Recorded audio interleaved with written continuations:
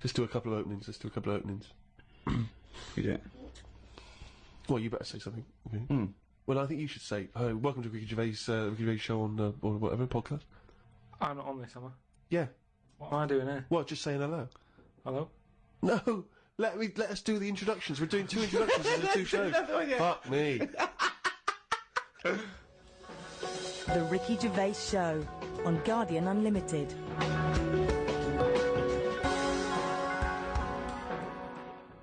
Right, welcome again to the Ricky Gervais Show on this Guardian podcast with me, Ricky Gervais, Steve Merchant, and Hello of course, hello there. Thanks. And of course, our producer Karl Pilkington. Right.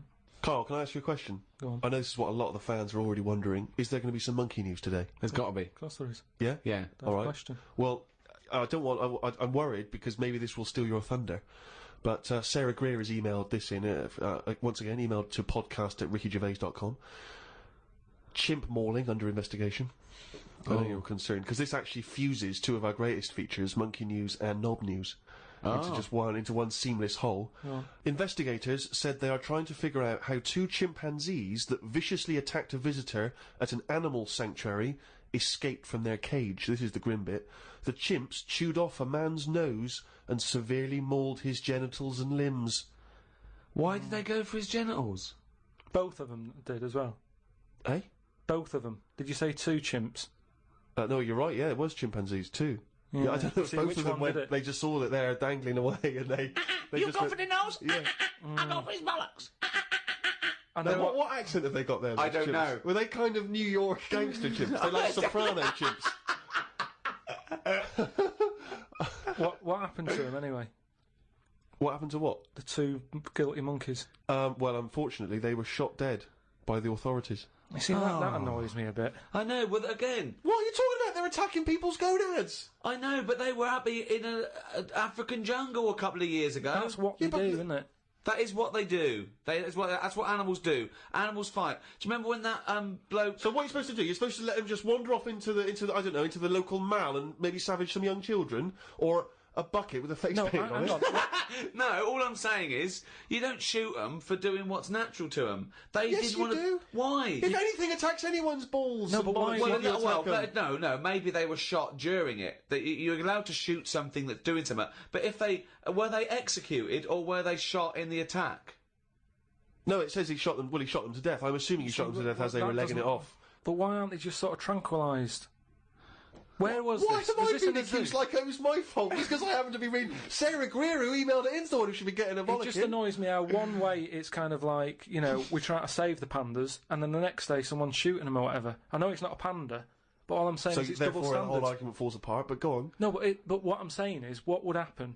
I've talked about this before, about St. George killed the last dragon, right? No, it didn't exist. It's the same thing though. No, there's never been any dragons. No. It's a mythical creature. Well, you don't By know mythical, it means we made this up, like the unicorn. Well, I don't even... What was your point about the dragon? What's that got to do with because this? I'm saying out, like, why is it alright to be going around, going mental with a gun, shooting all the monkeys and killing them? Because one day we're going to run out.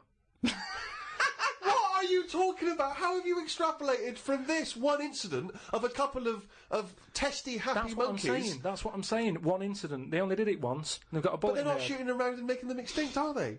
If they carry on like that, they will. But Well, it's up to the monkeys to stop attacking people's private parts. It's It's got got to be a give and take here, No, I'm come sorry. on. That monkey doesn't know why it's in a cage. It's not going, oh, this is for my own good. It's even if it's animal husbandry, they're not sitting there going, well, I'll tell you what, let's stay here, because it's, you know, they're trying to do a nice little breeding program here. Or we could get out and do what we do best, run amok, eat some bollocks, right, and have a good time.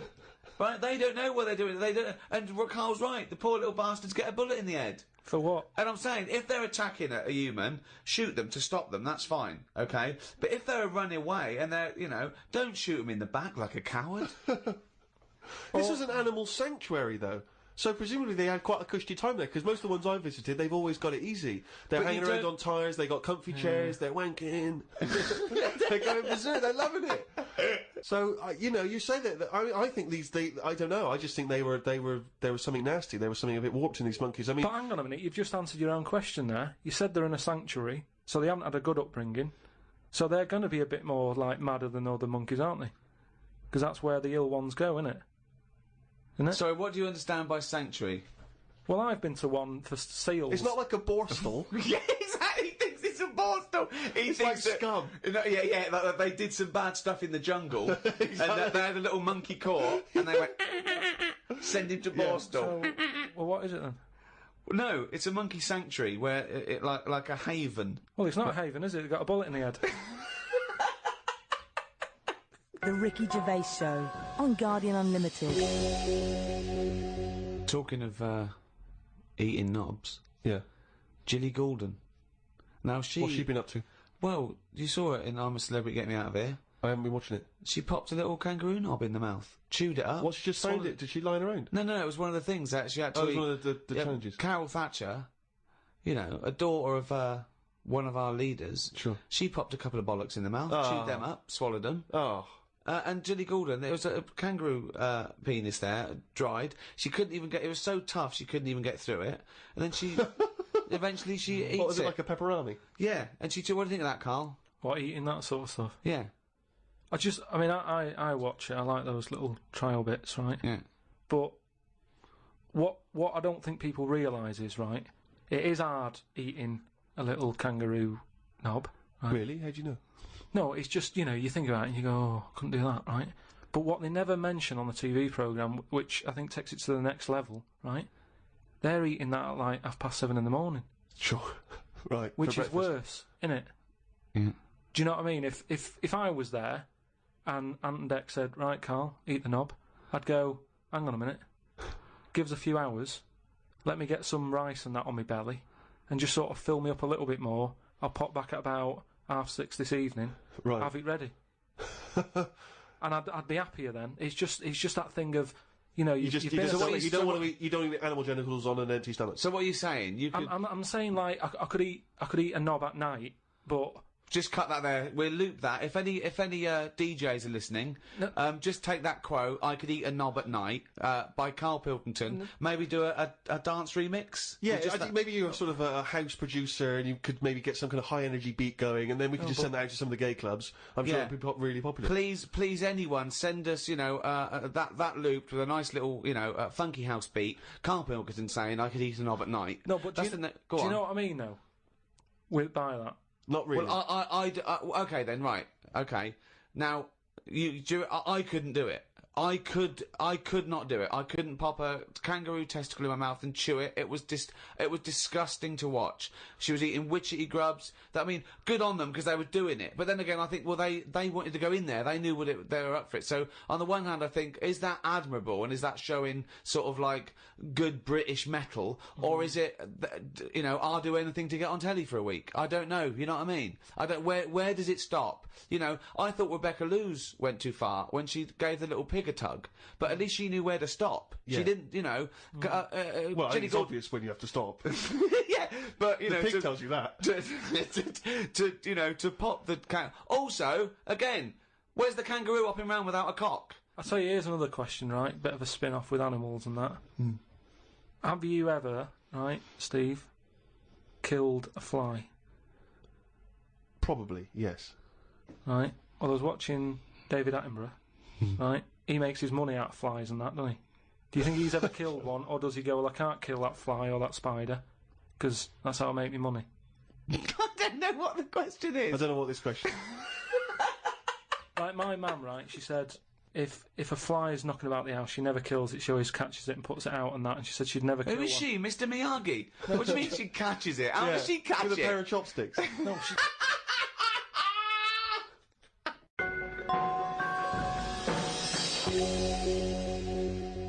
Rick, it's that time again. It's what everyone's waiting for. Can you do the jingle for us? Oh, chimpanzee, that monkey news.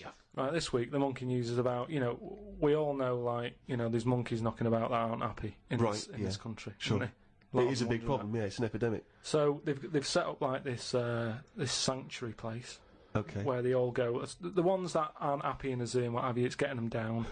They can phone a number and they'll come and pick them up. Pop them in this house place, right? And basically they can run riot in there. Yeah. To get freedom to sort of cheer themselves up. It's like, don't have a go at them. If they want to do such a thing, let them have a go and what have you, Yeah, right? yeah. there's 3 people running this place, right? And one of them... Sorry, where is this place for wayward chimps who don't like the zoo? What are you talking about? A house where they can do what they want? I'm not sure where it is. That's a surprise. Go on. But there's this place anyway. It doesn't matter where it is, does it? At the end of the day, I'm just telling you what the problem is. We haven't got to the problem bit yet. Go on. I'm just building up to it, right? So these monkeys, big house and that, PlayStation, anything they want. gym, all that lot. Swimming. Jim. So anyway, I'll cut to the chase. Whatever. One of them wanted to mess about with the woman's breasts. Right? Which woman's breasts? The woman who works there. Right. Right. And she was like, right, pack it in, you know, we've all had a bit of fun. You've been in the gym and everything. She obviously, you know, got a bit excited and that. He was fired up and that, ready for some more action and that. He's trying to have a go on this woman's breast, right? She was like, Have a go. She was like, no, you're not doing that. Pack it in and all that. The boss who's running the place was like, come on, let him have a go. No, right, you're talking shit. I'm telling you what, I know sometimes I step over the mark and they made Right, so where is this place where... Well, 1, where is this house where chimps are allowed to do what they want? And 2, where is this place where one of the bosses, one of the human bosses, suggests to the other one, oh, and if the chimp wants to play with your tits, love, let the chimp play with his tits. I've said before, Rick, will you please stop interrupting No, Miss but listen, Eames? it's all right, Steve, because what I'll do, I'll bring the link and you can put the link on the website and people can have a look at the proper story. I'm just giving it them in a headline form here. They can read the full thing. No, you've only read the headline form. I haven't read it. I sort of read like the first. It was paragraph. probably monkey feels a right tit, and you've extrapolated all this from that. So anyway, right? So he's there, and he's. So the boss says, "Yeah, you can have a group." The boss is saying, "Let him have a go." Come on, Rita. If monkey wants to play with nipples, let him. So she's like, "I'm not happy with this," and he's going, "Come on, you know the rules here. We've got to cheer these monkeys up." This is absolute. Actually, no, and in the end, because she didn't allow it to happen, the fella bloke sacked her, got someone else in. This isn't made up. I will put the link on the website and everyone can have a look at it, but basically... I want to see the advert he put in the Guardian media page. I love that. Woman wanted to let chimp feel tits whenever it wants. Well, it's all up there. You're talking absolute shit again. Well, we'll see. That is no way that happened. The Ricky Gervais Show on Guardian Unlimited. Do you know the other week when I came up with, like, a different idea of how we can sort of make the world run and that? Can we just have a quick recap of that? Because I seem to remember it was a load of old arse. It was ridiculous. It was he was saying that the world is overpopulated, so the system would be where people were living too long and stuff. So what happens is people live till 78. I don't know how you can enforce that, right? Yeah. But when they die, they've got a little baby in their stomach, like a pip in an apple, that then carries on when they die. Right. It wasn't a theory. It wasn't an idea. It was the ramblings of a mental case. You're saying it's stupid, but someone's emailed in and said, "Oh yeah, that's pretty good." Good Yeah, place. and okay, I'm asking you again. Was the letter written in shit?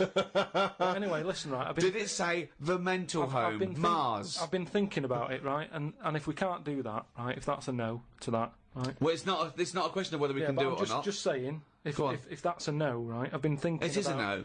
This is going to be brilliant. There's a lot of weird. I mean, you could win the Nobel Prize for this. But listen, there is a lot of ways in the world that some creatures and that go about sort of moving on. If you know what I mean. Evolution, you mean? Yeah, there's a lot of, like, on that David Attenborough programme that he's doing at the moment, he's always showing you little insects and what they've got to do, and there was one about a wasp, right, that had to fly about, right, for ages, looking out for a certain type of spider, right? It lays its egg in the When spider. I saw it, it whizzes down, right? It lands on its back, so that he's got to get that right? It lands on it. I don't think the spider's up for anything. That isn't even aware of this is how things move about. He's not going, I've got to look out for a wasp. So all this is like, it's got to be perfect timing. So this wasp dived down, right, sat on the back of this spider, it injects it or something with a maggot or something, right? And then that maggot then lives off the spider for a bit. The spider knows it's got a maggot in it. No, it doesn't. It does. No, it doesn't. And it's making a web for it. It goes, I've got something to look after here now. I've got responsibilities. It makes a web, right? It sort of reverses into it and puts the maggot on the web. The maggot sort of clings onto the web. Spider's there. Maggot eats the spider, and then it moves on. if I came up with that idea for like a method, you'd say that's never going to happen. No, but wait, Carl. It's not the fact that you came up with the idea, right, for an old lady dying at 78 with a baby growing in her that then lives on. It's nonsense. It's no idea. It's how can it be enforced? It's like, so even if scientists thought that was the best idea in the world, how would they enforce but it? what I'm Who's saying going to is- go, that's a good idea, we've never thought of that. Yes, but what I'm saying Get in is, Elsie. who told the wasp to look out for that spider, to go on its back, to do, you know... What do you We've mean who explained told this the wasp? before to It's you. evolution, it's natural selection. Yeah, but I can understand, you know, we've chatted about it before about giraffes having a long neck, but you're talking about a wasp and a spider who... That's because as far as you're I'm attributing thought and will behind their behaviour. Behaviour in humans is linked with a free will. Yeah, but most of what we do, say like how we have a kid at the moment, you don't just jump on the back of a woman and go, there you go, love, and then a baby pops out. You do if you come from Bristol. No, what I'm saying is, right, it's all, you build up to it, don't you? You have that bit of a chat and you go, right, how's it going? Yeah, and you get on and that, and then a little baby will come out. This is the most. This is the most. Wait. Well, I want to go back to the dating procedure there. You have a chat, you go alright, and then a little baby comes out. That's This is extraordinary. amazing. No, I'm Man sorry. alive. This I'll is tell you- incredible. I tell you, two-bit radio's gain was secondary school's loss. It really What was. I'm saying is, This is my first Pilgrim book. Wow. Unbelievable. what I mean is, we all get on. What I'm saying is, at what point is a wasp ever going to have a chat with a spider or meet up with it? I don't even understand where we are now in this conversation. What point is a wasp going to ever have a chat with a spider? What world do you live in? What's in your head? No, but- I can't believe it. Carl, what point is a wasp ever going to have a chat with a spider? So in some kind of weird insect nightclub, these wasps and these maggots are meeting, they're getting on. Is that how you're imagining but it? that's what I'm saying to you. What No, are but the it- odds on that actually happening? But listen. You're thinking because behaviour in lower forms of life is purely chemical. It's purely, it bypasses any form of consciousness. Right? There's a parasite. That's like a flatworm, a platyhelminth, or it might be a nematode. It's some sort of invertebrate. enough. Yeah. That it lays its egg. The beginning of its cycle is in a stickleback. Okay, and it literally has to change the stickleback's behaviour. Okay, because it has to get into a warm-blooded animal to complete its cycle. So what it does is, this parasite makes the stickleback not flee from the shadow of a heron. So it makes the stickleback get eaten, right? So it then is in the belly of a warm-blooded animal and it can complete its life cycle. But at no point is the nematode or the platyhelminth, whatever it is, going, slow down, there's a heron coming, stay here, stay here, stay here. And the stickleback going, why? I don't want to stay, there's a heron. There's no conversation. It's not they get together and go, listen, I've got something that might be mutually beneficial to both of us. I need to get into a heron. You like to be eaten by a heron? No, I don't. Well, where's this conversation with Yes, a wasp? you do. It's got Jedi Yes, powers. you do. No, all I'm saying is, you know, the idea that I came up with, you're sort of saying that's a crazy Can I idea. just, not sorry, an before idea, you it's carry on, not can I an just say, idea. how many times have we heard all I'm saying is, and then Yeah. such a stream of nonsense Yeah. that it's blown our minds? No, but that's all I'm saying. That, you know, what you've just explained there with the heron having to knock about and for a flea to be sat in the shade and that. Now see that is incredible. That translation of what I said is that sums it up for me. Yeah. He sees a headline, he reads a book, it then goes through this weird filtering system with, I imagine the music in his head is boop, beep, boom, ba, discordant piano. Like I think the noise in Carl's head is like a fax machine, if you've ever got that at full volume. I think it's like a Czechoslovakian cartoon from 1963. Yeah. You know what I mean? Like noises like woks being hit, Yeah. and pianos anyway. just being hit by the elbow. He's the only person you can give him a body of information, and he strips away the facts. But the way he said that, I talked about clearly talked about some sort of parasite in a stickleback that makes its behaviour change so it doesn't flee the heron's shadow. He said, so there's an heron with a flea who doesn't like the shade. How did it come up? I mean, It doesn't matter, forget that, right? But what's anyway, your theory? What's your theory? what I'm saying is I've come up with something else that I want to run by you then. Go on, right? then. So you've sort of boo-booed the idea. Boo-booed. We've boo-booed it. We have boo-booed it.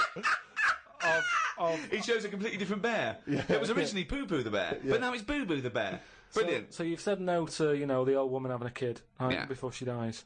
What about if we do it the other way, right? Ah. Go on. Somehow, I don't know how A yet. kid has an old lady? That's what it's going to be, isn't it? A child that gives birth to an old man. No. Right. What I'm saying is, right, Go on. work the other way round. Come on, then. So if somehow we can inject something in like a body that's just died, right? Listen to this. Imagine this as notes. So- when he hands it into the Nobel people, Yeah. and they go, if there's a way that we can inject something, and they go, well, what? Well, I don't know the chemical formula, but something HO2. Right. So anyway, so you inject it in the temple. He's narrowed it down to the temple. Well, that's Fine. right? Yes, you inject something. So you inject it in. What are you? Who are you injecting? This old woman who's she's been ill and that she died. So she's dead. So Yeah, we're bringing old people back to life. Okay, fine. That's step one. We just got to sort that out first. But fine, we'll crack that. Go on, next. So we've brought people back from the dead. Fine. Yeah, And but this is a way of controlling population. Remember, they can't be having it away and having kids. This is just the way we're going to Okay, work so from now. there's an old lady. So we start now. We start now as the world is now. So what happens? Right. So you get like an old woman. Who's dead? Yeah. Yep. Injector and that. Injector. And then what happens is she sort of wakes up. Amazing. Right. And she works the other way. So like she might be 77, Yep. and then she'll have a birthday. She's 76, and she's working that way. Right. If you know what I mean. Okay. Are you with me? No, keep it. Because the thing is, you've got. No I'm idea. really scared. Yeah. I'm really scared. This is the maddest thing you've ever said. Yeah. This is madder than the old lady with the pip like an apple in her belly. It sort of did work. This is No, it didn't work. It worked in your head. It's like a dream that you wake up and go, oh, I've got a great theory. This is it. Let me just tell you the on then. ending, because the endings works out a bit better. Go on. What I'm saying is, when you die at the age of 78. 9 months, What? at the age of 9 months, because that's when you come out, What do you mean when you die at the age of you're not scared of dying because you're now a baby, so you don't know what's going on anyway. So there's no So fear. you missed out a bit here. So this woman, literally gets younger and younger? I think Yeah. when she's in her 20s, she's in her old age, Rick. Yeah, but it doesn't matter because that's the fun part of your life, isn't it? When you're 20 and you've got all your energy and that. So before you die, you're actually having a good life rather than it being the other way around. But does she do different stuff than she did on the way up? Because she's already lived 78 years, hasn't she? Don't forget. She was a baby once, and she grew to 78 years. Then someone stuck a needle in her head and said, right, back you go. No, but forget all that bit. Forget all that bit. How fine, do we forget okay. that bit? What I'm saying So is... she died and she doesn't remember all her... This is a new life, is it? Let me just leave you with this. Right, you're talking shit. Explain yourself. What I'm saying is, old people are scared of dying. When they're 77, they're going, oh, what's going to happen to me? Little injection in the head. When it's a baby, when it's like 1, and everybody around it's going, yeah, it's going to die soon and that. Baby hasn't got a clue. It's happy. It's playing about with its rattle or whatever. So it loses not all scared. its... So it loses all its memories. That's it. And then what happens? So when does it die? When it gets to naught? When it's 0 days old? It goes Yeah, through... it just dies. People know. It's almost like a countdown. So the family's aware of it. But aren't the family getting younger as well? What's happened to the family? Forget it then. We'll leave it as it is. No, leave it as it is, shall we? Shall we? Can we all agree on that, guys? Now, should we agree to leave it as it is? Is that all right? Because I don't want to hear any more from the diaries of Charles Manson. No, it's. I mean, you're a fucking maniac. If you're a maniac and you'd like to get in touch, then please email us at podcast@rickygervais.com.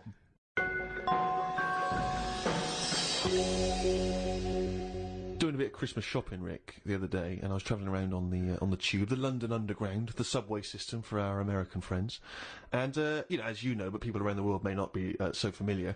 There's a recorded voice that you sometimes get on the tube that says, "Mind the gap." Oh yeah, before you open the door. Yeah. Mind the gap. And the reason is that sometimes in some stations there is a gap between the train and the platform, and obviously, you know, theoretically you could fall down. And it's there or different whatever. sizes, so just that little reminder, mind the gap. You look down, it's safe. Just makes you stop. Seems to make sense. Yeah. Saw a kid, teenager, wearing a T-shirt. Don't know where he bought it. It just said, "Fuck the gap." He was tired of it. Yeah, He but- didn't want to mind the gap. But what I like is, what's he protesting about? I don't You know what I know. mean? It's not the police or the man keeping you down. That's just good, sensible health and safety information. That's like You know? saying fuck looking both ways before I cross the road. Screw penicillin. I know. Just, no, do you know what? I'm going to drink and I am going to use threshing machinery. And I don't give a damn.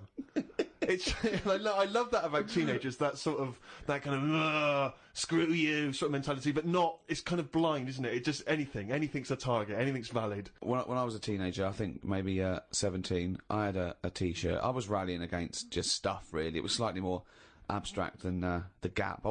I wasn't specifically against the gap. It just said bullshit. Just in general, bullshit.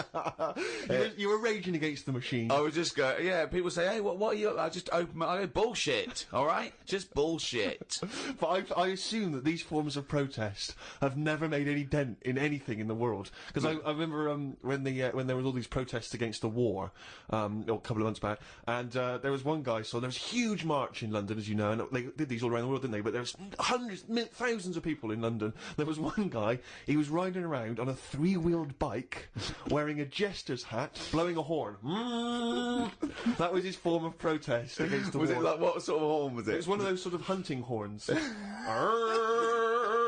Well, he was showing him, he was saying, this is what I believe. Yeah. And if that doesn't change people's opinions, I don't know what will. But I like the idea of Bush, just about to invade Iraq, and just the news comes through from his chief of staff. And Bush goes, George. what is it? No, listen, no, seriously, we've got some information coming in from London. Go on. I know you're thinking of invading Iraq. Definitely, but, yeah, why? Well, let's just think about it, because there's a guy riding around on a three-wheeled bike. Oh. He's not got the regular two, he's gone for three wheels. So... Okay, well listen, what's he wearing? I don't want to tell you what he's wearing, he's just... What's he wearing on his head? He's just wearing... He's wearing a jester's hat. So, Okay, no, well, calm down. It's not that bad. It's not going to change my opinion about. he's blowing a horn. Okay, get the troops out. Get the troops out now. What do It's they think they're pointless. doing? You've got to get involved in the... I saw a girl once again, a teenage girl. I was behind her on the tube, and she had this bag, like a rucksack, and it was kind of black, and it had painted in Tipex. It had a picture of George Bush, but he was kind of in the sights of a rifle, you know, and it sort of said "Stop the War," and it had a Barbie's head, but it was severed, and the hair was scraped back, and she'd been made up to look kind of devilish, and there was sort of CND signs, and there was, you know, "No to war" and all this, and and I sort of wanted to tap her on the shoulder and say, are you actually getting involved in stopping the war, or have you been working mainly on this bag? Yeah, Because that must have taken you at time. least a couple of days. Where That, you could have been writing emails, you could have been getting a petition going. Oh dear. Carl, have you ever been into that sort of teenage rebellion, teenage protest? What, to sort of stop stuff going on and that? Yeah. Or just, you know, making your views heard. I don't really like people knowing what I'm thinking and that. Right. There's no way anyone can know what you're thinking. No, but even Is with that why you're doing a experimentation. radio show where you spout off your nonsense ideas every week? No, but what I mean is, A team of surgeons could fiddle around in your head for a couple of days, and they still wouldn't know what you were thinking. No, I know what you're thinking. I know what you're thinking. Exactly. You're thinking of. You're thinking, could a monkey ever be president? At this moment, aren't you? But I don't like anyone that, like all those badges that you're talking about, like, you know, Save the Whale and all that. I don't like the idea that when I get on a tube and someone sees that, they sort of know that I want to save the whale. I don't like people knowing, even to the point of... It gives you a disadvantage in life, doesn't it? But just knowing stuff like when you get on a tube and say if you've been shopping, right, and you've had to buy an ironing board, I hate it that people sort of look at what you've got and go, oh, he's doing some ironing. Right, okay. That's got to be rare. I mean, you can't have bought more than 5 or 6 ironing boards in your adult but life. I don't mean just ironing boards. I mean, like, anything big where they can't wrap it, so they just put a carrier bag round a little bit of it, and everyone can see what you've just It's bought. weird because I bought an ironing board last week from Argos, and I did feel a little bit self-conscious. There you go. Because I thought people thinking, he's 30, why hasn't he got an ironing board yet? Yeah. No wonder he's a scruffy I bastard. pretend I'm going surfing whenever I buy an ironing board. I just make sure I go in Bermuda shorts and sunglasses, and I just walk down the street. 'Cause I And I go, surfing USA, and they think, hey, there's a dude going to the beach. I pop on a bus, go home, and do some ironing. Yeah. Wait a minute, what's that on his t-shirt? Bullshit. He's radical. I get still faintly embarrassed buying toilet paper. Yeah. I always have to buy something else to go with it. Yeah. I don't like, because if you just A buy that on newspaper. its own, if you buy it on its own, it's obvious that You're off for you're a dying shit, for yeah. one, Yeah. and it's like, I haven't got any in. Yeah. Whereas if you just chuck it in with a pot noodle, it's like, well, he's eating and he's thinking about later. Whatever. But Yeah, it's if you that- buy it on its own, you know that you've got none in the house and you've just rushed across the street to get Definitely. some. Because especially if you're still in your slippers. Well, that's about it for another podcast, and a new one in a week's time after Christmas. So, Merry Christmas, everyone. Have an absolutely blinding Christmas. Or a lovely whatever festival you celebrate in your part of the world, from Ricky Gervais, Stephen Merchant and Karl Pilkington. If you want to send us anything, as ever, the email address is podcast@rickygervais.com. You can email just your thoughts on the show, if you've got some monkey news for Karl, or anything you think might intrigue Karl, or indeed maybe just some Christmas wishes. Then that's the email address, podcast@rickygervais.com. I would like to wish a particularly Merry Christmas to those guys at Positive Internet for all their genius input and good work hosting this podcast. Goodbye. Merry Christmas. The Ricky Gervais Show on Guardian Unlimited.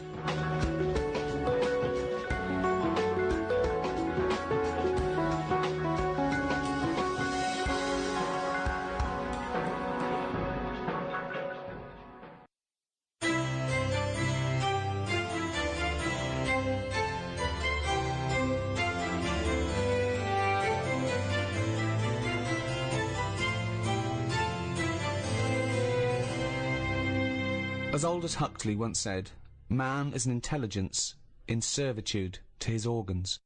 Made from the same stuff as algae, the human body has evolved into the most complex organism in the universe. An animal with power of introspection, conceiving complex metaphysical notions of morality, beauty, and love, while at the same time battling time, illness, and even death with even more sophisticated scientific weaponry. While we may still marvel at its complexity, what do we know about the human body? What are its wonders and limitations? And with scientific and medical technology moving ever forward, how will the human body evolve over the centuries to come? To discuss these questions and more, I'm joined by Stephen Merchant, award-winning writer and graduate of the University of Warwick. Hello. And Karl Pilkington, a man without formal academic qualifications or any awards to speak of, but he's good at other things. Cleaning windows, for example, with his fucking tongue, Gump. It's a bit harsh, isn't it? Alright. All your cells die and are replaced many times over in your life. Except the brain cells, you only lose them.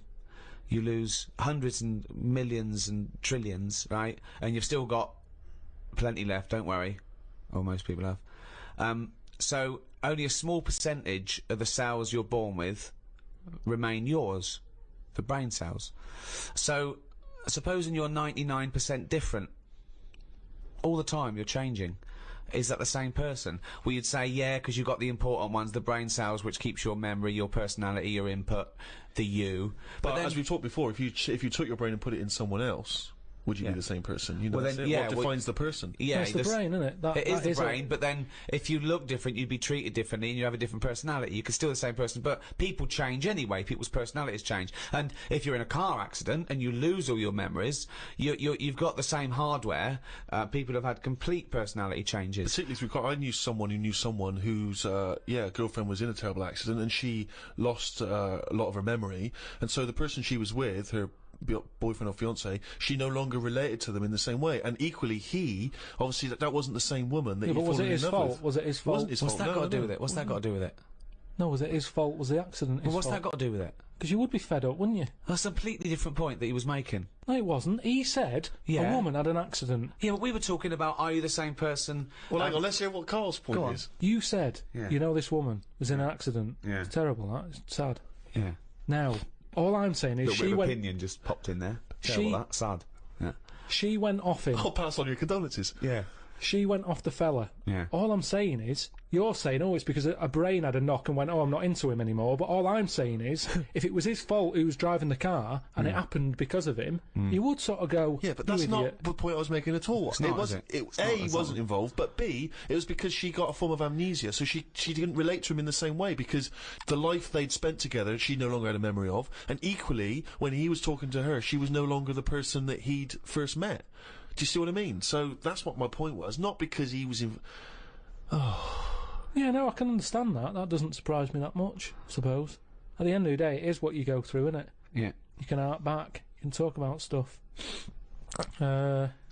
Arp back. You can arp back. Is that what a good relationship's based on? If there's a lot of young people out there listening, they're wondering what to look for. I think that's the best thing about getting old, isn't it? You Yeah. can sit down and do nothing but think about a lot. If you're a baby, you've done now, you're lying there, you can't walk. I can't remember being a baby, and I put that down to it being boring. Because you only remember the good things. remember your birthday. No, it's you remember the good things in life, don't you? I'm quite happy. I can sit down for a good hour or so and just think back and go, oh, that was good. When was the last time you reminisced? Well, my mum and dad have been round, haven't they? So been Yeah. reminiscing a lot. Yeah. What were you thinking about? We were just chatting about Tic Tacs. One of the great memories, yeah. The happy memories. No, because you see, here's the thing. You're saying how that woman changed when she had her head caved in. He never said that. What did you? Well, the brain accident. Brain accident, yeah. The Tic Tacs. Now, I used to love them Yeah. when I was younger. Yeah. My dad got a load of them. What, Got- this year? No, Just no, recently? years Oh, ago. years ago, Like right, years okay. ago when I loved them. I said I loved Tic Tacs, me. Yeah. He met one of his mates. You didn't nick him from the sweet shop? No, No, that's no. what He you knew do, some mate who could get his hand on a load, Right. and he Thief, must have he was got a thief. about he must have got about 30 crates of Tic Tacs. 30 crates of Tic Honestly, Tacs. honestly, with like about 24 on each crate. We got them, stuck them in a cupboard under the just in the kitchen, in the corner. Yeah. Now I worked my way through about 6 crates. I was quite happy. When? In how long? I don't know, in about 2 weeks, 3 weeks or something. Right. And then after that, I'm getting sick of these. Right. Yeah. You were minty fresh, but you were Oh, sick of lovely them. fresh breath. Yeah. Yeah. But I mean, I haven't got that much more to tell you about it. It's just. What do you I So just this, sorry, remember- whoa. Bear in mind, this was something he was recently reminiscing with his parents about. They were sat round, and we've already learned up to an hour could go by reminiscing. Sat round for an hour, talking about the great I've already Tic run Tac out of saga. responses. I've got Yeah. nothing to say about No that. opinion I on mean, that. I was nearly going to say, what do you do with the empty little flicky Tic Tac boxes? Yeah, but then I you mean, realise that that's utterly dull and boring. well, and not I of any interest. was struggling. I don't know what this anecdote is, other than a bloke. Other than you said your dad, I like Tic Tacs, mate. He went, all right. I talked to Albert. Albert, you got Tic Tacs? I've got 30 crates. If that'll do, yeah, yeah. I'll bring him round. Put him under cupboard. He's got through 12 crates. What's his breath like? Fucking lovely, but he's been sick all over the cunting place. Oh, do you want some more? No, of course we fucking don't. You'll talk about that in a few years' time. Of course we will for about a fucking hour. No. Then we bring it up in an audio book. But I think that's how we got onto it, because even though I tried to get rid of a load, I used to give them to mates, take them to school, say, have some Tic Tacs. You can have them for free. We used a load in the cat litter tray. No. No, we you did. didn't. We did. It No, was you just didn't. ways of getting rid of them. Jesus Christ. Sort of freshy smell, isn't it? It's the That's same amazing. sort of condensity in that, isn't it? Condensity. It is the same condensity. Condensity. Yeah, so I got rid of them like that. And then the weird thing was, even though I'd got shut of them all, you'd be backing up and you'd always hear one ting its way up the tube. It's tinging its way up the tube. It's tinging its way up the tube. It's tinging its way up the tube. Ting tong ping pong. It's tinging its way up the tube. That sounds like something from Willy Wonka. Oh No, God. it's just I'm just demonstrating that because that's how many of them there were around the house. You'd drop them, they'd go in every corner and that, like Pac-Man or something. They'd be That's everywhere. You'd be backing amazing. up, tinging it up. Sheila's getting married. Hannah gets confetti. Don't buy any confetti. Go to cupboard under stairs. So yeah, that's a little memory there, isn't it? It That is a just little cropped up. memory. Now It's it's a really little memory. The strange Tic Tac house in Salford, where everything is made of Tic Tacs. Wow, that must have been a hell That's of incredible. a time you had with your parents there. The old Tic Tac no, but it's reminiscence. better. You see, you're saying, oh, what a boring story that is. But when I my see mum and you've dad, re-gravelled the drive. Yeah, smell it. Suck the drive if you want.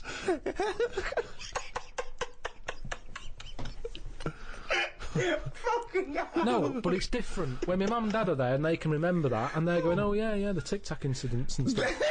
What's known as the Tic Tac incident? The Tic Tac incident. Let us never speak of the Tic Tac incident. I just imagine the clock ticking. There, it's Christmas Day. I go, what are you smiling at? Oh, remember it used to ting up the tube. You should think about selling this to Hollywood. Listen, what do you remember then? What do you remember? That's an amazing thing to say. That's a difficult question to answer. Yeah, I don't. Nothing at all. Why, out of interest though, and this will sound naive, why don't we remember the very early moments of our lives? Why is it? Is it because it would be too harrowing to remember the point at which we sort of born? Because I don't really remember anything from those first few years. Why is it? Is it just because the brain's not fully formed at that moment? I don't know. The memory's not sufficiently developed? I honestly, It's got to be trauma, hasn't it? It's the things. Again, we were talking about me being younger, and the youngest I could remember back to was 1978. How old were you then? When were you born? 72. What, you couldn't remember earlier than 6? You can remember back to about 2 or 3, most people. What? No way. My mum and dad don't even remember them. Because you're not doing anything. This is what I'm saying. Mum and Dad don't even remember me then. That's amazing. Because they pinpoint They remember things. all the Tic Tacs they've ever eaten. Yeah. Do you remember when Karl was 6? Of course I do. 5? Yeah. 4? Yeah. 3? No. 2? No. Because you're not doing anything, are you? My mum and Dad don't even remember me then. And it's weird. I remember must have been about 2 sitting on a potty surrounded by Lego. I remember that. Very strong image I have of that. No, I don't remember that. No, you wouldn't remember that, were you? You weren't there, were you? What do you mean? What, you don't remember Steve sitting on a potty surrounded by Lego? No, I mean, I can't remember having a potty. I remember having one of them. I'm not suggesting you have the You same used to memory. go in a fucking litter tray. Now I know why. To eat a Tic Tac while you're having a shit. But, okay, so what is your very first memory? The one that cropped up the other day was having my eyes sort of glued together by... Gangsters. Where's the fucking Tic Tacs? No, I was, lost the old truck for you, guys. when I was on holiday and I slept near the window and the window was open and I used to wake up in the morning with my eyes shut.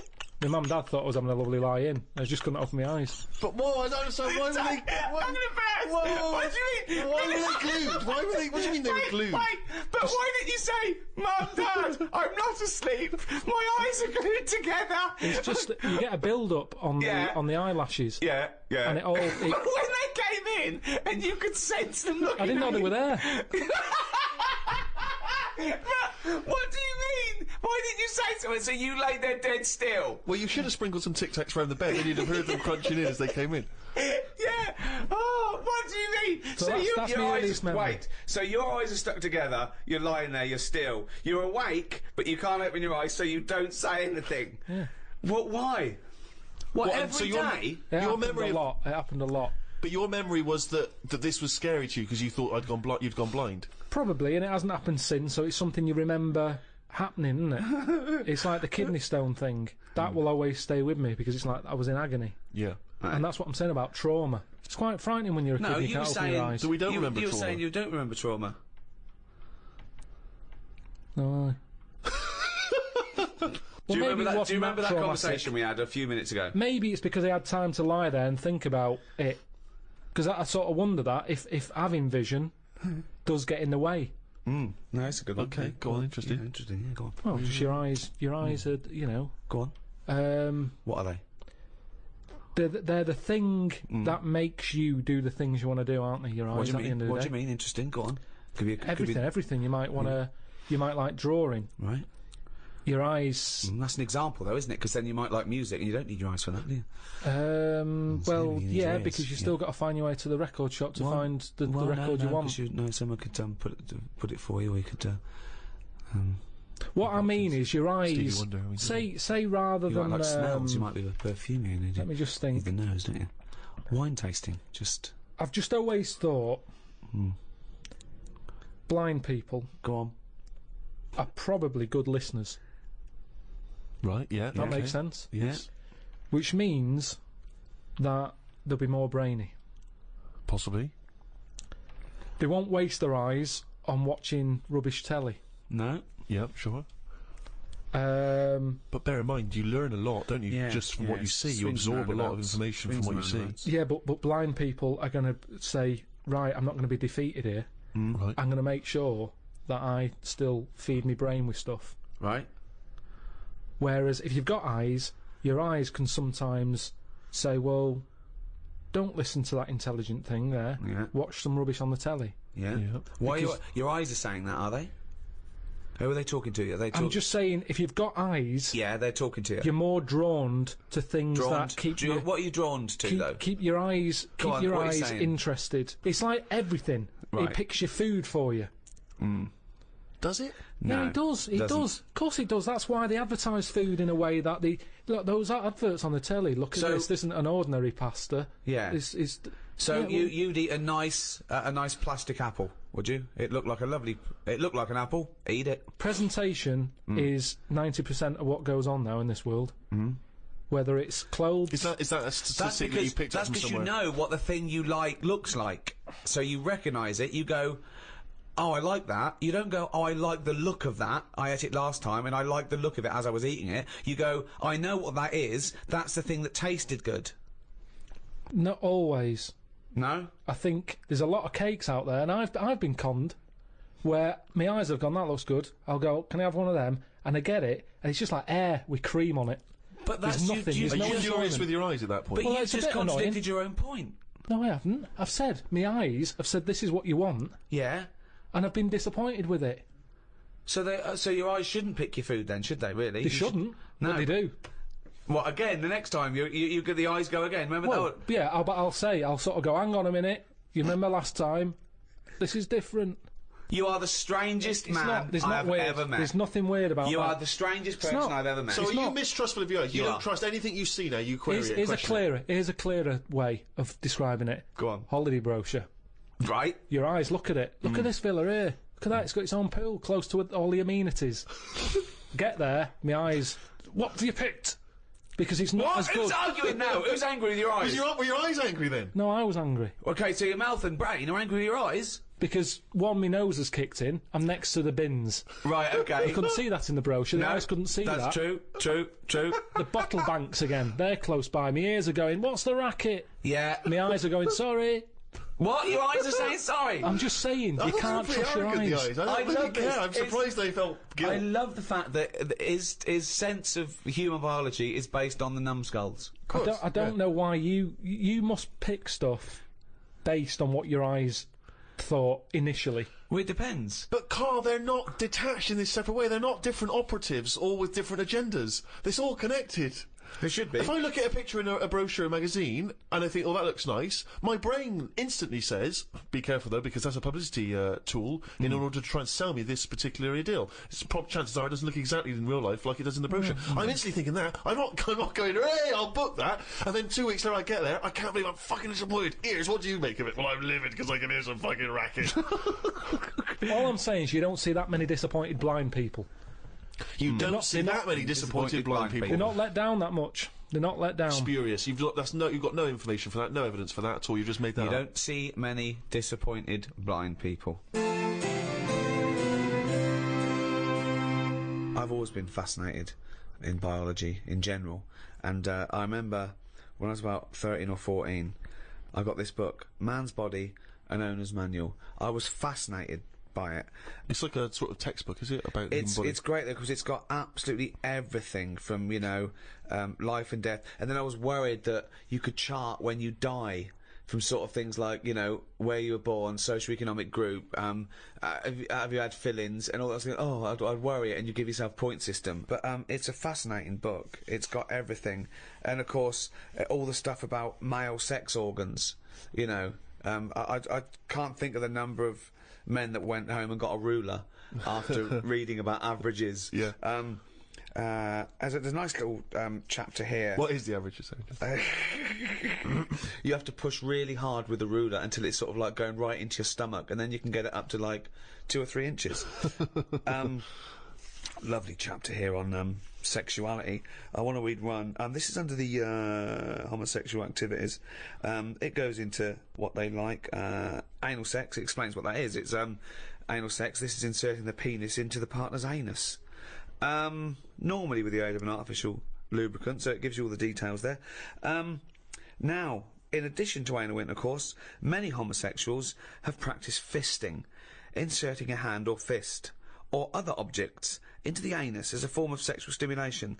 Experience has shown, however, that this practice should be avoided, since it can cause gay bowel syndrome. Now, I'd never heard of that. Wow. Yeah, Gay bowel syndrome. Gay bowel syndrome. Fissures, like lesions and stuff, and other damage to the walls of the rectum. So, you'd go to the doctor and go, "Oh, I've got a problem." He goes, "Well, you've got gay bowel syndrome. Are you gay?" "Yes, I am. Yeah." "All right. Well, have you been sticking another man's fist up your anus?" "Yeah. Yeah. We like that." "Okay. Well, my advice to you is to stop that because it's causing damage." "Oh, thank you, doctor. I'm not going to stop it, by the way. I'm not going to stop it. I'm going to carry on doing that, and then just keep coming back here with a sore arse, if that's all right, and you can just fix it, can you?" Because in fact, I'm going to go home now and do it, even though you've told me that I probably shouldn't. I'm going to gay bowel syndrome, you say? Karl, what do you think about that? Sticking a fist up your arse? Wasn't meant to be, was it? I mean, it's not, you know, it's going to do damage, isn't it? It's like you've got to know when to stop putting stuff in a carrier bag, and it's the same as that, isn't it? Because it rips. Yeah. Someone told me this recently at a party. Fascinating fact. See what you think of it, Karl. He told me that apparently, if you've got time on your hands, you can put your fist inside someone else's arse, and then you can work your hand very slowly up through the person's body. It takes about 2 hours, apparently, and eventually, it's what he told me, you can touch that person's heart. Right. Right, and it's like the most intimate thing you could ever do with someone else. That's bollocks. That's what he said. That's what a How bloke could you said. touch their heart? One, the alimentary canal is about 30 foot long, so you'd have to either you have to be Mr. Tickle, right? Or you'd have to be rolling up the alimentary canal as you go, like a stocking on a pole, right? And then when you get up there, how can you touch the heart? You'd have to rip through the esophagus, which would kill them. Okay, if the arm going all the way up their alimentary canal the wrong way didn't kill them. I like the idea of someone saying that to a loved one. All right, love. Love, little surprise for you. The kids are at your mother's. Yeah. I've put the phone's 2 off the hours. hook. They're out for 2 hours. They better be out for 4 because I'm going to need to get it back out again. Yeah. Where's the Marge? It's like, imagine the doorbell goes. You've got to sign for a package. Who told you that at a party? A psychopath. I don't know. And then he was convinced it was true because he went online to try and even when we were at a party, he found a computer and he started typing in fist, heart stuff. And I said, you better delete that in case the person whose computer finds fist, that. heart. Fist, heart. Also, if the aim is to touch the heart, right, go via the mouth. It's shorter. Let's pop it down the mouth. Yeah. Karl, thoughts? I mean, there's getting to know people. I mean, do you know how people say, "Oh, you shouldn't use the toilet with the door open and all that because it ruins What the like, mystique? knowing too much and everything?" But that, for me, where do you go from there? But you know me. I mean, I've got nothing against gays and that, but No. they puzzle me to this day. There's still things that happen when I go, "What is all that about?" Like what? I went to what's her name, Harley Street. I went for a checkup, and like a medical. Posh, you know, Harley Street. It's like it's the top doctors, isn't it? I've never been before. yeah. All posh buildings and that. Went up to the counter. I said, "Here, see the doctor." They said, "Name, yeah." Give us 10 minutes. Go and wait in the waiting room. Dead posh waiting room. Dead fancy. Big leather furniture and that. Yep. Loads of magazines. I mean, like a newsagent's. Yep. In the middle of the room on a table. Loads of them. So I'm looking through, and there's the top quality ones. Your Esquire, GQ, Classy, Yacht Weekly, all that. Country Life. Boys. Boys. There's one there, yeah. Boys. What's that? Right, lifted up like the one on top of it, and it's like Boys with a Z. Two fellas stood there, looking sort of Italian looking. Yeah. Right. Remember Brother Beyond? That sort of look. Right. Yeah. Sort of greasy hair. It's a cracking reference there. Dungarees on. No shirt though. No shirt, just dungarees sort of unbuttoned, hanging down a little bit. Sure. So no one else is about. I'm never going to buy a magazine like that. You're going to tell us you looked through a gay magazine? I had a little look just because I thought, like I say, it's one You're chance. always looking to learn, aren't you? You're always looking to learn. Yeah. Always open. There might have been something in there that I go, right, I get it now. I understand why they like doing that or whatever. Yeah. Right. So she said I was going to, 10-minute wait. I can have a quick flick through. Picked it up, had a look. Still none the wiser. Why? Well, what did you see when you opened it up? Just loads of. Like I've said to you before about, I don't know why they like looking at knobs when they've got one of their own. Right. There's no surprises there. You're not going to go. Oh, right, Sure. Yeah. nice. Lots of that. Yeah, they can't get to it, can they? They can't get to their own. Who can't? Well, if they want a little chew, a little nosh, they can't get to their own, can they? They break their back. But they can't get to this fella's in the magazine. It's only a picture. They're just looking at it. They might as well look at their own. That's what I mean. Yeah, just have a look at it. They just stood there. They're not up to anything. They were just sort of stood there. Some had like car oil on the face. There was one sat on a, don't know, just like a mechanic type thing. Car oil on the face and like rubbed on the chest and that. Sure. Not about. Yeah. There was someone sat on like one of them square things of hay. Oh yeah. Sat there, like sort of sat on it, straddling it. Yeah. That must have been uncomfortable. Again, knob out. Yeah, just looking like it's normal. That's Sort of crazy. like No that. farmer walks around like that. What was the other one? There was motorbike. They always like them. Yeah. No, I'm going through and then like the content is all puns. Right. It's all it's a couple of weeks ago. Should have wrote some down. Everything was to do with knob. Right. That's the only bit they're interested in the male body. Look at this bloke It's straddling not- this huge throbbing thing. The bike's not bad either. Yeah, Yeah, all that, yeah. loads of them. It was just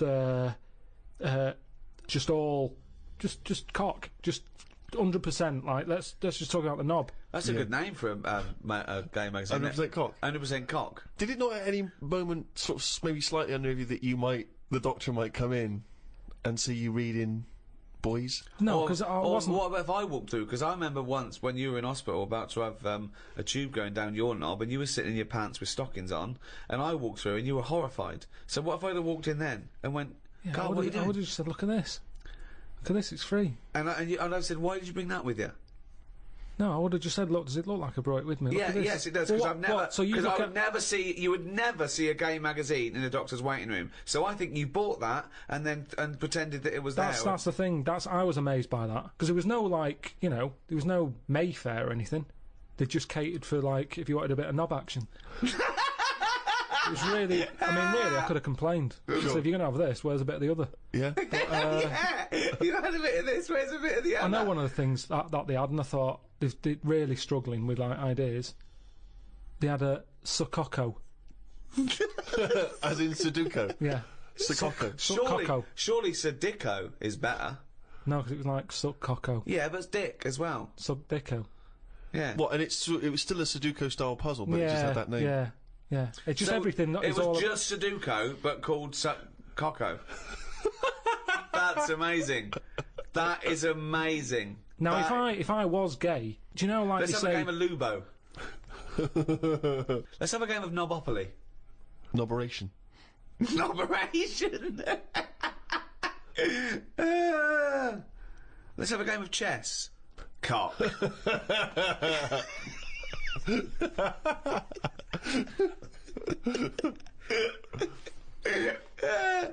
Let's have a game of fuckaroo. Well, that works for either sex. Yeah, that's true.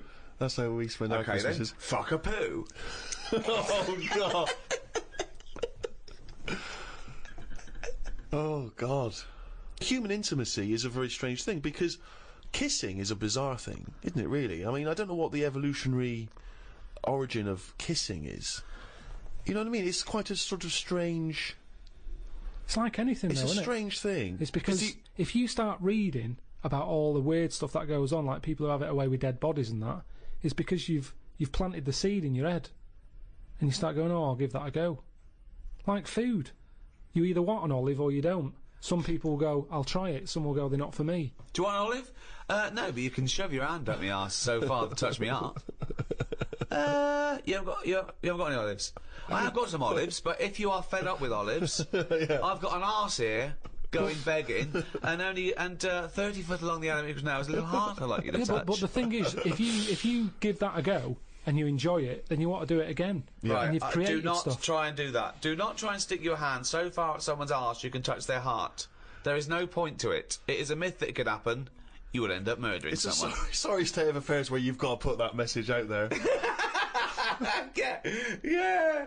But that's it, isn't it? That's the other thing, isn't it? That you don't hear of animal fetishes and animal phobias. You know, you don't get a lion who's a little bit nervous of antelope. I don't like antelope meat. And yet you have people here who are all those weird things of people who can only have sex with a pavement. Which is a good thing to... You'll never be lonely unless someone suddenly drops you on a desert island and you go, I'll never see a pavement again. What do you think of that? Those people that just think, you know... Well, they're just idiots, aren't they? There are some weird... You know, you've got some clever ones, you've got a lot of divs. There's more divs on the world than better ones. Wow, that's a brave sentence to say. Yeah, he's right though. He's right. As gobbledygook as that was, he's absolutely right. I think Karl isn't a div. I think he's a better one, but doesn't know it. I think it's strange because I think that he's got all the other evolution of the human being, but he doesn't know which side his bread's buttered. He doesn't realise he's cleverer than he is. The number of times I find a theory that he said in gobbledygook, but it's true. I think that I think he's been dealt a bad hand in the brain department. Do you know what I mean? Yeah. Thoughts, Karl? Well, your brain's in two bits, isn't it? Yeah. And I wonder if one half is really good, the other half's messing it up. Yeah. That's how I feel sometimes. That could be the case. Yeah. Well, it is split into two. Yeah, and they are responsible for different things. Yeah. It's like these sort of families where there's a kind of really bright kid and then a sort of wayward child who just gets into drugs and stuff. Sort of like that up there. Yeah. In your head. Because you have quite sort of out there nebulous thoughts, and you've got a lot of common sense, haven't you? And just having that other sense of like, this is dodgy. What spider sense? Just that sense where you just go, I don't know why, but something's telling me we shouldn't be here. And you go, all right, let's go. And you move from it, and you don't know what that is. Yeah. You don't know what's decided that. You know, it's like when you're lost. A part of my brain's got me lost, but then there's another bit that I don't know what it is where they go left.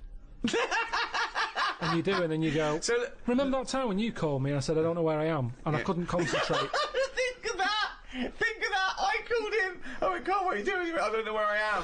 What do you mean you didn't know where you were? I got lost. I went in London wandering. you got lost? Yeah. I went wandering, and then, you know... It's when he first moved into his new place. He was walking back from his old place to his new place, and he didn't know where he was. He tried How can to you take a ever short. really get lost in London, though? I'm just asking Cabby. Well, yeah, I don't want to do that, because you feel bad pulling one over and then saying, where am I?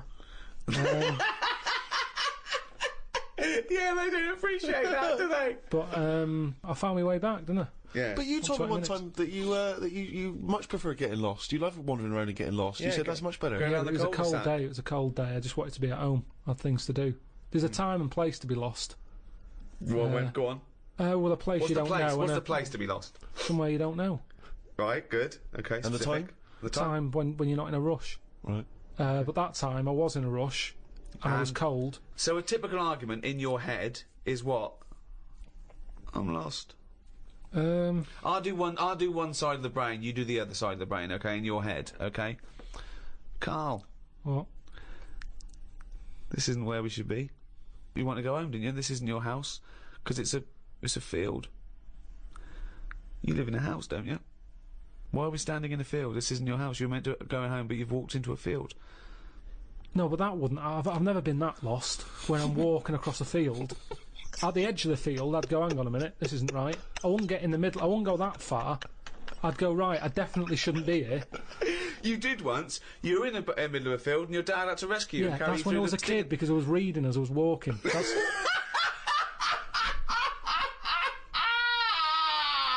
And he never read again. But there's another sense. I was in the middle of nettles there. Yeah. I'd walked. It was at my brother's wedding in Cornwall, and I was walking near a cliff edge. Reading a book. And okay, so okay. Karl, I know you're enjoying this book. Can I have a word with you? Just look past the book a minute. There's a big drop. Yeah. Well, that's what happened, and then that's when my other senses went, hang on a minute, I'm being stung. Load of nettles and stuff. I just had to wait there for ages until my dad sort of thought, where's Karl? I was there for about an hour and a half. You showed a book.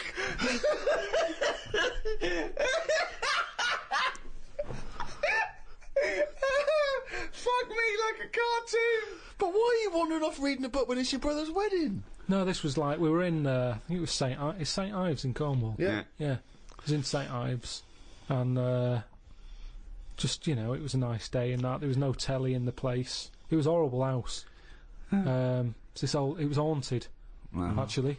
No, honestly. No, not honestly. It wasn't haunted. There's no such thing as ghosts. So you saying honestly it was haunted means fuck all. It's the weirdest place and weirdest sensation I've ever had. I spoke to a woman called Mrs. Battersby. Right. Who sat on my bed keeping me up all night. My mum came up, she said, you look shattered. I said, yeah, I haven't had a kip all night. She said, why? I said, I've been talking to Mrs. Battersby. She said, who's that? I said, no, some old woman. Now, I can't remember it now, but that's what I did then. And then, Sorry, so Mrs. Battersby didn't exist, is that what you're saying? She was the ghost? Yeah. Wasn't the landlady? No, there's no landlady. It's a big house, about 12 bedrooms in it. Right. Dead cheap to stay there, because it was a wreck. My Were mum you and dad ill? went out Were you one ill? night. Did you have flu at the No, time? I had nothing like that. I just... So you were sitting up, but you were awake, and you were having a conversation with Mrs. Battersby. What did she look like? I can't remember. I can't even remember having the chat now. Right, But so... at the time, I was like, oh, she just doesn't shut up. Chatting all night. So you don't remember this happening? Or you do remember it happening? No, I remember that, like, if I see my mum now and I mention St. Ives, she'll go, oh yeah, Mrs. Battersby. She remembers coming in, because she was older than me, wasn't she? So, to Who? her, my mum. Was she? Yeah. How old was Mrs. Battersby? She was older than both of you. She was old, because I'm calling her Mrs. Battersby. If she was my age, I'd probably say, oh, it's Susan or whatever. Right, sure, You Miss call older Miss people Battersby. by the surname, don't you? Yeah. Anyway, so she kept me How up old all were you? night. Don't know, I'm thinking of pictures at the wedding. Why do you have to go through other things to just have a memory? How old do you reckon you were? I don't understand why you haven't got direct access to your memories. How old do you reckon you were? Your mum was older, though, yeah? You must have a vague idea of when this I'm event thinking was. about it now, I'm thinking. I'm Okay. picturing a picture of myself at this wedding. Okay. And how old are you? What are you doing? How tall were I'd say you? I look about... How were you? I'd say I look about 7 or 8, looking at the picture. Right, okay. Yeah. Right, okay. So Mrs. Battersby is chatting away to you. You don't remember what she said, but you do remember having the conversation. No, he doesn't remember it I at all. don't remember the chat now. Well, then So- why are you telling? It's You not must your remember it memory. because you're telling us about It's not it. your Because it's a memory. memory. My mum's reminded me of it. Yeah, but all it says is, oh, this is so far removed. This is hearsay that your mum said you spoke to a ghost once, and you don't even remember the ghost. Mrs. Battersby. No, Yeah, you no, but remember you the don't name remember only because her. your mum reminded you of In a it. court of law, if there was a ghost court, they go hearsay, thrown out of court. Right. You yeah. don't have a memory of Mrs. No, Battersby. look, I know that when I was a kid, Yeah. I ate a beetle. I ate a beetle because I thought it was licorice. Now, I can't remember that now. You can't remember that, but you know it happened because your mother told you it happened. Exactly. Right. But the fundamental thing is that we can believe we can believe you ate a beetle, well, because that is something that could happen in real life. But- what we're questioning is that you spoke to a ghost. I thought it was licorice. What sort of beetle was it? Just one of them standard beetles, just a little black shiny one. Thing is, right, a couple of years ago, we were in the Ivy, and the food came, and there's a big blob of wasabi, right? It was like called an Oriental hors d'oeuvre, right? And I looked over at Karl, and he started going, drinking water. I said, what have you done? He said, I had that. I said, that was a blob of wasabi. He said, I thought it was one mushy pea. That's a classy restaurant. They're serving one mushy pea.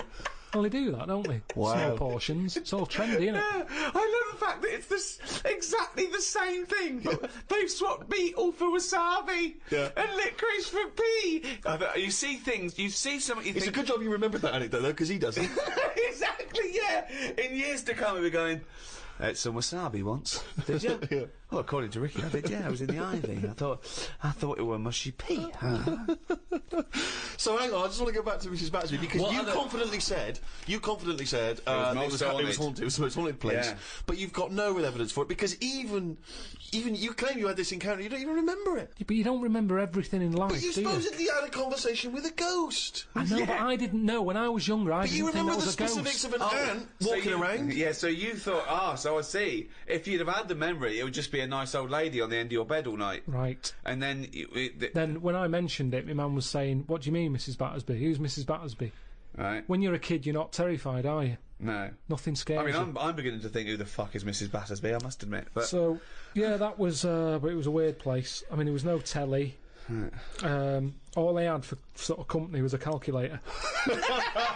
Carl, you are the strangest little man that's ever lived. Company, There goes Karl with his friend. What's his friend? Oh, it's a little... It's a Sanyo 4197G.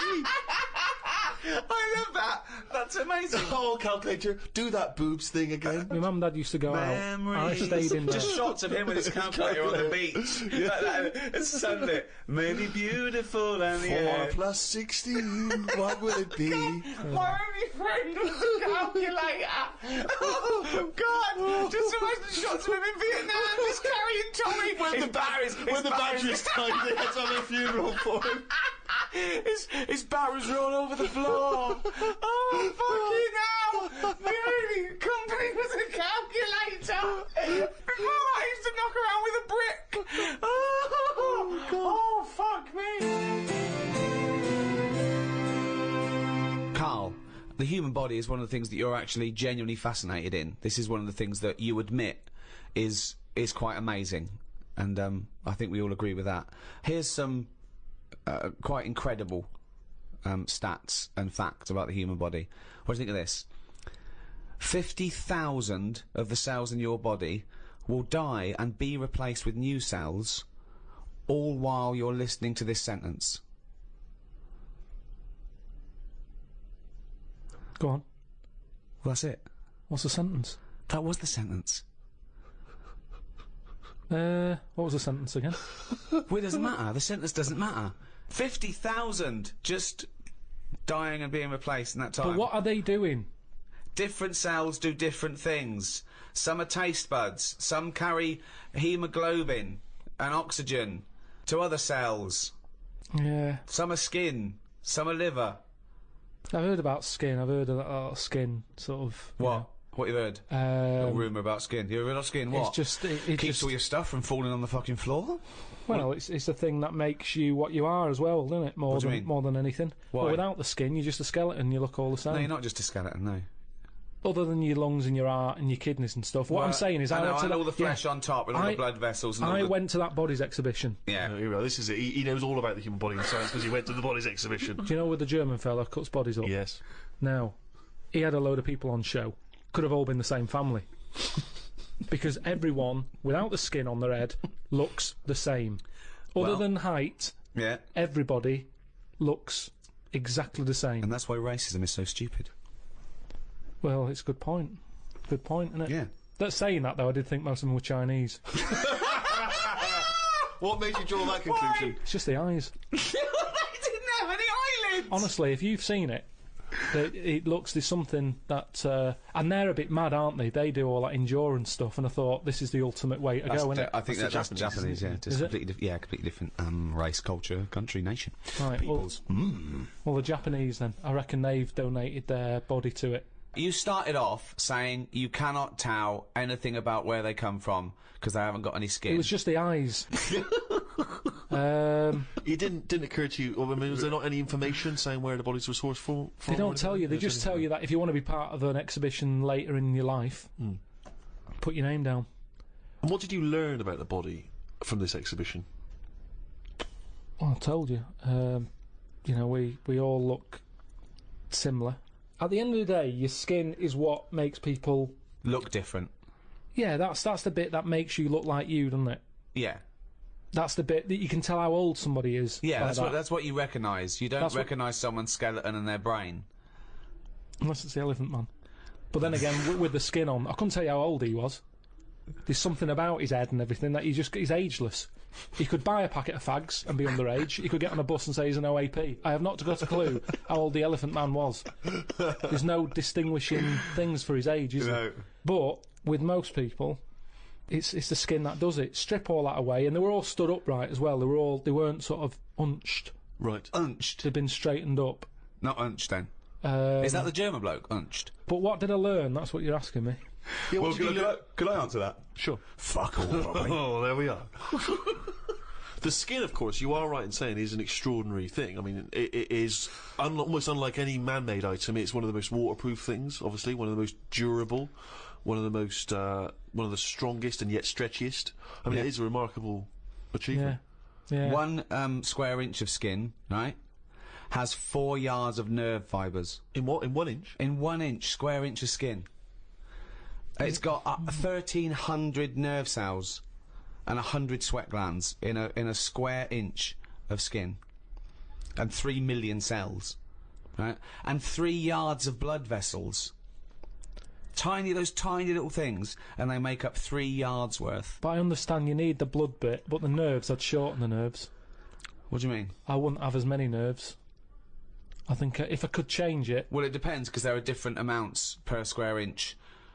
You've got less on the back of your hand than on the finger tips, obviously, and I think the most nerve endings are near your spine. Tip of the penis. Well, that's probably going to be quite sensitive. Unnecessary, isn't it? In that Unnecessary? It is, really. Why is it unnecessary? Because I'd say what you want... I think you need them in your fingers because you're picking up hot stuff. Sure. I've never put my knob somewhere that I thought I didn't feel that. There's a quote. There's a quote. If you're sticking it somewhere bad, well, you shouldn't be, so it's your own fault, isn't it? Is what I'm saying. Yeah. Yeah, but I don't think it's just for your penis to be able to identify hot stuff. No. I think it's for other reasons why it's super sensitive. It's not. Is that hob hot enough for your soup? Well, hang on, let me just check I've here. got a thermometer here. We don't need a thermometer. Well, no. The thermometer's not accurate. Well, it is. It's a mercury thermometer. And well, you need some. I don't want a reading. I want a feeling. No, you don't need it in that bit. Well, the penis is sensitive, I assume. Because of the sexual stimulation. Yes, because you need to. You don't need the nerves for that. Well, you do, yeah, because you need. Well, something needs to stimulate it for it to know to send a thing to your brain, and you go, all right, we're mating here. We need to get half our genetic material to that egg. I lost him, didn't I? Yeah. When did I lose him though? When you tried to explain how babies are born.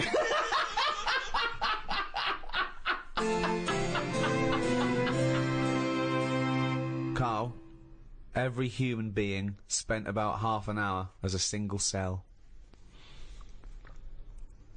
I heard about that. What do you mean you've heard about that? I remember reading it. I read it. I think I went to the Science Museum, and it was Right. on the wall. And I just thought, oh, I would have hated that What, being a single cell? for half an hour. But then when was there ever a chance of a single cell knowing anything? Yeah, if you look at it like that, it's not a problem, yeah. It never was a problem. Why are they telling us then? Oh, for God's sake! This is a guide to. We're trying to educate. I mean, this is for people to, it's just an interesting discussion, isn't it? So we are going to come up with some facts. There are going to be some things that we don't know the answer to. There's going to be many things you don't know the answer to. Sometimes you're right. Sometimes you're wrong. Sometimes we learn something. Sometimes we don't. It's just adding to the debate, really. I just thought it was quite an interesting What do you fact. think when you read that? What goes on in your head? I think it's incredible that that's how it starts. That you One go cell, from there that to then it divides and divides again. A cognizant being. Yeah. That every cell knows what it's got to do. It's remarkable. It's remarkable. DNA. Stunning. Yeah, I'm surprised there's not more weird stuff knocking around. I've always said that. But what's weird? Just something that doesn't look like the rest of us. Nothing looks like the rest of us. There's nothing. What's no, weirder than people-wise, I mean, how many people are in the world? 6 billion. 6 billion. 6 billion people. Yeah, you don't walk down the street, and I'd expect every fifth person to be like, "What is that?" Look at his head. He's got 3 legs. Why? Why is the arm on the back of his head? What do you Why mean isn't there it's- more defects in it? Well, there has been. Not Don't that forget. many. Do you know, like, that Total Recall? Yeah. Like that. Where everyone's a little bit weirder. I mean, there's only so much you can do. I mean, even in that film, there was a woman with 3 tits. There's only, I'm not talking about having, like, a shoe for a head. I'm just talking about the weirdness. He's amazing, isn't he? I just He'd mean, like to see more. He'd like to see more 3-titted women. Is what you're saying? We'd all like I mean, to it see doesn't that. matter, mix it up. At least then it's a bit more of a surprise what So, you're going to get. one giant boob. And it's a shame because it does make the world more interesting. But what's more interesting than the world, than the You're natural endlessly diversity? bored. You're endlessly bored by the world as it is. We're amazed. We sit here amazed by these facts, by thinking about the cosmos. You're endlessly bored by Just it. a Always discussion. looking for something new and weird and alien. Do you know they've estimated that there might be about 5 million species of animal, right? But they think there might be another 20 million all insects. So they've stuck it at about 1, but they wouldn't be surprised if there's another 20 million species of insect. I wouldn't. Right, okay. Oh, thanks very much. No, because you start off with the big stuff, don't you? If someone comes along... I mean, I'm still surprised when they say things like, we found a new duck. And I think, well, that's not hard to find. If you're talking about bacteria, I'd go, well done. Where did you find it? No, that's the other way round. A new elephant? Wow, really? No. Where was that hiding? No, I'd be A new- annoyed that someone's not found it. If it's not my job to find new stuff, Right. so it's not my problem. Right. But if someone's on the payroll Right. and they're out there trying to find new species, There's and they no- go, there's no we one on the found a new payroll." llama, I'd go, Right. well, where's it? Why have you missed this? Right. Annoyed. Yeah. Not, wow, there's a new llama.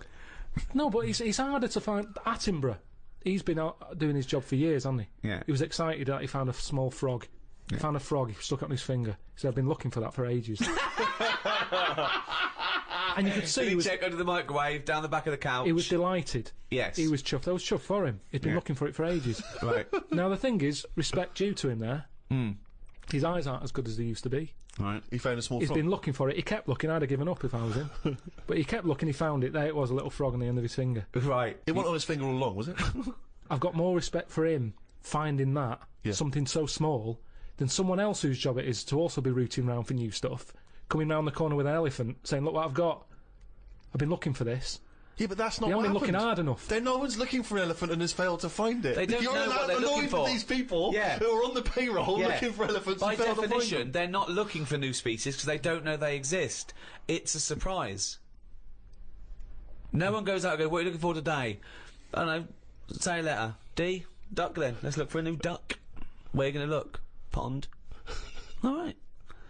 I know, but sometimes it's the slightest thing. I mean, we've done Yes, a lot it on is. insects. Yes, it is, But yeah. they go, I found a spider with like an orange leg, or a fish that swims upside down.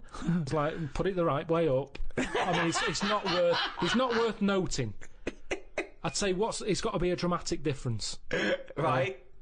Right. You're How such a dramatic. bag of contradictions. You'd be annoyed with someone who found a new elephant. You'd think that was a sizable discovery, but no, that would piss you off because they should have found it before. They find a fish just swimming around upside down, put it out the right way. How Isn't that- different does the elephant need to be? It comes around the corner, you go, that's just like another elephant.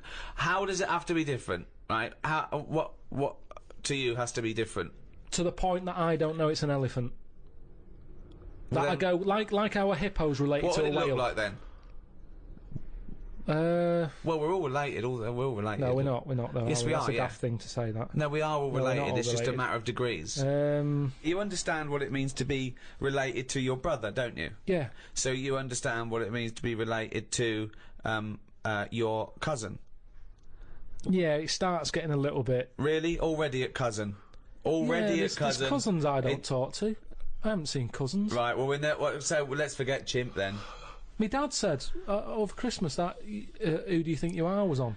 He said, oh, why don't you do that? I said, because it's looking up dead people. There's cousins who I don't even talk to. Yeah, true. I've no idea. It who annoys these- me when they cry about their great-great-grandmother. Who they didn't even They're know. like, yeah, no, yeah. Don't even know them. Don't even know them. And all it's going to do is dig up problems, innit? You're going Yeah. to find someone out who did something wrong and you're going to get the blame for it. I don't want to know. If my cousin was Einstein, very nice. Yeah. But at the end of the day, that's If going to your add extra cousin was pressure. Einstein, then you really are an underachiever. No, but do you know what? If he was, I'd know about it. I don't reckon you would know about it. I reckon I don't I would. reckon your family would be that impressed with Einstein.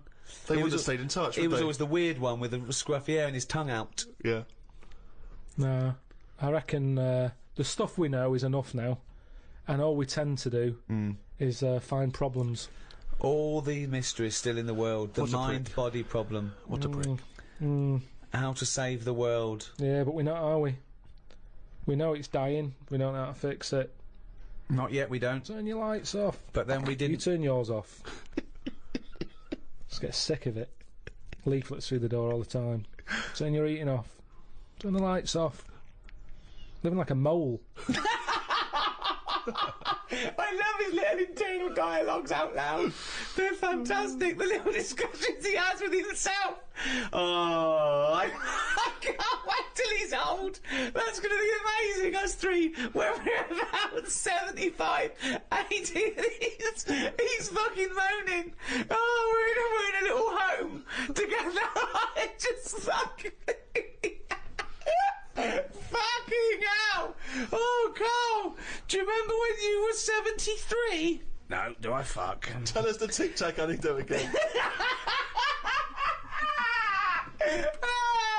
Oh, what a fucking useless bunch of cunts! Well, that's about it for the Ricky Gervais Guide to the Human Body. Hope you enjoyed it. Hope you learnt something. I know Karl didn't. Next one, the final one in this series, is the Ricky Gervais Guide to the Earth. Karl, are we going to do any more guides, or...? I think we've covered the main stuff you need to know. Yeah?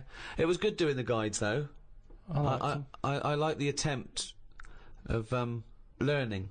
I remember our early ambition was to actually be educational as well as hopefully entertaining, and I feel perhaps at times we've perhaps slightly shortchanged listeners in terms of what they're learning. Well, they're not learning anything, because also, even as, you know, compared to Karl, we are educated, but we're guessing a lot of the stuff, and he flummoxes us, you know, sometimes. Yeah. I mean, it was fun trying to be pompous and professorial enough just to fight Karl's ignorance. I think we've learnt more new words from Karl than we've learnt anything else. Yeah. There's been a lot of the made-up words, and perhaps more than ever before.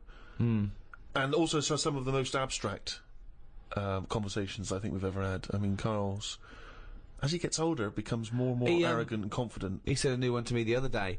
There was a problem downloading one of the guides on iTunes, and he said they've added to the fuckerage. Which is good. Yeah. So, till the next time, it's goodbye from me, Ricky Gervais, Stephen Merchant, Goodbye. and Karl Pilkington. Right.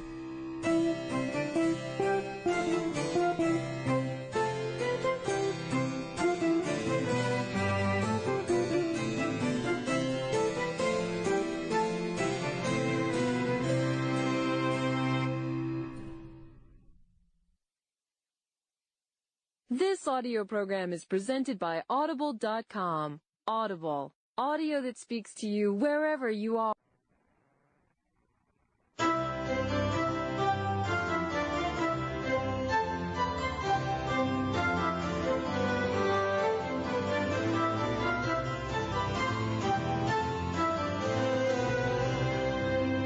To be born English is to win first prize in the lottery of life. So said Cecil Rhodes, one of the grandfathers of British imperialism.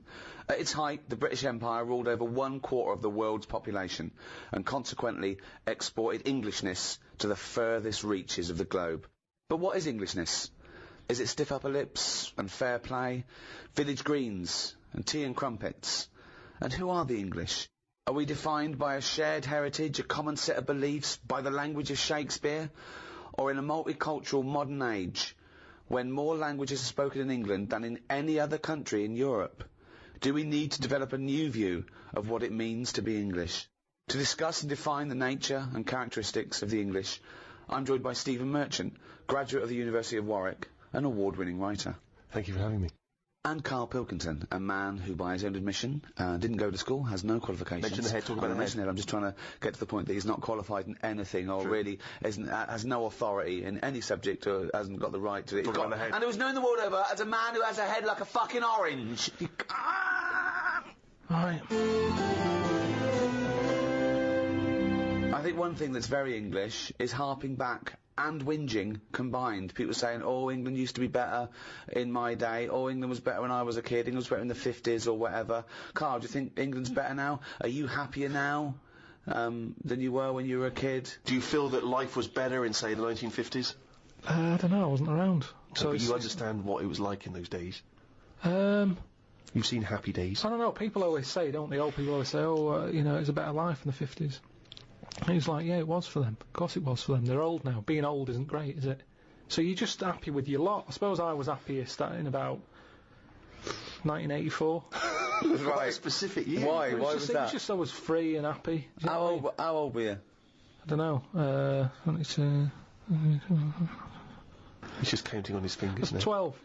Right, okay. And it was just good. So the happiest days of your life were between the age of 12 and 13? Yeah, it was good. I had the world ahead of me. Little did you know your hair was going to fall out and you were going to whinge every minute of the day. I had my bike. I like messing about my bike. You had your mates. I had a pet magpie. So you were probably the teenager that you eventually hate? Probably. Were you a good lad, law-abiding? I wasn't bad. I just sort of, you know, just potted about. I mean, when people talk about what was on the telly back then, I don't have that much memory of it because I was always out. I was always playing out. What were you doing when you were out? Just playing about, just like on a bike or... Just riding in a circle endlessly through yeah. blizzards, I loved it. rain, sleet, Loved it. hail. I never seemed to be in. I was always... When everyone always goes, where were you when Band Aid was happening? I was always out on my bike. And everything was Like you and McGregor? A memory's always sort of like coming in for some orange and looking at the telly and seeing Princess Diana's getting married, and my mum says, have you seen this? And I'm going, oh, I'm going out on my bike. I was always doing that. The only time I was in the house... This is why you don't know anything, because you never stopped. Yeah, but this is what being a kid's about. But That's all what the I mean, being information free. you have, Karl, is as though you've gleaned it as you raced by on a bike. It's almost like, you know, every piece of information you have. Your hair blowing in the wind. Karl, your hair will blow out one day. Oh, don't talk stupid, ma'am. So yeah, 12 to 13 was good. But you see... And it was all downhill from then, was it? 13 is your teenager then, aren't you? Life got tough. Yeah. How did it get tough? Just straight away when I was 13, my mum was like, you know, oh, it's your 13th birthday, you're a teenager now. Right. And she gave us a quid to go and get a cake to celebrate it. Went to the supermarket, got a cake, and I just thought, I don't like the look of this. Don't like the look of the way the future is here. On his 13th birthday! Well, you were buying a cake. What did you see at the supermarket? Just, it was kind of like, I don't know, I suddenly felt grown up. I didn't like it. But I think you were always about 58, really, with your outlook. Well, yeah, my mum always said I was old. She said I was an old baby. She said I could frown before I could walk. So they always had a bit of a worried look on my face. Didn't say much, just always listened. My eyes moved about more than I did. Just sat there looking around, looking stressed. My eyes moved about more than I did. Oh dear, couldn't walk. Well, I can't walk, but I'll try and get a bit of movement in my face. It's a workout, a baby workout. Oh, babies, well, if you can't walk, what about your face? Let your face do the walking. It sounds like that horror film. It sounds like Pilkington's Baby. Yeah. Just you lying there in your cot. I didn't like all the stuff that's set up for you. Like, my mum tried to send me to, like, a nursery. I said, no, I'm not having this. Just like that. I said when I'm older and I've got to go, I'll go, but let's leave out this bit. And she said, all right. I love the fact he could reason with her. I love him. He's 3 years old with a pipe. She's going, you're going to nursery. She goes, I think not, Mum. I mean, kids don't play out, do they? Kids, you know, parents are scared to let the kids play out, and that's why the streets are dangerous now. Because no one's playing out on the streets. Whereas when I was a kid, everyone was out on the streets. The streets were safer. Because there was more people knocking about. Right. Let the kids play out. It must be like a constant, like a Larry painting, his front garden, do you know what I mean? Just loads of people just there was walking never around. any problems. I was sort of taken away by some fella. What? What? No, I was playing about in the garden. Yeah. But my dad's mate, Tony, Yeah. he did tiling with him. He drove past. And he saw me looking a bit fed up, so he just leant over, picked me up, took me to the pub. Now, the thing is, there wasn't panic. People weren't going, oh, God, where's Karl gone? He's out. Just... How old were you? He's down the pub. Yeah, He's 4 years old, yeah. Well, he's only having a... He's down the pub with Tony, probably playing darts. Yeah, I was about 3 or 4. Sorry, so some bloke drives by who happens to be a friend of your dad's, thinks that baby looks grumpy. Yeah. I'm taking him down to the pub. That's what it was Tony, like. you bringing a baby to the pub? Yeah, I might do, yeah, we're all bringing ours. Alright, see you later, mate. But that's what I'm saying. Whereas now they go, the baby's gone. There's a big full-on panic going Yeah, on. but I think it says more about your parents. They didn't do that. They looked out of the back car and you were gone. Some bloke's driving off in a van. They're just going, oh, doesn't Princess Diana look lovely? This is absurd. So what happened when you got down the pub? I just was there for a bit, and then... For a bit, just had a game of pool. Then my dad came in. It was like, oh, there you are. Oh, there you are! I love that! Where's my baby? I'm just going to have a quick pint. Oh, there you are. All right, mate. So, yeah, I think things were better back then. Rick, as you hinted at in your introduction, the idea of Englishness and England, it's quite a vague term, isn't it? You can play loose and fast with it. I mean, for instance, I was looking at some quotes about England, and John Major, former Prime Minister, he typified England as being a place of long shadows on county cricket grounds, warm beer, invincible green suburbs, dog lovers, and old maids bicycling through the morning mist. Very specific vision of England. But he never came to the estate that I was born on, Sure. or Karl was, you know what I mean? I think, I know of that. If we go for a walk around Richmond, we see people playing cricket on the village green, and it's lovely, but I don't know if it's typical. I mean, I don't know. I mean, I don't know where most people live. But in a it's way, probably that's 50-50, isn't it, in cities and in the country, but that's wealthy country. But that's, interestingly, that's the vision of England that people like to subscribe to. When you buy your nan a box of biscuits for Christmas from Harrods, that's the image of England that's on the front. Why am I spending money at Harrods on my nan? Why can't I just, she's happy with sort of like broken custard creams. You've earned a bit of money now. Well, What's I know, wrong but with they don't need to know that. I mean, also, both my grandmothers are dead, so it'd be... Sorry to have brought that up. Well, no, but I mean, who buys their... Who spends good money at Harrods on biscuits where she just suck 'em and eat the Garibaldis and leave... I mean, I don't know why I'm wasting money on the elderly. I worry that you've taken that too literally. I was trying to get to making more of a point, like an analogy, but I mean, I don't shop at Harrods. Right. I mean, I might, get some Easter eggs 2 days after Easter. Well, what do you think of this then? We were in Fortnum & Mason's after Christmas, and all the crackers were half price. Good idea. And there was a box of crackers for 500 quid, down to 250 quid. And I thought, right, that's got to be the best prizes anyone's ever seen. I'm going to get Cartier watches in these things. So we bought 250 quid. I thought, oh, it's a bargain. It's half price. Got them home, pulled a couple, and there was a little notebook, right, that said wine notes.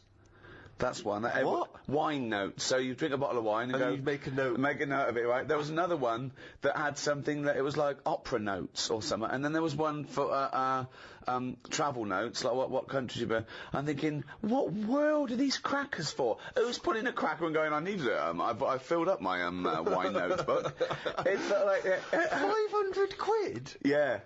I mean, for some little notebooks. Yeah, I mean, if you'd have paid 500 quid, I mean, I don't know who buys those. I assume they're for presents. And it's probably the absurd, cliched Toffington Englishman who has no sense anymore of of any sense of worth of anything, and it's just a crazy, snotty-nosed inbreeding. There was a silver-plated like mussel, like the clam, the mussel, right?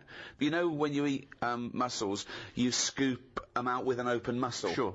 There's a silver-plated one. Who carries that with them? You get that out. We go, oh, mussels, good. I brought it with me, my silver-plated mussel to eat mussels. And wait, this wine's delicious. Let me make a note.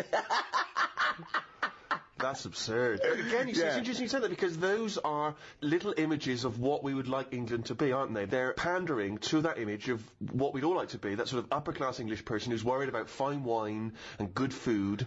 And again, I mean, does this England still exist? I'm presuming there's a small minority that does.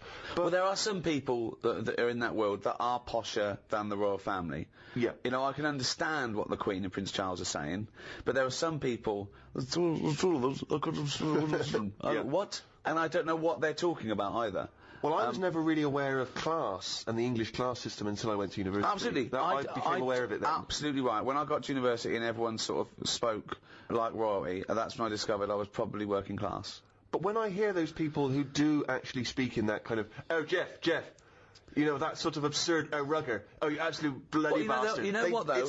I don't mind the mega posh people. I don't mind that. Ah, bloody hell, yeah, of course, take one. You know, I don't mind one of those. What I don't like is the ones that stand around in all bar one with a rugby shirt with a collar up. Yeah. Do you know what I mean? Yeah. Those sort of, who are going to work in the city, and they're loud and think they're gentry, but they're not. It's that middle bit that annoys me more. They've got that confidence, but without any of the charm. But that's the England that I think people think of when they think of it. It's the 4 weddings and a funeral England, and yet it's not the England I experienced and grew up in.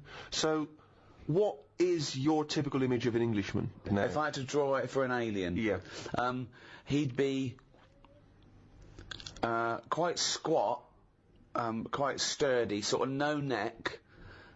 Hairy. Are you just thinking of yourself? Do you know what? It would be my build with Karl's head.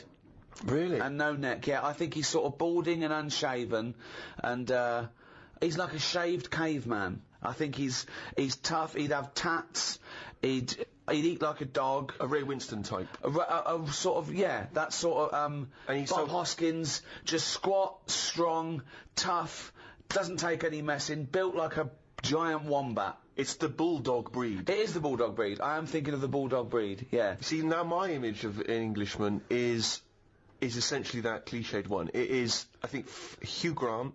So you're modern, you're straight away modern now. Or I would say it's either mixed between Hugh Grant and Roger Moore when he was James Bond.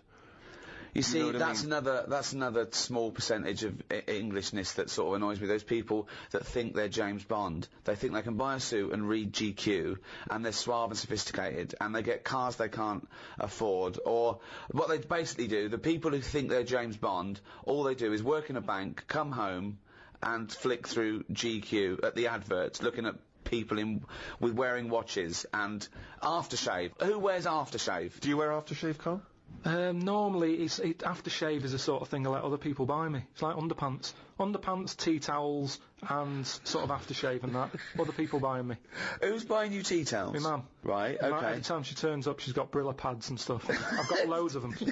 I keep saying to her, I don't need any of this, but she always brings a box full of stuff. Brilla pads, tea towels, underpants. The underpants size hasn't gone up since I was 14. But I can rely on her for that. So do you not have anything in your life which you would think of as being gentlemanly? Do you ever dress smartly? What about suits? I bought one suit that time when you invited me to the BAFTAs. That's the only suit. I wore it for the BAFTAs. I think I wore it for one other thing. I haven't wore it since. I don't feel comfortable. It's not me. But don't you go to a wedding? That'd be a lovely advert, wouldn't it?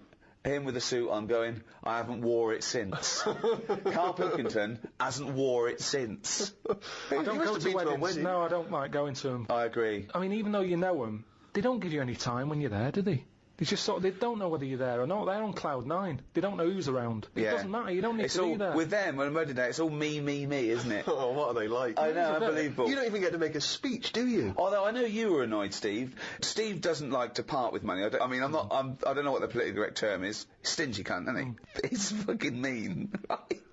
And if he ever has to spend out on like a wedding gift to someone he's known, all his life, he'll look down the list and he'll find things under £25. Then if he bothers spending that much, he's furious when an usher goes, just stick it there. Oh, it drives me insane. Firstly, I'm annoyed about the wedding list. I don't know when that's come along, because I don't know why I can't just bring maybe something I've made at home. No. Why has there got to be a list of stuff? What newly married bride doesn't want a pair of homemade clogs? Exactly. Do you know what I mean? And then you arrive there and it's just, oh, thanks very much, stick it on the table. But saying that, I think people very much appreciate you being at their wedding. No, they do. They remember if you were there. No, they don't. They do. They don't. You don't get invited to weddings because you ain't got any mates. No, I've got to know enough people. Everyone's getting married. But they're always in the middle of nowhere. That annoys me when people say, you come to our wedding? Yeah, fine, we're in Greece. Yeah. Well, no, down the road. I might make it down the road for the reception. Yeah. Go to what? You want me to book a holiday and come to your wedding? Well, the thing that drives me insane when you do go is when they put you on a table with people you don't know. Well, I that's got it. all my mates there, and they put because I got to mingle with some people. I don't care. I need these. But that's what I'm not good at. Talking to people once. Talking to people who you don't know. No. What sort of stuff would you make conversation about at a wedding? I'd probably say, first of all, how do you know them? How do you know the people getting married? And then, like, do you think it'll last? Imagine inviting Karl Pilkington to wedding and going, where should we put him? Oh, I don't know. Is there a table for one? Oh, just You'd be on the table with the kids. Imagine being stuck with Karl Pilkington at a wedding. Yeah, what else? So you've asked them to think it'll last. They've gone, I'm sorry? Who are you? Karl Pilkington from Manchester. Right. Yes, we think it'll last. What else would you ask? So what's your next? You know it's going badly. They're sort of like looking down their nose at you. They're thinking, why did they invite this bald-headed scum? There's just the last wedding I went to. It's going back a couple of years, but everyone seems a bit snidey. Do you know what I mean? Because you've got a mixture of families there, haven't you? Yeah. And none of them really like each other. No. And I got stuck with an old fella who had a flatulence problem. That sounds fun. And then he went on to say it doesn't matter, the suit's hired. And it's just kind of... I'm gonna die! I just don't like him. I love it. He's basically saying at a wedding, it doesn't matter if I shit myself. Oh. To be born English is to win first prize in the lottery of life. So what do you think of that, Karl?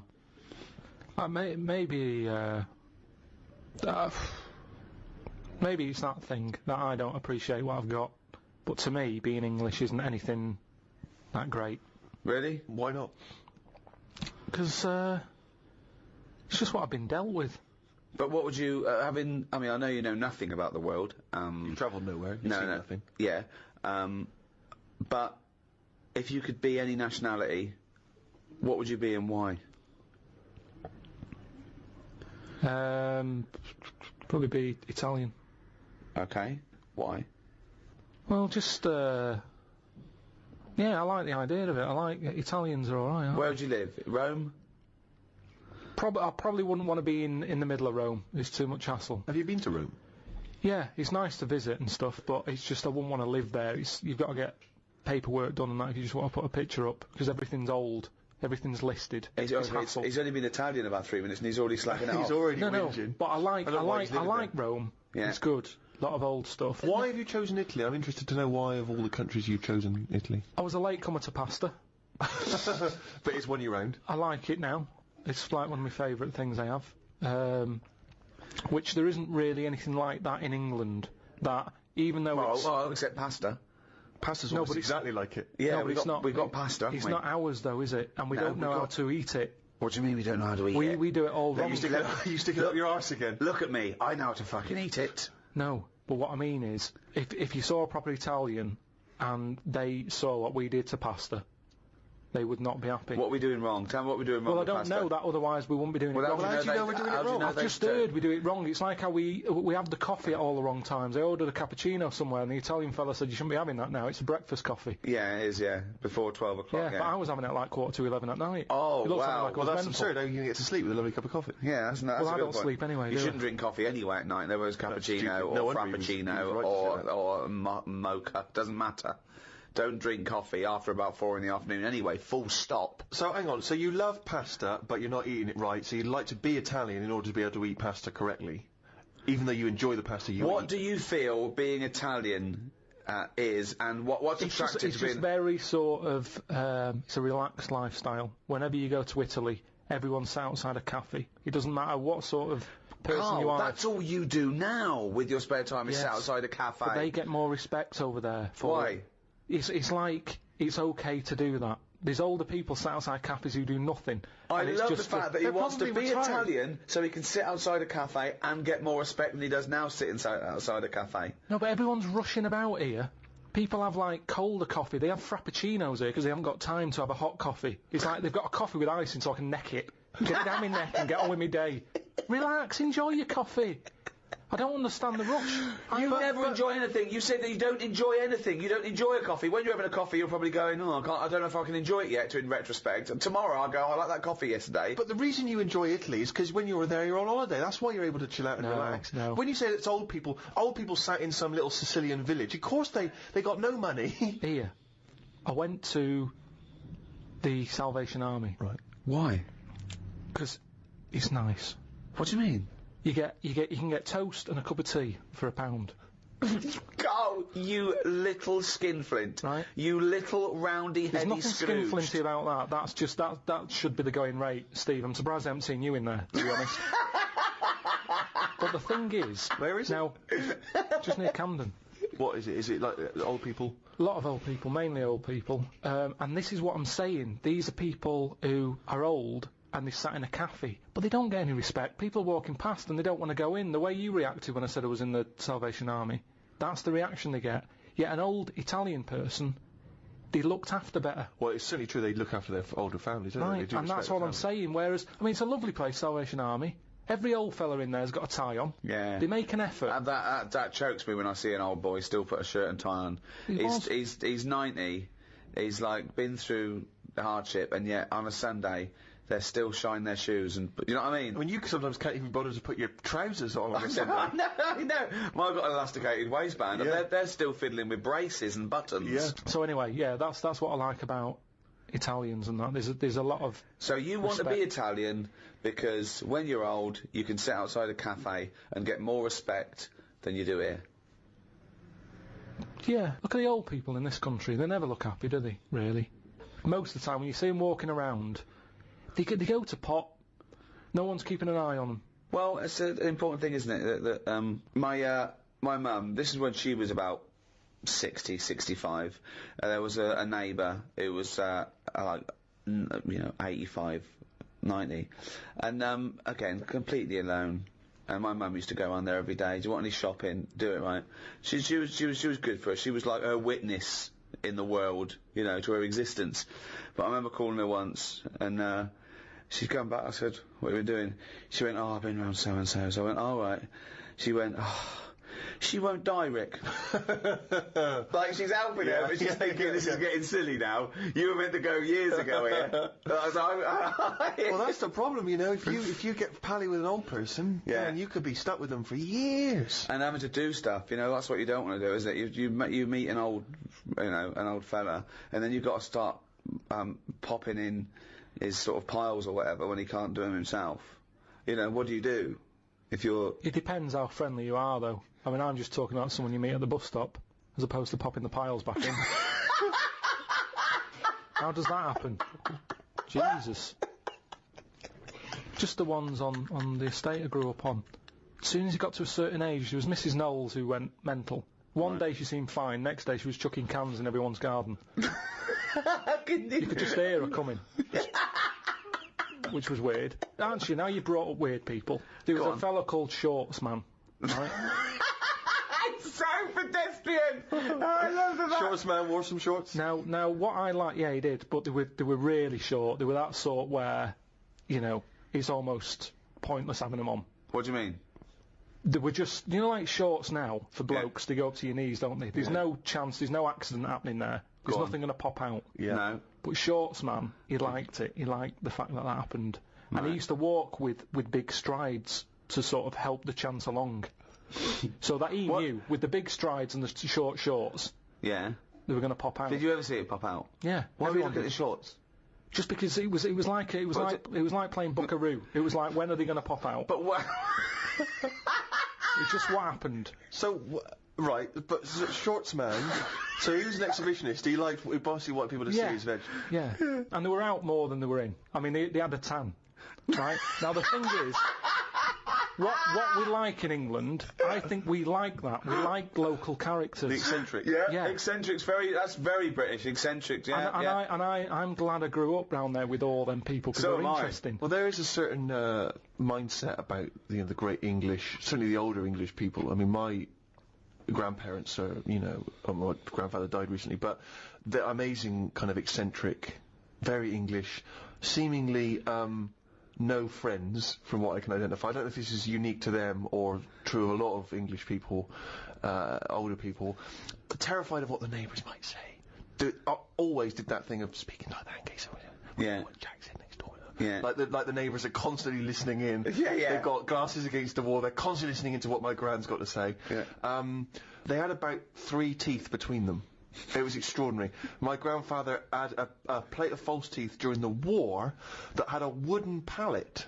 A wooden upper pallet with teeth on it, and those teeth slowly fell off during the course of the years. Never got replaced. So they'd sort of invite you to Sunday roast, and they would wake up at 6 in the morning to put the beef on, and they wouldn't have it till 6 in the evening. They would cook it. The biggest compliment you could have if you made some food for my gran, if it was some beef, would be, "Oh, you're so lovely, this, so tender, you can suck it away." If you could suck your Sunday roast through a straw, she was happy. Well, yes, she didn't have any teeth. Right, exactly. Basically, they got to about the age of 60 or something, and it was as though they were just waiting to die. It was strange. They lived for my grandfather lived for at least another 25 years. So it was, you must have been gutted. But when my father needed a winter coat, a big heavy winter coat, and he was thinking of buying one, and my gran said, "Oh, don't worry about that, Ron. You can have your father's winter coat." And he said, "Well, but you know, he's still alive. What do you talk? You know, he needs it winter coat." She went, "No, he'll be dead soon. Just don't, silly to waste it. Seems to waste it, you know, just wait." My father must have been waiting 10 years for that winter coat. I love the fact he waited. You can see where Steve got it from. Of course he waiting. did. Stupid, I'm waiting now. Steve, you must be freezing. I am cold, but I'll tell you, it's a lovely coat. In English society, traditionally and now, is manners. I mean, obviously manners change, but what is etiquette? What is good manners? I think that a lot of that has been lost. Well, I was thinking the other day, have you ever heard of the finishing school? Yeah. Karl? Yeah, of course. Do you know that? No. The idea is that, you know, the sort of gentrified ladies, after they finished their education, they would go to finishing school, where they would literally be taught, you know, how to... knives and forks, walking with a book on your head, just things like that, what to say. I mean, that's I mean, it's like a year of being Eliza Doolittle, isn't it? Don't put your elbows on the table. You start from outwards, going inwards with cutlery. You know, you eat soup, the spoon goes away. There's things like the fork. You're never meant to face those prongs up. So you either stab your peas, or you know. There's ways of eating soup. You know, the spoon needs to be moving away from you. Yeah. And scooping it up and bring it back to your mouth.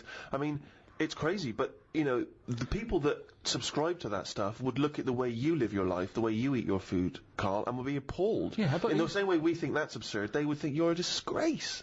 But as long as you're enjoying it. No, they would say no. Well, no, there are certain things that I can't stand. I can't stand eating with the mouth open. I think that's rude. I banned chewing gum on the set of my film, because I think it's rude. I think it's rude. Those people who stand there talking, yeah, but we all know you're a preposterous hypocrite. I mean, the way you eat food, come on. No, I don't eat with my mouth open. I don't. I do eat with just my right hand, mash it and scoop it in. But I see nothing wrong with that. I would say it was slightly rude when you're ordering the bill and getting up to leave when I'm still finishing my main course. Yeah. I'd say there was a touch of rudeness. But I go into a restaurant to eat. Yeah, but you're supposed to wait when you're with the other people and let them finish as well. This is my ideal restaurant. It is empty. They know what I want, and it's waiting for me when I walk in. I leave, still chewing, and I go put it on my bill. That's the ideal restaurant for me. Yeah, you're pretty much there. Yeah, I try and that's what I try and do. Yeah, but you know, there are certain things. I am one for manners. I think I hate rudeness. I hate lateness. I hate all those things. But some of them are ridiculous. The elbows on the table is arbitrary. Why? I mean, there's a reason you say please and thank you, because it shows courtesy. Those make sense. There's a reason you don't talk when you're eating, because it goes over and it's disgusting. There's a reason you don't lick your fingers and then put it back in the chips, because someone else has got to share that. But don't put your elbows on the table or start with that fork. I think it's ludicrous. You know, there's those rules when you meet a member of the royal family. For instance, if you were at the Royal Variety Performance and you met the Queen, there's various rules they tell you about. You don't fart or call her love. Exactly, for one. But also, you don't speak until you're spoken to. You have to do a slight bow. I was invited to the palace a couple of times. The first time was after The Office sort of broke, and I got an invite, company of Her Majesty the Queen would like you to come to one of those dinner parties, and I know what you're thinking, why didn't you get one? Yeah, that's exactly what I'm thinking. Well, wait. I was a big shot quicker than you, because I was in it. Don't forget, you didn't appear until, even series so. 2. If we'd split the atom, they would invite both of us. I know. Not just the guy who does the press conference. So the thing came through, and I thought, I was worried about it, to be honest. But it just said, I will be attending, I will not be attending. Tick the box. And I couldn't bear to just tick, I will not be attending, because it was too harsh. So there was a RSPV number, and I phoned up, and it was obviously the head of the house, or a butler, or I don't know, someone, and he went, hello, Buckingham Palace. And I said, hello, it's Ricky Gervais, I just got an invite to come and I said, it sounds weird, but I couldn't bear to just tick, I will not be attending. He went, well, you're the first person ever to bother to do that. Thank you so much. I went, my pleasure, sorry I can't make it. But don't you think that's weird? It is strangely brutal. It is strangely brutal, isn't it? I wonder if they've changed it by now. Yeah, there's a little asterisk. Thanks to Ricky Gervais, it now says, I am too fat and lazy and busy eating cheese to visit your majesty. What I think is this, that no one's ever ticked, I will not be attending. Right, yeah. So it was never a problem. So why did you not want to go? I don't know, I just thought it was a bit intense, and I turned down all those things. I think I would like to go now, just to look around. Yeah. I don't know, I just felt a bit funny, just being invited there. I was invited to all those things at the Downing Street as well, and I just thought, you're inviting me because I'm on the telly now, because I'm famous. Well, where was my invite when I was on the dole? Yeah. Do you know what I mean? With respect, I wouldn't have invited you circa 1983. No, I haven't got a problem with, going to Palace or, except I do have a problem with sort of being wheeled around as a celebrity. Because I used to think if I was ever invited to get given an MBE or a knighthood or something, I'd be like, nah, I'm not part of the system, I'm a rebel, I'm outside. Now I think it would be quite cool. Well, I only think it's a problem for a comedian, because, we're sort of meant to dish it out, and it's difficult to dish it out if you're being seen. What I do find weird is the idea of having to bow and scrape before people because I'm told to do that. Well, what I find is that idea of I'm obligated to be respectful to such a degree just because someone's the Queen. Like, obviously I'd always be respectful, but why can't I speak when she turns... I don't understand. That's what I find a strange idea. What would you say, though? Well, I just say, honoured to meet you, Majesty, but, I don't understand why I can't initiate that. I don't think she'd mind that. If you went, honoured to meet you before she'd spoken, what she's going to say? She's going to go, cheeky cunt. I talks first, lanky. Karl, what do you think about all the pomp and circumstance around... It's all alien. It's not for me. I don't like that sort of... I try and not put myself in the same sort of circles as posh people, because it's just it's like a different club, isn't it? It's like I said to you about young people and old people. There's such a different life going on. They say like the whale and the hippo are related. You never see them together. And it's the same with really posh, well-off people and someone who's just getting on with their life. But I mean, that's the thing that's changed as well. The stiff upper lip thing, that's out of the window now. I mean, it's like everyone's got a new addiction. Everyone's, I'm addicted to drugs, alcohol. I'm addicted to sex. Not a problem. Have a wank. And everyone's got depression now. Can you be addicted to sex if you're not getting any? Because if that's the case, then... Oh dear. Do you think there's a big difference, Karl, between the Englishman of yesteryear who didn't complain? I mean, he just got on with things. He might have whinged about the weather and the like, but he just got on with things. He carried an umbrella. Yeah. Whereas nowadays people are getting their Prozac and their antidepressants. They're going into therapy. Yeah. He kept out of stuff as well. There was a war in so-and-so. All right. They're coming this way. If they come over here, give them a slap. Why are we getting involved now in everything? Thoughts on that, Karl? It's news now, innit? Sometimes I think, don't tell me, don't want to know. Just get on with it. Whoever's job that is, get on with it. Yeah. Why am I being told about it? When I've got a problem in my job, no one else knows. No one helps me out and goes, well, I've got an opinion for him. No. This might help him. No one helps me. But I'm being bombarded by everyone else's hassle. They love talking, actually. That's what the English do. Talking, but they never finalise it. They love just being in the meeting room, talking, saying, yeah, we could do this, we could do that. I'm the only one in that room not getting paid. Everyone else is on a wage. I'm there looking at my watch, thinking, right, I've been here for an hour and nothing's been sorted. They're looking, thinking we can drag this out for another half hour, get us to lunch. That's what annoys me. They're all sat there just pushing bullshit around the room like dung beetles. I'm sick of it. And that's what the English do. And it's a shame, because I don't think they used to be like that. I wish everybody just sort of kept to themselves more. Like, you know, certain animals do. You just get on with it. It's like an old-fashioned way. What animals keep themselves? Any animals keep themselves to themselves. Like what? I've said loads of things. What animals keep themselves? Badgers. Why do they keep themselves? No, they just whenever you've seen them and just sort of wandering about a roadside, they're on their own. Right. They're not sort of. What are they doing? In pairs. I don't know. Most of the time they're dead. I've seen more dead badgers than alive ones. I've never seen a live badger.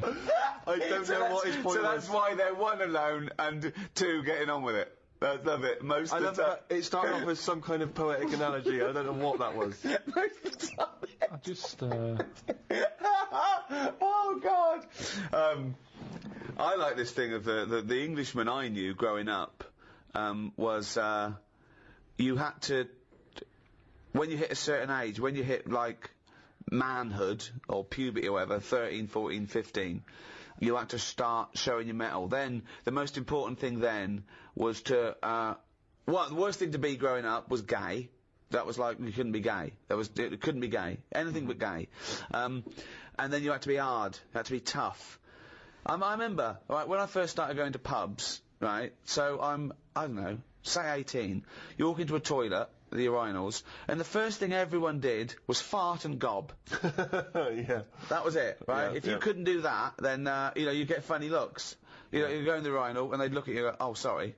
It was all about, being a man. You know. I think wearing glasses makes you slightly exempt from that. It's like you don't have to. People automatically dissociate. It's like if I was in prison, I wouldn't have to do that because I'd just be the professor. Do you know what I mean? Exactly, or brains. yeah. I would. Yeah. I wouldn't need to be part of it. I'm never a threat because I never look like I'm going to be a tough guy. So consequently, I live in this sort of parallel stratosphere where I haven't got a piss and gob. Yeah. Has that got more popular? Yes. Has it? Yeah. There's a lot of people gobbing? doing it in the streets now. Really? It's not like not avoiding- in Hampstead. It still is, you know. When I walk The only here, person gobbing in Hampstead is me. Jane says, don't gob. People are looking. well, it is. It's your trail that I'm seeing then. It's like a load of sort of washed-up jellyfish in London. Just big blobs of it. I mean, I don't know how they're coughing this stuff up. I mean, they shouldn't still be alive. Some of them have, like, organs in them. It's just big lumps of stuff. I mean, that list of idyllic, antiquated England of, you know, tea and cakes and cricket, I mean, is valid.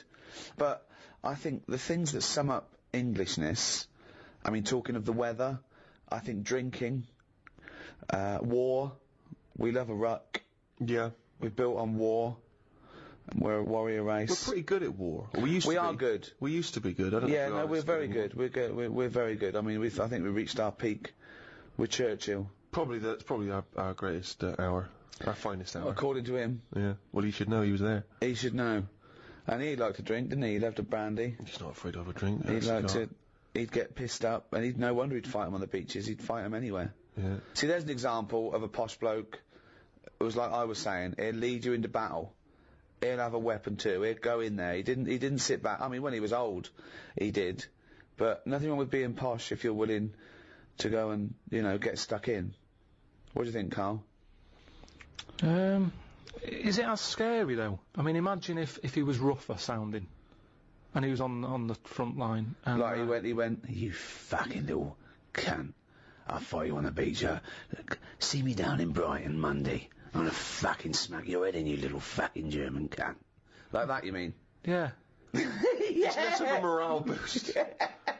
Well, that's the other point of one, isn't it? That those speeches were for as much as morale as information and defiance. You don't want to feel like the leader of your country could glass you if you got on the wrong side. No, exactly. It's got to be rules under war, hasn't it? I mean, that fair play has got to come into it as well. Talking of the English sense of fair play and war, when the crossbow was invented, a lot of people wouldn't use it. They said it was unchristian. So our soldiers sort of resisted it. So Europeans got this thing that needed no skill, and it was shooting these bolts, and they could reload quick, and versus our bowmen. What do you think of that? What do you think of going, oh, it's cheating, we won't use it, but having a disadvantage? That's honour, isn't it? It's almost like it's okay to kill someone, but with skill. But what's the problem here? What am I meant to be worrying about? Well, you've got bow and arrows. Yeah. They're amazing. They're heavy. They're your arms. They've got trained bowmen. They're skilled. The most skilled sort of marksman soldiers in the country. Someone comes along, and goes, "Don't worry about that. Here's a crossbow. Just pop it in, put it back.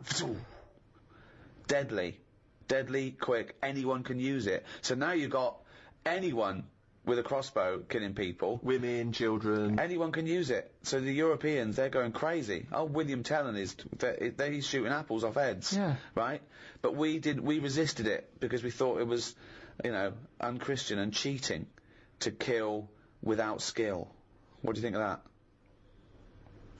But where were the actual bows and that being made? Because that's the thing, isn't it? The company who's making them, they just want to get out to a big market. Brilliant. That's what they do now with the iPod and everything. It's not about people wanting more music than ever before. That's not the case. It's about having the accessory. And if the bow and arrow was like sold as this, light to carry for all the family, that's how it would have happened. That's what it's all about. Ye new bow and arrow from Ronco.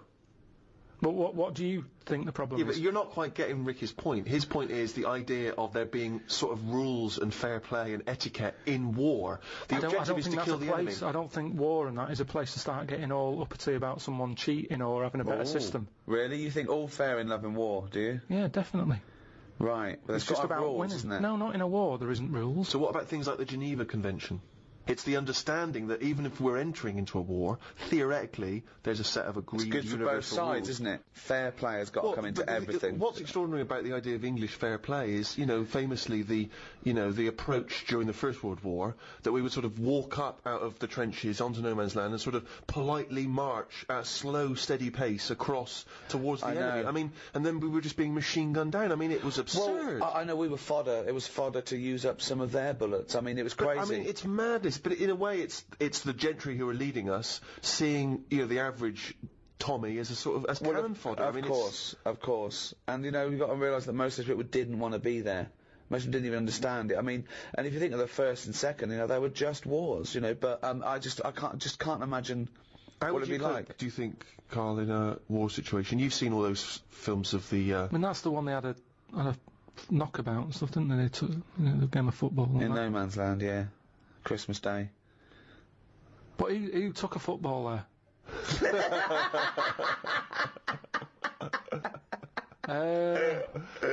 If I was on the front line, I would not be getting out the rule book. I can tell you that much. I'd be going mental. Are you saying there should be some rules or no rules? I mean, you've got to have some rules, otherwise it's just going to be like Grand Theft Auto, isn't it? I'm just going to go about battering everyone. Yeah. And you soon get bored of that. Mm. So I think you've got to have some rules. Right. Which rules would you repeal that already exist, that you don't like? It's a shame you can't tip as much as you used to be able to. You mean in a restaurant? No, just when you're getting rid of a mattress or something. So fly tipping, you'd like to see more fly tipping? What do you mean? This is something so personal, he's fed up, he had to take something. No, it's just that they used to put stuff outside the house, and just like you had mattresses, you had sideboards, sewing machines. The thing is, it was a good way of recycling. Now they say recycle, but we're not recycling. It's just being put in a bin. So you'd like to see more fly tipping? No, not you see. That's what we need in London. More rubbish. This is the problem. You see. Look what's happened. Look what's happened to what I've said. It's been taken the wrong way. Right. I'm not saying tip. I'm not saying chuck your bin bags out the door and let crisp packets go everywhere. I'm saying if you've got old furniture, you should be allowed to leave it outside your house. without the council going, move that, it's dangerous, someone's going to trip over it. Well, if they trip over it, you should have been looking where they're going. Well, what if they're blind? What? What if they're blind? That's why you don't leave things out in the pavement, because blind people will fall over them and smack their face in. What if a woman with a couple of kids in pushchairs has to go out into the road to get past your piece of junk? And get crushed? No, because I'm leaving it. I'm not leaving it on the pavement. What you said you were? Where are you leaving it? Sort of outside the house.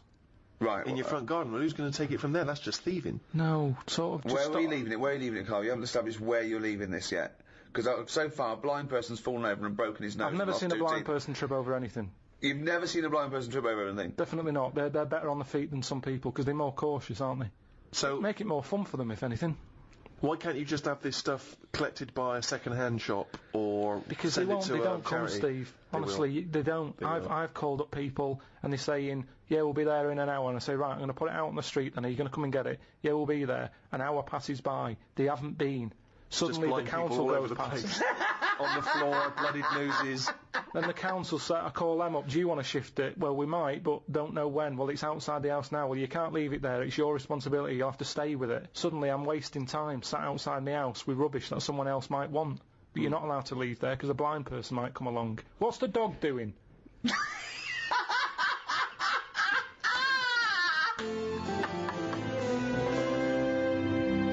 What do you make of St. George, the patron saint? What's your take on that? Is he the one who killed a dragon? Right. Tell us the story. There was a dragon problem. Must have been in England. Right. George took it on. He took on the job. He was like a rent-a-kill. He came out. The interesting thing with him is, right, he was a hero then. I honestly think if he did that now, there'd be an uproar. Because it's the last dragon. It's the same way we try to save the panda and all that now. If he came out and said, "I've done it," and they've done what? They've just killed the last dragon, they'd go mental. There'd be marches. Idiot, bloody idiot. And that's what's interesting. But it was going around burning people. Doesn't matter, we shouldn't have killed the last one. It's the last one. And that's what we'd be like. You say you should have saved it, you should have captured it and put it in a cage so we can all look at it. There's no point. You couldn't have bred anyway, it was the last one. Was it definitely the last one? Well, you're saying it was the last one, I'm not bothered either way. Hang on, what? To me, Sorry, hang on. Whoa. So you think that there were dragons? Well, what are we celebrating then? Well, it could be a metaphor, a dragon slayer. It could be a bad thing amongst us. It could be a foreign threat. It could be things that threaten. It could be anything. It's not to be taken literally, is but it? the real legend of George was that he was a figure who stood up for Christianity. Have you ever done anything brave? There was a kid at school who used to have epileptic fits a lot, and the teacher used to always say, if it happens, grab his tongue. And I sort of had a go at that once. His tongue. His tongue? Yeah. What do you have a tongue for? To pick stuff up? What do you mean a tongue? His tongue in his mouth. Oh, his tongue. Oh, his tongue. Yeah. Right, go on. And they used to say, if he starts doing it, grab his tongue and that. Yeah. And I sort of had a go at that once, and it wasn't nice. Well, how did you grab it? You grabbed his tongue, did you? Well, I tried to. It's like grabbing a slug. And plus his mouth's going up and down. That you think he's going to have me hand here. So you sort of do that thing where you go. So you were trying to grab hold of a kid's tongue, yeah? And he's throwing himself all over the place. It was in a physics lesson. I sort of had a go, and then I thought, this isn't happening. So I just sort of kept putting my hand in, like I'm having a go. But in my head, I was going, I'm not going to get hold of it. What you could have used is a pair of tongs. Well, firstly, I don't see why this is brave. Kids have an epileptic fit and you're just supposed to help them out. I don't know why that's bravery, but even given that, the fact that you were thinking more about yourself in that situation than this other kid. You were thinking, I'll make it look like I'm helping, but I'm not really. And yet this is kid having an epileptic fit. I did at the beginning. Doesn't that tried. sum you up, Karl? Selfish. No, it doesn't. Because no one else was having a go. At least I did try and grab it at one point. You weren't doing anything. You were just making it look like you were. Have you ever tried to grab a tongue? It's like chasing a chicken. It's murder. And after a while, it wears you out. And it was weird anyway, because it was like a... What was he doing it for? I don't know. Wearing him out after hours of chasing this kid's tongue. I love the idea of you ever tried grabbing a tongue It's a valid question. I love that he's annoyed. He's annoyed that this What, poor kid's having what was your everything to do. technique? Were you trying to grab it Just, sort of just with your thumb and your what's it finger, like a pincher thing. Yeah. But it was because his mouth's going down and. Was all that. he shouting or just... No, just throwing himself around. So that's your one attempt at bravery. Well, hang on a minute. Let me just think. It's Trying to grab a tongue. There was a time you were chased by a bee and you scored a goal. I forgot about that. That isn't really bravery, is it? As you were running away from a bee, and the ball happened to hit your foot and go in. Does that count as bravery? I love it when he goes up to the pearly gates and goes, "Well, have you done the act of courage?" I pretended to grab a tongue. A what? A tongue. Yeah. Got chased by a bee, scored a goal. It doesn't count as brave at all. Well, what have you ever done? Well, it's a good question. I thought of some of them when I was a kid on the beach. There was a baby, like a toddler. I was about 12, and they were out. Their little boat was going out. The mother missed it, and they were miles out. And the mother was sort of distraught. And I swam out, and I was a good swimmer then. And I pulled it in, right? And she bought me a box of chocolates. It's not enough, is it? What? It's not enough, a box of chocolates. I'd have been furious. Really? I'd have wanted a lot more. I didn't expect anything. No, it was like when I found that old lady's purse and I sent it back to her, and she sent me a little thank you note, but nothing. No cash, nothing. I was furious. I thought, come on, I could have kept that purse. I sent it back to you.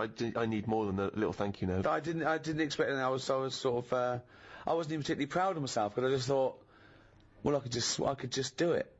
I mean, if it happened now, I'd go, what's in it for me? I've just eaten. Exactly. I'd go, is that your kid? They're miles away.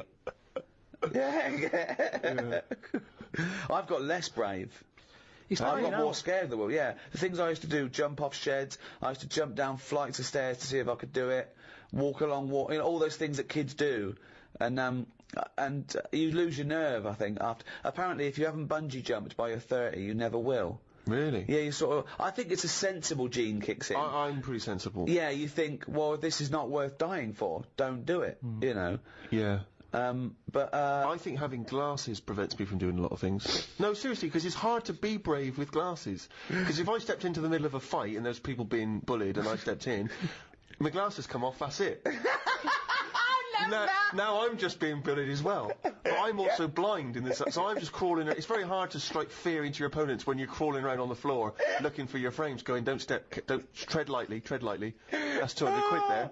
Oh, God. I love that when you took up judo and you think you overheard the judo instructor say, just knock his glasses off. Just knock his glasses off. But who are you, Woody Allen? What are you doing in this scenario? Why are you stepping into the dojo wearing a pair of glasses Well, how am I supposed to do judo without, where am I supposed Well, to... they come off immediately. But what am I supposed to do? Not do any form of martial art because of the glasses? I don't know. Actually, I haven't thought about that. Exactly. This is the problem, isn't it? People don't think that. You never see boxers with glasses. Well, of course you don't. Right, exactly. So I got no kind of athletic role models in that way, except Dennis Taylor. Oh, God.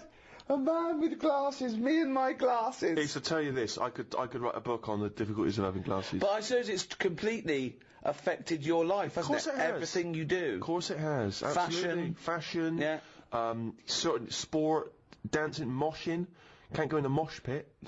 I've always wanted to jump on the stage, take my shirt off and then jump back in and everyone catches you and you sort of sway along on top of everyone's hands. Can't do it. The glasses would come flying off. But how do you swim in the sea? I'd have to hand them to the singer and then do it. I went to, I was in India recently, I went to Goa and I got myself a pair of prescription goggles. Could not believe my luck. It's revolutionised my swimming experience. All right. Goggles which have got the same lenses in as my glasses so I can see all right. That's good. Went in there. Literally, and they're pricey as well. Went in the water, within seconds, giant wave had come over, and it was crazy. It was like Rio all over again. It ripped off both my trunks and my goggles. They went flying off my head. What? Now, I can only grab one of them. My trunks have never come off. Maybe once I've dived in, they come down a little bit. They came loose and they slipped down, thus revealing penis. Goggles came off. I reckon you're like shorts, man. I think you've been doing it on purpose. You know how most swimmers... Tie your shorts up, Steve. No, I'm just going to see. But if they come off, if they come off, then you might see something. You know how most swimming goggles would float? Yeah. My prescription is so dense that they just sunk straight to the bottom. If I should die, think only this of me, that there's some corner of a foreign field that is forever England. There shall be in that rich earth a richer dust concealed, a dust whom England bore, shaped, made aware, gave once her flowers to love, her ways to roam, a body of England's breathing English air, washed by the rivers, blessed by sons of home. And think this heart, all evil shed away, a pulse in the eternal mind, no less, gives somewhere back the thoughts, by England given, her sights and sounds, dreams happy as her day, and laughter, learnt of friends and gentleness, in hearts at peace, under an English heaven. Rupert Brooke, The Soldier. What an amazing poem that is. Yeah. It's a shame you read it, though.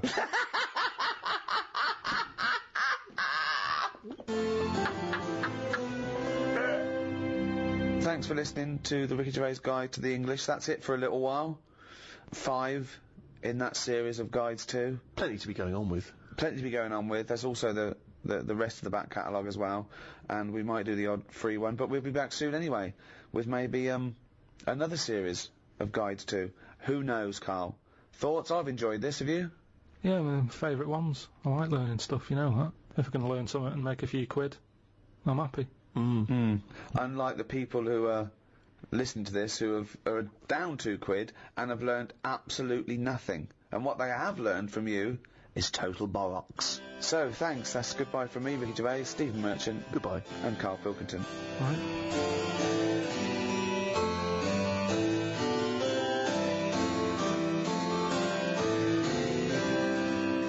St. Francis of Assisi once said, "Where there is charity and wisdom, there is neither fear nor ignorance." Acts of human charity have been documented since the beginning of recorded history. Yet even now, in the most democratic and economically advanced nations, charity is still necessary. Does this mean that charitable acts are failing to effect meaningful change? Should charity even be the responsibility of individual citizens, or is it the obligation of government? Do handouts make people lazy and dependent instead of resourceful and responsible for their own livelihoods? Is it every man for himself, or are we all in this together? To discuss these questions and more, I'm joined by Stephen Merchant, award-winning writer and graduate of the University of Warwick. Hello. And Karl Pilkington. Fuck, gonk. Right. So, Red Nose Day, Comic Relief, has come round again. Yeah, Red Nose Day is obviously the very specific date in the calendar for the whole generic term Comic Relief, I think. It's normally when the telecast happens. Yeah. People know that that's the day when they can dress up, do charitable acts. But of course, Comic Relief is a charity that's working all the time for disenfranchised all over the world. And you can go to the website all year round, which is comicrelief.com. I think there's also rednoseday.com, which is if you particularly want to donate for this year's appeal. Have you always been a strong champion of Comic Relief, Karl? Not really. Why was I expecting that answer? Well, but I mean, we're doing a bit of charity now. We're donating our time. It's not much. It's not costing us anything. But I do loads of stuff without going on about it. I don't think you should shout about the bits you do for charity, because then who are you doing it for? Oh, exactly. I mean, well, this is my thing, isn't it? That there's a lot of people that only do it if it's in the public eye. It's to do it really to be a busybody or to show off or to feel good about themselves. And I suppose that's good and bad. I mean, if it gets you involved, if it does some good. My gift to the world has been you, Karl, to be quite honest. I feel that you're the world's now. I'm sure there's people in Africa going, we prefer blankets. Yeah. Doing a Wills charity, innit? Is it? Sort of. I mean, No, if you make a donation to a charity within the will, I suppose that's quite charitable. But You just mean- giving money to your relatives isn't, is it? Of course it is. Well, They shouldn't have it. They're They getting something for nothing, but it's... I don't know. It's giving something away that you have no use for. Exactly. Yeah, mean, but forget that. It's someone is getting something when Yeah. they've done nothing for it, really. Well, it is. I suppose it is charity, but charity is usually infused with some sort of altruism.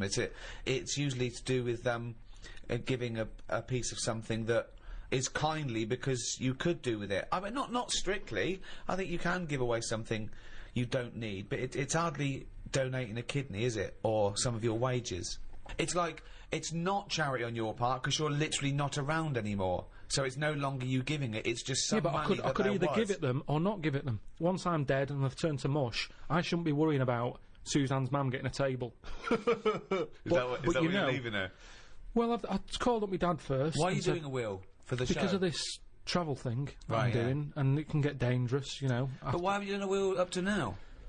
Because you sort of, I don't know, I felt sort of young and free. Whereas now I'm... That's never 2 words I've associated with Karl. He's always seemed like a man who's in his late 50s. Yeah, and exactly, I've certainly yeah. never the idea that you're free. It's more- Even if we're just talking about the head alone, it's the head of a late 50-year-old. Free of hair. Yeah, totally free of fucking hair. I'm sort of getting on first name terms with my doctor. Oh, really? Chatting more. Oh, what is it this time? How's your middle finger? You Not know. too bad, Karl. All that sort of thing. So it's just made me think, Have you had that done for the will, by the way, for insurance I think and you stuff? need to, don't you, for a will? I think you do. there's nothing on the prostate paper. exam. No. No, listen, for insurance purposes, I think you need to have a testicular exam for testicular cancer. You're just leaving the high risk for testicular cancer, actually, and you're entering the high risk for prostate cancer. And you can have both at the same time. You could have both the at the same examination time, at the same time. if he's a very dexterous doctor. I wouldn't want that. Why? Too much like... It's just too Too much playful. going on. It's like someone juggling you. yeah, it's like being examined by Squiddly Diddly. And so you said you called up your dad. Called him up. I said, "Is there anything you want if I die?" Right. And presumably, you know, Suzanne, she's getting the lion's share. She is.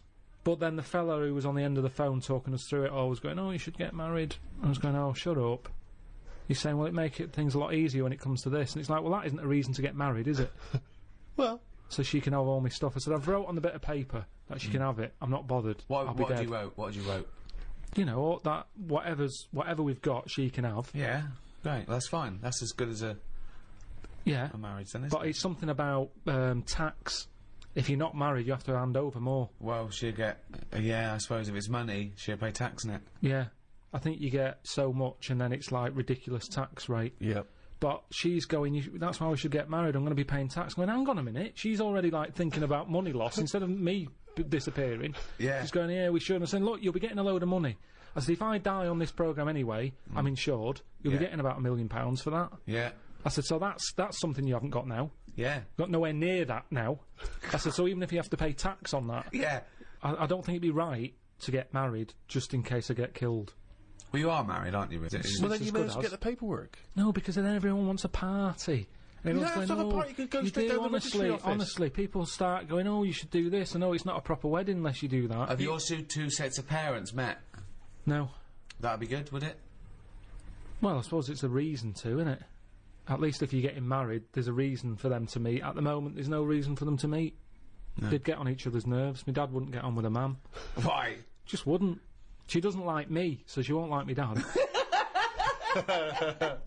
Because he's just an exaggerated version.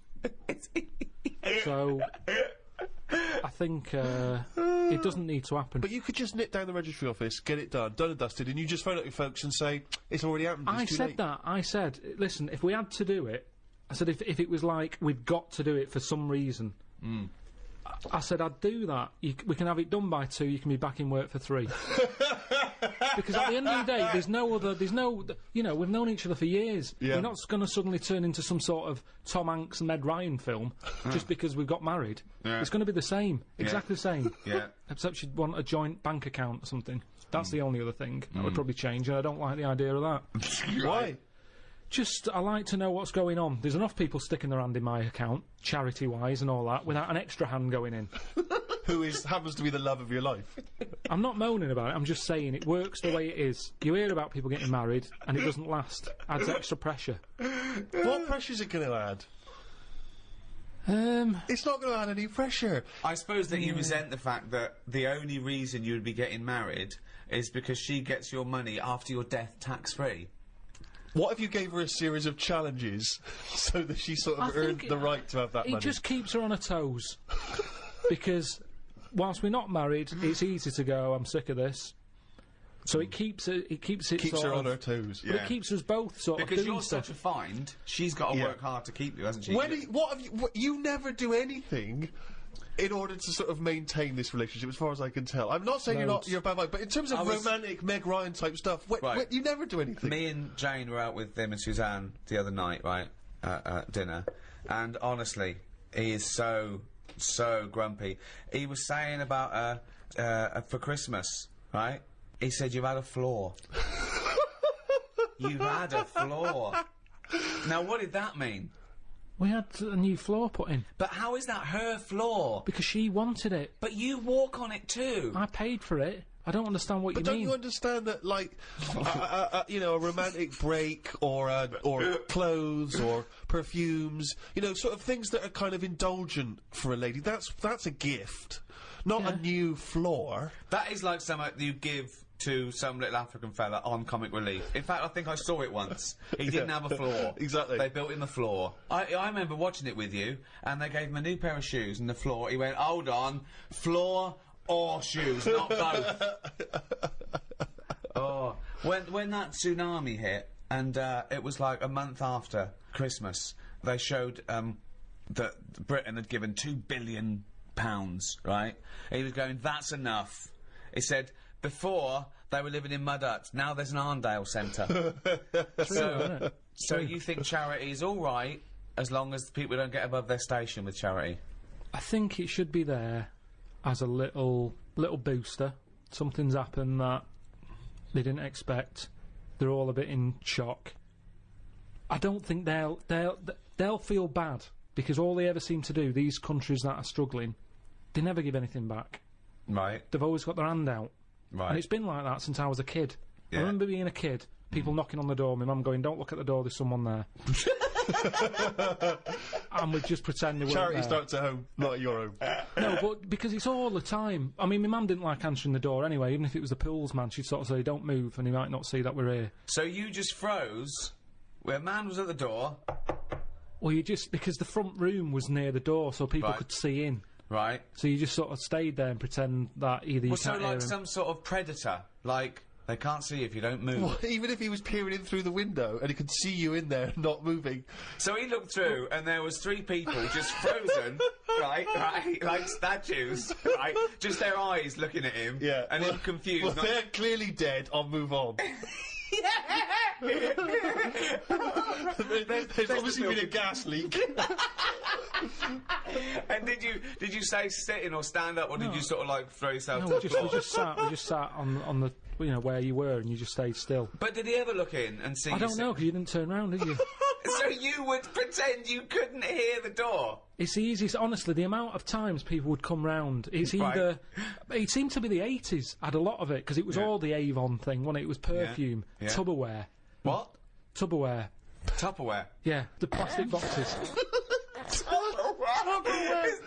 It's dishes for fat people. Here we go.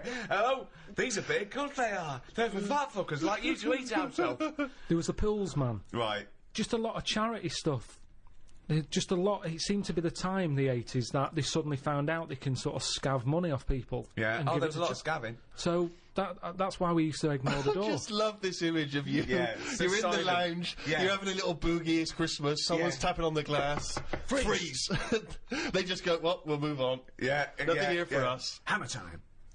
Silence. There's okay, right, let's do the scenario. I'm at the door. I can see you in there. You might as well come open the door. Karl? Karl? Why are you staying so still? Are you trying to avoid me? It's working. Karl, your eyes are moving. Can you come to the door, please?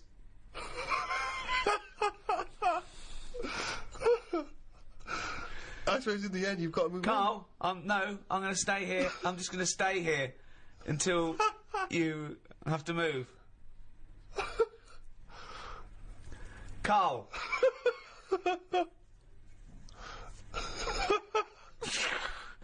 This is the most pointless podcast we've ever done. Me shouting your name and you pretending not to be here. Okay, and I'll move on then. Right. It works. Yeah. Works okay. perfectly. Because Brilliant. once they've got you, that's the whole thing with charity. Once they've stopped you in the street, if you've stopped, that's it. Keeps on going. You're handing something over. Yeah. I mean, the amount of times I've been stopped I mean, the good thing now is you've got an iPod, so you can just either pretend you're on the phone or listen to music. Or just stay very still. Just freeze. When someone says, can I trouble you for... Oh, he's totally frozen. That would be amazing, because they're normally in one spot, aren't they? Yeah. So it's just So they're as soon carrying as on they selling, stop you, and so you've that got you to just stay there freeze for it, the you- rest of it, outside Waitrose. Yeah. For 7 hours. Yeah, it goes dark. Well, I've finished my shift, I'm off. And then you just see, your eyes just see them walk away like that, and they all meet in their little tunics. And then you start walk, they look back, and you freeze. And then they walk on. And then you can go home. 7 hours late.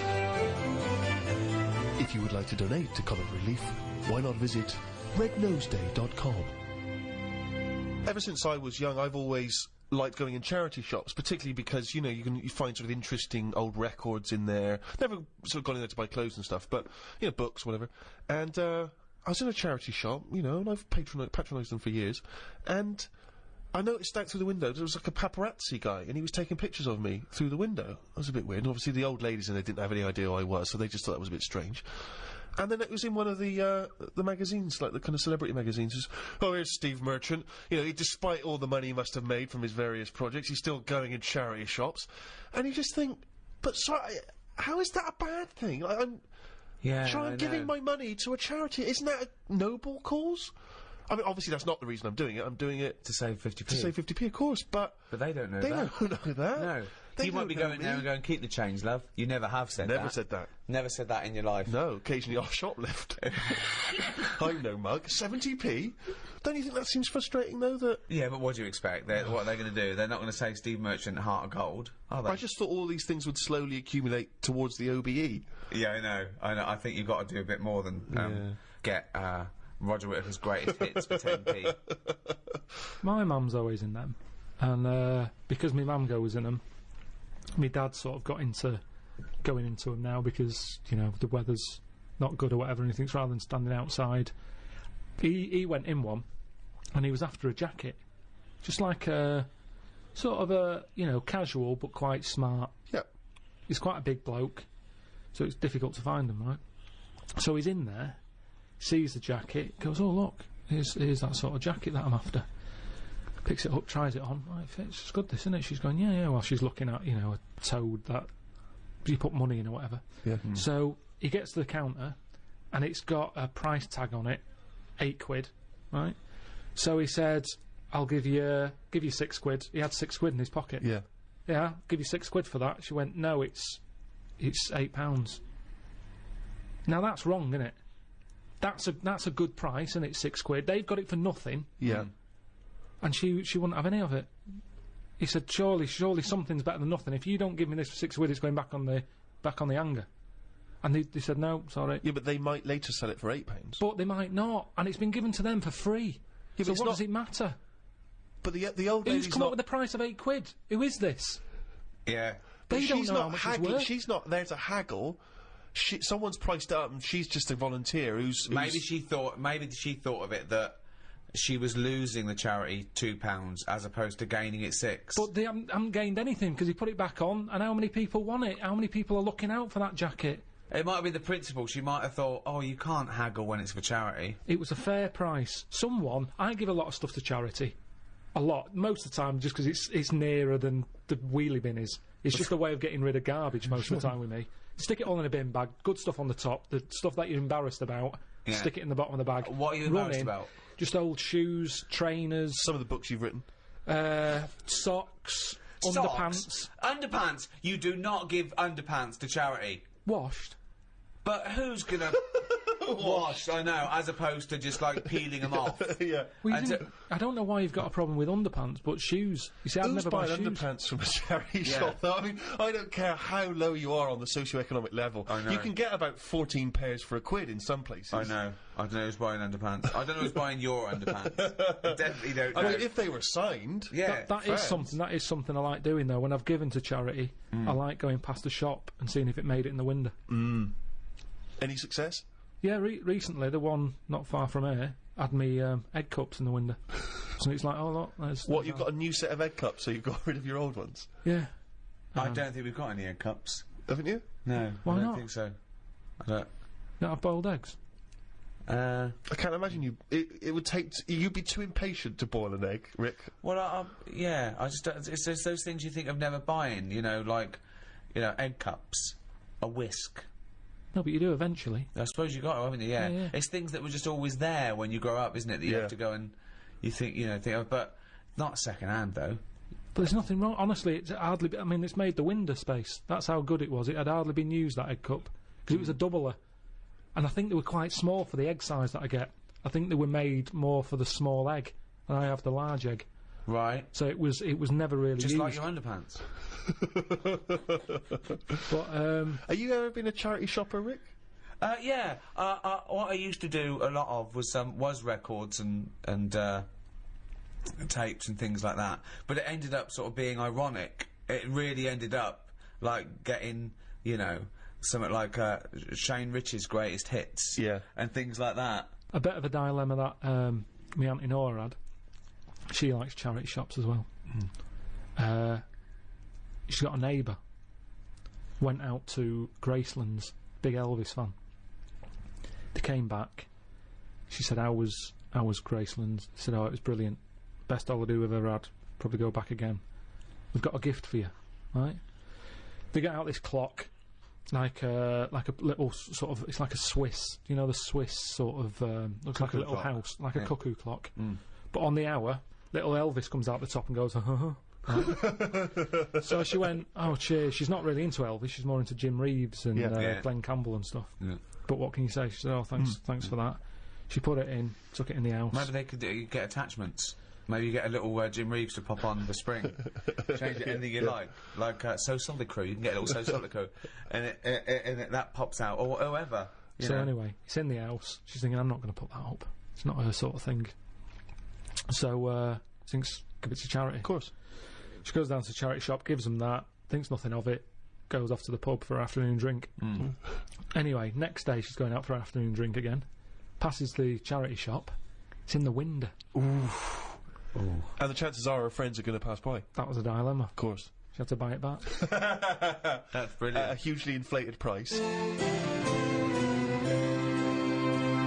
For those that are American listeners, Comic Relief here is a sort of it happens every other year, and you know people often do things in their workplace or at school. They can dress up, they can raise money in different fun ways, and we were told in a school assembly, it was Comic Relief next Friday, everyone has to come along dressed up in fancy dress to school on that day. Has to. Yeah, they said have to dress up. They said you pay 50p towards Comic Relief, and you have to pay £1 if you don't dress up.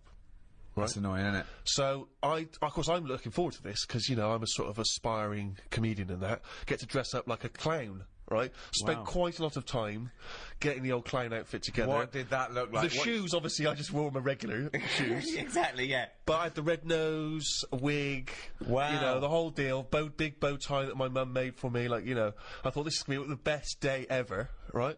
Get to school, I want you to picture this scene, right, during the assembly in my class of 30. School uniform, school uniform, school uniform, school uniform, school uniform, school uniform. Lanky kid dressed as a clown. School uniform, school uniform, school uniform, school. There was 3 people in the entire school who dressed up. But Steve, you're 50p. Yes, but then, worse than that, it turns out I was furious, because I look like an utter dick, obviously. It turns out that what happened, I don't know whether I missed this information, but apparently the headmaster must have had another assembly where he told people that he wasn't allowed to enforce that rule Right. about making people pay Well, that's good. against their will. Yeah. So obviously no one showed up dressed what- like an utter dick, except me and what- about 2 other knobs. What disappoints me is that for a man who was a self-confessed aspiring comedian, you chose the least funny thing in the world to dress as. Yeah. Clowns are anti-comedy. They suck comedy out of the room. It's not... You're right, and this is from a man who wanted to dress as Hitler at the Golden Globes. No, that's He funny. knows funny costumes when he thinks. But you were saying about the guys who bother you in the street. Did I tell you that when I pretended to be foreign to try and get out of that? Did I tell you that story? Amazing. Because a technique I used to develop at university was whenever people bothered me in the street, I would pretend to be sort of generic foreign. I can't really do a foreign accent, but I would just be like if someone asked for directions, I was always worried about giving them the wrong directions, so I would just, sorry, I don't really, how you say, you know, it's just kind of vague foreign. Brilliant. And I've periodically used this method throughout my life, and not so long ago a guy stopped me with one of those charity tunics, and I sprang into my old trick. I was like, sorry, I don't, An elderly Russian woman. I don't know what voice that is, I don't know what accent it went from vaguely French to sort of Eastern European beggar. Yeah, I don't know what it was. And the guy, and I was sort of, I don't, he was, well, just let me explain to you about it. Sorry, I'm not from, and the guy... This world. Yeah. I am from planet Snork. And the guy said, are you Stephen Merchant? No. Swear to God. Sorry. Not when you were famous. Oh, yeah. No, you didn't. Yeah, because it hadn't occurred to me. It was like a lapse of No! concentration. God. It was a lapse of concentration because, And did your bow tie spin round and you squirted in the water and ran away? That's what I'd have done. because, you know, it's one of those things where, you know, you don't always remember that you've been on the It's not like I instantly remembered that. Amazing. So he says, are you Stephen Merchant? And then you're at this position where you've got to go, either you've got to admit what you did, or you've got to carry on the lie. And I chose the second one. So I was kind of like, I don't know who that is. What? I don't know what you're... And he was like, Oh, God. really? You look a lot like him. I was going, I've never heard... I don't... In fact, you are Stephen Merchant. Freeze. I'm always getting stopped for I mean, there's so many charities now. Anything. I think that's the other problem, actually, that there's so many now. Years ago, a problem wouldn't have been a problem, whereas today it's someone's got this problem, someone's got OCD, and we're collecting for that. Right. It's not just starving people anymore; it's everything. Yeah. One little fault, they're out there with a clipboard. Yeah, asking for your bank a details. lot of new diseases have cropped Definitely. up, particularly for these sort of rich and famous diseases that really Weren't third world around. people do not suffer from. So I was in W.H. Smith's probably buying a Valentine's card. Oh, okay. So there you go, you see. So I do a bit. And Is this the cheapest one you've got, love? I bought Yeah. I bought a big bar of like Galaxy. Oh, cheaper than a box of chocolates, but yeah, still nice. For me, that, because they had an offer on, right? And this is what I'm saying. Okay, she's getting a card, isn't This she? is what I'm saying. Yeah. I felt awkward because she could see that, oh, he must have some money. What, a big bar of Because you Galaxy could and a- afford some chocolate. Well, it was like an impulse buy thing. Yeah. Right, So she's thinking, he's got money to burn. yeah. So at first, I didn't know who she There's was. a guy over here buying a big bar of Galaxy and a small card. Yeah, follow him. So she's there. I'm thinking she just works in W.H. Smith's. Yeah. Morning, sir. All right, how's it going? Oh, Right. have you got a minute? So I'm thinking, oh, is it W.H. Smith saying, you know, how often do you buy the Galaxy? Because they always do sort of Yeah. surveys and stuff. So she said, oh, you like chocolate? I went, yeah. She said, yeah, I'll have a chocolate. Right? Oh. Little chocolate. Yeah. I ate it. Yeah, Then of she course you goes, right, are you aware of the problems in the world? So I'm thinking, oh, what's this? You see, they've been clever there. Yes. I can't say no and walk off without a bit of chocolate. Sure. Right. So, Why don't you freeze? Just freeze. We're closing up now. We're closing the shop. So I said, oh, yeah, there's loads of problems. I'm sick of it. So she says, No, not yours, sir. There are So- some people who are starving. yeah, and I explained to her, I said, listen, I said, I've got loads of these charities every month. I said, Right. my bank account is literally, because I don't use my current bank account that much. So Right. you look at it with a statement, it's like, Tools for Africa, Right. Help the Aged, Deaf Kids, Yeah. there's another one. .com, deafkids.com. There's loads. It's Tools for Africa when they send people like Karl over to help out. Yeah, that is Comic Relief. Tools for Africa is another name for Comic Relief if you watch it. So anyway, I said, I do all this. She's going, oh, that's very good of you, but, you know, we need your money as well. So she's saying, but just as much as you can afford, you know, every little helps and everything. I've been here all day. Look, as you can see, I haven't had much luck. It's not that busy in the shop, blah, blah. Oh, all right then, right? So I give her the details. She looks at the amount. She goes, right, now the options are, you can tick the £5 box, the £10 box, the £20 box, the £50 box. This is a monthly payment. Right. She said, well, I'll put you down for a tenner. Forget the fiver. She just leapfrogged that straight away. Yeah. And you can't go back, can you? Because then you feel bad. Sure. To sort of go, well, you've got a £5 one there, tick that one. Yeah. She can see I've got the chocolate, sort of wasting my money on things that aren't necessary when there's people dying around the world. Yeah. I said, right, yeah, tenner, fine. And, you know, I filled it all out. I left the shop. Yeah. Spent more on that than I did on the card and the chocolate. Right. So you spent under £10 then, basically. So I get home and everything. Forget about it. I keep seeing these statements going out. It looks like Gandhi's bank account. The amount of stuff I'm giving away for charities. Sure. I forget about it though. Forget it.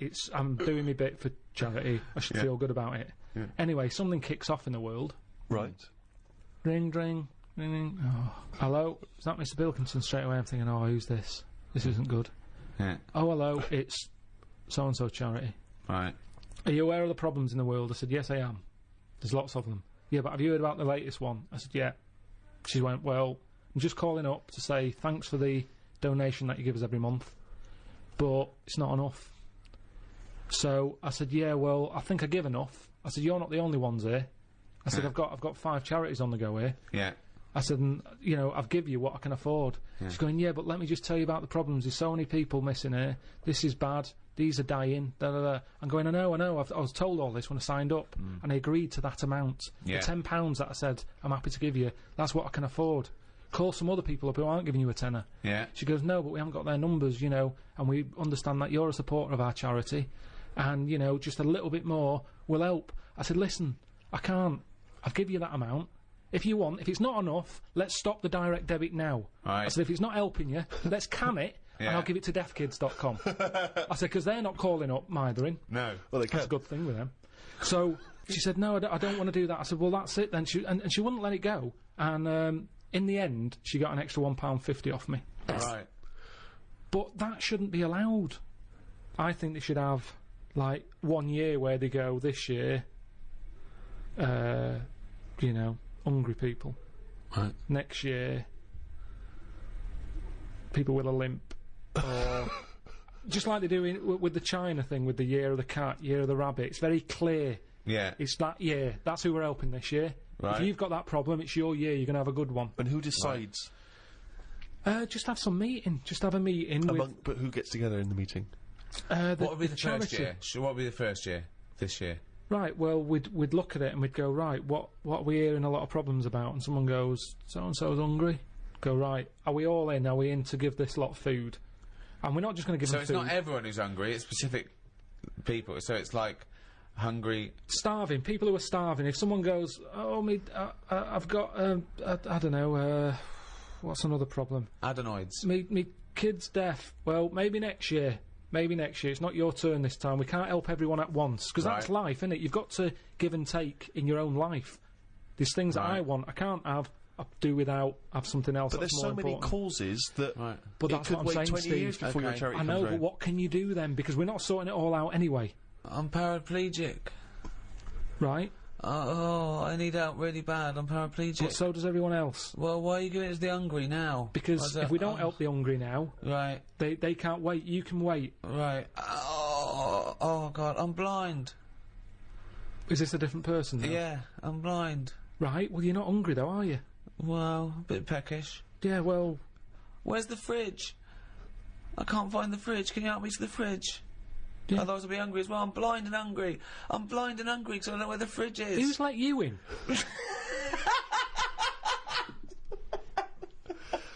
But Karl, this is just Just a some chaotic order. idea. It's It's chaotic because people who are hungry, there's always going to be people who are hungry. Yeah, but then... You're not going to just... Because there's always going to be new people. Yeah. But I sort the problem out. They've eaten all the food. It doesn't last forever, the food, But Karl. I sort it out properly. How do you sort it out?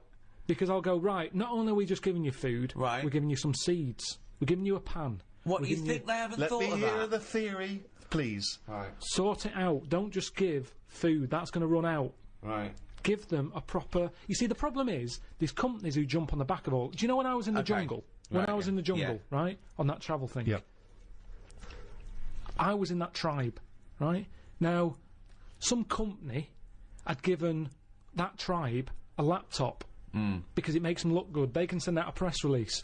Well done to so-and-so computers. Right. They supplied the tribe in, out at Amazon with a computer. I saw it. They were using it as a breadboard because they don't know what it is. They've got no electric. It's useless to them. Right. And that's what charity does. Right. Companies use it to make them look good. When I was there and I really needed to go to the toilet, I was thinking, tribe, I wonder what their toilet facilities are like, right? Thinking it might be better than just doing it in a hole. Surely they've built a toilet. They're not stupid people. They kill animals. They know what they're doing. They know how to cook. Surely they've built some sort of unit. Turns out they don't. They still do it in a hole. But some company had been there, some plumbing firm, and given them a toilet, right? The bloke who, the producer who was out there, he said, you'll be happy. There's a toilet round the back there. I'm thinking, brilliant. I go round there. It is a toilet, but it's not plumbed in. Sure. So it's just a vase with shit in it. It doesn't work, and this is what we need to do. We need to get out there and say, this is how it works. Educate them. Okay, so let's do this then. So it's with the seeds. You're not giving her. So I'm a starving African. Hello, Karl. Have you got any food? Got any food? Got any sandwiches? Well, I starving. have, but if I give you my sandwich, there's someone else behind you, and they'll all come out. So what are you going to do then? What are you going to do? I'm going to help you. How? What are you going to do? I'm gonna make you think about how to make food. Oh, okay, right. Have you ever grown anything before? No. Right, well, here's some seeds for potatoes. Brilliant. Oh, thanks, Karl. See you later. Do I just put them in the ground, yeah? Put them in the ground and water them. Oh, there's no water, you dopey cunt. There is some No, water. there's no water, you dopey cunt. That's why we're starving, you dopey cunt. Right, well, at that point, that's where I go, well, this is a lost cause here. Right. There's no point. Can I have your sandwich after all? No, or you're what? not having it. You're not having it now. So not only can I have a sandwich, you give me seeds with no water, you useless, bald-headed fucking twonk. Right, but all I've done there is made the mistake of the computer firm who's given a laptop to a tribe. Right. It's useless. Right. But there's got to be another way round this. Go on, then. Either move... Right. Because every year they're going to be queuing up saying, I'm hungry, give me a sandwich. No, you're not having another sandwich. Once again, it's an utterly ill-informed discussion. I'm just saying, there's no point queuing up every year. Do you want a sandwich? Here's a sandwich. But Karl, the next year, can I have a sandwich? Where's your brother? He died.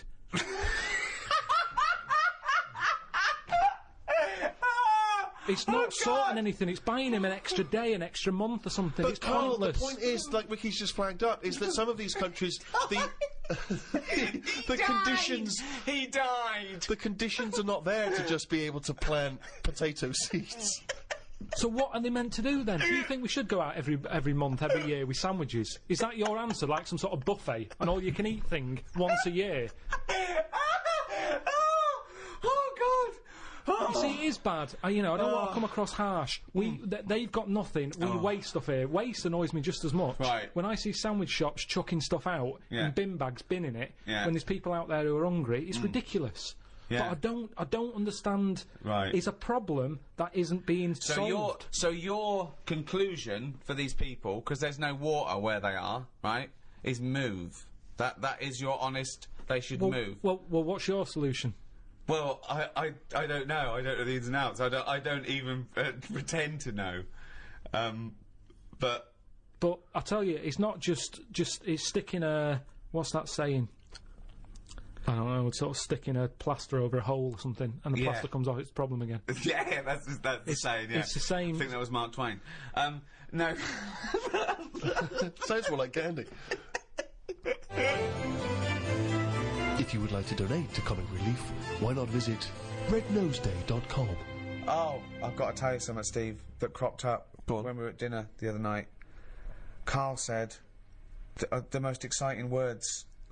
He said, I've had another film idea. Wow. Does it star Clive Warren? No, it doesn't. It's gone bigger than that. Well, Karl, turn the film idea.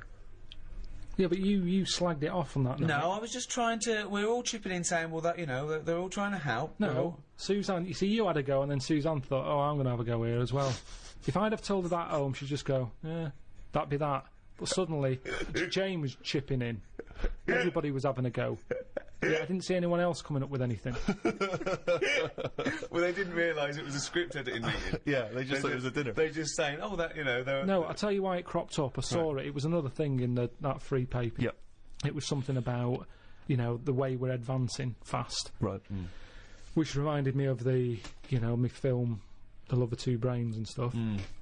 How's that? Is that being made yet? Have you had any? And it was just saying, about how bodies can get reused in a way. Recycling is the ultimate. What did it recycling. say about that though? Because you didn't go into that. What It was hinting at bodies being reused. When you say hinting, you Well, saw it a bit of didn't- a headline, didn't read on. No, what? And made the rest up in your head. No, it was scientists saying in the future. It's that old Right. thing. In the future, this is what we'll be able to do. Do you mean like Frankenstein being reused, old body parts fusing Yeah, together? but that was all different. It was like a short arm and a long leg, and that. This is a full body. Right. So pitch the film idea to me. Yeah. Sell it to me like I'm a Hollywood executive. Sell me the film.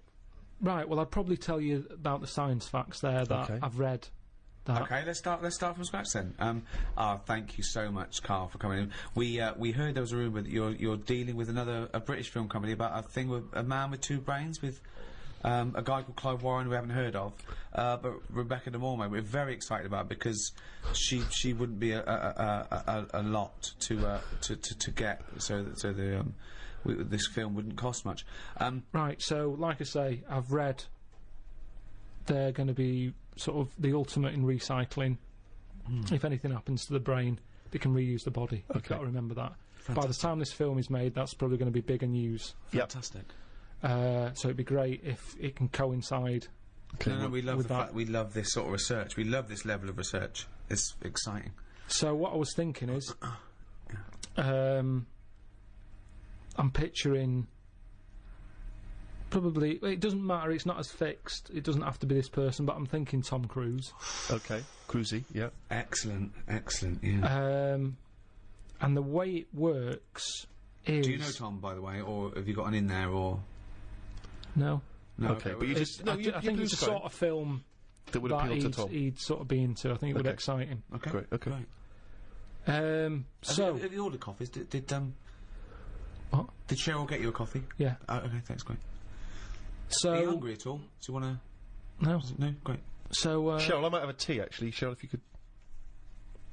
will we wait for the teas before she comes in? She'll 'Cause just once sneak this is in. flowing- She will be very quiet. She'll be like a dormouse. She won't even know she's coming. Okay. You've got your coffee. I don't need a tea. You don't want anything. No, I'm fine, Okay. thanks.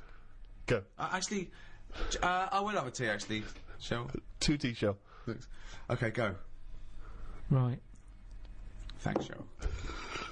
Thank you. Thanks. Is there Shut the sugar? door. Sorry, is there sugar in this show? Let's do 'Cause this. that's- I'll oh, put it in there. Okay, shut the door behind you. Thank you. Okay. Go. All the way. Go. Tom Cruise. So I got Tom Cruise. That's what I've pictured so far.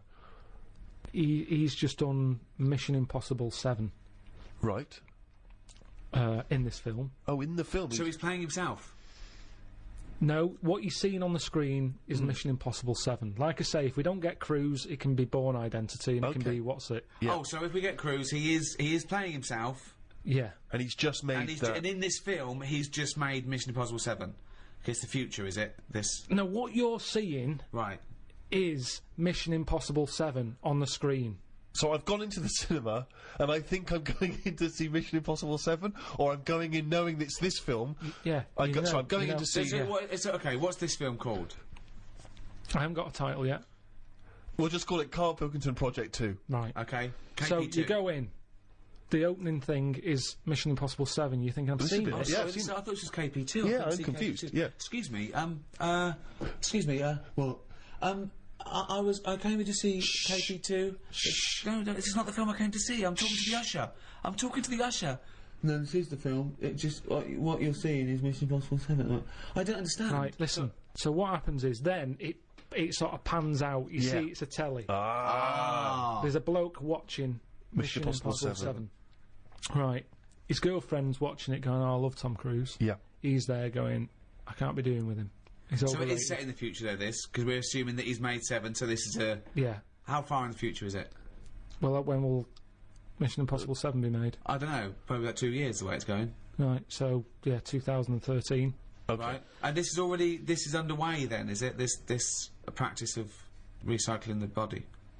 Yeah, by then it's well known that it's out there All as, right. as scientific. Let's not get bogged down in a lot of these things we Okay. can iron out, as I say, in the script So you see developments. Mission Impossible 7 on the Cheryl, are screen. any of those biscuits still knocking around? Do you want to do this meeting? Yes, I do. Sorry, he's a bit easily distracted, but I will have a biscuit as well, sure. So, okay, I've been watching the film. It's Mission Impossible 7. It's pulled out. There's a guy in his room, in his lounge His with girlfriend's his girlfriend. watching it. She's Yes. loving it. She's a fan She of loves Tom Cruise. right. He's a little bit niggled. He wanted to watch something else. Sure. She decided on the DVD. He sat there annoyed. I can't be dealing with Tom Cruise. I can't believe they've made 7 of these films. Right. He's a rubbish actor. I should be the actor. You know, I've been doing acting for years. But he's not an actor, he's... Well, he is. Okay. But he hasn't quite made it. He's in pantos. He's sending a lot of demos off. But he's just It's not funny being because seen. I remember this is one of our notes to make it more plausible, this film, because you didn't know him as an actor before, did you? Yeah, well, this is how it works, isn't it? Right, interesting. Yeah, well, you two don't know about that meeting, do you? Right, okay. So, Right, forget so that. he's a struggling actor. So what happens is, next day they get up, right? Yeah. She's still going on about Tom Cruise. Loves him. Thinks I'm sick of him. Right? She loves him. Got my biscuits gone in my tea. I left it in there too long because he put me off. stupid. Just hang on, let me just Full think. twat. Can I get the spoon, please? guys? Yeah, My sure. biscuit- Do you have it? Oh, it's all probably gone the soggy. best. Soggy. Oh, that's soggy. Cheryl, can we get some more of those biscuits in here, please? Do you want to weigh more? Or? Yeah, I'd love to Yeah, hear no, more, I'd love to please. hear more, Yeah, yeah, I'm just yeah. conscious Can we- that Colin Firth's coming in. He's won an Oscar, so And he's got an idea yeah. about a prince with a Right. cleft palate. Anyway, listen. So, what happens is, he gets so annoyed with his girlfriend liking Tom Cruise. He plans to kill him. So he plans to kill Tom Wow, Cruise. this is new. I've Now, never this man is a jobbing actor. He's obviously based in the UK because he's in Panto. So he flies to Hollywood. No, the equivalent of that. Oh, he's based sort in of- the, he's based in yeah, America. he's a bit part player. Yeah. So he sees Tom Cruise.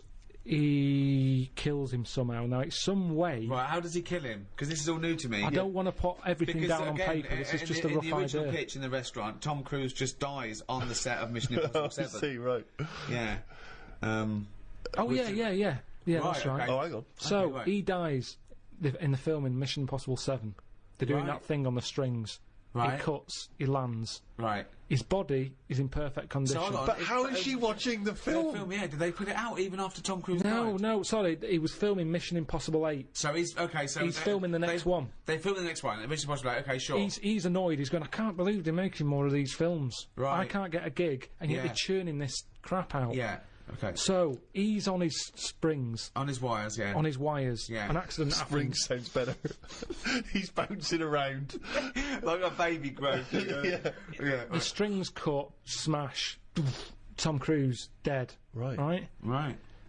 The bloke hears this on the radio, on the news. Yeah.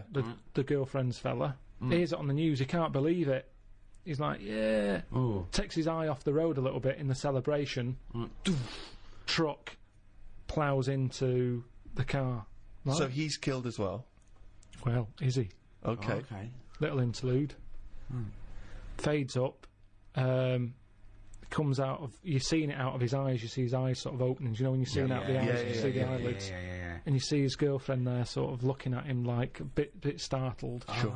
And he's going, "Oh, what happened?" And she's going, "It's all right, it's all right." And he's going, "Oh, get me a mirror." She's going, "I don't want to get you a mirror yet. Okay. Oh, hold on. What's going on? You've had a bad accident." Oh, probably terribly disfigured, is he? Or... This is what he's thinking. Oh, how bad do I look? Scarred, you know, burnt. You know, Yeah. you fancy that Tom Cruise? I've gone the other way. She's going, "It's all right, it's all right." Right. It can't be relevant though that Tom Cruise was killed at the same time. I don't need to think about Tom Cruise. I'll put him out of my mind. Go on. Put him out of my mind. Anyway, What's he going to look all like? mirrors out of the room and everything. He's just learning to walk. He's going, "Why can't I look in a mirror?" And the doctor's going, "No point. Yeah. Right, No okay. point. You've got to get used to this body." He's going, "What do you mean?" It's great that Tom Cruise just did a small cameo at the This beginning is of good this as film. well because we're seeing it through the. What's the voice like, by the way? The bloke's voice. It's the same. Just the same as it was is it? earlier. So the whole thing is through his eyes. I haven't seen his face. No. Then he gets walking. It's Yeah. almost time to go home. Yep. His girlfriend comes in. Yep. It's her job to tell him the new news. Oh the my God! shocking What news. is the news? She says, "There's a mirror. Look in there." He looks in it. He's Tom Cruise Right. because he had his accident on the set. He had the accident. They ended up in the hospital. Right. Quick! We've got to act quick. This is the time. This is the future. Right. where they use Where they can use bodies, all the rest of it. So Tom Cruise is dead. Tom Cruise dead. This But bloke he's just a Brian. body. His body's squashed, but what's his name? Brian. Yeah. But Brian's brain is in Tom Cruise's body. Just a donor body. He just happens to. Just look, happened to. That's how yeah, it'll be. it's just meat. It's just Tom- like a lung donor, exactly. a heart donor. Yeah. It's just so this is timing. Brian. He just looks like Tom Cruise now. He's got Tom Cruise's flesh. Yeah. Basically, yeah. Now, at first, initially, he's annoyed But he's his like voice, going, "I hate the Tom voice is still Cruise." the same as his was, even though it's got Tom Cruise's mouth. It's got a and- bit of both. A little bit different. Who's right? doing it? But okay, sorry. Just practically, who is doing the voiceover then for the? It's Tom now. So He's Tom's acting. sort of doing an impression of this actor. By- Brian's inside Tom. His yeah. name is Brian, but when you look at it on the telly, when the camera whoozes round Yeah. and you see him sat in his bed, it's Tom Cruise. Sure. Right. Okay. His girlfriend's over the moon because she loves Tom Cruise. Right. He's gutted because he couldn't stand him. He can't stand the films. He's thinking, Yeah, oh. but he must be thinking, I look like Tom Cruise, one of the most loved actors of his generation. Yeah. No, And he's you'd also a think good-looking so, bloke. but he's not because he's in shock. Remember, Right. he was expecting to see himself, and when he looks in the mirror, Yeah, he's no, seeing it must someone be else. shocking. Yeah. So Also, the voice. he's going, I can't stand this, and she's going, calm down, you'll get used to it. I don't want to get used to it. And she's sort of saying, look, you're alive. Right. Stop moaning. Yeah. Brian, stop moaning, Brian. She's calling him Brian, I assume. She says, And Tom Cruise just had a sort of donor card that allowed his body to be given away, did it? Yeah, it's the future. Right. This is 2013, Steve. Things have changed. Clearly. Right. but What's his girlfriend's name? Claire. Claire and Brian. Okay. Great. Just a different body, just a slightly different look. All Just right, like- so yeah. he's seen that he looks like Tom Cruise. He's shocked, but he's getting used to it? He doesn't look like him. He is him. Okay. No, right. he's not him. He's Brian, isn't he? Yeah, but to most people, it's Yeah, when he he did. leaves the hospital. They go, all right, Tom. I thought you were They're all dead. going, it's Tom, and he's going, Really? oh, yeah, and he's going, oh, I knew this would happen, it's doing me head in. Are there paparazzi? Do the paparazzi No, think it's Tom? no. Let him explain. Sorry, Rick, because you heard this. I want to hear this story. This is weird though, because so he looks like Tom Cruise. So he wheels out, he's in a wheelchair. Okay. He's going, I'm sick of this. The other patients are going, Tom, I thought you were dead. And he's Yeah. going, Right. yeah. And he's annoyed. He gets in the car. He gets out there right, and he sees a poster up on the side of the road right. for Mission Impossible 8. It's hold on though. It's finished. I thought he died while they were filming It's not finished. But now, these days, he's shouting about films before they're made. Okay, It's like Lord of the Really? Rings, isn't it? Yeah, they're going, Lord of the Rings is in the making. And they're going, Wow. brilliant, and all the hype But they and put everything. a poster up even Seems after. premature. No, the poster Yeah. was already up. That They seems haven't put it premature, up. given that a What, man coming- died during the production. Doesn't matter. I've taken the posters down, No, but it's then I all- don't work in Hollywood. Right. So the poster's up there, and he sees it as he's in the car driving past. Yeah. And he thinks, that can't be finished. That makes sense, yeah. They both look at each other. This is your chance. You wanted to be an actor. This is the chance. Yeah. Right. Go back to the studio. So he goes in. Hello, you don't know me? And they go, oh, we think we do. And he go, no, you don't. I'm Brian. Tom Right. died on your film set. Well, they must Presume- know that. They must know that Tom Cruise is dead. Because his family must have been. All right, notified. if you want, it makes no difference. We can tweak the script. No. You have, because before he was a plumber, by the way. It was a plumber who was turning up going, I'm going to finish Mission Impossible 8. So that was the I'd much prefer that. And I can sort out your lavatory.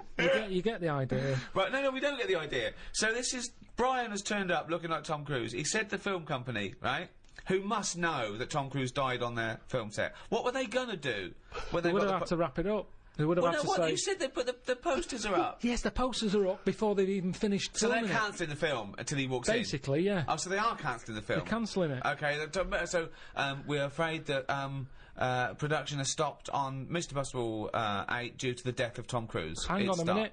What? I'm Brian. Who's Brian? Oh my God, you look exactly like Tom Cruise. Oh, have they done that thing where they put Brian's brain in Tom Cruise's body? Yeah.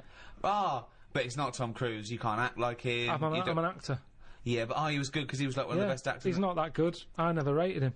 Yeah, but a lot of people did. And he's Yeah, got a lot of people didn't.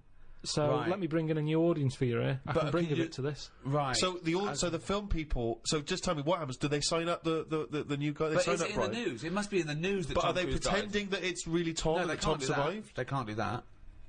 No. But they're quite So unscrupulous. they've these told Hollywood the people. world that Brian is taking over. Brian, right? He used to be a plumber, but is it's now... Brian, who has no surname. Brian Fine, has right, no he's surname, like just Madonna or Brian. Cher. Exactly. Yeah. this- So Brian, right? Is that Brian with It's above the title. Brian, I bet in. it's Brian with a Y. Brian with a Y, Right, in Brian. Mission Impossible 8. This won't work. Where's Tom Cruise? It's not the same. So this, of course, gives it a boost because Right. The people wanna flagging see- people franchise wanna has see how been good Brian is. rejuvenated. the Yeah. press, the news that's Yeah. out there, Yeah. Tom Cruise and his new film. Well, it's not Tom Cruise. They can't say that. Well, it is though. When you look at it and you go, "Oh, it's Tom Cruise." Well, no, you got to say a bloke that looks like Tom Cruise. The body in of his Tom new- Cruise. Yeah. The acting ability of Brian. In a new movie. Mission Impossible 8, starring the bones and skin and stuff of Tom Cruise with Brian's I prey. forget Do it. you like do you like Tom Cruise's face but not his acting? Then you'll enjoy Mission Impossible 8. Can't be bothered. Oh, Mission Impossible 8. From the people who brought you the first 7 and the hair of the bloke who was in the first 7, but with Brian doing all the lines. It's Brian. It's some guy I've never heard of on the 7th sequel. No, wait, sorry, I really want to hear the ending of this movie. Please let me ask questions. You had your chance to ask him questions. Right. So where are we? In a sort of 90-minute running time of a movie, where are we now in the film? Are we about two-thirds of the way through? We're close to the end. I'd Okay, say. so close to the Mission end. Impossible 8 has been made. So what's the end of our movie? Not of Mission Impossible 8, but the movie you're making. What's the ending there? Do we ever get to see him in Mission I think, Impossible 8? yeah, but I think what happens is he becomes the person who he never liked, Right. and it's. I just want to get across the moral that who are we? Are we the people in our body or the people we look like? What's important in life? Is it the way you look or the way you think? And he changes because he looks like Tom Cruise. He becomes the man he never liked. But you see, to me, just from the outsider's point of view, even if I was to accept all the other premise of this movie, which is clearly horseshit, what would have been more interesting is that they don't tell the world that it's a new guy, that they tell the world it's Tom and that they've brought him back to life. He'll have that. That seems more interesting because he then dropped there's the plumber. tension. They're lying to the world, and this guy, he's getting the glory that he always wanted as an actor, but he's lying, and that's a more interesting tension. Is he going to declare, actually, I'm not really Tom, I'm Brian, I've been lying to you all, and that seems like a more interesting dilemma. Instead, we've brought back the walking corpse of Tom Cruise with another man's mind. I mean, But I think if the people whole world's accepting of that, Yeah. No, but you do want to see that. I think a lot of people would just want to see it for that morbid factor of my God. yeah, but this is. You mean they want to see your film because of this morbid factor? Yeah, this is a fiction. This is a fiction. This didn't really happen. You mean the final act of the film is us seeing Mission Impossible 8, starring the real Tom Cruise playing just his own cadaver, and I mean it's an Oscar-winning performance from Tom. I don't know how he's keeping in check who he is. What's his girlfriend think of this? Who's Brian's. she's loving it, isn't she? Because she always liked Tom Cruise. She's over What the did moon. Brian look like, just out of interest? He's just sort of an older looking. Well, who would play him? Who would play him in this film? Probably. He's got to be American. I'm not that. What's his name? The bloke who was in Cheers, probably. Ted Ted Danson. Danson. Ted Danson. So Ted Danson is Brian. So Claire, right? This is so confusing because Ted Danson's supposed to be someone that we've never heard of, even though he's Ted Danson, and Tom Cruise is playing himself, the famous actor Tom Cruise, who is now inhabited by Ted Danson, who's not Ted Danson. Ted Danson. Ted Danson as Brian. Ted Danson as Brian, as Tom Cruise, as Ethan Hunt in Mission Impossible 8. Wow. So have you got a title yet? No, I just wanted to know if you're in. Surely the wife of Brian. The wife of Brian. Who's played Claire? Well, I'm up for you. You know, that's why I've come to you. I thought It's you'd an know. obvious suggestion. Okay, so- Rebecca okay. De Mornay. Okay. Yeah. She is so hot after The Love of a Brain, or whatever it was called.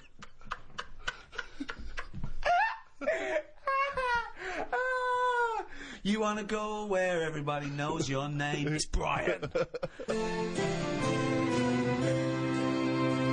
Well, that's about it for this special free guide to in aid of Red Nose Day, Comic Relief. If you have enjoyed this, or even if you haven't, please make a contribution, big or small, to Comic Relief. You can visit rednoseday.com to do that. We'd appreciate it. Little Richard Curtis would appreciate it. He's definitely going to get an OBE at some point, if not for knighthood. Yeah. Give him both. Karl, look at it this way. Supposing people come to this, they didn't like The Office, Extras, me, Steve, Idiot Abroad, The Ricky Gervais Show, didn't like any of that, but they thought, hold on, they're doing something for charity, I'll check this out. They've had a whale of a time, they've laughed at everything, they're going to go and buy all the guides, still available on iTunes now. That is shameless. Also, I'm doing a live stand-up comedy tour at the end of the year. You can check out the details on rickygervais.com. Just do something for charity, or not. It's up to you. So it's goodbye from me, Ricky Gervais, and thank you. Goodbye from Stephen Merchant. Goodbye. And from the little round-headed buffoon that is Karl Pilkington, it's a goodbye. All right.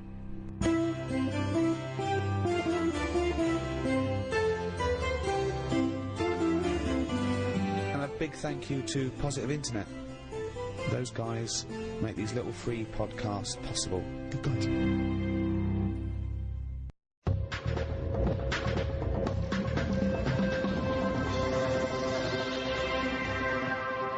Hello and welcome to the all-new Ricky Gervais Show with me, Ricky Gervais, Stephen Merchant, hello, and Karl Pilkington. All right.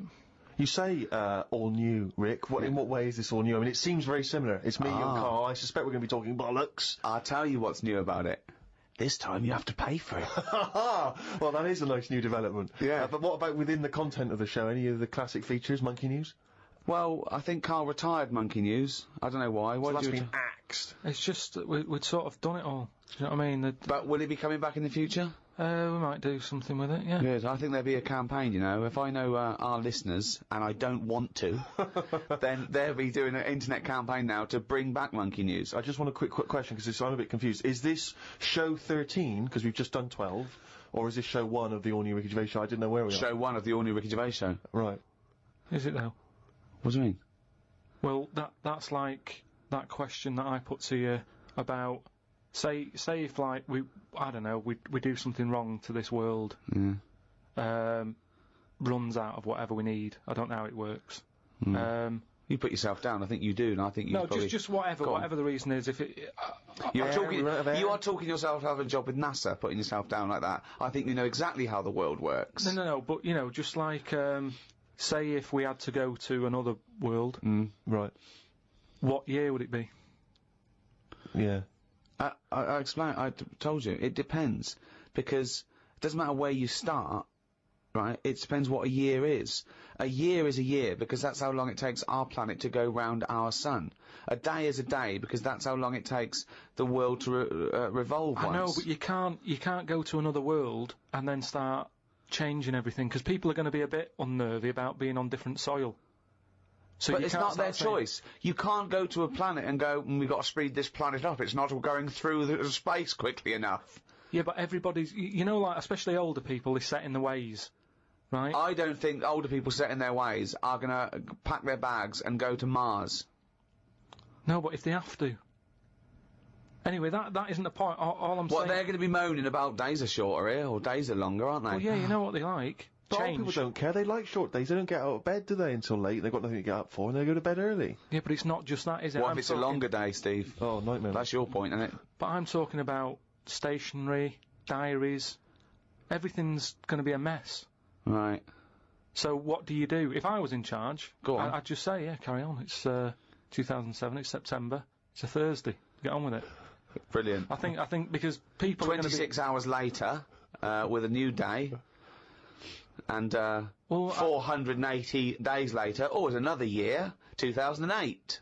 I was trying to explain to him yesterday, in a cafe, about telescopes that can see back to the Big Bang. Why did you do well, that? I was trying to explain what a light year was. Then I was explaining to him that, you know, you sit down, you put your telescope on, you're looking at a star, the star explodes, that star exploded 1 million years ago, and he couldn't have it. I was going, you're literally seeing it explode 1 million years ago, because that's how long the light got. And I started telling him that, you know, someone on another planet far, far away could be watching the 1980 World Cup final if they had a strong enough telescope, because that's how long it took to get. Look at his face. I can see his head bleeding. I just don't. So are you saying? Why did you start doing this in a cafe? Was it a 24-hour cafe? What were you thinking? But are you saying then there could be an alien fella? No, I'm not saying that at all. I'm saying that just like we can see things happening in other on other planets, other solar systems that happened millions of years ago, there could be a little alien fella with a telescope watching the Battle of Hastings if he was far enough away. Do you understand the concept of what Ricky's saying, that light is travelling at a certain speed, which means it hasn't necessarily arrived here yet? So we could all relive history, though, is what I mean. No, we couldn't, because no, but whiz backwards. Well, no. One, you'd have to travel faster than the speed of light. Yeah, I know, but say if we can do all that. Well, that's the big thing. You can't. No, I know, but, you know, it's only a matter of time, isn't it? Why haven't we? No, but we're not in a rush to do it, because we can just go back in time. Well, but if time travel's possible, right, eventually, then it's already happened and they've come back. Yeah, I know, but what I mean is, it's one of those inventions that we're not in a rush to do, because... No, what I'm saying is, if it's possible, then it will happen, and if it will happen, it has in the future. Yeah, but we don't know about that yet, do we? No, but you see my point? Not really. Okay. Yeah, but it's not that great just because you're seeing that far, because there's nothing in the way. You're looking at nothing. Space is nothing. What are you looking at? They say. What do they say? I don't know. If only you had a saying there at your fingertips. What I mean is the universe, they say it's non-stop, there's no sides to it. No, they don't say that. Scientists have never said that. Heaven forbid. Now, Karl, I know you're fascinated by the concept of the doppelganger, of seeing someone who looks exactly like you. Yeah. Jake has emailed in. He says, Karl, if you could spend a day with an exact replica of you, okay, so somehow they've cloned you, Karl, and you've got him for one day, what would you do with this? What would you make him do? What conversation would you have with him? What would you do? Is there anything you could, you know, how would you utilise him for one day? Well, they'd both say, I'm not bothered, and that would be the end of conversation.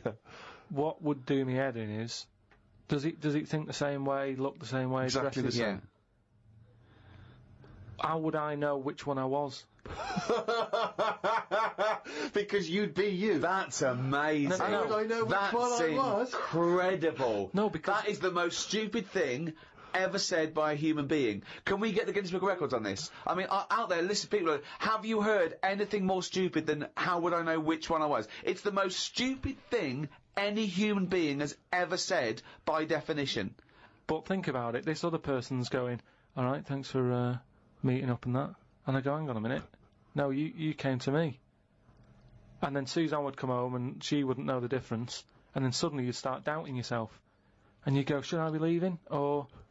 So, how do I know if I am that real one, if he knows what I know? But you know who you are because you're experiencing it. But he'd be saying that because he'd say, yeah, it's a bit weird, But isn't it? you know the truth, you idiot. How would I know which one I was? So anyway... But bear in mind, what would you do? You could pass him off as yourself. What would you do? Would you play tricks? Would you, you know... You could be in two places at once. Would you do stings? Would you do scams? Like Jackass? No, because it would only end up getting me into trouble, won't it? Because people won't believe that there's another one like me. Mm. Otherwise, everyone would be saying that when they get caught robbing. They go, oh, it wasn't me, it was my doppelganger. It can only... I wouldn't want it, to be honest. Again, it's a bit of a headache, isn't it? Because he could be going off, going mental, causing all sorts of trouble, and you're going, well, you pack it in. And he's going, what? What are you on about? But then that wouldn't happen, would it? Because he's being me, so he'd be sat wherever I am anyway. Because he'd want to do what I want to do. So, pointless. But I still wouldn't want it. It's unbelievable. That was a conversation with himself. That was amazing. That was like experiencing what it would be like if there was two Karls. Yeah, he's having a discussion with himself. We could have left in that time and come back, and he'd be arguing still. That is officially the most stupid thing. If the Guinness World Records has anyone anywhere in the world said anything more stupid than "How would I know which one was me?" But does this mean? Does this mean though that I could just sit at home and not do anything, and just send me out on? Yes. And when he's seen something happen, I'm seeing it. No. You're separate people. You're separate people. But then he's not a doppelganger then, Well, is he? you're identical twins then. You found out identical twins and he's got exactly the same input as you. I mean, it's not a real question, is it? It's just a little, again... But I said to you the other week about twins and that, how I wouldn't like to have a twin. It's alright when you're a kid, but unless you're a Siamese twin, even they don't even look alike, do they? Just stuck together. You don't go, oh, don't they look like each other? They have different haircuts. They don't carry that thing on, do they? That normal twins do. Like normal twins, the mums say have the same haircut, wear the same shirt. Siamese twins never look the same. They've just got their arse stuck together. Again, it's a dialogue in his own head. It's unbelievable.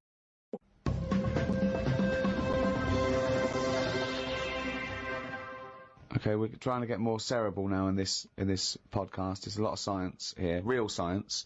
Maybe we should call it a spodcast. Mm-hmm. Okay, Karl. This is a logical conundrum. To a certain extent, there's a little bit of lateral thinking because, but there is only one right answer. Now, the pressure here isn't to get this right because I don't know anyone who's ever got this right. The pressure is. One, asking sensible questions, and when I've told you the answer, to then understand it. Because when I've explained this to people, I've laid out for them, they still can't quite get the concept. Okay, so, there's two doors, Karl. Yeah. One leads to heaven, Right. one leads to hell. Yeah. Okay, they're identical, you can't tell them apart. Okay, 50-50. Right. Obviously you want to go to heaven, I assume. Right, there's two guards, identical guards, guarding each door. Okay? Right. The one guarding hell always tells a lie.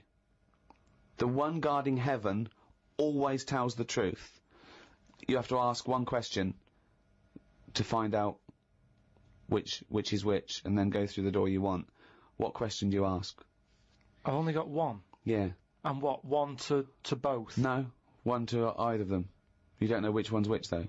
So what question do you ask? Why can't I ask, like, both of them one? Because it's Because not the rules are you can only ask one. There aren't actually two doors labelled heaven and hell, Karl. It's a leap of imagination here. And I've definitely got to answer. I've got to ask them a question. I can't just sort of have a feel of the door to see if there's any heat or anything. They're identical. You stand a few yards away. You cannot tell from the outside of these doors which is which. They're identical. The guards are identical. But the one guarding hell always tells a lie, and the one guarding heaven always tells the truth. What question do you ask? I can't look through the keyhole or anything. There's no Get anywhere keyhole. near them. Let's imagine there's a small rope that prevents you from getting anywhere near, rather like outside a nightclub. Yeah. What do you ask? What do you ask? What question do you ask? Come on, you've only got one. Quick, this is it.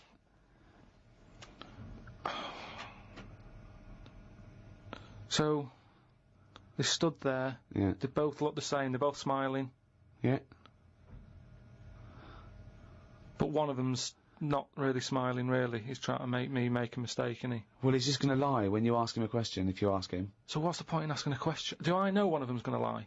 Yeah, well, the one guarding hell always tells a lie. The one guarding heaven always tells the truth. These things you know. But would they be neighbours like this? Would they be that close? Why? I mean, we're not sure if these two guys get on. I'll give you a clue. I'll give you a clue. They know who they are, and they know that the one guarding hell always tells a lie, and the one guarding heaven always tells the truth. So I know that. No, they know it as well. Doesn't really come down to this, Karl. This isn't what's going to happen when you die. But when is this useful then? Because it's a logical... Well, I'll tell you the answer. No, I want to see if he can get it. He's almost there. No, he's not almost there. What am I thinking? But there's no shame in not getting it. It's a There's no tricky one, shame in not yeah. getting it. It's a really hard one to get. I mean, the shame is the ridiculous questions you asked. And now I'm going to tell you the answer. No, hang on, right, so you go up and you Yeah. go, you Right, go, hang on. Well, look, let's imagine that. Let's imagine Ricky and I are those two guys. Okay, right? But we have to, well, me and Steve will decide which doors we're guarding, okay? right. Look away, Carl. Okay Right, then. so we've decided. Okay, one of us is guarding hell and one of us is guarding heaven. Which question are you going to ask and who are you going to ask it to? Right, I'll just say to you, Steve, I'll go, got some post for God here. That's not a question. That's a statement. Right, you've got some posts for God here. No, that's not a question. Yeah, but maybe the Alright, question's coming. You got some posts for God here, yeah. And it needs to be signed. It's not a question. Still not a question. No, let So, him finish. is God in? Because I need him to sign for this post. Is he in? Well, I can answer that as well if you want. Go on. He's in. He's behind my door. Do you want to answer it? Well, Yes. do you he's want in. to get him? Just, Well, no, you've only got one question. So you're asking Steve, is God in? What's the answer? Yes. Ask me. Yes. look, lads, I'm just trying to do a job here. What am I going to do with this? Well, give it to me and I'll give it to God because he's behind my door. Steve? Yeah, give it to me and I'll take it into God because he's behind my door. You're an idiot. It doesn't help. That doesn't help. Let me tell you the answer. You ask either one of us, you say, if I was to ask the other one what door he was guarding, what would he say? Then whatever they say is the door they're guarding. Because if you happen to ask the one guarding hell, right? I'm guarding hell, by the way. I'm the devil. Steve's God, okay? So you asked me what Steve would say if you asked him what door he was guarding, and I'm going to lie. I know he'd say heaven, because he'd tell the truth, but I'm lying, so he'd say hell. So you know I'm guarding hell. If you ask Steve what door I was guarding, he'd tell the truth, right? So he'd say heaven, because he'd know I'd lie. So he's guarding heaven. So the question is, if I was to ask the other one what door he was guarding, what would he say? And whatever the person answers is the door they're guarding. Steve, what door are you looking after? Well, Heaven. yeah. Why should I believe you? Because you don't know. No, that doesn't work. Because you asked me the same and I'd say heaven as well. Right, so who do I believe? This is where you use your gut feeling, though, isn't it? This is what life's...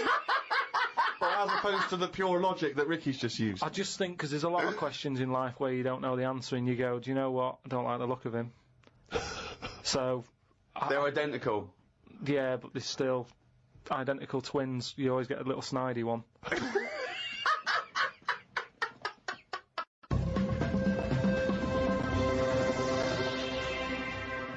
Oh, chimpanzee, that is written it down. What? That's the jingle there for Karl's Diary. Still a very popular feature on show 1/13. Here we are. Got a book sent to me called Freaks. It's a bit heavy, but it's got some interesting pictures in it. Read a bit about the two-headed nightingale. She/they was on tour in London years and years ago. It cost 2 shillings to have a front row seat. She/they had 2 heads/2 arms and 4 legs. They are called Siamese twins because the first twins that were born stuck together were Siamese. On one of the pictures, they are playing chess against the doctor. That hardly seems fair. 2 heads are better than 1. So it's 2 heads, 2 arms, and 4 legs. That's just 2 women in one dress. Yeah, that's 2 women with an arm missing. Yeah. Spoke to Ricky and his friend Glyn about art. I just don't get it. Ricky had some odd pictures on his walls. I don't have any pictures up in my flat because of the mirrored wall. But I can't say I'm bothered. The mirrored wall, we should just explain what that is. When you moved into your flat, there was an enormous mirror on one wall. Was that right? We just got this flat, and, you know, it's not a big flat, so I think the people who had it before us, he was a gay fella, right, which was a bit like, oh, so you've been doing with that mirror and that. But... What?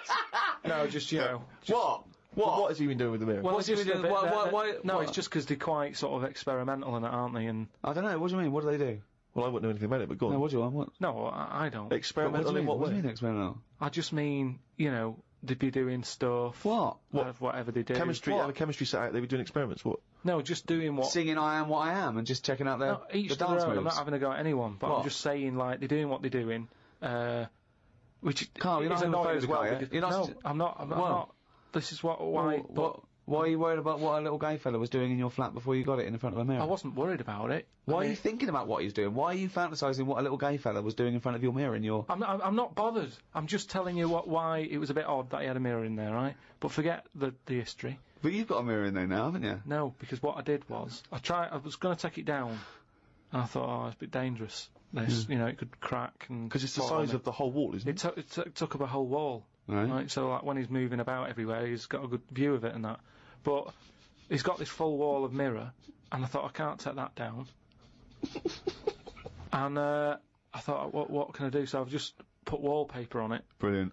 and it looks all right. You wouldn't know, what have you? But it means that I can't put any pictures up. That's all I'm saying. Because if I put a nail in, And what don't you understand about art? What about art don't you understand? The concept? Specifics? just the way some people like, you know, the ones you've got, where it's just like a block of colour on a bit of canvas. It's like, what's that? Just Abstract. It's just abstract. It's you know, it's vibrancy of colour. It's a, you know, an attack on the senses. Or it could be, there could be something in there that you might see. You might not see first time round, or it could be, you know. Yeah, but there's loads of stuff to look at without having to do that. But You've that's got the point of- windows. I can understand if you had a cell and there's no windows and you want a bit of colour, but you've got a Yeah. window to look out of, and you've got like just a big block of.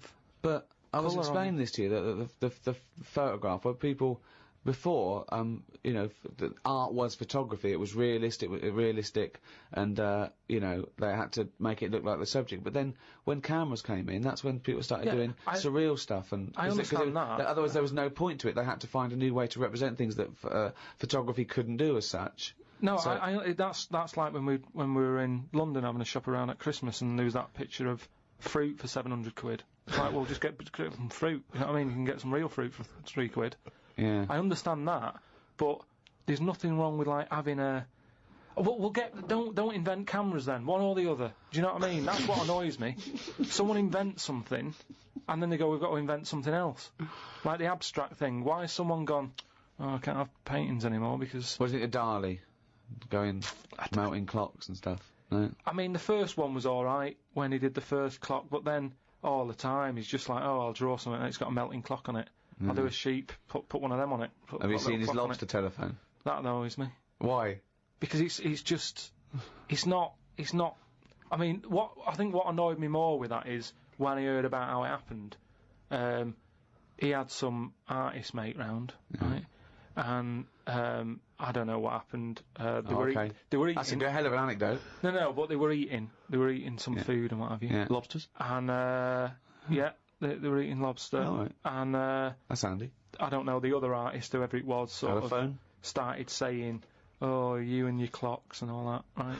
Brilliant. And, they This didn't started, happen. They started arguing, Yeah. and he chucked some of the lobster. Bollocks. And it landed on the It phone. bounced off his mate's head, went on the phone, and they both looked at each other like, "Are you thinking what I'm thinking?" And they brought out that phone as a bit of art. Things like that annoy me. Because happen. it was them just messing That about. didn't happen. Just telling you what I know. I saw his work.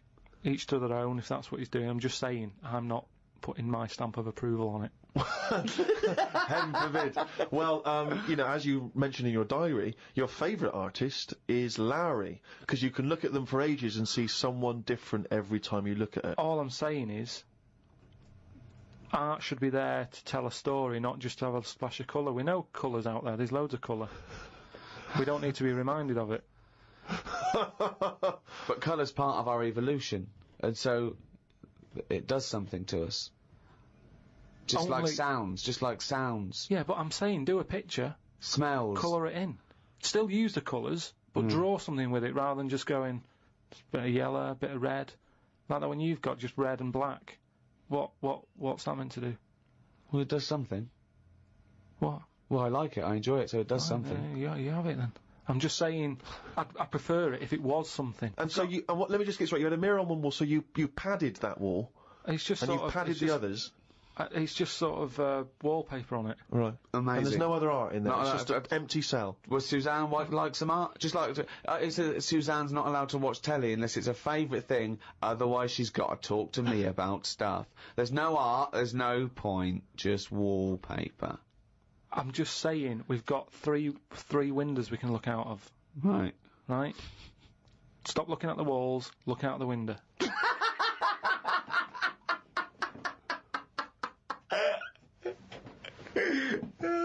Some new words have been introduced into the dictionary. Too many words. We should have some system where we can get rid of words if they aren't used a certain number of times. Well, that we do. They do die out, don't they, eventually? Like what? You don't have to use them. No, but they don't, do they? They keep adding them. And I just worry about, you know, this is the problem with, like, your head can only hold so much. Can't it? Yeah. It all very well when Adam and Eve was knocking about. There's no history, they don't have to remember anything. All I'm saying is, fine, bring out a new word, but once you bring out a new one, bin another one. The dictionary's getting bigger and bigger, no one's keeping an eye on it. Well, I think they are. They're not, they keep adding. It doesn't grow. They don't just dig it up one day. It's got bigger. What have you done? So you're Left happy, it out. You're happy for them to stick in iPod, let's say. But we can pride ourselves on having more words in the English language than any other language. I think we've got twice as many as the second. Yeah. I think maybe Russian. I'm not sure about that. I'm sure someone email us, but we don't talk the most, so there's a lot of clutter there. What do you mean we don't talk the most? Well, you'd have to, you'd say Nothing that. as expressive as the English language. Yeah, no, because we've got a word for everything. I'm just saying that I don't use all these words that are coming out, and I just think, like I say, keep an eye on it. Some sort of, I don't know how it can be controlled. But Shakespeare invented words. I think Shakespeare invented about 1,200 words. Yeah, and we're probably still using a lot of his. So why do we keep sticking more in the pot? Right. Stop using loads of words. People are panicking in New York about the snow they're getting. It's 2 foot deep. They're saying it's to do with global warming. I don't get it. 2 days ago they were saying the world's getting warmer and the ice is melting on one of the poles where the polar bears are. As long as we get snow on the world, does it matter where it goes? Read on the internet that heads are bigger now than they were years ago. Brains are getting bigger, apparently. This is because we're being told too much information. We are told too much stuff about things that we wouldn't have known about years ago. You've just made that leap, haven't you? Maybe heads and brains are getting larger, but the fact that it's because there's too much information cramming in them. Where have you got that from? As time goes on, isn't it? It's that thing of we're being taught more and more every day. As the time goes on, something's happening every day.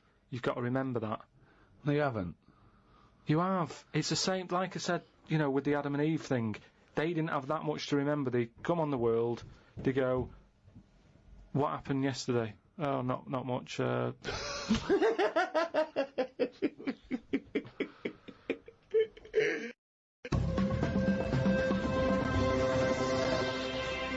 Well, in the all-new Ricky Gervais show, there is no monkey news as such. That's going to come back, Karl. You've got to bring that back. But we're going to do something that we used to do on our local radio show called Rockbusters. Sounds a bit like Blockbusters, a television programme that used to be on television where they gave sort of real cryptic clues. Yours aren't cryptic clues. Yours are ridiculous. So explain Rockbusters. Give out an initial of a artist or a band. Yeah. Knocking about, like now or ages ago. And I give a cryptic clue. It's not a cryptic clue. Very rarely cryptic.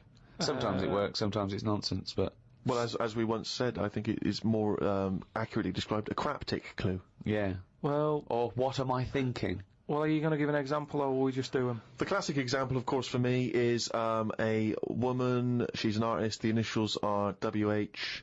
She was wandering around in Texas. She fell over. A part of her leg fell in a puddle. Wet knee, Houston.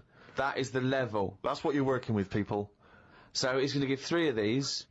The first email that gets them all right, the first email we get, and it's timed, isn't it, email, so we can know, that gets all these clues exactly right, can win, what, a signed photo of Karl? Now that is exclusive. There are not very many. I don't think they even exist, do they? There are no signed photos of Karl, so this will be a collector's item. Right. So, yeah, there's 3 different ones. When you send it in on email, podcast at rickygervais.com. Just put in the subject thing like Rockbusters so I know what I'm looking for. Mm. Right then, so three different clues for you to work on. First one. Oh, shouldn't I do a jingle for this? Please. Okay. Oh, that sounds cryptic, no Pilkington! Rockbusters. Right, first one, the initial, right, is B. The initial B, band B, or artist. So, band or an artist beginning with the letter B. Mm-hmm. The cryptic clue. Well, I don't want a house that's that far away from the water. I want to be right on top of it. Right, that's the cryptic clue. Well, I don't want a house that far away from the water. I want to be right on top of it. Right? B, artist or band. Who is it? Right, work on that one. Second one, it's B again. B, letter B for the band or the artist. All right. Cryptic clue, right? That part of my leg is English. That's it, is it? Yeah. Right. That part of my leg is English. Initial B. What is it? Part of my leg is English. And then the last one, KW, artist or band. And the cryptic clue, the fitness teacher has got a speech impediment. What's going on there? Right, KW, the fitness teacher has got a speech impediment. Work on them, right? Send in the answers, podcast at rickygervais.com, and just win some signed picture and that. A signed picture of Karl Pilkington. Also, when you're sending in your answers, or indeed if you don't have the answers but you just want to get in touch, podcast at rickygervais.com. If you've got anything that you think might be of interest to Karl, we're looking for, as Ricky was giving him earlier, scientific facts, stories you've read about, anything which you think might just pique his interest, send them in, podcast at rickygervais.com.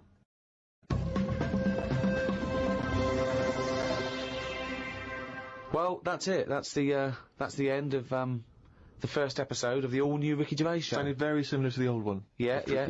Why change a winning formula? Why, exactly. And if you're missing the old ones, the complete archive of all our podcasts are available from next week. Go to audible.com, find out how to get to it. Absolutely. For any of your queries and questions, go to rickygervais.com. That tells you where you need to go for any Ricky Gervais podcasts or the new shows. It's all there. That'll explain it. So it's goodbye from me, Ricky Gervais. Goodbye from Steve Merchant. Goodbye. And Karl Pilkington. All right.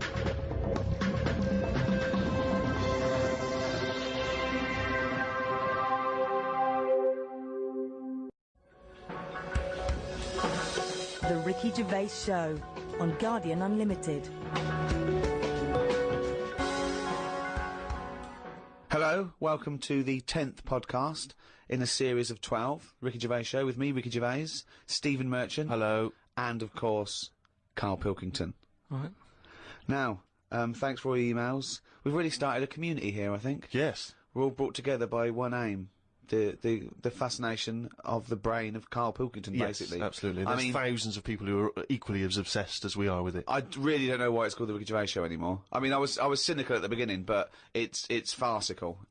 Welcome to the Karl Pilkington Show. Well, people say they'd like to hear more from you and I, but I don't see why when you've got this specimen in the room. I feel like the ringmaster, but the real star is the shaved monkey in a jar that we bring out. Do you know what I mean? Yeah. That's it. That's the star of the show. You know. Yeah. Well, we've had loads of emails actually, and we've had one from Nige, who's done this brilliant cartoon of Karl on the beach. I think we should sell those as postcards.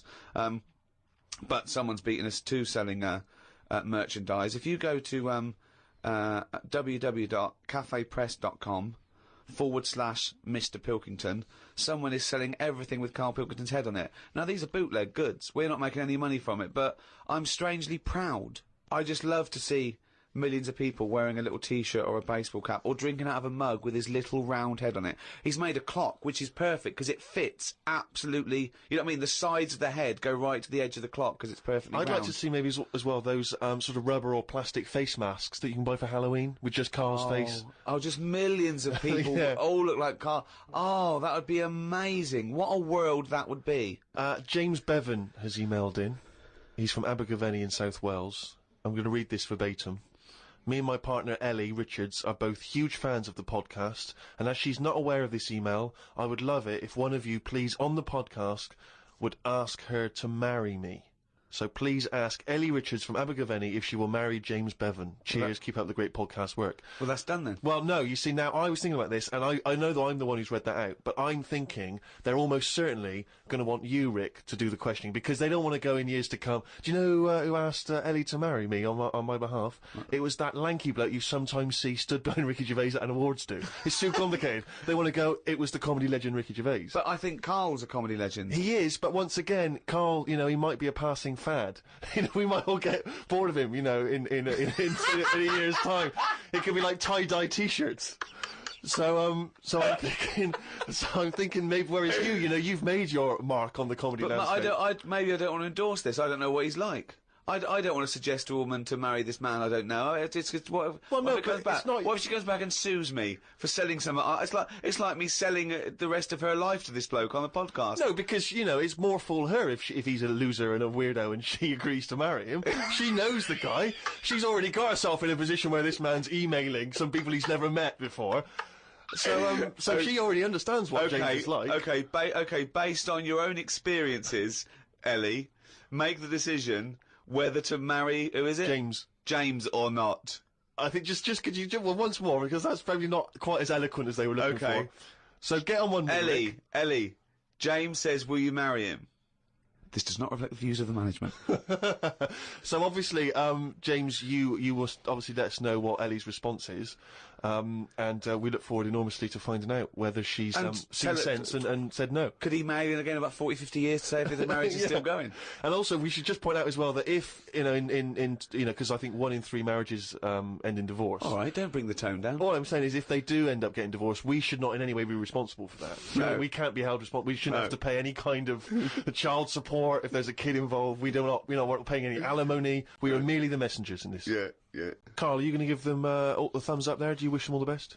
Yeah, you know, if that's what they want to do and that, just get on with it. And so, right, you know, some people are into all that, aren't they? I mean, you've been with Suzanne a long time and still no wedding bells on the horizon? Well, it's gone past that time now. I think if you don't do it within the first sort of 9 months or something, it's kind of like, what's the point now? And I mean, she goes on about it a lot, but I'm not sort of, I don't like all the attention and that. Do you know what I mean? Of, like, everyone stood there watching and stuff. Sort of puts me off. So that's your only reason for not getting married, is it? You just don't like the event?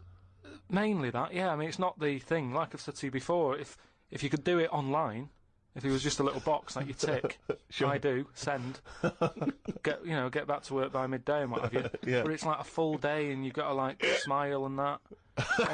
Heaven forbid, yeah. It's just hard work, isn't it? Pretend it's the happiest day of your life. But surely, you know, if Suzanne, a woman you love, wants this very dearly, why not give it to her as a gift? Obviously, get your old work to pay for it.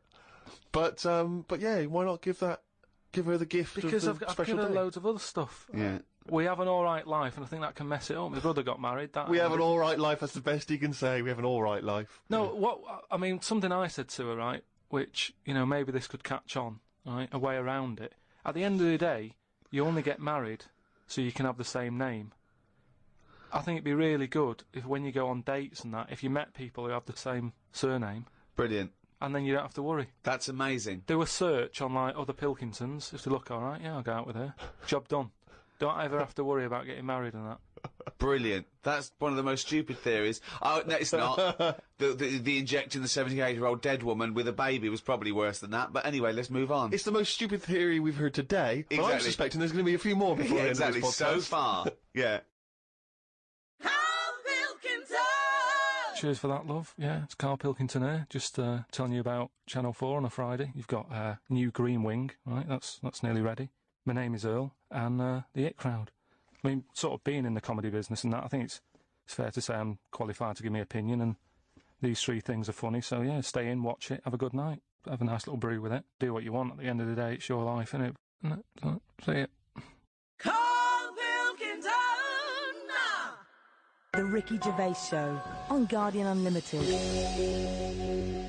Still to come, of course, Monkey News and Karl's diary, excerpts thereof. I wonder if we should have a jingle for questions for Karl, because there's a lot of questions coming in for Karl. Okay. Oh, chimpanzee, that question's for Karl. Yeah, okay, no, fair enough, that works. This is from Jim and Bob in Manchester. Karl, if you could talk to any animal, which one would it be and what would you say to it? Insect, animal, anything, fish, anything. Well, they said animal, but that's broaden it to anything. Animal, creature. Insect is an animal. Yeah, no, but I'm just, I don't want to get it wrong. I'm just thinking about. Yeah. There's a lot of stuff out there, isn't there? I'd probably go for the tortoise. Okay. Because it would take a long time to walk away from you while you were talking. No, just because Most animals would be off straight away. Yeah. Just because they live for ages, so they'll have loads of stories. They've lived through a lot. You know what I mean? Through wars and stuff. If you get an old one, an old one, that's about. Yeah. Most of them have lived in a box in a garden for 52 years. No, but you get some that have been about, and even if it's in a box, you can overhear. They've really travelled, have they? Yeah. I mean, some of them have experienced more than you. Yeah. But they've broadened their horizons a bit more than you. They could probably teach you a thing or two, yeah. And what would you hope to learn from them? Just history. Right. From their very specific tortoise perspective. Other emails. We've had a lot of questions about time travel. People are fascinated about your approach to time travel. And I know we've talked about this in the past, but this is a very specific time travel question. If you had a time machine, Karl, to what event in your childhood would you travel back to and why? What's the point in going back to things that you thought? No, it's just that it's never as good, is it? It's like a place you go on holiday and you go back thinking it'll be as good as the first time. It never is. So I don't believe in going back to places. What do you understand the question as? Do you think they're asking, would you go back like a ghost and spy? Would you go back and you've got your childhood back? You are that child again. You're in the body. You are the child, or you've got your adult head and experiences. Rick, I really don't think Karl was thinking there was any of those variations. Let's be honest. But now that you've flagged him up, I think he was thinking of him as he is now in school with a cap on. yeah. But Too big for the chairs. yeah. Come on. No, I don't think I would go back. It's all happened now, isn't it? Yeah, but it's an email to a podcast for our own amusement. Well, okay. Choose an event. Okay, forget the time travel thing.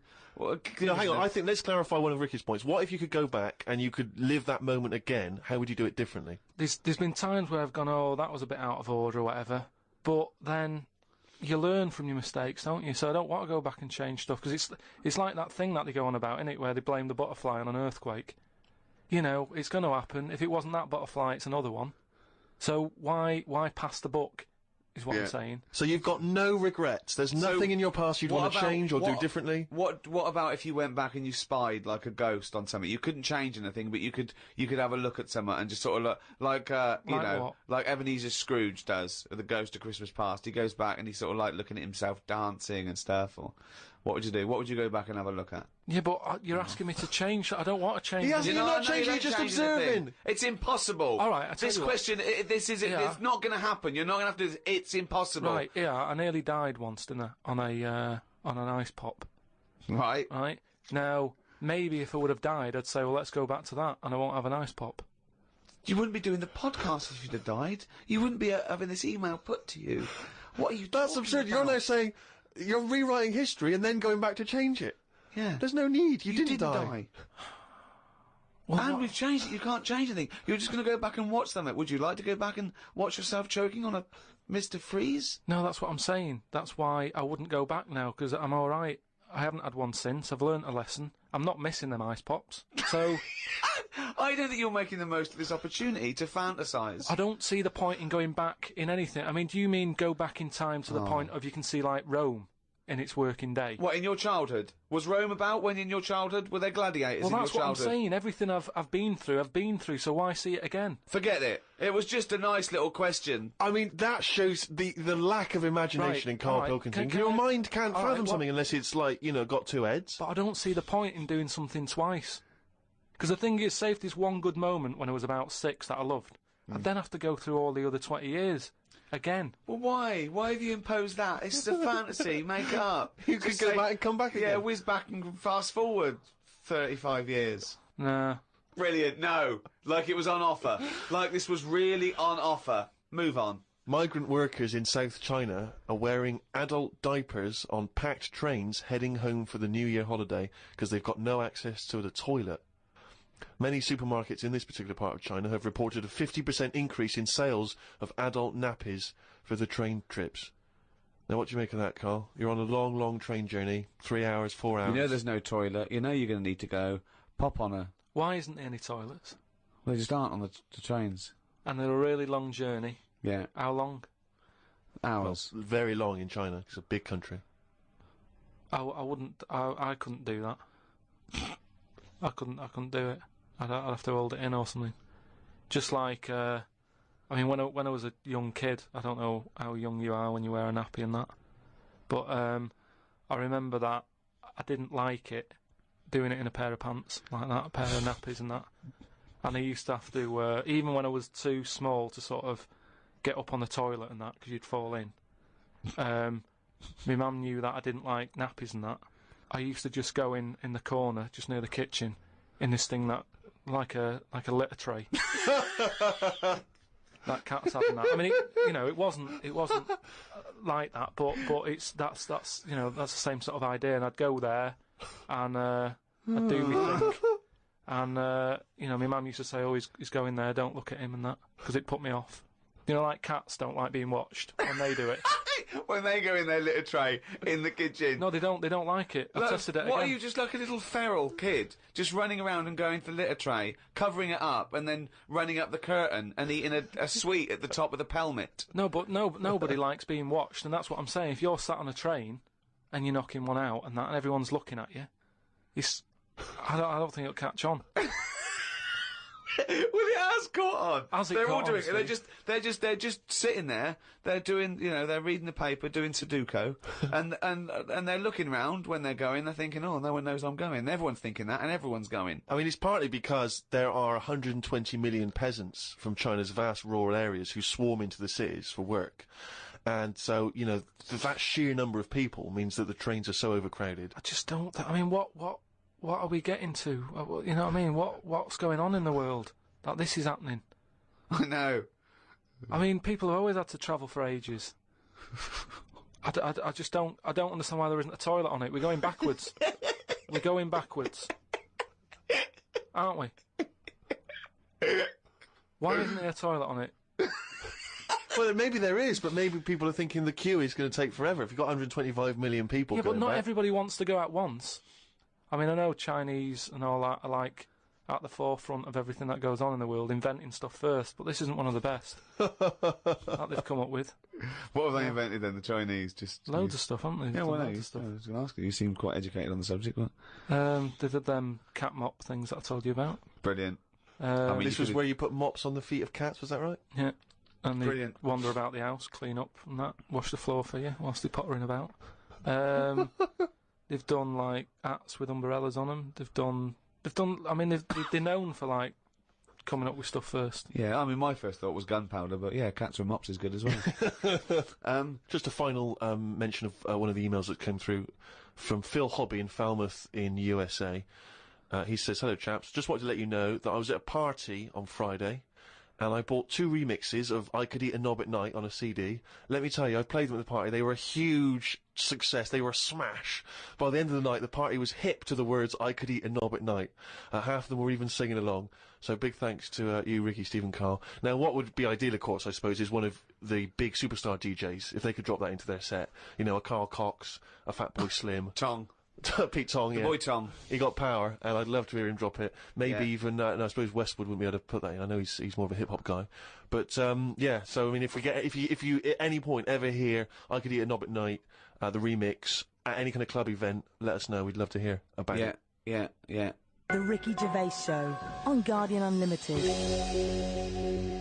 Well, now to one of our most popular features. I mean, this could even rival Monkey News one day. It is Monkey News. It's it's news from the point of view of a monkey, a shaved monkey. It's Karl Pilkington's diary. Oh, he's written it down, yeah. Was that the jingle, or were you just annoyed about something? Okay. Went and did the podcast. We had a meeting after. I don't like meetings, as I can't keep focused on what people are talking about. I think Ricky has the same problem as after 25 minutes he was trying to wrestle me. I tried to do what spiders do and stayed still as if I was dead. But Ricky just stayed on top of me, not moving. A bit like when you see one of them big snakes swallowing a sheep. Ricky got bored and released me. I went home thinking, why had I left my old job for this? A homeless man asked me for some money, but I didn't feel like I should treat him as I felt that he'd probably had a better day than me. Oh, God. Suzanne called me to say she'd gone for a haircut and that she'd meet me in the supermarket. I went to the supermarket, but she wasn't there. I called her and she said she was near the fruit aisle. I went to the fruit aisle and she wasn't there. Turns out she was in a different supermarket on the other side of town. And that if I'd listened to her properly, I'd have known that. I didn't want to say that I... What, you just went to the first supermarket you thought of, as opposed to listening to what supermarket... I'm in the supermarket, alright, bye. I didn't want to say that I hadn't heard her properly, because my ears were ringing a bit from the wrestling from earlier. 25 minutes later, I met up with Suzanne. Her haircut wasn't that bad. Normally her haircuts are followed by an argument between us as she pays over the odds for some daft haircut that's the latest style. Brilliant. I wish she'd take a picture out of a magazine or ask for a style rather than letting the hairdresser do what she wants. I said I only tell her to do this as she's got a square head and a close-cut hairdo makes it look squarer. She said, what do you think of this cut? I said it looked alright as I couldn't be bothered arguing about it. It's weird writing a diary. I don't know who thought of doing one of these first. The last time I did one was at school. They used to get you to do it so they could keep an eye on whatever you were up to. My diary used to say the same thing every night. Got home, went to the shop to get potatoes, bread, milk. Went home, watched telly, went to bed. I think I might have gone to Twiggy's Dance Club just so I had something different to write. You've not told us about Twiggy's Dance Club. It's just, you know, I sort of, when I was a kid, I sort of gave everything a bit of a go. I did boxing and that, didn't I? Gave that a go. For about 45 minutes. And, yeah, a mate sort of said, oh, you know, you're into your dancing, your robotics and that. You're doing your body popping, right? Body popping and that. He said, you ought to come to Twiggy's. And, I went there, but I didn't go in, it was shut. They were just having, like, loads of toilet rolls delivered. I think, like, they were, like, using it as a storage place for toilet rolls and that. So I said, oh, I've come to have a dance. And like, oh, not tonight. Come back tomorrow. I never went back. Brilliant. Next. What a waste of an anecdote. Right. Brilliant. Just to recap, you're convinced then that the teachers are asking you to keep diaries so they can keep tabs on you. And then to continue the diary, as there were more problems happening on the estate, they started to add Saturday and Sundays to the school diary to keep an eye on what we were doing at the weekend. I struggled to fill it on a Sunday, as the shop I got potatoes and bread from was shut on a Sunday. I had to go over to Shepherd's Bush to meet someone. I got the tube. There was a badly burnt man on the tube. It's amazing how the body can continue through quite a lot of bad stuff. It got me thinking about how much stuff you could remove in your body, one by one, without dying. If it was a competition, the cockroach would win, as it can live for a week without a head. I just mean, like, say if, you know, they're running out of ideas for TV programmes and that, right? They get someone who isn't well. They go, look, do you mind if we make a programme on you? And what they do, they sit them in the bed, and they go, right, what we're going to do now is take out the heart, but replace it with a pacemaker. Right, go on. No. Sorry. People with pacemakers don't have their heart taken out and a pacemaker popped in. All right, then. Some sort of machine. What I'm getting to is... Have you been playing Operation? What I mean is the big finale would just be a head chatting with loads of wires going into it, and it's like, look what we can do with science. That's what the programme's called. It's the same every week. The volunteer is just a head with loads of wires coming out Look of it. what we can do with science. And he's going, Goodbye. Oh, I feel ill. Got some post delivered to me today. It was... Oh, this is This great. makes it in the diary. Got some post delivered to me today. It was addressed to Mr. Dilkington.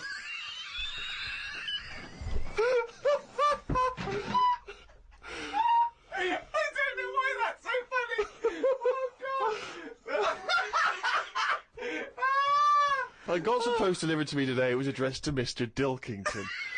I opened it, and the first sentence read, Dear Mr. K. Dilkington, you're one of our most valuable customers. I put it in the bin. Thought I would learn some new words, as Steve always says I don't use enough different words. I read in the Fortean Times that the word whew means an ugly female ghost with drooping breasts. Is that how am I pronouncing Who's that right? using that word? Who is using that word? It was just W-E-W-E. Let's call it a woo. An ugly female ghost with drooping breasts. I think I'm right when I say there are too many words in the world. I don't think I will ever get round to using the word woo. Watched a health programme. Wasn't watching it properly, but heard some doctors say that we only get so many heartbeats in a lifetime, so don't do too much exercise. I told Suzanne, and she said I probably hadn't heard it right. We got talking about death. Suzanne said she didn't like thinking about it. I said she might end up being a woo. I was chuffed as I'd managed to use my new word. I went to the supermarket to get tonight's tea. On the way, I stopped and looked in the fishmongers at all the different fish they had in the window. It's like a child in one of those kids' TV shows. I know. Mr. Pilkington went to the fishmonger. He stopped and looked at all the fish in the window. Hello, Mr. Dilkington, they said. There was a newspaper clipping stuck on the glass about a two-headed fish that they've made in Taiwan. I don't see the point in doing this, as a fish having two heads ain't going to solve the world's hunger problems, as the head is the bit you throw away. Invent a fish with two bodies, and I'd say well done. Good point, isn't it? Suzanne watched one of her favourite TV programmes. I've told her the telly only goes on if there's something she wants to watch. If there's nothing on, she has to talk to me about stuff I've learnt. Like Descartes. Watched a programme on him the other day. He is the one who said something like, I know I'm about 'cause I dream. Doesn't work for everything 'cause ants don't sleep. I don't know if I'd like that or not. You don't know if you would like it if you didn't ever Not sleep. sleeping. It's just one long day. I don't know. Don't know how you put up with that. Do you think it'd be a good idea? No. Why not? Because, as you said, it would get a bit boring. You know, your sleep is your rest, your time off. It helps you detoxify. It helps you sort of think things through on a subconscious level. You know, But don't you ever get it where, I mean, sometimes it's brilliant to have a sleep when you're tired, but don't you sometimes feel that's like... the best time to have a sleep when you're tired. No, but sometimes when you go to bed and you're not that tired and you're kind of thinking, oh, I'm going to waste some hours of my life now and I'm not really in the mood for this. Well, that's sleeping. just wishing you had longer on this earth doing creative things. I mean, if you didn't have to sleep, you could spend more time talking to a tortoise and going to the toffee shop.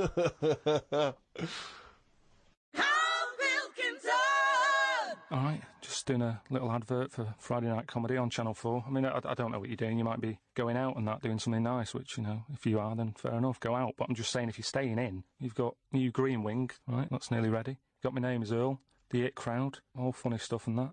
Don't know about you, but, you know, I'll be staying in watching it, just having a bag of crisps and stuff. So if you're staying in, put the telly on, do that. If you're going out, go out, have a nice night. See you later.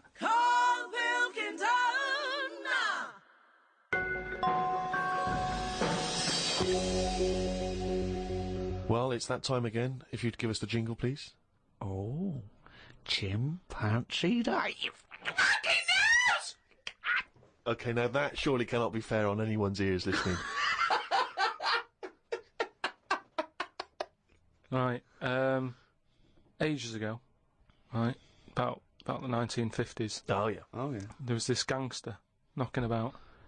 And do you know, like, Was he called Hairy Fingers? do you know, like, a lot of gangsters like to get into gambling and that? Yeah, yeah. And, you know, like, all these peers and that, all these mates who are, like, gangsters and stuff, they've all bought horses, right, that they take racing and they make money from them and that, don't they? Yeah. So anyway, he And was Chuckles the Seagull was no different. like... And he was like, yeah, that's a good thing to get into. I might get into a bit of that, right? So he gets himself this horse, right? And there's a big race coming up. That's why he's a bit of a last minute. And the jockey turns up and it's fine. He's a human jockey and it's fine. Excellent. Okay, well that was another podcast. So anyway, please listen. Oh, hang on, next. there's more. Oh, go hang on. on. So anyway, this big race is coming up. He's like, I've got to be involved in this Yeah, because I definitely. can make a lot of money out of my horse here. Choose the jockey wisely, then. So he says to his mate, he said, look, I've got myself a horse and that. He said, we just need a jockey, get someone, sort it out and what have you, so I can get in this race. Go to the jockey club. His mate's like, yeah, all right, I'll have a word and that, have a look round and that, see if there's anyone decent. And the good thing about jockeys is there's never been a shortage of jockeys because a lot of them don't make the grade. So there's always too many jockeys to go round. Always too many human jockeys. Yeah, there's never a problem getting jockeys. Fine. Go on. So anyway, so he comes Was that back, true in the 50s as well? It's always been It's true. always been true. It's always just wanted to There's clarify there's no lack of jockeys. So- it's sort of close shot. People are trying to do it and they don't make the grade. So, But in the 50s, from your knowledge, there was not, like in 1951, a shortage of jockeys for just 1 year. absolutely never. I'd have known about Okay, that. fine, I'm you- quite yeah. keen. Right. Go on. So anyway, right. So his mate says, "Look, I'm having a problem getting a jockey." Seems odd because no, Ricky's this is just weird. been saying. No. He's just been saying there's not a problem. What do you mean? So, Just because the main problem was, Go on. a lot of jockeys were aware of this gangster and were saying, "I'm not getting involved with this guy. The chances are I won't get paid.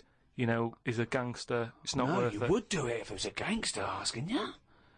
You'd be scared of the consequences. So anyway, he's saying, "Look, don't be coming to me with problems and that, right? I've got the horse. I want it in the race. Sort it out." So they're like, "Oh, but boss," and he's like, "Don't give me any of that. Go Exactly. sort it out." They do what he says, so any jockey would do it. Go on. So anyway, so the day before, The big race, yeah.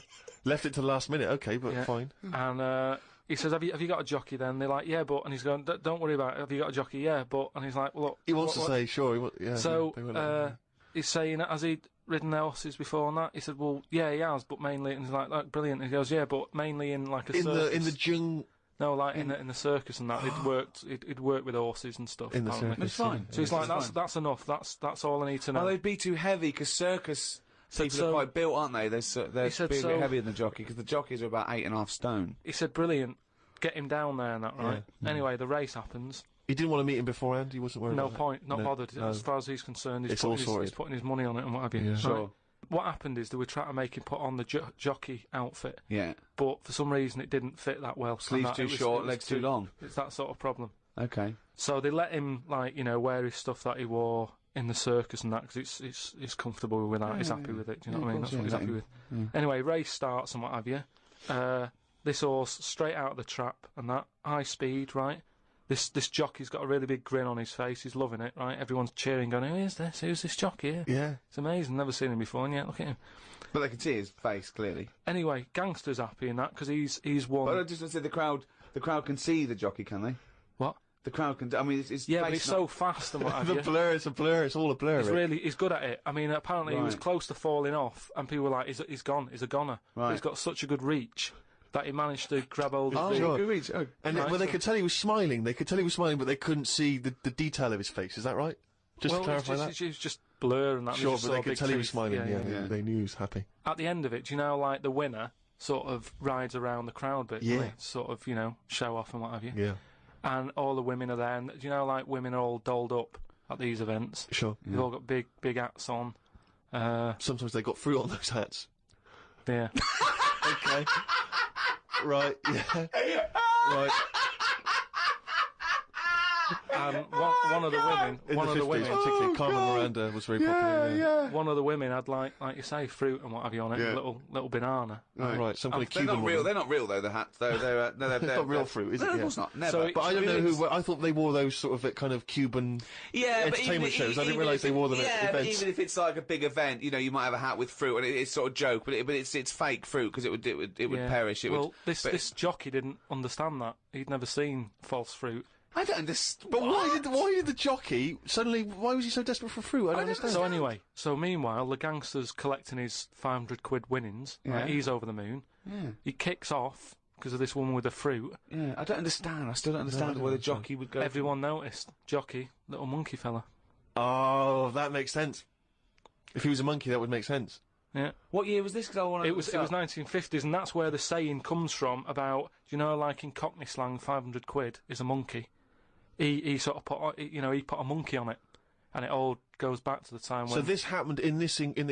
in this country, yeah, It in the happened in England. So 1950s. someone could well still be alive that we could easily yeah. contact. That Well, would that's it. confirm We that, always, 'cause they you were know, at the there's no event. time length on this monkey news. If you've got any, if it's history, you know, if it Yeah. goes back, Or you if know, it's years made ago, up, bullshit. just send it in. If it's to, bollocks, If you've got send any it in. bollocks If it's that you absolute wanna bollocks, send in. please send it in. That's this week's monkey news. RickyGervais.com.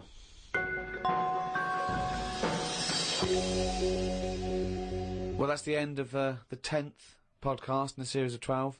Only 2 more to go. 1 more hour of the drivel that is the thoughts of Chairman Pilkington, or Dilkington, as he should now be known.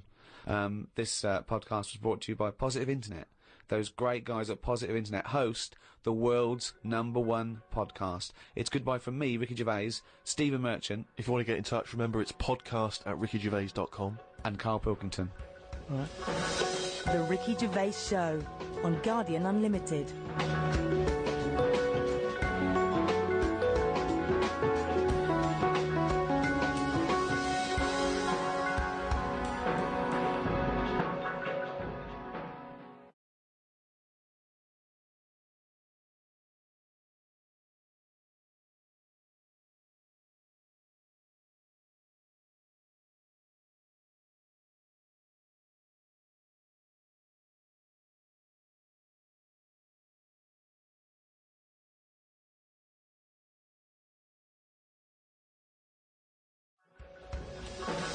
The Ricky Gervais Show on Guardian Unlimited.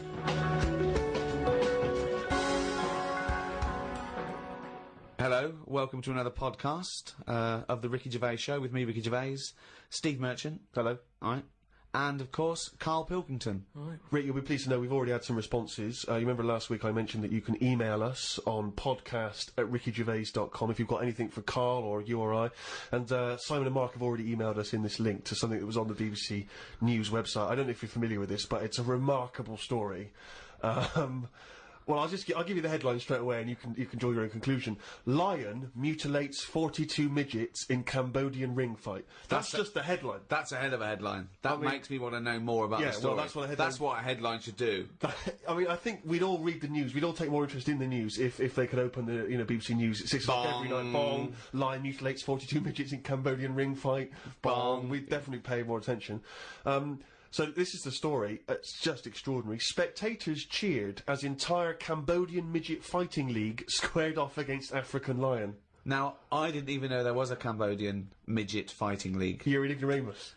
Everyone, of course, has heard of the CMFL, which is genuinely what it's known as in Cambodia. Now, like you, I don't know who the Cambodian Midget Fighting League are normally fighting.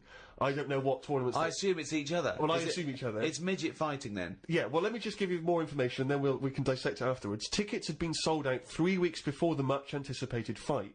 The fight was organised when an angry fan contested Yang Shamoni, president of the CMFL, claiming that one lion could defeat his entire league of 42 fighters. So this bloke is going to the president and going, I reckon a lion could get all your midgets. I reckon he could destroy all of your 42 midget fighters. Now, apparently, Shamoni, the president of the CMFL, he takes great pride in the league, and he's conveyed in a recent advertising campaign that his midgets will take on anything, man, beast, or machine. Now, I don't know what kind of machine, again, midgets are fighting. But don't the midgets have a say in A this? washing machine. I don't know. The midgets going, all right, keep it down.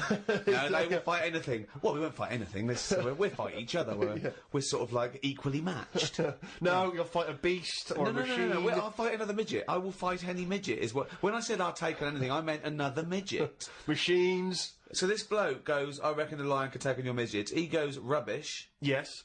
And that is why an African lion was shipped in especially for the event, which took place a couple of Saturdays ago, in the city's Colosseum. I mean, they've got a Colosseum, Rick, which is already brilliant. So hold on, this is sanctioned by the city? Well, the Cambodian government allowed the fight to take place under the condition that they receive a 50% commission on each ticket sold, and that no cameras would be allowed in the arena.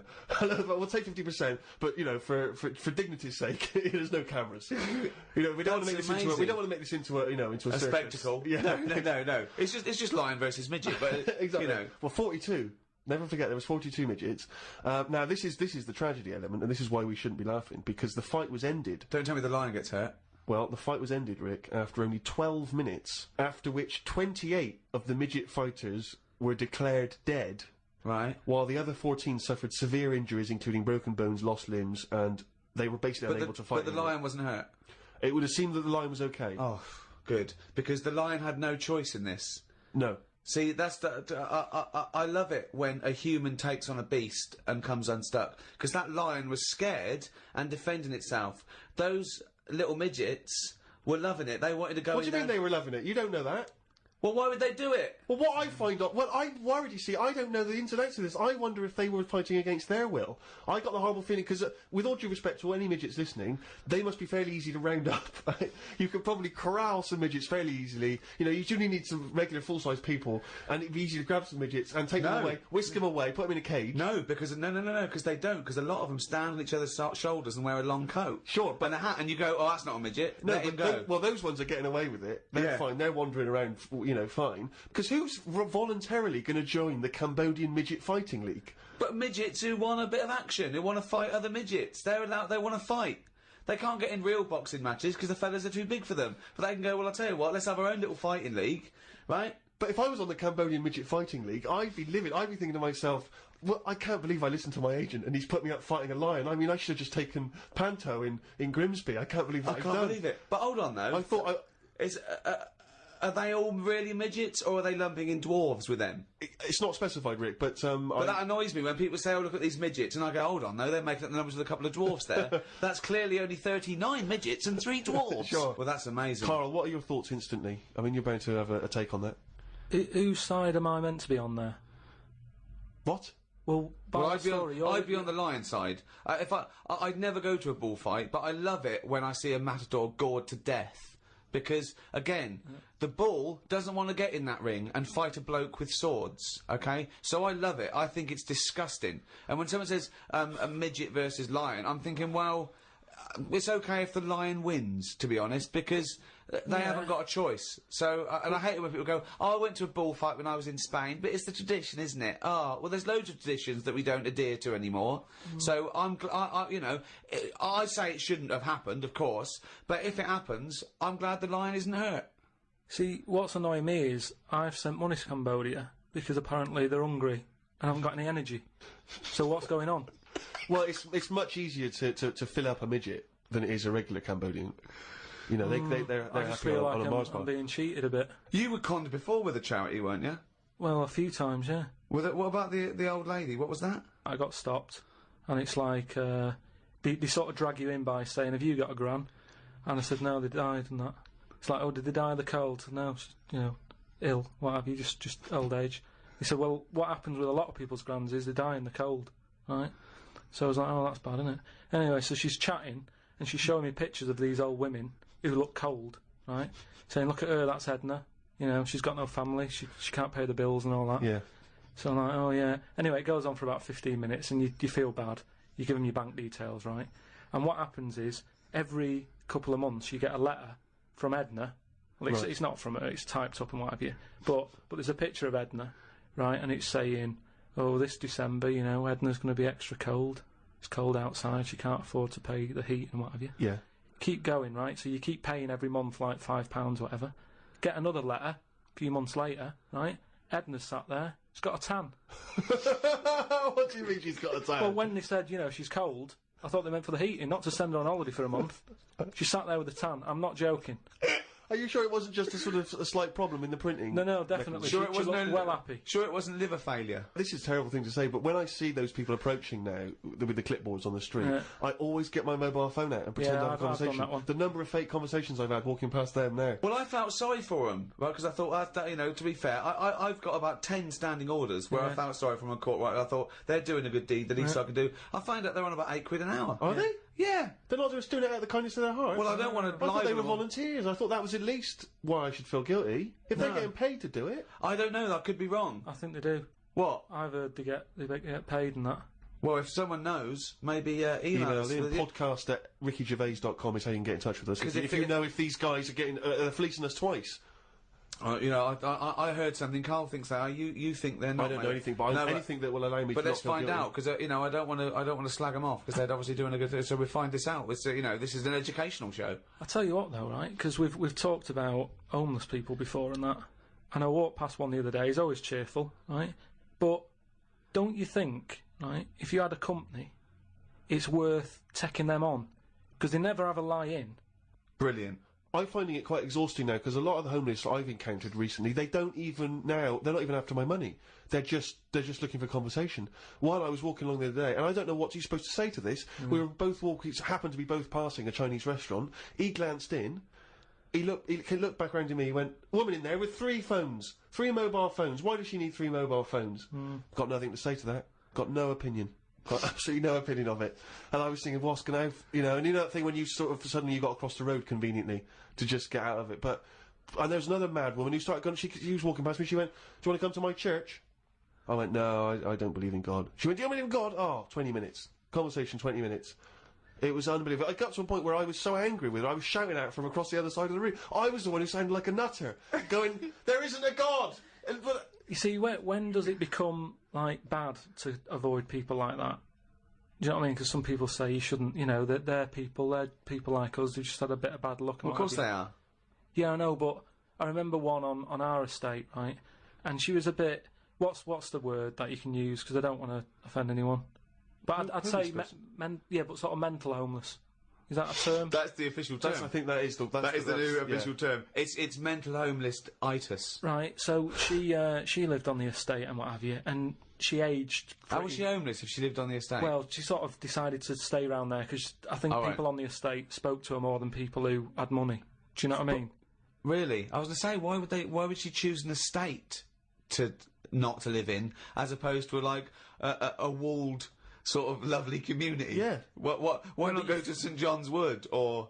Yeah, or I'd hang around in maybe, say, the Maze in Hampton Court. Yeah, You know, exactly. because no one's expecting to see a homeless person as they're trying to find their way around. Well, Imagine the cash you'd make during the summer. The rich sort of Victorians used to keep sort of homeless in there as a little folly, and they used to pay them at the end if they stayed there for like 3 years.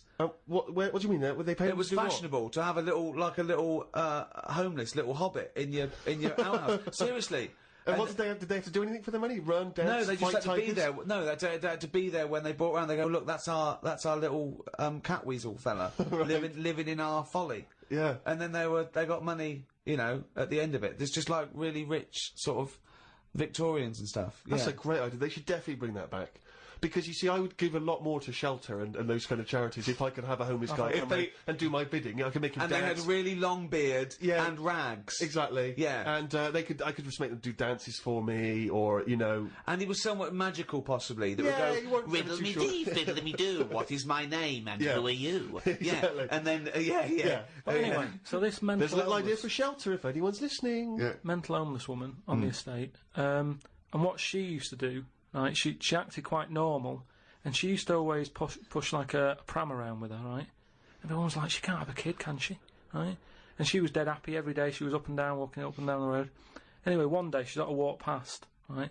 Turned round and looked in the pram. There was a bucket with a face on it.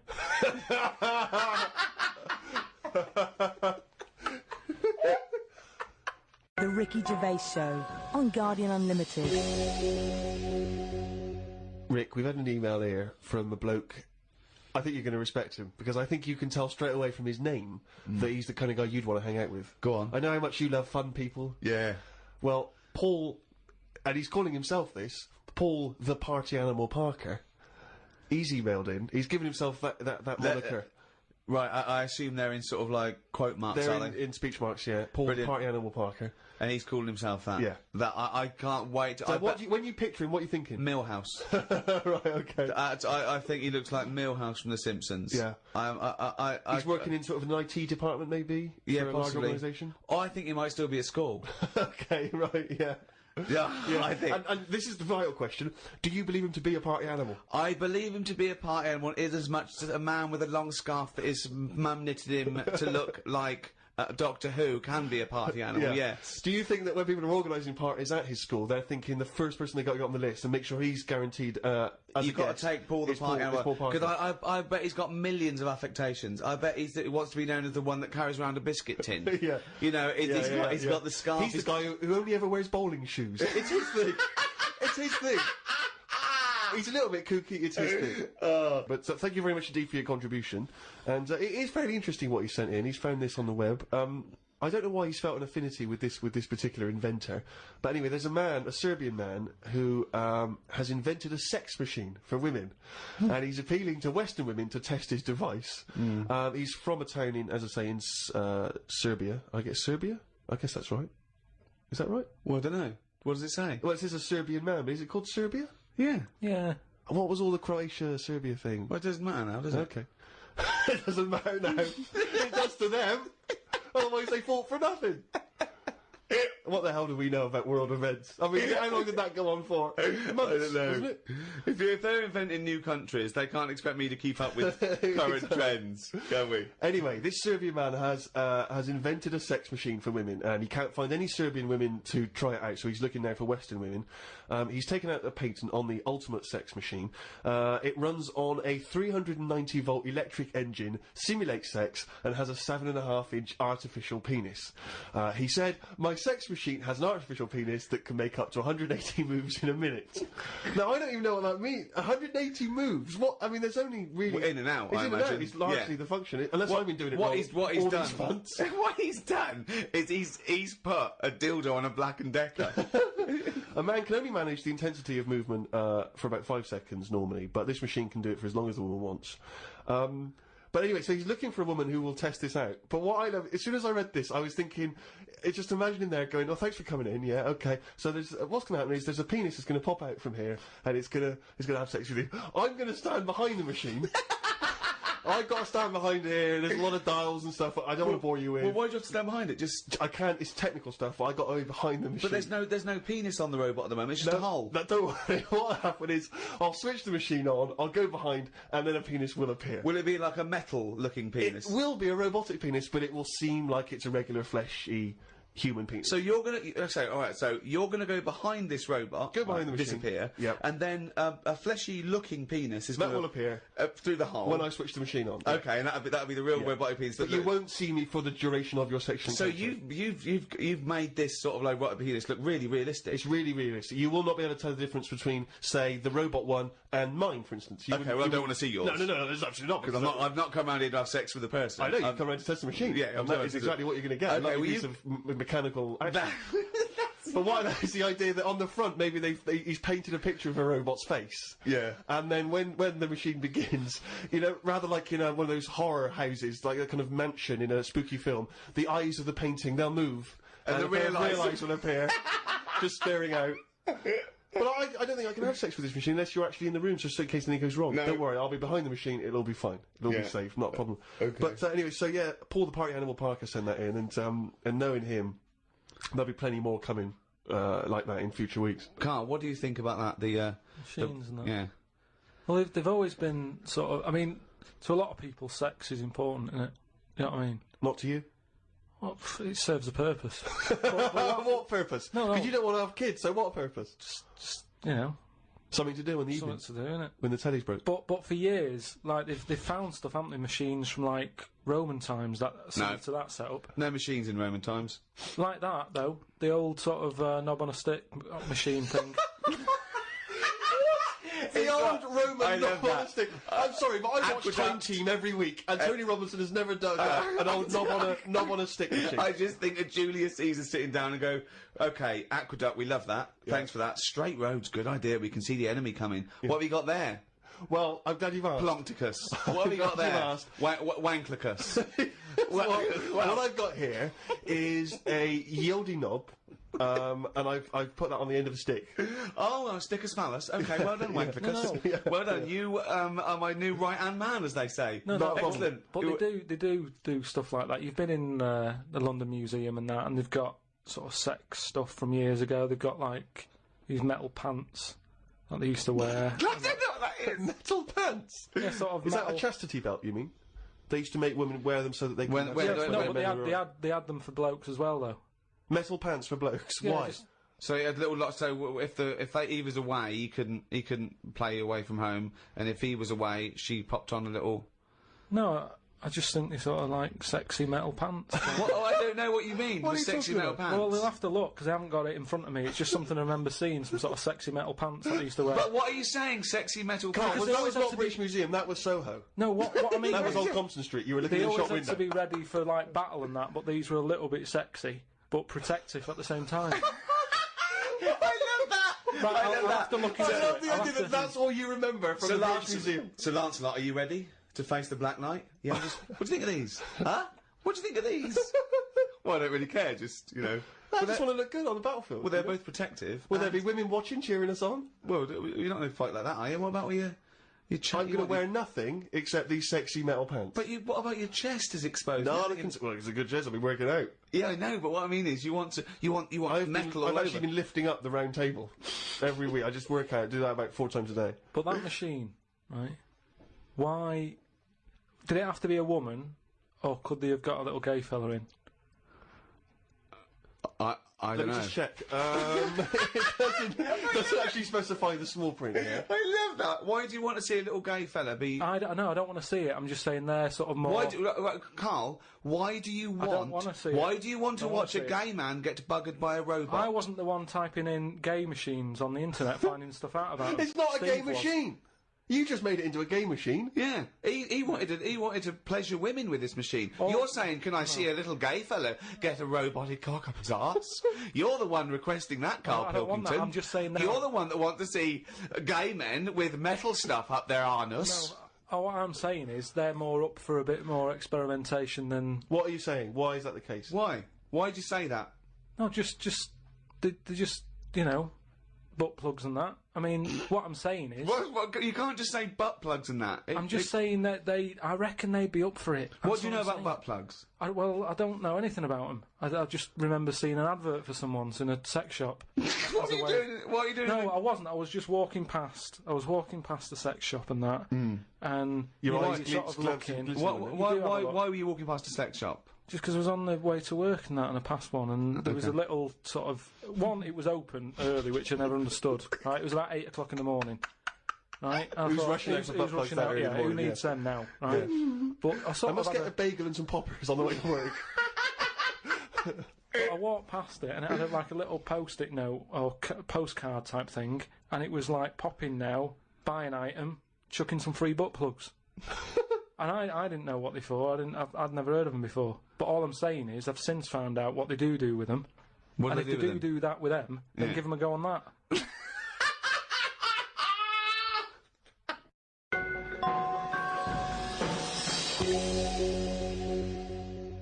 I had another email here. This is they haven't given their name actually, but it's an interesting fact. I'm hoping it's true.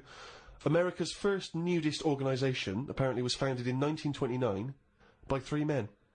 Now, what intrigued me when I read that is the fact that it's clearly 3 blokes just trying to meet some nude women. They're all 52, balding, Exactly. with little sort of those gold-rimmed glasses. Yeah. Yeah. And they're just wandering around, and it's all quite saggy down there, and they're just knocking on doors saying, we've just set up an organisation, it's perfectly above board, completely Yeah. legitimate, it's a nudist organisation. You got any women in there that want to come and join us? Because we Well, haven't got not any really. female members at the moment. Got any women in there interested in, volleyball or trampoline? I can't be doing with it, me. You hate nudists, don't you? Nudists. I don't understand what it's all about at the end of the day. And here's something, right? Do you know, like, when you're a bloke nudist, right? Do you ever get any who just have, like, a small knob? I don't know. I don't understand the question. What's that? What's your point? Well, are there any blokes who are knocking about who just have a normal-sized knob, or maybe a bit smaller than normal, who are happy wandering about showing off what they haven't got, if you know what I mean? I don't think nudists are just doing it because they're so proud of their knob. No, but there's got to be a little bit of that in it, isn't there? Why? Say like Jonathan Ross, right? He's nipped to see you now and again and what have you. He's what? He sort of nipped in to see you now and again. He's always happy getting his knob out because he's known to have this big knob, right? What So do you mean he's showing known? it off. Why is Jonathan Ross known to have this big knob? No, he just talks about it a lot, doesn't he? He's always saying about, but you'd like this, wouldn't you? And all But that. that's like I'm known for being a great lover. I say it a lot. It's clearly not the case. What Yeah, evidence but- have you got that he's got a big No, knob? but the difference is he's happy to keep getting it out. It's different, sort of me walking about going, I've got a big one and all that, but no one ever sees it. But Jonathan sort of he's always getting it out, isn't he? Have you seen him get it out before? I saw. Well, he did get it out, but I wasn't looking. What do you mean you weren't looking? How do you know it was out? Just because he sort of was moving it about and that, and I could sort of So see. you- No, I wasn't looking though. It was that sort of thing where you can see something moving about, but you're like, I'm not looking at it. What, like an owl seeing a mouse? It That, just, like... what I mean, it doesn't matter. All I'm saying is, So no, let's get back to this. You remembering vividly Jonathan Ross's penis? no, Yes. I don't mean that. What But I mean, why were you looking at his penis? I wasn't looking though. Well, I'm it was just saying- clearly not meant to be looked at. I'm just saying, most blokes who, nudists, they must be pretty confident in themselves to you know, getting it out. And I wasn't looking. It's just that I mean, I looked once. Okay. What was it like? What? Sorry, you looked at Jonathan's once? No, or- no, Yeah. I was looking at another one. What? At the same what? time? No, Why no. are you looking at loads No. of men's What's going penises? on? Where are you Because hanging What out? is this? It's natural. That's what I'm saying. What do you mean? This As a is bloke- Carl takes a sneaky look at No. menscocks.com. No, what I'm saying is, it's Where natural. was this happening? You were in a gym. No, A lot of guys are getting changed, and you No, were just checking out their you're at your bedroom window with a pair of binoculars, No. and there was a little fella across the road I getting changed. was at some night out once. Go right? on. So you were at heaven, and you were in the It was toilet. some night out, and some people come running on the stage, right? Some music started coming on, and these 4 people ran out. It was 2 women. So 2 you're at a gay blokes. strip club. It wasn't gay in that. It was just a normal night out. Well, you know, some sort of party night out. Right. These people come running on, right? You got 2 women. You got 2 blokes. Right. They whip the knickers off. The fellas whip their undies off. At the same Now- time? Yeah, all at the same time. Was it like, that, was it like a choreographed thing? like what's it? Chippendales. No, what you know, like Cheryl Baker was in it. It was that thing where they sort of, you know, on Eurovision Song Contest. Making your mind up Yeah. when Bucks Oh, Fizz Bucks ripped Fizz. off a larger skirt, conceding a smaller skirt. At no point did Bucks Fizz whip their knickers and pants When off. you said Cheryl Baker was in it, I was thinking, what? Didn't she used to host Record Breakers? I don't remember that on there. so Tea that- Time on BBC One. So that happened, and all I'm saying is, right, before I had a look at the woman's bits, right, I just had a little cheeky glance at the fellas. Why? Why? Just checking it out, just seeing is everything normal down Why there. weren't your eyes drawn instantly to the ladies' bits? No, don't believe me, I had a look at that. All I'm saying But you is, went to the guys first. just I didn't know how long pants were going to be left off for. So you didn't want to miss your opportunity, is what you're saying? You saw a window of opportunity to see some men's bits, and you thought, I better take it. No, because this may never happen again. No, So what happened? So there's had a 2 look. women, 2 men, right? I don't know what sort of event this is where you're looking at anyone get their knickers and pants off. I don't know why you're looking at all. night, So you go right. There's knickers and pants off. Right. Let's check out the knob and testicles first. You're telling me you've never, like, when you've been in a gym or anything, you've not just sort of turned your head, had a look, and gone, all right, yeah, that's all right. Yeah. Been in a... Sorry, let's just get this question right. Have we ever been in a gym and just taken a sneaky glance at a man's genitals? Is that your question to us? Right, for me, it's the same as when you see someone who's a bit odd, 2 heads or whatever. Well, I'll be honest. If I was in a gym and a bloke came in with 2 heads, I'd look. What? I'd get a sneaky glance in the mirror. I'd go. "Oh, Sorry, but you'd look at his genitals or his 2 heads? There's 2 heads. Or would you sneaky look at the heads and then think, I wonder if he's got 2 cocks? And just... I'd have to have a look there. If I'll tell you what, and now I admit it, if I'm ever in a gym and a naked man with 2 heads walks in, I probably will check out the genitals as well, just to make sure that he's got 2 of everything. Can I tell you the thing that always freaks me out? I do sometimes go to the gym, and I live in North London, and the thing that always freaks me out is if there's an elderly man, often quite short, and I say this only so you can picture something in your mind's eye, you know, because I live in North London. There's quite a lot of old elderly Jewish gentlemen, you know, wander around, and I'm always freaked out because there's at least 2 I'm aware of who've got very, very large penises, and I always find that really disturbing because sometimes you can't help but notice because it's like Godzilla coming through the changing room. Do you know what I mean? And it's swinging there, and it never seems right that he's an old guy, you know, he's kind of a little overweight, quite short, and he's got a massive piece of action going on between his legs. And I always get, dare I say it, a little bit jealous. Because for a tall man, I feel I've been a little bit shortchanged. Oh, wow. So there you that, go. I do admit, that's the only instance where my eye has been naturally drawn to it. Do you know what annoys me in gyms? Where people walk round happily naked all the time whistling. They get weighed naked, pop a towel on and take off 3 ounces. How exact have those measurements got to be? Yeah. Do you know what I mean? Pop a towel on. I mean, unless you're going on the space shuttle, I reckon you could give or take a couple of stone. Yeah, a couple exactly, of ounces. yeah. Absolutely right. Well, we've put that to bed. The Ricky Gervais Show on Guardian Unlimited. Right, Carl. Go on. It's that time again. You better be ready. Oh, chimpanzee that monkey news. Right. Well, this week, what we covering is, do you know, like they say, monkeys are pretty close to humans. Well, when you say monkeys, you mean apes, I assume, Well, and when you say apes, you mean whatever, chimpanzees. monkeys and that. Well, no, because they're different species. They're all What they've primates. done, they've done a lot of tests and that. Like I said, you know, we've talked about the one that went into space. That was We've rubbish. had ones that have worked in train stations. No. The rest of it. So the Barbers, next, was there a barber one? there was a barber one. He started off sweeping, didn't he? But he didn't immediately go in. Straight into, but he worked his way up, yeah. Yeah, do you know, apprenticeship. They do a lot of stuff. I've seen the salon. He was probably the top student. But the thing is, I mean, in a way, this is linked to the one in the salon.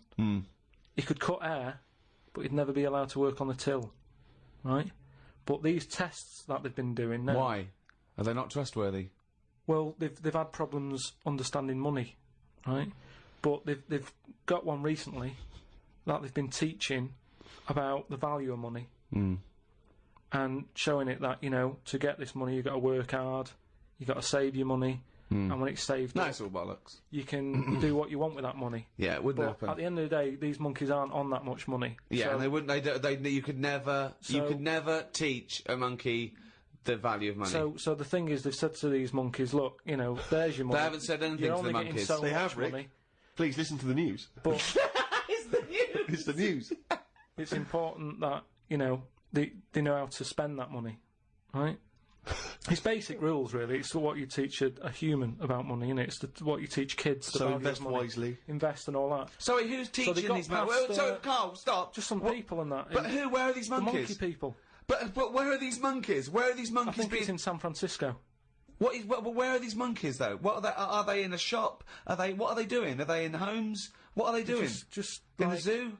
Well, probably just in like some sort of science place where science people are checking out monkeys' brains and that and seeing how they work. But they're happy. They're not. This is cutting them that. different to the news at 10. So listen. Well, yeah, but you can't interrupt the newscasters for one thing, Rick. Please. Sorry, go on. So there's these monkeys, right? And they've given.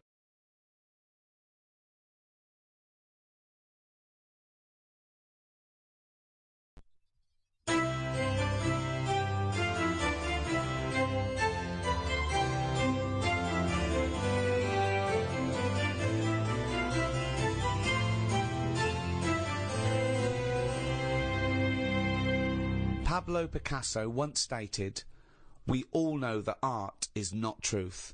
Art is a lie that makes us realise truth." From painting and poetry to symphonies and sculpture, the arts bring beauty and illumination to some, confusion and frustration to others. But what is art? The idea of a work of art, created by an artist, did not truly exist before the Renaissance. And what value do the arts still have? Do they still make us realise the truth, or are they increasingly rarefied and obsolete in this digital, disposable age? With me to discuss the wide spectrum of the arts are Stephen Merchant, graduate of the University of Warwick and award-winning writer, Thank you so much for having me. and Karl Pilkington, a man with no qualifications, very little education, but who is now known the world over as a man with a head like a fucking orange. All right. Well, I suppose if I can pick up on something from your introduction, Ricky, you posed the question, in a sense, what is art? It's a very broad term. It's a very difficult one as well. I think the earliest people to ponder it were the Greeks, and I think they thought that art was, and its point was to try and emulate as close as possible the beauty of nature. So they knew art was a sort of, a quest for beauty, and I suppose they thought nature was pretty perfect in its aesthetic, and so the point of an artist was to try and tap into that. Well, let me throw that question over to Karl Pilkington. What do you want to know? Well, we were just trying to clarify what art is. Ricky's just referring back to the Greeks. It's just something for your eyes to look at. Right. It's just a change from the norm, innit? I mean, that's why I think most people have it. But then, the problem is, I'd never buy a piece of art. I don't see the point in buying something, because I know that my eyes will get bored of it eventually. Right. So it's better to keep it in a museum, like a lot of places. A lot of museums keep the stuff. They rotate it, because people get sick of looking at it. They shift the art around, don't they? People go, I'm sick of that now. They move it around the world, let someone else's eyes look at it. Well, that's more to get everyone the chance to see it, as opposed to the people who looked at it once and now sick of Oh, it. not the shitting Mona Lisa again. If No, I but have to how many stare at times that can you little look at the bitch. same thing? I think there's a snobbery with art. I think people do go, Well, I have you think seen the new one at the Louvre? Oh, Well, yeah, I think it's there should lovely. be a snobbery with art. Why? Because the world is full of idiots, and just because there's not safety in numbers with art, I think you should be a complete fascist when you're creating a work of art. I don't think it is open to utilitarian or democratic referendum. You end up with the X Factor winner that way. No, but that pleases the masses. That's what I'm saying. When there was a painting knocking about when I was a kid, right, called the Blue Boy. Yeah. Now every house had one, right? It turned out that it was just a bloke who had a load and he was flogging them to everyone. But the thing is, that sums up art to me. Someone's got a load. Do you want one? Go on, then I've got a wall to fill, and they stick it on. It's not. No, what does that represent? Well, what's that going to bring to the room? It's just filling a gap.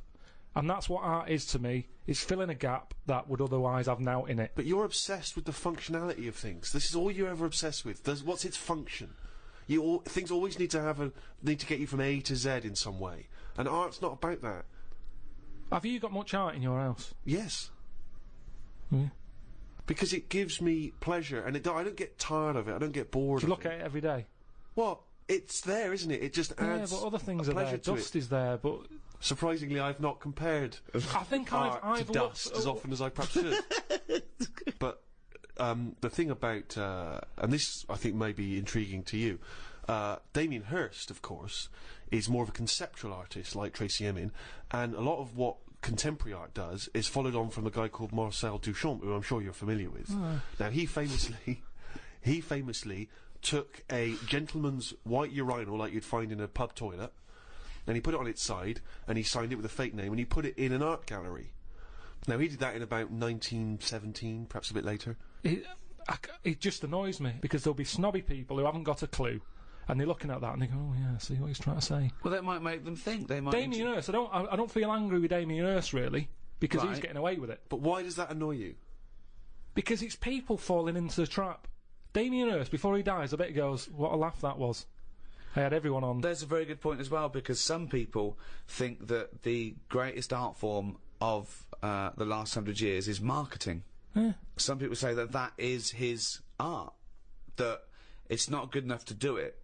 You've got to then get away with it. And if the point of art is to inflame, I don't think anything inflames people more than the discussion about whether something's art, or if someone's taking the piss, or if someone gets 50 million for something, do they deserve it? Is it worth a hospital? Well, what do you think? What do you think of the shark in the tank? I think I was blown away by it.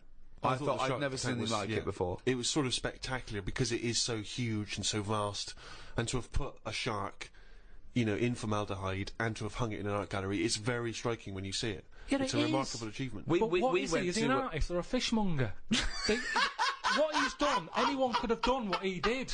Yes, but not everyone did it. He did it.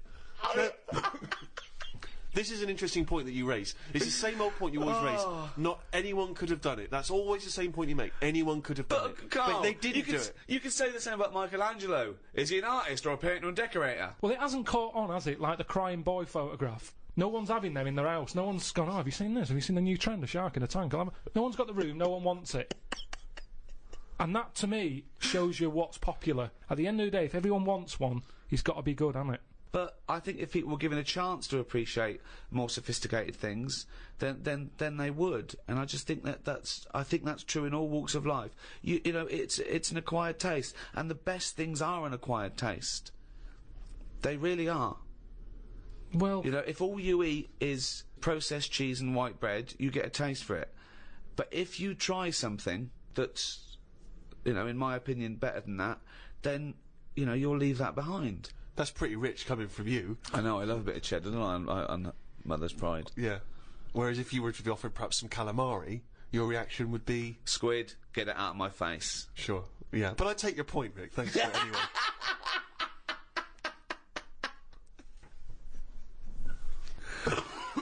Calamari was an artist, by the way. I mean, I haven't got pictures in our flat because of that mirrored wall I've got.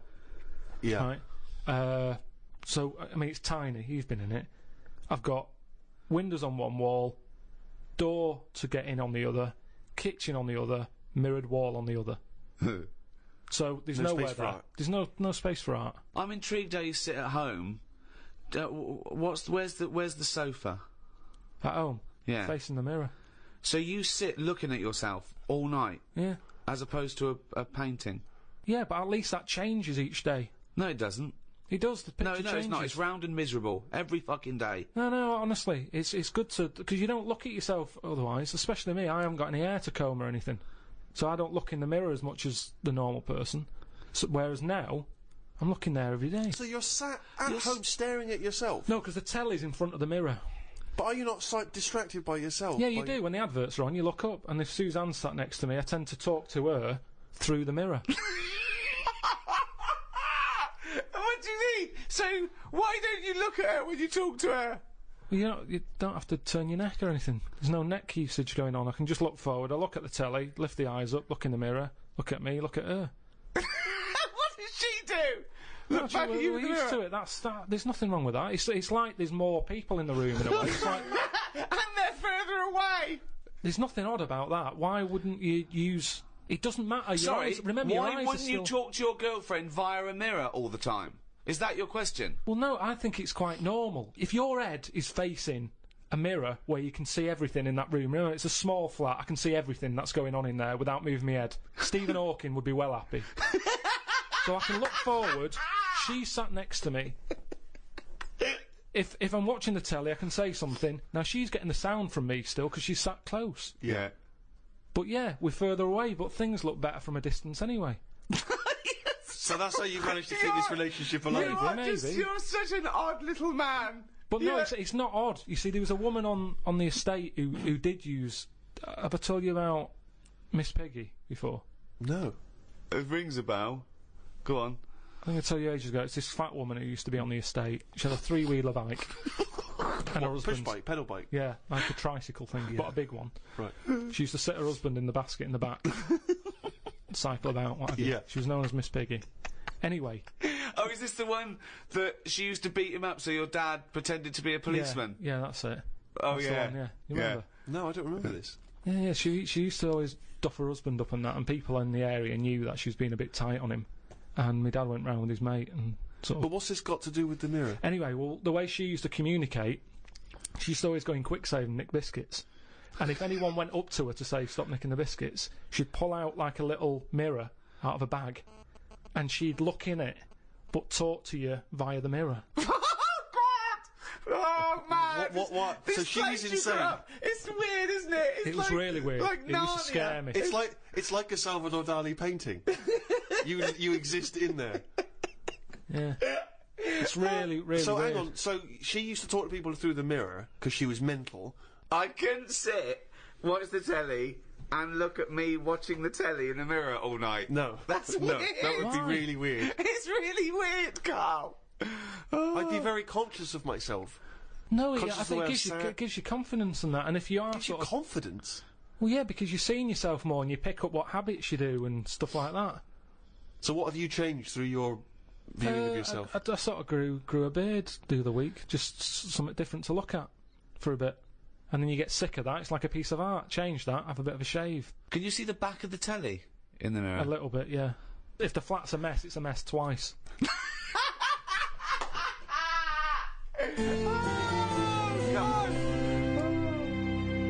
The earliest art, which we know, which we call cave paintings, they date back between 30 and 10,000 years BC. Even those people tried to brighten up their cave with a bit of art. So in many ways, they were more advanced than you. Yeah, but they didn't have a big mirror. I mean, if you're living in a cave, let's face it, you're not going to go mad if your kids start drawing, doodling on the cave wall, are you? Doesn't matter. Right. Brighten it up. But they always did the same thing. It was always a yak, wasn't it? Well, It was always a yak. Yeah, but they drew what they saw. I mean, yeah, I love the fact that 30,000 years ago they're being criticised for being a bit literal. No, but surely, if all you ever see when you step out the cave is a yak, do something different on the wall for when you get in. What? Why is it always a yak on every wall? Is it always a yak? It's always a yak. Whenever you see these Tom Robinson Time Team programmes... Who's Tom Robinson? He's the Who's guy a- who did Motorway, isn't he? Yeah, and a 70s singer-songwriter. Tony Robinson, you mean? Tony Robinson, whenever you see him digging around, he say, hold up everyone, get the brush, what's this? It's always a yak.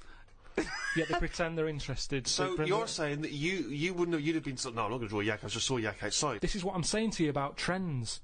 One person has it, the next caveman goes, oh, I'll have one of them on my wall. Oh, I'll do a yak. Why was there no one just doing something a bit different? Well, it's not true. They did. It's not true. This thing about his yak. It's just in your own head. The programmes I've seen, I've been to Pompeii, where they had doodling on the walls, and that was all like knobs, tits and arse, all over the shop. Now, do that now, people go, that's a disgrace, rub that out, clean that, get it down. Whereas now, if you see one in Pompeii, they go, oh, look at that, look at the detail on that. Well, and that's what I'm saying, there's snobbery in art. It's the same knob. The knob has not changed. Yeah, but I imagine in 50,000 years' time, if they dig up, a cubicle and there's tits and arse, people will take pictures of it won't again. Be. This is the interesting thing with the way we live now. We're cleaning stuff up constantly now. There's no almost no record of our time because we're getting rid of everything. We clean everything up. Everything's clean. Getting rid of rubbish. Recycling everything.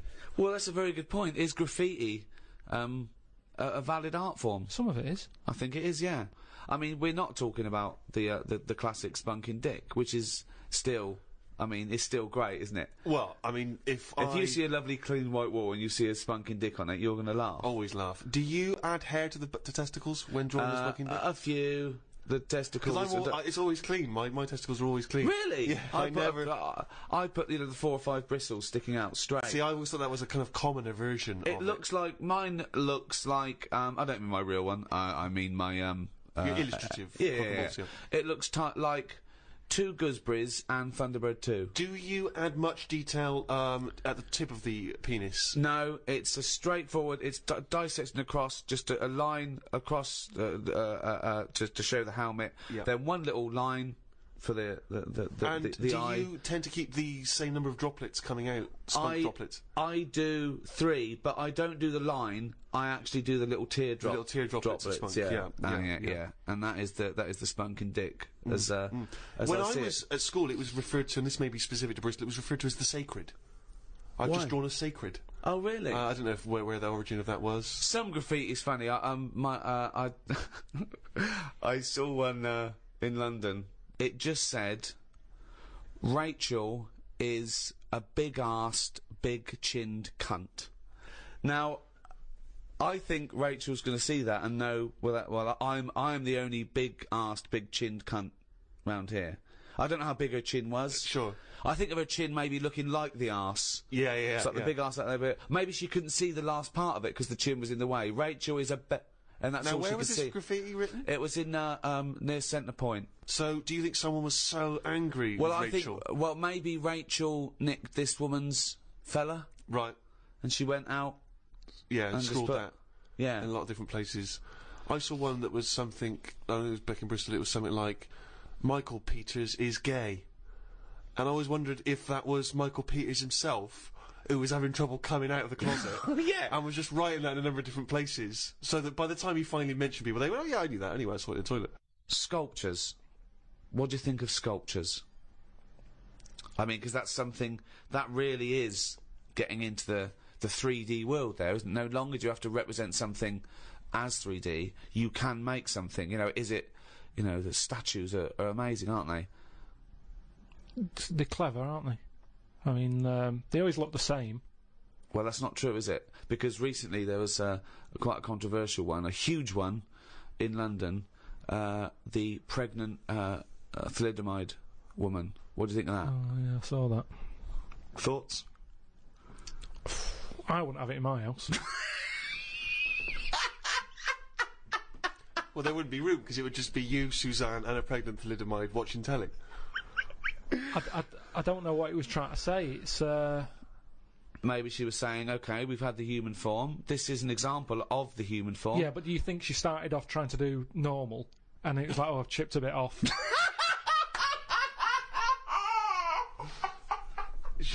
One of the arms got chipped off. Well, it makes you wonder, doesn't it? And why? You see that square, Trafalgar Square, you got that? Nelson's column, he's got one arm and a leg missing or something and a patch over his eye. Then you've got the thalidomide. Why can't they just do a full person?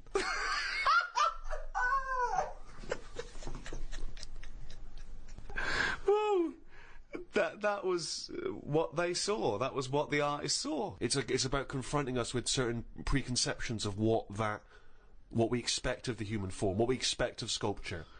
It's probably a little ironic comment as well on the famous Rodin. It's been wrapped up with all kinds of ideas of maternity, of the human form, of what sculpture is. Why wouldn't you put that in a big public place? But what about the subject? Did you think who's that subject? Who is that woman? No, not really, because thalidomides are around and we've all seen one. It's not like a shocking image.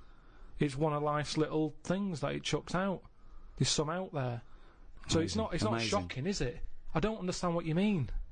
I think what I thought is, it just goes to show we're sort of running out of ideas. What do you think of people who are so angry at art they try and censor it, or they try and destroy it? Do you think art should ever be censored? It's where you put it. If it's in a gallery, then it doesn't have to be censored. If it's in Trafalgar Square, where everyone's wandering around having a nice time, you don't want a 12-foot cock. So it's all about where you put it. I think some art looks better because of where it is. Angel of the North, that's a bit of art, but it's a bit of a surprise, isn't it? You're driving along a miserable motorway. Yeah.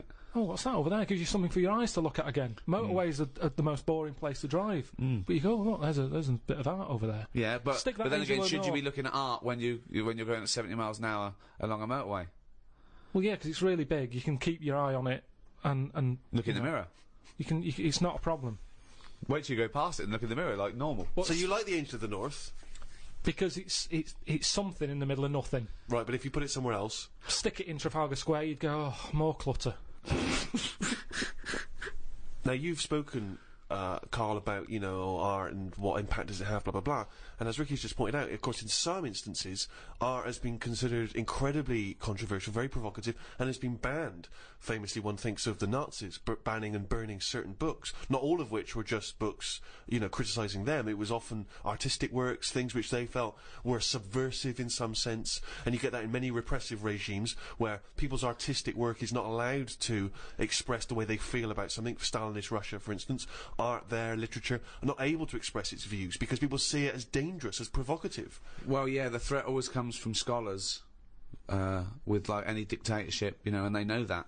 But not just scholars writing, scholarly texts, criticisms, but also people expressing themselves through poetry, through creativity. Well, yeah, things which are not direct. dangerous. Yeah. They can be abstract, and yet they can still be subversive.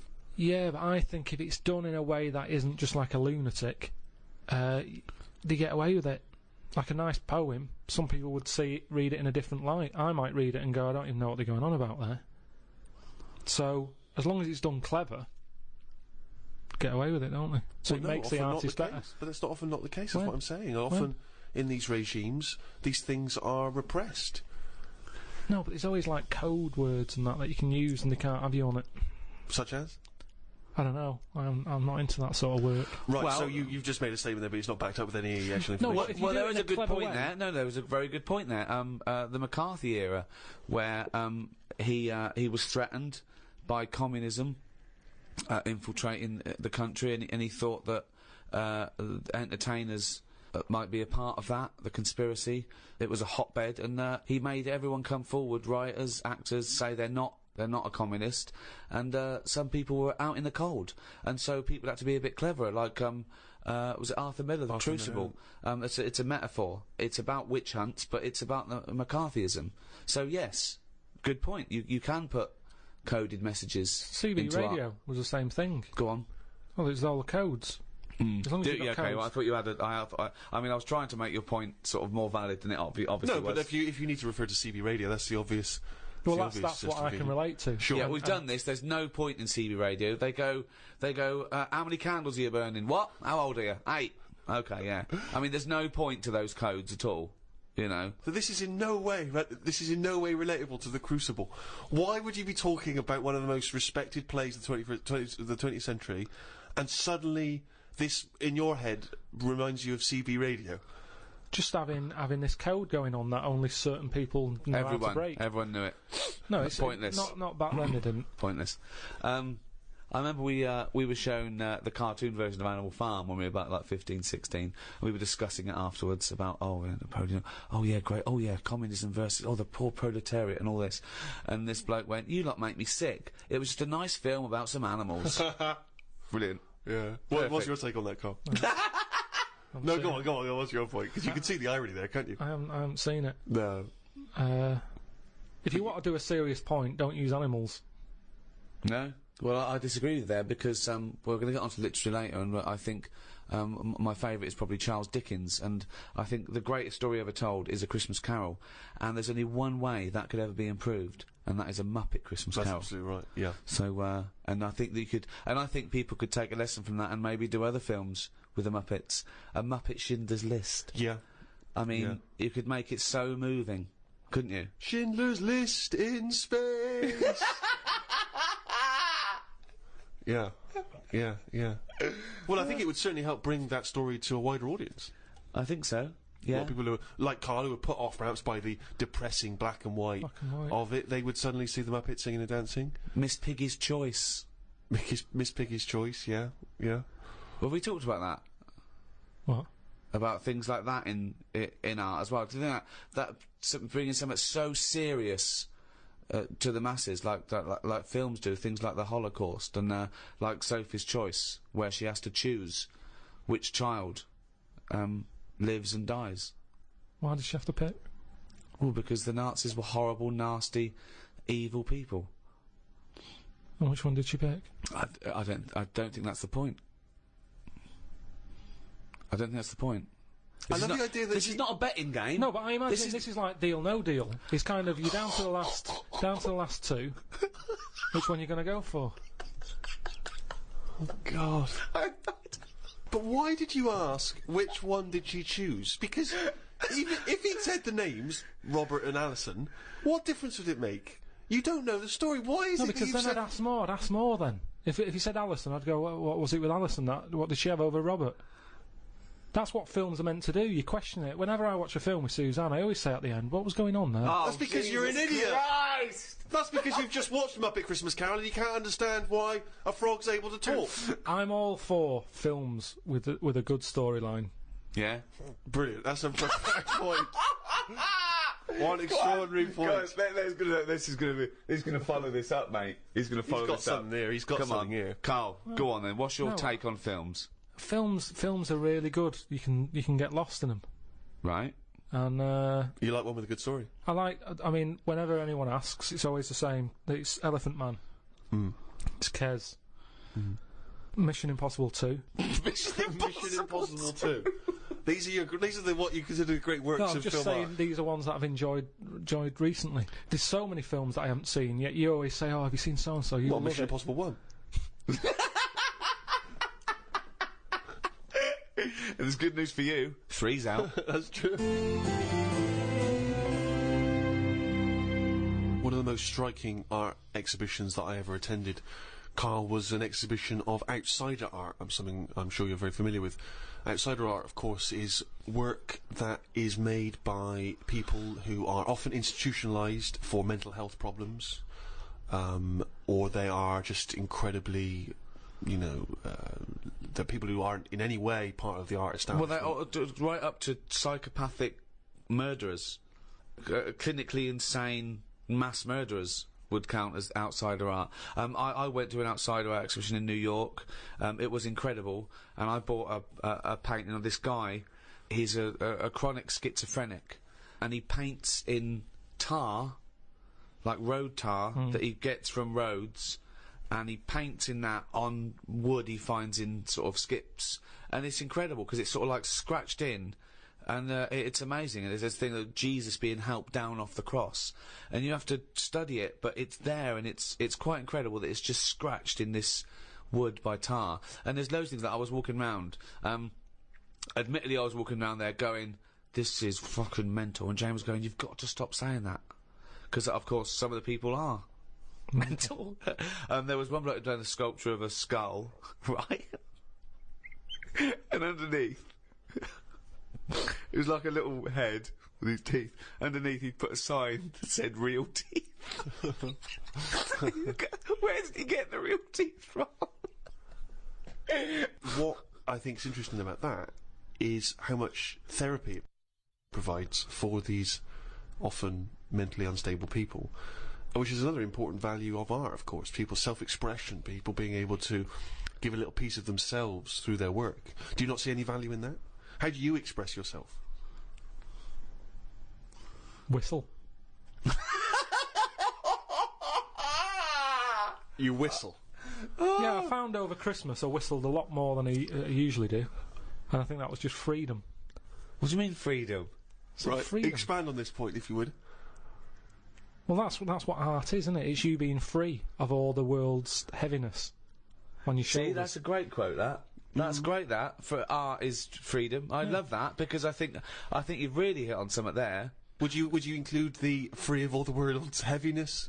Well, I know what you meant. I know what you meant there. Would you include that one in it? I mean, I would include the world's heaviness in my freedom. You know, some artists are attracted to the dark side, the heaviness of the world. But I just want to return to you whistling as your artistic expression of freedom. I mean, why do you find yourself whistling more? That's what was weird. So just take us through a typical day. When would the whistling begin? So this was that you spent Christmas down in Kent with Suzanne and her parents. Yeah. Yeah. Could I suggest something? Your freedom was thinking, I'm in my own place now, I'm going to annoy them. Well, it was mainly, it's when we were playing Scrabble. Mm. And they were taking ages to have their go, and couldn't have the radio on because the boiler affects the radio. It works, it just gives something off. Every time it kicks in, the radio goes all staticky. Right. So I just was sort of supplying the soundtrack. I think you've really hit on something there. Would you include the free of all the world's heaviness? Well, I know what you meant. I know what you meant there. Would you include that one in it? I mean, I would include the world's heaviness in my freedom. You know, some artists are attracted to the dark side, the heaviness of the world. But I just want to return to you whistling as your artistic expression of freedom. I mean, why did you find yourself whistling more? That's what was weird. So just take us through a typical day. When would the whistling begin? So this was that you spent Christmas down in Kent with Suzanne and her parents. Yeah. Yeah. Could I suggest something? Your freedom was thinking, I'm in my own place now, I'm going to annoy them. Well, it was mainly, it's when we were playing Scrabble. Mm. And they were taking ages to have their go, and couldn't have the radio on because the boiler affects the radio. You've got boiler problems down in Kent as well? It works, it just gives something off. Every time it kicks in, the radio goes all staticky. Right. So I just was sort of supplying the soundtrack. And what kind of things would you be whistling? It was like, I just sort of did a whistle medley. Mm. It was going from one thing to another. A Wedley. And a man was impressed. She was like, oh, you can whistle, can't you? I was going, yeah. And then she was saying, how loud can you go? I was just doing all different levels. Sorry, this sounds like a scene from One Flew Over the Cuckoo's Nest. The boiler's setting off the radio. I can whistle. Oh, you're good whistling, aren't you? Oh, let's grab out. Talk about outsider art. I love the fact that Karl's life is like living in a home when you're in your 80s. Yeah. But you felt that this was your way of expressing yourself. I just found it odd because I don't whistle that much. I think just because I think I'm fed up most of the time when I'm in London. And you don't whistle when you're fed up, do you? Whistling's a happy thing. You never get an angry man suddenly breaking into a well, whistle. the people who aren't whistling are usually pissed off. But yeah, the bloke who's whistling, it's like, it's the least, he's the least annoyed person in the room when someone's whistling. Same as holding a drill. The only person that noise doesn't annoy is the bloke who's drilling. Everyone else wants to punch his face in. Same with whistling. Whistling, there's no point in whistling. No, there is. No, there's not. The only point to whistling is in a bloke's changing room. Everyone's whistling, going, "I'm not looking at your cock." If I'm whistling, I can't be looking at your cock. Anything else? There's no calling a dog. Maybe calling a dog. It changes the atmosphere. Yeah, it annoys everyone else. Don't know. I mean, our window cleaner was known as like, that's how you knew he was there. He always whistled. And in the end, he fell off his ladder, broke his front teeth. Oh. Retired. What, because he couldn't whistle? That was it. It was like... Well, yeah, he whistled all the time. Can't whistle, can't clean windows. It's a bit tragic. Could he take along a whistle? Just pop that in his mouth? Yeah, I suppose he could have done. He didn't think of that. What about a flute? Or a recorder? Not London's burning again. Fucking clean the windows and then fuck off. He didn't really think this through, did he? He retired at the age of 28. And his whole family were bankrupt. With no teeth. Yeah. And just a Why bucket and a why aren't squeegee. you working, Dad? Because I can't whistle. I can't whistle anymore, and if the day you give up whistling is the day I give up window cleaning. So you never whistle? No. I can't really whistle very well. No. I don't whistle, but I can whistle better than that. What, you did this for hours on end while playing Scrabble? About 2 hours. 2 hours? Hell. Put my word down. And sorry, can we just hear that again? Just hear. Can we hear it? So you were that whistling. You were whistling after you had your go as Oh, well. yeah. Fucking hell, Carl. But hang on, let's just hear a bit. That is Karl's self-expression. That is his artistic self-expression right there. A name, no tune, no nothing.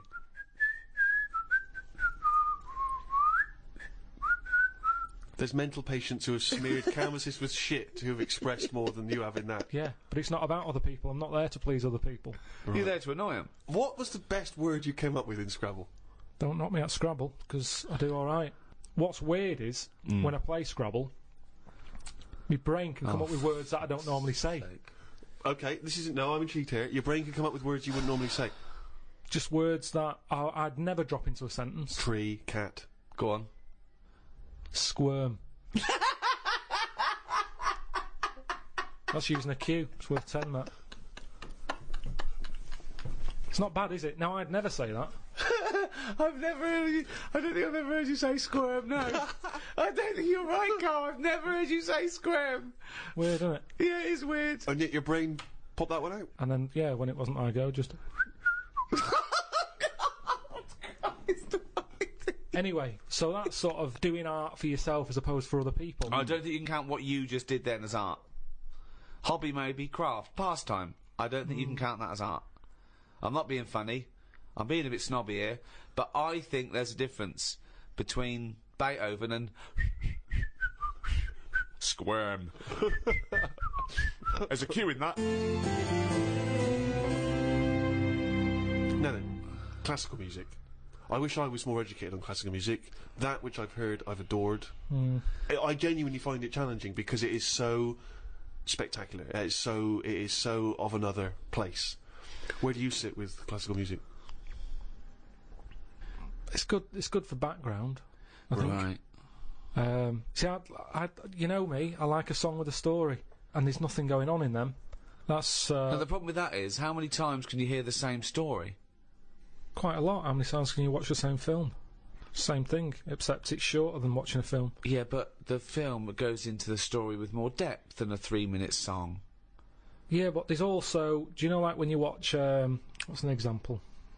Say, I can't think of a film. Yeah, there's not many. No, but a moment in a film that it doesn't matter how many times you watch it, you go, I enjoyed that bit. Godfather swings to Well, mind. say, no, over Christmas, On the Buses was on the movie. Oh, Jesus. You went with The Godfather, you went with On the Buses. I mean, Brando, Varney, I don't know which is better. It was the bit where, like, the toilet blows up after chucking a fag in. That's had paint in it. Right, sorry, seen that's in On the Buses, that's not in The Godfather. I can't remember that. Maybe that's Godfather 2. Well, the thing is, I enjoyed that bit and I knew it was coming. It's like, oh, I'll just watch this before I nip out and put the kettle on. Let's just see this How bit. many times have you seen the On the Buses film? Probably about 4 or 5 times. Sure, why not? But all I'm saying is, music is there to sing over. No, it's not! Music is there to sing over. That's a ridiculous thing to say. Music does something to me. I don't know what it is. I don't know why a chord can say something to you. I don't know, mate. Gives you that feeling. I'm in awe of it. I'm in awe of musicians. Yeah. My favourite piece of music is a thing by Vaughan Williams. It's 5 variants of Dives and Lazarus, right? And there's a bit there where it hits this chord, and I can't listen to it when I'm away from home because I well up. It reminds me of everything. England, just it does something to me, and it does it on a level that I can't sort of quite understand. It's just immaculate. I just don't think you can beat a decent vocal on top of that. Oh, that's amazing! My mum's got a CD of Roger Whittaker, right? Right, whistling again. Now, he whistles Jealous Guy. Now, the thing is, I can't listen to that and whistle along. I end up singing Jealous Guy on top of it. So, singing trumps whistling? Yeah, when someone else is doing the whistling. Okay. I like whistling, but if someone else has did that first... So then if I'm Roger was singing Jealous Guy, you'd be I'd probably whistling. whistling it. To make the classics live on, I'm surprised someone hasn't gone, I can add to this, and dub on a bit of vocal. So you would have classical music with lyrics. Just for people who Beethoven's want that. Fifth. Beethoven's Fifth. That would be better to you. That would. But what are you meant to do with it? What do you do when you've got that on? Then do you whistle along? Or No, do I you don't whistle hum, along. Hum? I let it... Oh, Do you Karl, whistle along? I just don't know what to say. Why are you obliged to whistle? That's the only way you can enjoy music, if you can whistle along. Well, that's the same with anything. A good song, you join in, don't you? It's like, oh, I like this one. Yeah. No. So by that token, YMCA is one of the greatest of all tunes. I mean, it's not one of my favourites, but you can't knock it. It certainly gets the crowd up. I did DJing, and Why do you care that about was the more crowd? popular. Who are this crowd? Well, I'm just saying. Who are this crowd that you have to live in your head with? Fuck the crowd. Most of them are idiots. Although, admittedly, if I was doing a wedding DJing set, I probably would do YMCA over Vaughan Williams. And why is that? Because it's happier-go-lucky. It's done in 3 minutes. Classical music goes on for ages. It No, that's a fades good out, point. Who's got fades time? out, it comes back in again. Well, It's a good point. it's all over the shop. Are Yeah. you going or are you staying? It's over time, and I'm not saying we should get rid of it, and I might grow into it, because I think that's music for older people. Well, don't know. I think Mozart would disagree. I think he did his first symphony when he was 5 or 6. Probably playing piano and writing music before you could read. When did the piano come out when he was a kid? What do you mean? If it was trendy to have a piano when he was a kid, it's like how kids now, they're messing about on Google at the age of 2 because the laptop is new. It's new to us. To them, it's like, well, it's Google, innit? What's your point? Because he was born at the right time. Beethoven. Yeah, he was No, born. Mozart. So you're saying that all 3-year-olds around the time of Mozart were brilliant?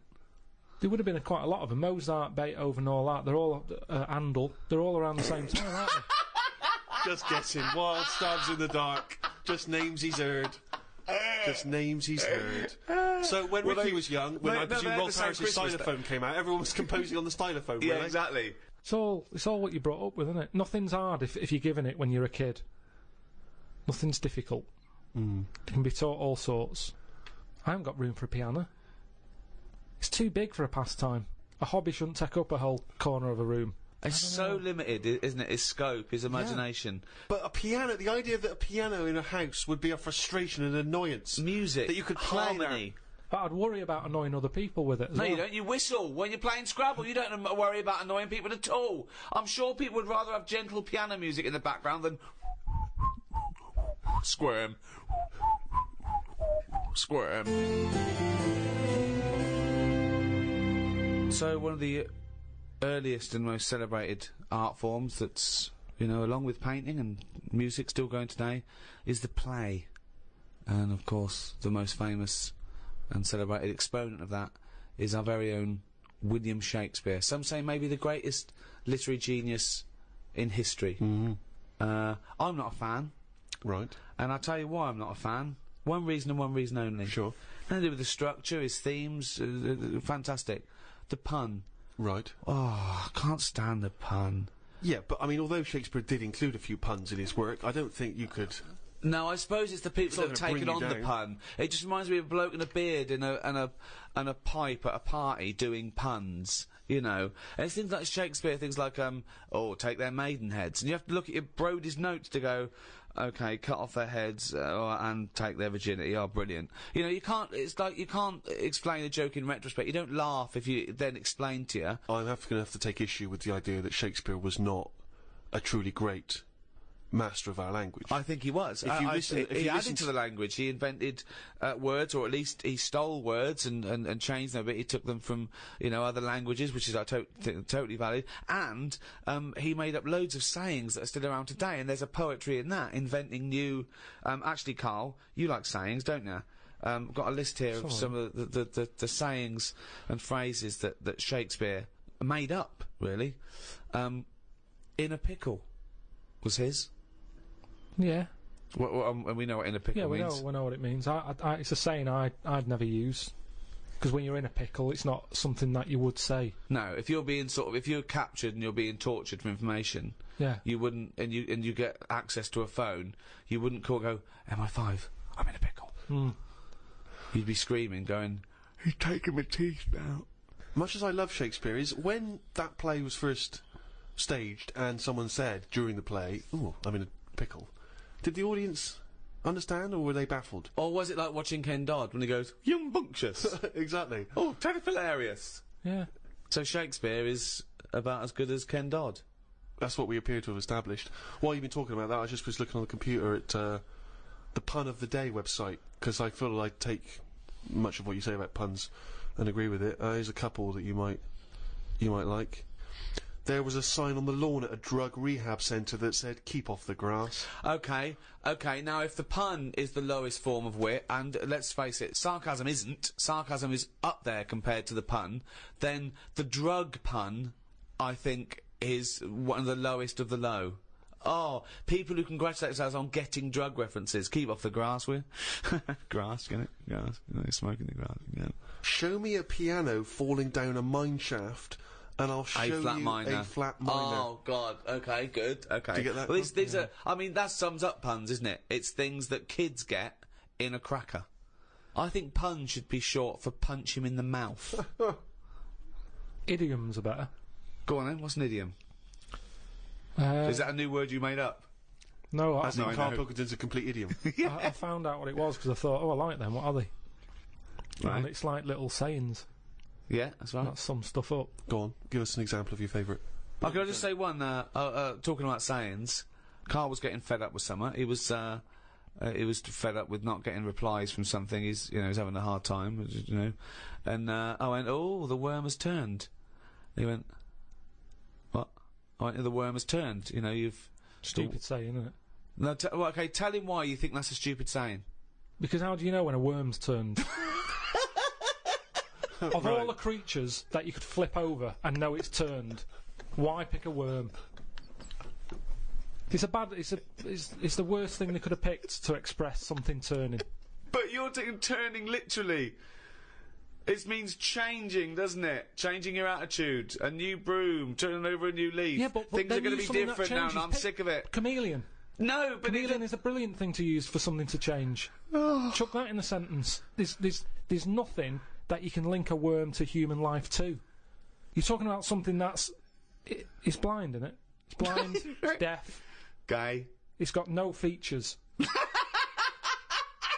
he having such a go at a worm? Just because it's a weird thing to use. Something that... Its arse is more... It does more than its head. That could be said of you, Karl, to be fair. We've talked about what art is, we've talked about painting, sculpture, we've talked about music briefly, we've talked about whistling over music to make it better. Poetry. A completely different type of art form there. Karl, what's your thoughts on poetry? I've never really been a fan of it. There's a surprise. I think it's sort of... It's alright for the person who's doing it. You say that whistling is just for the whistler. But I think poetry's more like that, because sometimes you read it and you're thinking, what's he going on about? It's always a bit... I don't know, it's sold in a bad light. It's a bit sort of... a bit gay, innit? Right. Okay. I mean, it depends what sort you're talking about, because maybe there's poetry out there that I haven't heard. There's some poetry gayer than others. Yeah. War poetry can't be gay, can it? That was people... I haven't heard... Go on. People fighting in the trenches and... They can't be gay. They weren't gay. They were writing to their sweetheart. I don't know his name. It might have been a bloke. I don't know. But so was it a sort of a... What sort of poem was it? Was it sort of a limerick? Sort of a... No, it was. Well, there's famous ones, Wilfred Owen and Siegfried Sassoon, and they're very moving. They're about what usually happens is that they talk about why are we here. This is we've been sold a lie here, and they really. We've started seeing war in a different light from their point of view in the trenches. Famously, some of them died soon after the But I prefer they'd written a proper letter. No sort of crypticness. That's the problem with poems. Okay, so you'd have been disappointed to get Dulce et Decorum Est through the post, would you? You'd have just said, "What are you trying to say, mate? What's the weather like when you're coming home? Did you get my socks? Well, yeah, sometimes life is a bit like that, and it's like, say what you mean. Right. Well, then you have just wiped all art off the face of the earth if you literally just say what you mean. No, I'm just saying in a letter. Say if I was a woman and my fella was fighting in a war. Right. What's your fella's name? Harry. Okay, so Harry. Oh, let me get this right. So when were you married? About 1935. 1935. So you've been married about 4 years. Yeah. Harry, why don't you go off? Oh, you're a woman, aren't you? You don't look like. Okay. So what did you see in Harry? Why did you like Harry? Was he? He just was like funny. Butch. He wasn't that butch, but that didn't matter back then, did it? In the war. No. And you took everyone. But what did you say when Harry was said to you? Well, I thought it was coming because a lot of our friends ended up having to Did you just go hug him and say don't go or something? No point, because that would have just made it tough for him. So what's the point? Just go with it. But if he I cried after he went. You cried after he went? That's what you do, innit? You wouldn't do it in front of him. He's got to go to battle. Okay, so your man goes off to battle. Right. Then I get a letter from the Colonel saying, "Oh, bit of bad news. Harry's dead."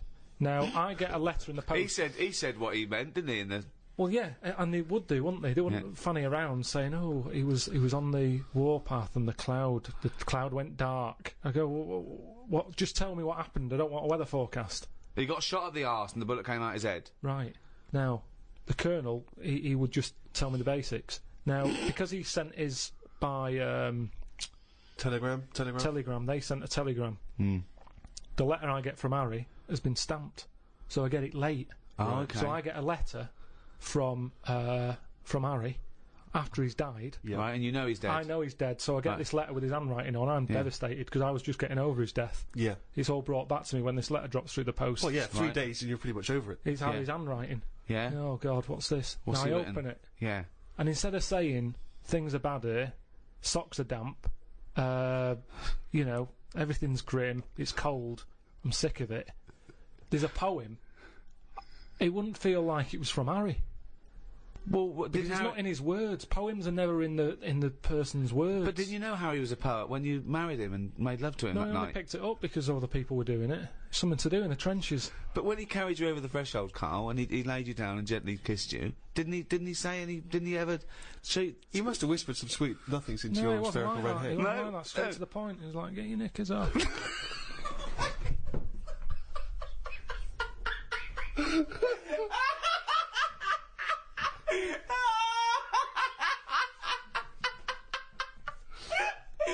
That's one of the weirdest fucking scenarios I've ever heard.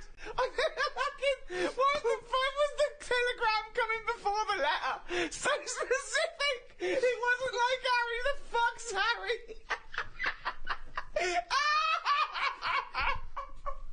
Oh God! Oh God! Oh God! There are a few things gayer than poetry, though. I want to throw one into the pot. The continental breakfast. Oh. The continental breakfast. That annoys me when I see it. Who orders that? If you've got the choice of eggs, beans, burger, chips, sausages, bacon, all that, you've paid for it already. If I was a waiter and someone said, "What do you want for breakfast, mate?" and the bloke went, "Oh, I just have a little bit of grapefruit juice and a croissant," I go, "Do you? Do you want some cum on that? Or you can go back to the hotel room and suck a cock?" Yeah. So No, I'm with you there. What else is gayer than poetry? I remember when I was at school once, right? The worst thing you could be growing up was gay. Yeah. In school, it was the worst thing. It was and I remember I was about 14, 15. I was talking to this bloke. I talk about him on my stand-up. David Beasley. He's the one that said if you get captured by cannibals, they show you pornographic pictures when you're in the pot, so you get an erection. And there's more meat to go around. So he was an idiot. He made Karl look smart. Wow. Really. Wow. He said, you know that thing that kids always do, what would you rather be, blind or deaf? Yeah. We did that, and we discussed that for a while, and he went, what would you rather be, blind or queer? Mm.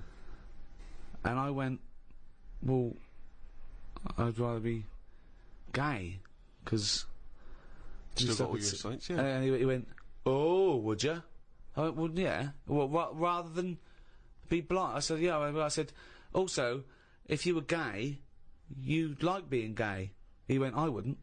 I went, No, you would. I said, if you were gay, you would like being gay. He went, I wouldn't, Gervais.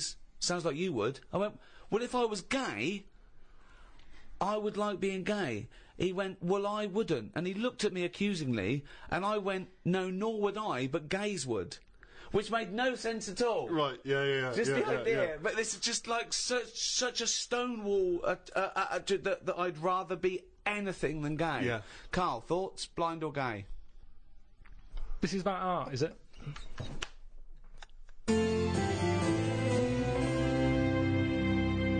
So there you have it, our comprehensive and definitive guide to the arts. Next in this series is philosophy. Well, I'm looking forward to that one enormously, Rick, because, of course, you have a honours degree from the University of London in philosophy. Yes, but I predict that one will also be as big a load of bollocks as all the others we've done. Thank you. Just to remind you that you can still get the Ricky Gervais Guide to Medicine, the Ricky Gervais Guide to Natural History, and now, of course, the Ricky Gervais Guide to the Arts. And welcome back to the first in the third series of the Ricky Gervais Show, with me, Ricky Gervais, Stephen Merchant, Hello there. and the fool, the round-headed buffoon that is Karl Pilkington. Alright. We've been away filming our second series of extras, leaving Karl to his own devices in a sweltering London. We've had a heat wave here in the capital city, haven't we, Karl? It's been alright. It's been up to 100 degrees, record-breaking temperatures. Yeah. What have you been doing, though? Sort of enjoyed it a little bit. Was out and about. Yeah? Getting to see the place, having loads of walks and that. I like to have walks. You know, watching what Like a people dog. Yeah! When he jumps off the couch and starts Exactly. scratching against the door. Suzanne thinks it's time. It's just good thinking time, though, isn't it? As well, having a walk. You've got no other clutter going on around you. And you just think about a lot of stuff. And, you know, like say, with the weather being hot and stuff, a lot of insects knocking about. Right. So I've just been watching them. so while we've been filming a TV show, you've been watching insects. Yeah, just seeing, because everybody knows insects are out there, but no one's keeping an eye on them.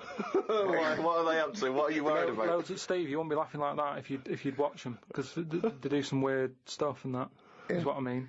What sort of stuff? Any examples? I saw a bee have a heart attack.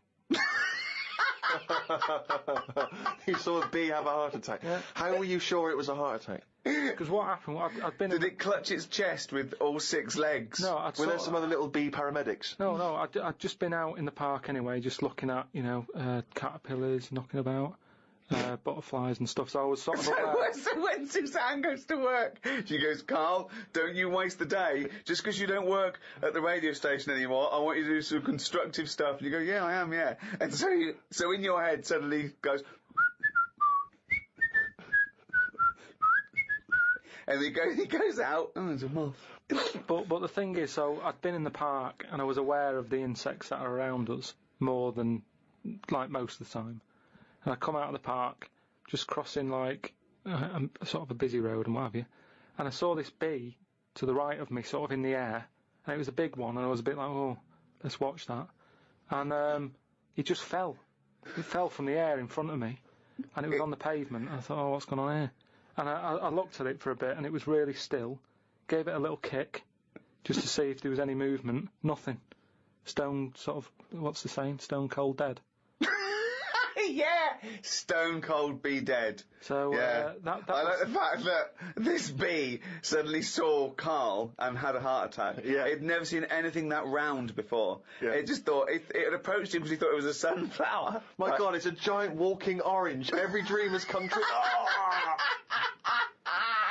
No, but it just summed up life for me. I thought that's like us, isn't it, at the end of the day? They have heart attacks, stress. You put it down to stress, do you? Well, it's in London, isn't it? You know, everything has stresses from living here. And they are bald, aren't they? They've got fur all over, but they lose the... And always overweight. It was a fat, bald bee. Oh. So what did you... It fell to the floor and you instantly... You just kicked it. You didn't attempt No, to I waited revive a second and just looked at it to see if there was any, you know, leg movement or wing. And there was nothing. And then when I sort of kicked it, it was sort of hard. It had hardened already. It's just... Rigor mortis had rigor mortis had set in. Did it put you in a bad mood for the day? Because I know things like that can just send you over the edge for the day. Death and that does a bit. Suzanne doesn't like me talking about death. What riveting conversations do you come up with?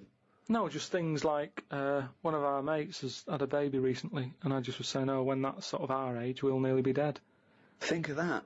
That's the first thing he says, is a new life brought into the world. I know. But when he's our age, we'll be dead. Yeah. No, it's Maybe weird. they'll let you do the speech at the christening. Yeah, it's just, so like I say, just insect life and that, it's interesting. You say it's interesting, but do you care about really finding out about them? Do you really care about what bees do or what ants do? You look at them and you make up your own world. For example, it had a heart attack, it's stress, it's overweight. You know nothing. I could probably, won't you look something up? Honeybees are fascinating. Honeybees, they've been around making honey for 100 million years. It's incredible. Their wings beat over 11,000 times a minute. And he's thinking, no wonder it had a heart attack. Yeah, exactly. But they're do you know bees, like ants, are actually like specialised wasps. They're sort of developed from the same Family. Family, like. Well, yeah. It doesn't surprise me. Doesn't surprise you, though. Does it interest you in any way? Well, everything's linked to something, isn't it? It's like how they say away from monkeys and that. Yeah. It's all the same sort of thing. Yeah. Well, yeah, I've been watching loads of stuff. I've been watching ants. You mentioned ants. I've had a lot of moths in the house. They're sort of sad. I mean, you say it like it was a garden party. No, it's just all these things. You look at them. I mean, you go into the scientific bit saying, it likes honey or whatever. It doesn't like honey. The reason they store honey is to get them through the winter when there's not, like, nectar, or nectar's hard to get, and they store it. And they store too much, which is why we can skim a little bit off the top. We're like agents. Yeah, well, but all I'm saying is I look at more about what its life is like. As Well, no, opposed you to... don't. You don't. You guess. You make it up. You don't look into it at all. No, but you can. A bit of guesswork is you're pretty close to the truth most of the time. Why? What do you mean? That statement sums you up. A bit of guesswork is pretty close to the truth. Because if you watch something long enough, is what I'm saying, you can see that it's a bit clueless. It's the same way about ants, or they're hard workers and all that. I watch one; it's going back and forth all the time. They go one way and then they stop and go the other way. They try to look busy in front of the mates, but if you watch one. If you watch one long enough, it's back and forwards, and it's like it's done nothing there. I'm going to carry this twig back and forth until I can knock off at 4. There's a lot of that going on. Is there? Because there's not. There's none of that going on. There is. No, like I say, the moth. Depressing little sort of thing. Why is it depressing? Just the way it hasn't got eyes, has it? You just look at it, it doesn't know what's going on. I just don't... I think if you haven't got eyes, you shouldn't have wings.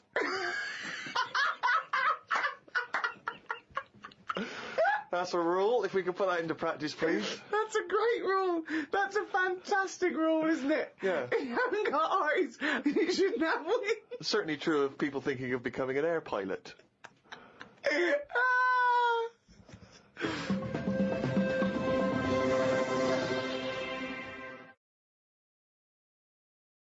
Whilst you've been working on that, I've been travelling about a bit, just seeing the country and that. Went to Dorset, right? Nice beach there. And those huts you get, like a hut on the beach, and where you get changed? You can get changed in it, but they're better than that. It's like you can put a telly in it, sofa if you want. Oh, you don't mean the Victorian changing huts? Yeah, you mean those like sort of things. It's sort of bigger than that. Yeah. And we were walking down there, and there was a really sort of big fat family in one of them. There was about 4 of them, and you could tell that they've never had a game of anything. Do you know what I mean? They just sit down there, eating ice creams, looking at the sea and what have you. And the weird thing is, the little fat kid, the youngest one, who must have been, I don't know, about 8, he was really fat to the point of you couldn't see his neck. Yeah. And he sat at the front of his mum and dad and his older sister. He sat there, and he had a frisbee, and I thought, look, they don't want to play with him. I mean, that's an active game to play, isn't it? Yeah. Frisbee. As we got closer, he was just using it to eat Maltesers out of. I just thought, even again, the one active thing he's got is using it to eat out of. Yeah. Extraordinary. And that just sums up what people are like when it comes to keeping fit and activities. Oh, that's fantastic. Were you sporty, Rick? I was, yeah. I loved it. I absolutely loved it. Were you good at it? I was good at some things. was never good at rugby, never good at cricket, was alright at football, but those things were the more competitive things that were scary. So at my school, when you're surrounded by, like, people the fun is hurting someone. Well, it's weird you say it, because I remember the first day I went to play cricket, my mum said, as I was leaving, I was really excited about playing cricket, she went, be careful. I was walking across a playing field once, a cricket ball hit me on the head, I was unconscious for 2 hours. Freaked me out. On the way to play cricket, I thought, okay, always scared of the ball, because it's obviously, as you say, rock solid. I remember a couple of seasons later, I had to play rugby for the first time. As I was leaving the house, she went, be careful with rugby. I knew a kid once broke his back playing it. I was terrified of rugby. I was terrified of it. Such a scary game. The ball came to me, I got rid of it immediately. It's mental. Yeah. I don't understand. What I remember is, I remember a teacher saying you've got to play it very carefully because you can get seriously injured, you can hurt yourself, you could be crippled for life. I remember thinking, why are we allowed to still play this game at school? I was worried about cracking heads. Yeah. And a finger in the eye. How is it not bad? That worried me all the time, a finger in the eye. But they removed the asbestos from schools in the 60s and 70s. Yeah. But rugby, it's allowed to play. It's mental. Yeah. See, I had a mate called Mark who liked playing cricket, right? And when I used to say to my mum, oh, I just want to go out with Mark and his dad to play cricket, and she never used to let me go. She'd go, oh, I prefer, you didn't. And I used to always think that, it's because it's a dangerous sport. You can get hit on the head by the ball and it's hard. Put an eye out or whatever. But it was because his dad used to drive us to the place to play cricket, and he had, his eyelids were too big. So, he used to have to sort of have his head right back. Look, like one of those old-fashioned dolls. Right. They clunk back and clunk forward again. And she didn't like me getting in a car with him. Sorry, who's this? Whose eyelids are too big? Growing up, you had a woman who had her head like a bag of spuds. I didn't know her. No, you had 2 kids at school with webbed hands and feet and big heads. Yeah. You had a pigeon chest boy. Nowadays, you're walking around with insects and moths like something from James and the Giant Peach. Yeah. And you had a bloke whose eyelids were too big. One thing I've noticed, because I occasionally go to the gym, and those guys who work out constantly to give themselves extraordinary physiques, they're on the trip, they're on the weights, and they're really, I've noticed in the summer particularly, those guys cannot wait to get their shirts off. Yeah. Everywhere you see, they're walking around, if they've got a good torso, they are walking shirts off. Even, I think, if you go to nightclubs, I notice there's always one guy who's thinking, well, I have put so much work into this body, I have got to get my shirt off on the dance floor. A vest, yeah. And it comes straight off. A brand new tattoo. I'm not covering that up. Exactly. I've paid a lot for it. Let's see it. Yeah. But that's what we were saying about bodies. I can't remember why we were talking about it. We've got to a point in science now that you can change your head. Right? No, well, that doesn't make any sense at all. It was a programme, it was done in the 50s or 60s where they stuck a monkey's brain on a stick and had it wired up and it still worked, right? Right, okay. And that was in, like, the 60s or Right, whatever. okay. Well, to say to change your head makes no sense at all. Because if you put a different head on a different body, you're changing the body. Yeah, I know. Well, that's what I'm about to say to you, though. What? That's what I'm saying. That I'd be more confident if I had someone else's body, because if anyone dissed it, I can go, no, it's bad, isn't it? But it's What not are you mine. talking about? Well, it's like, say, As opposed to someone else's head? yeah. Well, What, it you'd wouldn't be me, would it? The head is me. Well, of course it is. That's what I mean. Yeah, So the what do you head's mean? me. You'd be happier having someone else's body? What, than your own? What I mean is, say if you're wandering about, for some reason, there's an incident. You have to take your top off and that, and everyone's looking at you, right? And you're a bit sort of, you haven't got the muscles and that, you haven't got the six-pack. Right. Which isn't that nice anyway. I don't know why that's become a nice thing, really, seeing the insides of you. You might as well... I mean, I know I came up with the see-through skin idea, but it's a bit weird, isn't it? You can see stuff. No, it's the muscle in front of the... No, it's not. Sometimes is. you can It's see... not the- It's like, not the tubes. outline of your No, organs. you can't see tubes. You can see tubes and veins and stuff. Well, you can see veins. Yeah, well, I don't want to see that. That's why we've got skin over it. Is what Stop I mean. looking at naked men, then. Why No, you but keep- sometimes you can't help it because it's been hot, and like you say, there's people walking about with vests on and that. So anyway, what I'm saying is, say if some incident happened, I'm walking about with my top off. Right. Girls are laughing at me, right? Why? Dunno, they might. Yeah, go on. So they wouldn't look at your body, they'd all look at your head. So what I mean is, Yeah. rewind that, right, and imagine all that happens again, but I've got someone else's body. Right. Whose body? Just some fella who's died, and my body was injured, and they said, we've got a new body in. You can Right. have it. We'll Yeah. stick your head on it. Yes. Yeah. Now, say if... They're laughing at you. they are laughing at the laughing, body, they're laughing yeah. at the body, Yeah.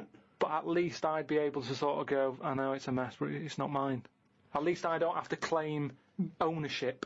So all of this extraordinary technology that can make put one head on another person's body is so you can go, it's not my body. No, no. But it's not your own. I'm not being funny though. So if you have a body transplant, right, and you're there, you're at home, naked, you look down, Yeah.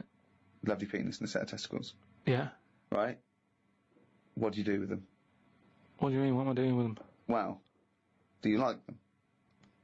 Well, you wouldn't mess about with them as much as if they were your own.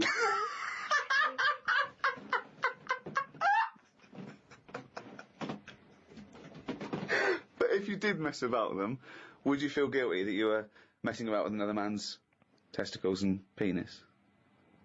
And it's the full body. Yeah. No, because they're not my hands either.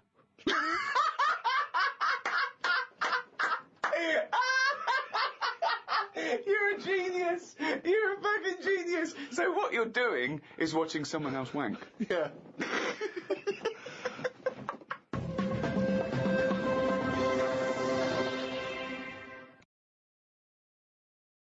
Well, one thing Karl has been doing over the past few months is writing his diary. He's kept that up. I don't know what he's had to write about. All he's been doing is looking at moths and ants and bees and going for walks. But I'm sure it's all in the diary. So, let's have a look at that. Oh, I don't believe he's only gone and written it down the... We went to the park and had a brew. Suzanne read the paper while I played with a ladybird. I mean, it's like a child, isn't it? It's like what a child would do. Suzanne read the paper while I played with the ladybird. His only friend is a beetle. It climbed up my arm. It struggled on me hairs. This is in detail then. Yeah. It kept stopping every now and then and was rubbing its head with its right arm. It did it about 4 times and always used its right arm. It rested for about 5 minutes, then flew off. Sunday. Had a bit of a to-do with Suzanne because she wanted a lion today. I ate this. Once you're awake, you should get up. I got up and put the radio on really loud. She eventually got up. I told her insects don't have lions, so we shouldn't. Why are you obsessed with insects? You must be fucking unbearable to live with. You must be a nightmare. No, I've just started, because I've watched insects a lot, I don't want to keep going on about them because we're a bit insect heavy. But at the end of the day, if we copied insects, we wouldn't go far wrong. I don't know what you mean though. 1 minute you're saying they're great, then the next minute you'll slag them off. Yeah, I'll slag some of them off if I don't know what they're doing, but because I've studied them a bit longer, I just think they do You it haven't right. studied them though. He thinks he's like Darwin. But you just slagged them off again, don't you think that insects are doing stuff? They're not. It Yeah, goes there, ants. then it goes back The again. ant was messing about, but only that one. The others were carrying stuff. That's what I'm saying. There's snidey ones in everything. In everything in the world, you get a hierarchy.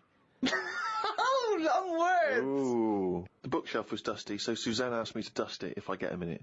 I ended up looking at every book. Just the spine. Yeah. Just for a few seconds each. Yeah. Didn't open them. I looked in the dictionary to see if the word dictionary would be in the dictionary. I didn't think they would bother with it being on the front page, but it was in the book as well. It's a good point, though, isn't it? No, it's not a good point. Because you didn't tell us anything. Dictionary is in the dictionary. Well, of course it is. Well, why? If you go, how do you spell dictionary? You look at the spine and you go, oh, there it is, D-I-C-C, and all that. So what does dictionary mean? It's a book full of words, isn't it? That's what it means. All books are full of words, you idiot. How to spell them. And if you don't know No, what it's it not is... how to spell them.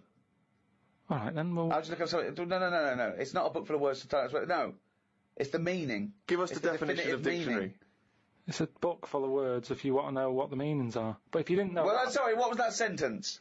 Yeah, but what I'm saying is, if you didn't know that, then you wouldn't be looking in it, because you wouldn't know the book is about that. So, if you don't know the word dictionary and what it means, you wouldn't be looking at the dictionary, you'd be looking at an A to Z. Because you Why go, leave "Oh, it out, letters." though? just because there's so many words in the world, I would have thought they wanted to cram as much as they can on a page, and if dictionary is already on the front... Is that why you suddenly used the word hierarchy for the first time ever? Did you find that in there? Did you see hierarchy in the dictionary?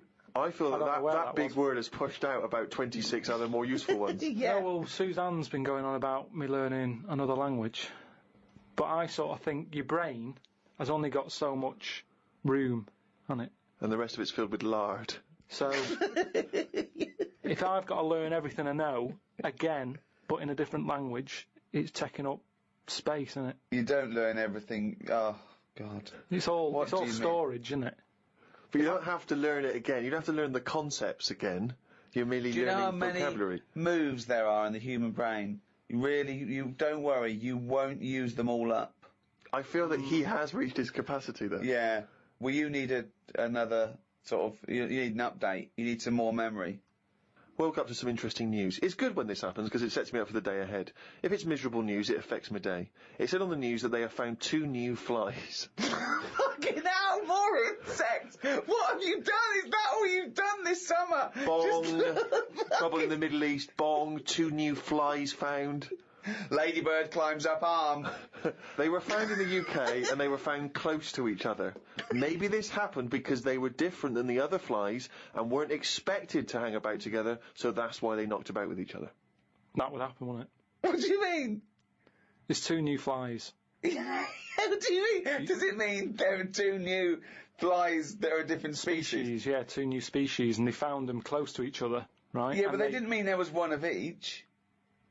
No. Yeah, they did. They found 2 different ones. No. No, they have. Seriously, I know that. That's right. That's a fact. So you've got, like, I don't know the names of them. They give them odd names, don't they? Well, say Yeah. call it A and Fly B, right? Yeah. Fly A, I don't know. Say that's orange. This is just... B. Probably, yeah. No, This is but- painful. No, but This I'm is just making it painful. easier But for 5B you. wears a little hat. He's got a little hat. All right, yeah, fine. Now, they found the orange one. I went, look at this over here. This is a bit weird. And they've gone, oh, that's a new species. Log it, whatever. And then the other one went, oh, keep your pen handy. Look at this one, it's got a hat on. So then they found them both within the same distance. I don't know what that sentence means. Keep going. They No, found let him them try and both. finish. They found them both within the same distance. But without interrupting him, let him finish this point. Let me just make one thing clear. Karl Pilkington just said they found them both within the same distance. Think of that! Don't know what it means, but go on, let him finish this point. So what I mean is, they weren't knocking about with other normal houseflies because they were probably sort of going, oh, he's a bit weird. Leave it. Yet, because the other one was also odd, they're hanging about with each other. Don't you understand that? Why is that such an odd concept? Because you think of it as like 2 little new kids in school. Yeah. They find out they're both new and they've got something in common. They're both goths, so they start hanging out together. Yeah. And this was on the news, was it? Yeah, just on the radio, yeah. I know if I looked into that story, it would be 90% wrong. Bit tired today, because didn't get to sleep as early as I'd wanted due to a moth getting in the bedroom. Fuck me! I got it in a glass and looked at it for a bit and then let it go because Suzanne wanted to go to sleep. Looked up some interesting news. Some people dug up an old body in Ireland. Turns out it's well old and was here when dinosaurs were here. The really weird bit is it had hair gel in its hair. Right, what is it? Fella, Well, no, it wasn't around when dinosaurs were here then. just a bit after. Right, fine. A lot after, yeah, go on. I think any hominid, anything that could even be linked to anything that may become man, is only about 1 million years old, and I think Homo sapien is probably only about 150,000 years old. Dinosaurs are about 150 million to 250 million. Yeah, no, it's not the age bit, that's amazing. It's the fact of, there's a fella, won't have even had shoes on his feet, Right. and yet he was worried about his hairstyle. Right, well that's definitely not true either. This is unbelievable. Well, there was a man on the radio doing poetry, says Karl in his diary. I thought I'd have a go at doing a poem about today. Not really. Steve, I'm a little bit queasy. He hasn't really written a poem. He's written a small poem. No, he hasn't really. Yes. If moths had eyes... Fuck me! Let me read the poem, okay? Oh, fuck. You wouldn't interrupt T.S. Eliot. Okay. Oh, okay. If moths had eyes, would they be happier? How do they know they're not dead? Cavemen hunting for food, but not before they style the hair on their head. What would last longer in dinosaur times? A blind man didn't stand a chance. Not with all them rocks about. I'd rather be a blind moth. Right, it may be the greatest poem Now, ever written. just you know, dissecting it briefly, you attempt to rhyme in the first 4 lines, but abandon the rhyming system in the last 3. Is there a creative decision for that? Can we have Karl read that? By all Sorry, means, yeah. just you read it as you would like to. So this is imagine this, right? Okay, this is going out all over the world. This podcast. And now, Karl Pilkington, a new poet from Manchester, now living in London, England, would like to read a poem. If moths had eyes, would they be happier? How do they know they're not dead? Cavemen hunting for food, but not before they style the hair on their head. What would last longer in dinosaur times? A blind man didn't stand a chance. Not with all them rocks about. I'd rather be a blind moth. He said it as though the last bit was going to rhyme. He said it like it was going to rhyme. Oh God! No, it's amazing. I think he feels as though the final line, I'd rather be a blind moth, is going to be one of those great, you know, a summation that somehow the moth is a metaphor, the caveman. No, but there's all no I'm doing- metaphor in that. He really does mean he'd rather be a blind moth. Yeah, well, I'm just because I've looked at the day's news. Can we always do that, Karl? Can we always find a day, right, and always sum it up in your in a thoughts, poem. a poem? Just like that. I love that structure. I love that structure. If there's any English students or professors or novelists or poets listening, please email us what they thought of that poem, why it's good, why it's bad. So, you know, give us your thoughts on that. I mean, we would love expert opinion, poets, English professors. Just email us at podcast@rickygervais.com. Now, Karl, apart from being a poet, you are an author now. You've written a book. You know, which surprised me and Steve, because as Steve said, we thought you'd read a book before you actually wrote one, but you've proved us wrong, and all your teachers wrong, and everyone in the world who thinks you're an idiot. It is actually a very good book. I mean, a lot of it is transcripts from, you know, the podcasts, but you've answered some of your critics, haven't you? And you've tried to prove some of your theories. It's everything about Karl. It is like All the drawings. all the drawings. There's new stories, isn't there? I mean, there's so much effort. I can't believe it. He's been working on it for months, and it's out on the 18th of September. But you can order it now, can't you, on Amazon.com and Amazon.co.uk. What's that book called? It's called The World of Karl Pilkington.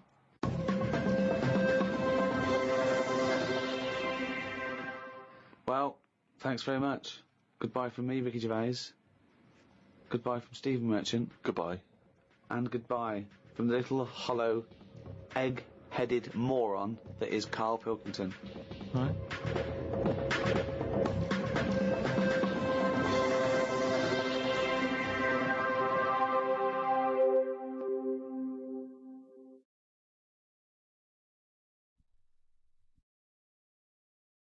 Audible hopes you've enjoyed this programme.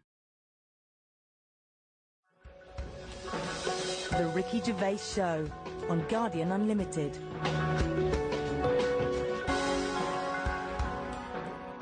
Hello, welcome to another podcast of the Ricky Gervais Show with me, Ricky Gervais, Steve Merchant. Hello. All right.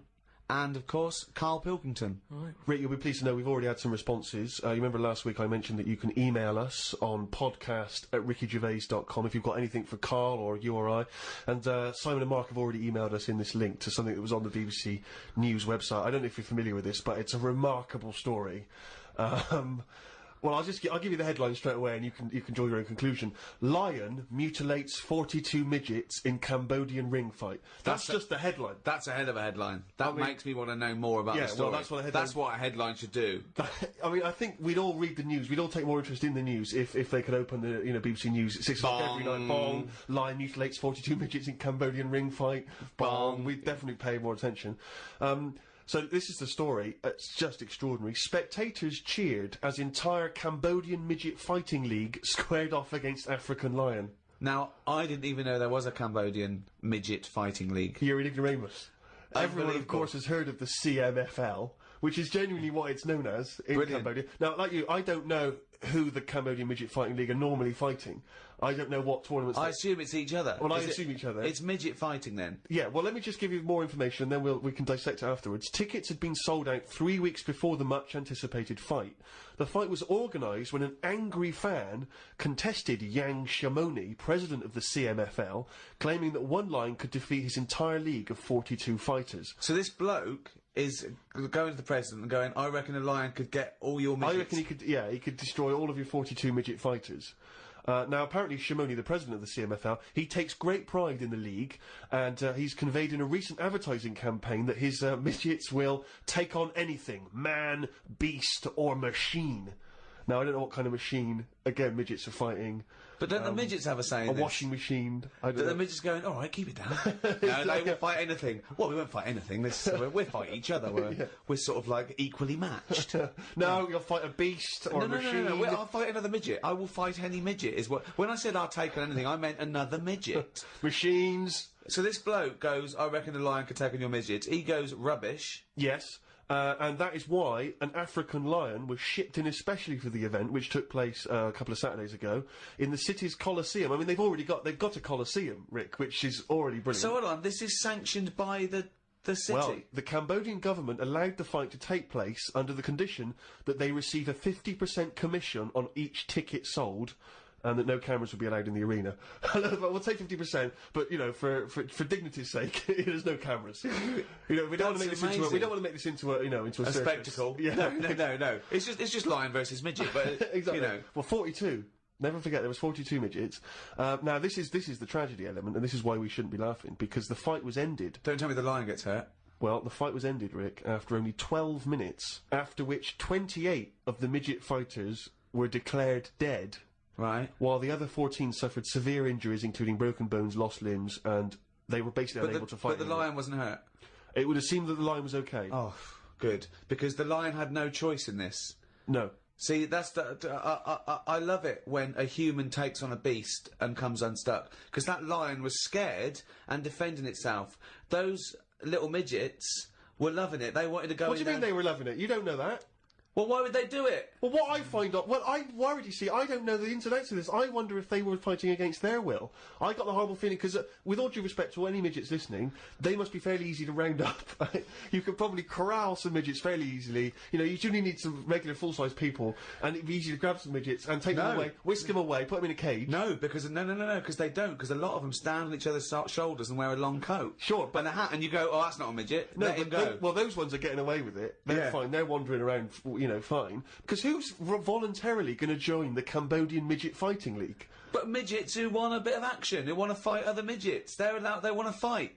They can't get in real boxing matches because the fellas are too big for them. But they can go, well, I'll tell you what, let's have our own little fighting league, right? But if I was on the Cambodian Midget Fighting League, I'd be livid. I'd be thinking to myself, well, I can't believe I listened to my agent and he's put me up fighting a lion. I mean, I should have just taken Panto in Grimsby. I can't believe that I can't believe it. But hold on, though. I thought are they all really midgets, or are they lumping in dwarves with them? It's not specified, Rick, but... But that annoys me when people say, oh, look at these midgets, and I go, hold on, no, they're making up the numbers with a couple of dwarves there. That's clearly only 39 midgets and 3 dwarves. Sure. Well, that's amazing. Karl, what are your thoughts instantly? I mean, you're bound to have a take on that. Whose side am I meant to be on there? What? Well, I'd be on the lion side. I'd never go to a bullfight, but I love it when I see a matador gored to death. Because, again, the bull doesn't want to get in that ring and fight a bloke with swords, okay? So I love it. I think it's disgusting. And when someone says a midget versus lion, I'm thinking, well, it's okay if the lion wins, to be honest, because they haven't got a choice. So, and I hate it when people go, "Oh, I went to a bullfight when I was in Spain," but it's the tradition, isn't it? Oh, well, there's loads of traditions that we don't adhere to anymore. So I say it shouldn't have happened, of course, but if it happens, I'm glad the lion isn't hurt. See, what's annoying me is I've sent money to Cambodia because apparently they're hungry and haven't got any energy. So what's going on? Well, it's much easier to fill up a midget than it is a regular Cambodian. You know, they're I just happy feel on like a Mars I'm bar. being cheated a bit. You were conned before with a charity, weren't you? Well, a few times, yeah. What about the old lady? What was that? I got stopped, and it's like they sort of drag you in by saying, "Have you got a gran?" And I said, "No, they died," and that. It's like, "Oh, did they die of the cold?" No, ill. What have you? Just old age. He said, "Well, what happens with a lot of people's grans is they die in the cold, right?" So I was like, "Oh, that's bad, isn't it?" Anyway, so she's chatting and she's showing me pictures of these old women who look cold, right? Saying, "Look at her, that's Edna. You know, she's got no family. She can't pay the bills and all that." Yeah. So I'm like, "Oh yeah." Anyway, it goes on for about 15 minutes, and you feel bad. You give them your bank details, right? And what happens is every couple of months you get a letter from Edna. Well, it's not from her; it's typed up and what have you. But there's a picture of Edna, right? And it's saying, "Oh, this December, you know, Edna's going to be extra cold. It's cold outside. She can't afford to pay the heat and what have you." Yeah. Keep going, right? So you keep paying every month like £5, whatever. Get another letter a few months later, right? Edna's sat there. She's got a tan. What do you mean she's got a tan? Well, when they said, she's cold, I thought they meant for the heating, not to send her on holiday for a month. She sat there with a tan. I'm not joking. Are you sure it wasn't just a sort of a slight problem in the printing? No, definitely. Sure, she looked well happy. Sure, it wasn't liver failure. This is a terrible thing to say, but when I see those people approaching now with the clipboards on the street, I always get my mobile phone out and pretend to have a conversation. I've done that one. The number of fake conversations I've had walking past them now. Well, I felt sorry for them, right? Because I thought, to be fair, I've got about 10 standing orders where I felt sorry for them in court. Right, I thought they're doing a good deed. The least I can do. I find out they're on about £8 an hour. Are they? Yeah. They're not just doing it out of the kindness of their hearts. Well, I don't want to I lie thought they with were them. volunteers. I thought that was at least why I should feel guilty. If they're getting paid to do it. I don't know. I could be wrong. I think they do. What? I've heard they get paid and that. Well, if someone knows, maybe email us. Podcast at rickygervais.com is how you can get in touch with us. If you know if these guys are getting fleecing us twice. I heard something. Karl thinks that. You think they're not. I don't know anything, but anything that will allow me. But to let's find out because I don't want to slag them off because they're obviously doing a good thing. So we find this out. It's this is an educational show. I tell you what, though, right? Because we've talked about homeless people before and that, and I walked past one the other day. He's always cheerful, right? But don't you think, right? If you had a company, it's worth taking them on because they never have a lie in. Brilliant. I'm finding it quite exhausting now because a lot of the homeless I've encountered recently, they're not even after my money. They're just looking for conversation. While I was walking along the other day, and I don't know what you're supposed to say to this, we were both walking, happened to be both passing a Chinese restaurant. He glanced in, he looked back around to me, he went, "Woman in there with 3 phones, 3 mobile phones. Why does she need 3 mobile phones?" Got nothing to say to that. Got no opinion. Got absolutely no opinion of it. And I was thinking, what's going to and you know that thing when you sort of suddenly you got across the road conveniently to just get out of it. But and there was another mad woman who started going. She was walking past me. She went, "Do you want to come to my church?" I went, "No, I don't believe in God." She went, "Do you believe in God?" Oh, 20 minutes conversation, 20 minutes. It was unbelievable. I got to a point where I was so angry with her, I was shouting at her from across the other side of the room. I was the one who sounded like a nutter, going, "There isn't a God." But you see, when does it become like bad to avoid people like that? Do you know what I mean? Because some people say you shouldn't. That they're people like us who just had a bit of bad luck. Well, of course they are. Yeah, I know, but I remember one on our estate, right? And she was a bit. What's the word that you can use? Because I don't want to offend anyone. But I'd say but sort of mental homeless. Is that a term? That's the official term. I think that is the new official term. It's mental homeless-itis. Right. So she lived on the estate and what have you, and she aged. How was she homeless if she lived on the estate? Well, she sort of decided to stay around there because I think people on the estate spoke to her more than people who had money. Do you know what I mean? Really? I was going to say, why would she choose an estate not to live in as opposed to like a walled sort of lovely community? Yeah. Why not go to St John's Wood or Yeah, or I'd hang around in maybe, say, the maze in Hampton Court. Yeah, You know, exactly. Yeah. no one's expecting to see a homeless person as they're trying to find their way around. Well, Imagine the cash you'd make during the summer. The rich sort of Victorians used to keep sort of homeless in there as a little folly, and they used to pay them at the end if they stayed there for like 3 years. What do you mean? Would they pay? It was fashionable to have a little homeless little hobbit in your outhouse. Seriously. And what did they have to do anything for the money? Run, dance, No, they just fight had to be tigers? there. No, they had to be there when they brought around. They go, look, that's our little cat weasel fella living in our folly. Yeah. And then they got money, you know, at the end of it. There's just like really rich sort of Victorians and stuff. That's yeah. a great idea. They should definitely bring that back. Because, you see, I would give a lot more to shelter and those kind of charities if I could have a homeless guy come around and do my bidding. I could make him And dance. they had a really long beard and rags. Exactly. Yeah. And I could just make them do dances for me, or, you know... And he was somewhat magical, possibly. That Yeah, would you go, weren't Riddle too me sure. dee, fiddle me do. What is my name and Yeah. who are you? Exactly. And then, yeah. But anyway, so this mental There's a little idea illness- for shelter if anyone's listening. Yeah. mental homeless woman on the estate, and what she used to do, right? She acted quite normal, and she used to always push like a pram around with her, right? And everyone was like, she can't have a kid, can she? Right? And she was dead happy every day. She was up and down, walking up and down the road. Anyway, one day she got to walk past, right?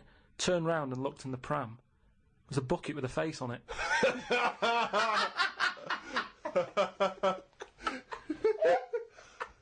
The Ricky Gervais Show on Guardian Unlimited. Rick, we've had an email here from a bloke.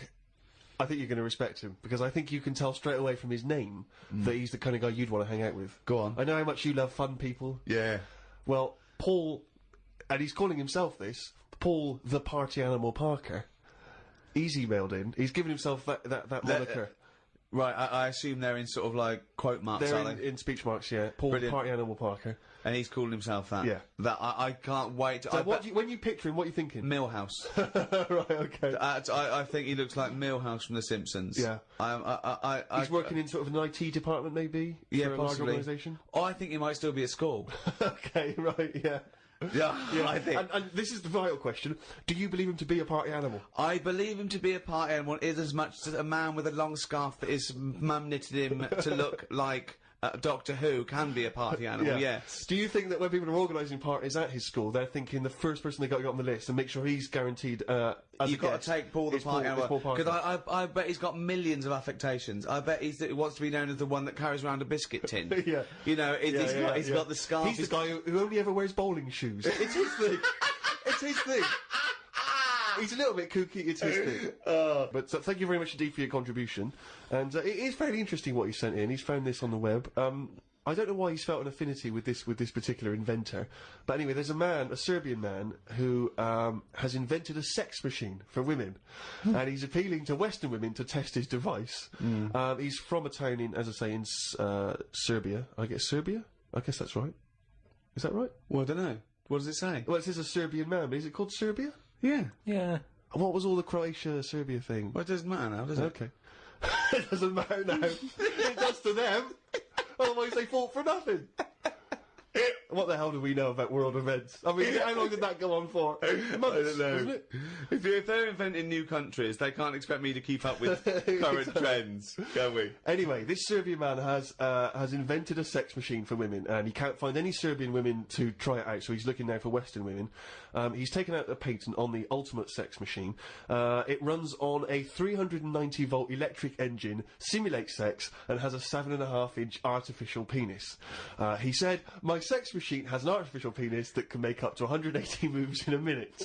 Now, I don't even know what that means. 180 moves? What? I mean, there's only really... Well, in and out, It's I in and out. imagine. It's largely Yeah. the function. Unless I've been doing it what wrong. he's all done. these months. What he's done is he's put a dildo on a Black and Decker.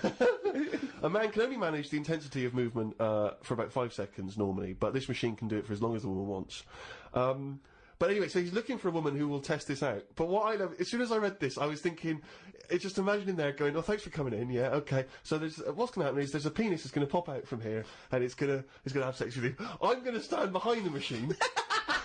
I've got to stand behind here. There's a lot of dials and stuff. I don't want to bore you with. Well, why do you have to stand behind it? Just. I can't. It's technical stuff. But I got to be behind the machine. But there's no penis on the robot at the moment. It's just a hole. Don't worry. What'll happen is I'll switch the machine on. I'll go behind, and then a penis will appear. Will it be like a metal-looking penis? It will be a robotic penis, but it will seem like it's a regular fleshy human penis. So you're gonna so you're gonna go behind this robot, Go behind the machine. disappear, Yep. and then a fleshy-looking penis is That gonna will appear through the hole when I switch the machine on. Okay, and that'll be the real robotic penis. But you won't see me for the duration of your section. So you've made this sort of like robotic penis look really realistic. It's really realistic. You will not be able to tell the difference between, say, the robot one and mine, for instance. Okay, well, I don't want to see yours. No, there's absolutely not. Because I've not come around here to have sex with a person. I know, you've come around to test the machine. Yeah, and that is exactly what you're going to get. Okay, a well, piece of mechanical action.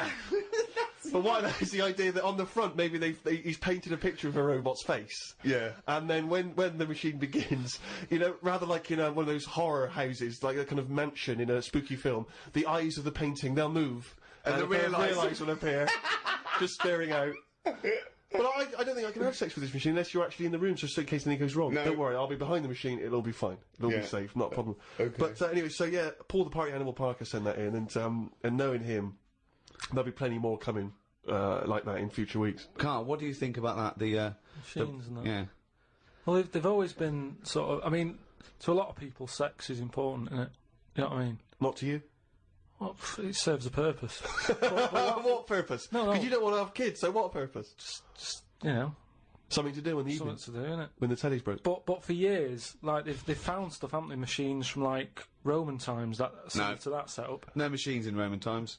Like that though, the old sort of knob on a stick machine thing. The old I Roman love knob on a stick. I'm sorry, but I watch Aqueduct. Time Team every week, and Tony Robinson has never done an old knob on a stick machine. I just think of Julius Caesar sitting down and go, okay, Aqueduct, we love that. Thanks for that. Straight roads, good idea. We can see the enemy coming. What have you got there? Well, I'm glad you've asked. Plumpticus. What have you got there? Glad you've Wanklicus. What I've got here is a Yieldy knob, and I've put that on the end of a stick. Oh, a stick of phallus. Okay, well done, Wanklicus. No. Well done. You are my new right-hand man, as they say. No, excellent. But they do stuff like that. You've been in the London Museum and that, and they've got sort of sex stuff from years ago. They've got like these metal pants that they used to wear. I don't know what that is. Metal pants. Yeah, sort of Is metal. that a chastity belt? You mean? They used to make women wear them so that they could. When- Yeah, when- no, when but they had them for blokes as well, though. Metal pants for blokes. Yeah, Why? just- So he had a little lot. So if he was away, he couldn't play away from home, and if he was away, she popped on a little. No, I just think they sort of like sexy metal pants. What? Oh, I don't know what you mean. What are The you sexy talking metal about? pants. Well, they'll have to look because I haven't got it in front of me. It's just something I remember seeing, some sort of sexy metal pants that they used to wear. But what are you saying? Sexy metal Carl, pants? they that always was have not to British Museum. That was Soho. No, what I mean That was is on Compton Street. You were looking they in the always shop had to window. be ready for like battle and that, but these were a little bit sexy but protective at the same time. I love that. Right, I I'll love have to look I into love it. the I'll idea have to- that that's all you remember from the British Museum. So Lancelot, are you ready to face the Black Knight? Yeah. What do you think of these? Huh? What do you think of these?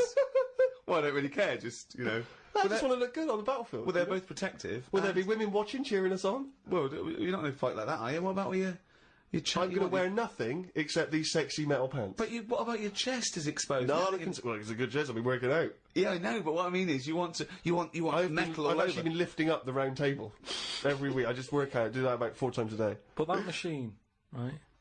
Why did it have to be a woman, or could they have got a little gay fella in? I I Let don't me know. just check. It doesn't actually specify the small print here. I love that. Why do you want to see a little gay fella be? I don't know. I don't want to see it. I'm just saying they're sort of more. Why do, Carl? Why do you want? don't wanna see why it. do you want to I don't wanna watch a see it. gay man get buggered by a robot? I wasn't the one typing in gay machines on the internet, finding stuff out about them. It's not a Steve gay was. machine. You just made it into a gay machine. Yeah, he wanted to pleasure women with this machine. Oh. You're saying, can I see a little gay fella get a robotic cock up his arse? You're the one requesting that, Karl I don't want Pilkington. that. I'm just saying that. You're the one that want to see gay men with metal stuff up their anus. Oh, what I'm saying is they're more up for a bit more experimentation than. What are you saying? Why is that the case? Why? Why'd you say that? No, just they just butt plugs and that. I mean, what I'm saying is... What, you can't just say butt plugs and that. I'm just saying that I reckon they'd be up for it. What do you know about butt plugs? I don't know anything about them. I just remember seeing an advert for some once in a sex shop. What are you doing? No, I wasn't. I was just walking past. I was walking past the sex shop and that. And Your know, eyes you're sort of looking. Why were you walking past a sex shop? Just because I was on the way to work and that, and I passed one, and there was a little sort of one. It was open early, which I never understood. Right, it was about 8 o'clock in the morning.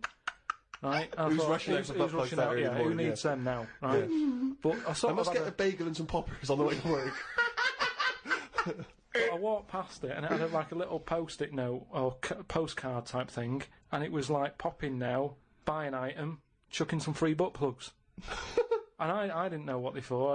I'd never heard of them before. But all I'm saying is I've since found out what they do with them. What and do if they they do that with them, then give them a go on that.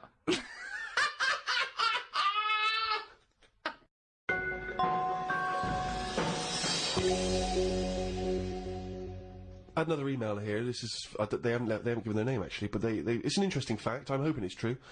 America's first nudist organisation apparently was founded in 1929 by 3 men. Now, what intrigued me when I read that is the fact that it's clearly 3 blokes just trying to meet some nude women. They're all 52, balding. Exactly. With little, sort of those gold-rimmed glasses. Yeah.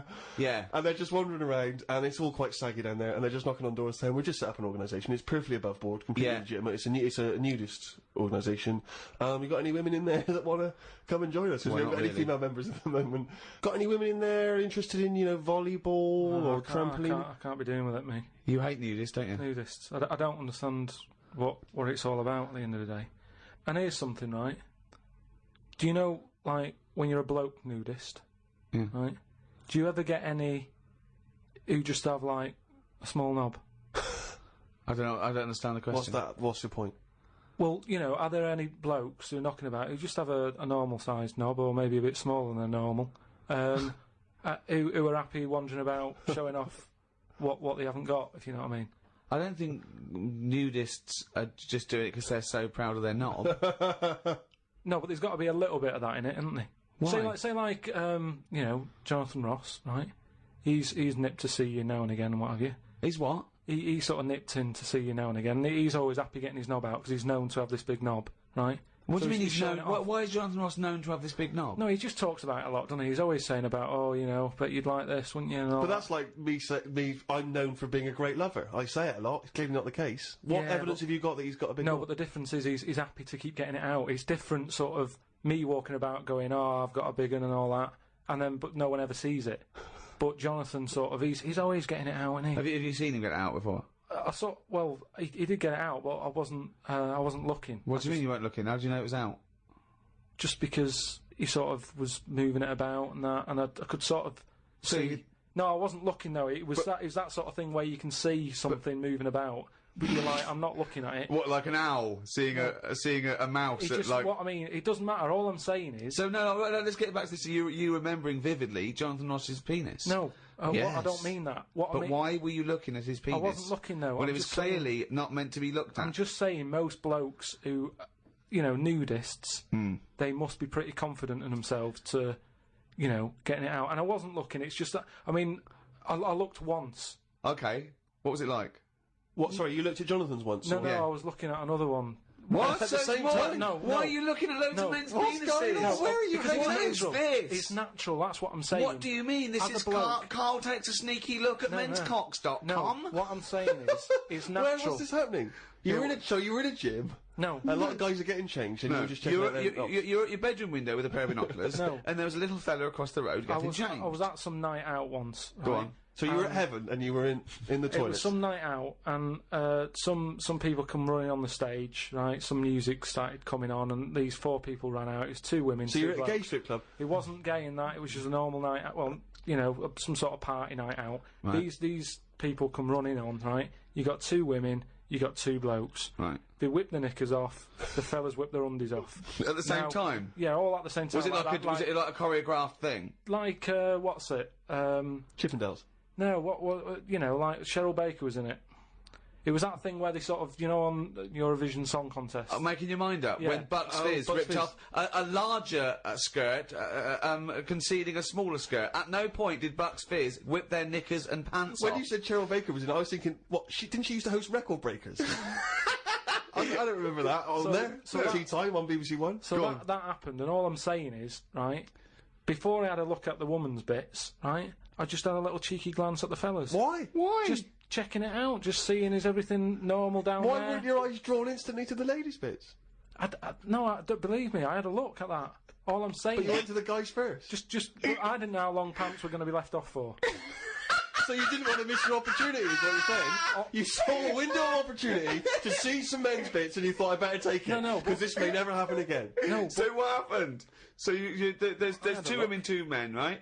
I don't know what sort of event this is where you're looking at anyone get their knickers and pants off. I don't know why you're looking at all. So you go right. There's knickers and pants off. Right. Let's check out the knob and testicles first. You're telling me you've never, like, when you've been in a gym or anything, you've not just sort of turned your head, had a look, and gone, all right, yeah, that's all right. Yeah. Been in a... Sorry, let's just get this question right. Have we ever been in a gym and just taken a sneaky glance at a man's genitals?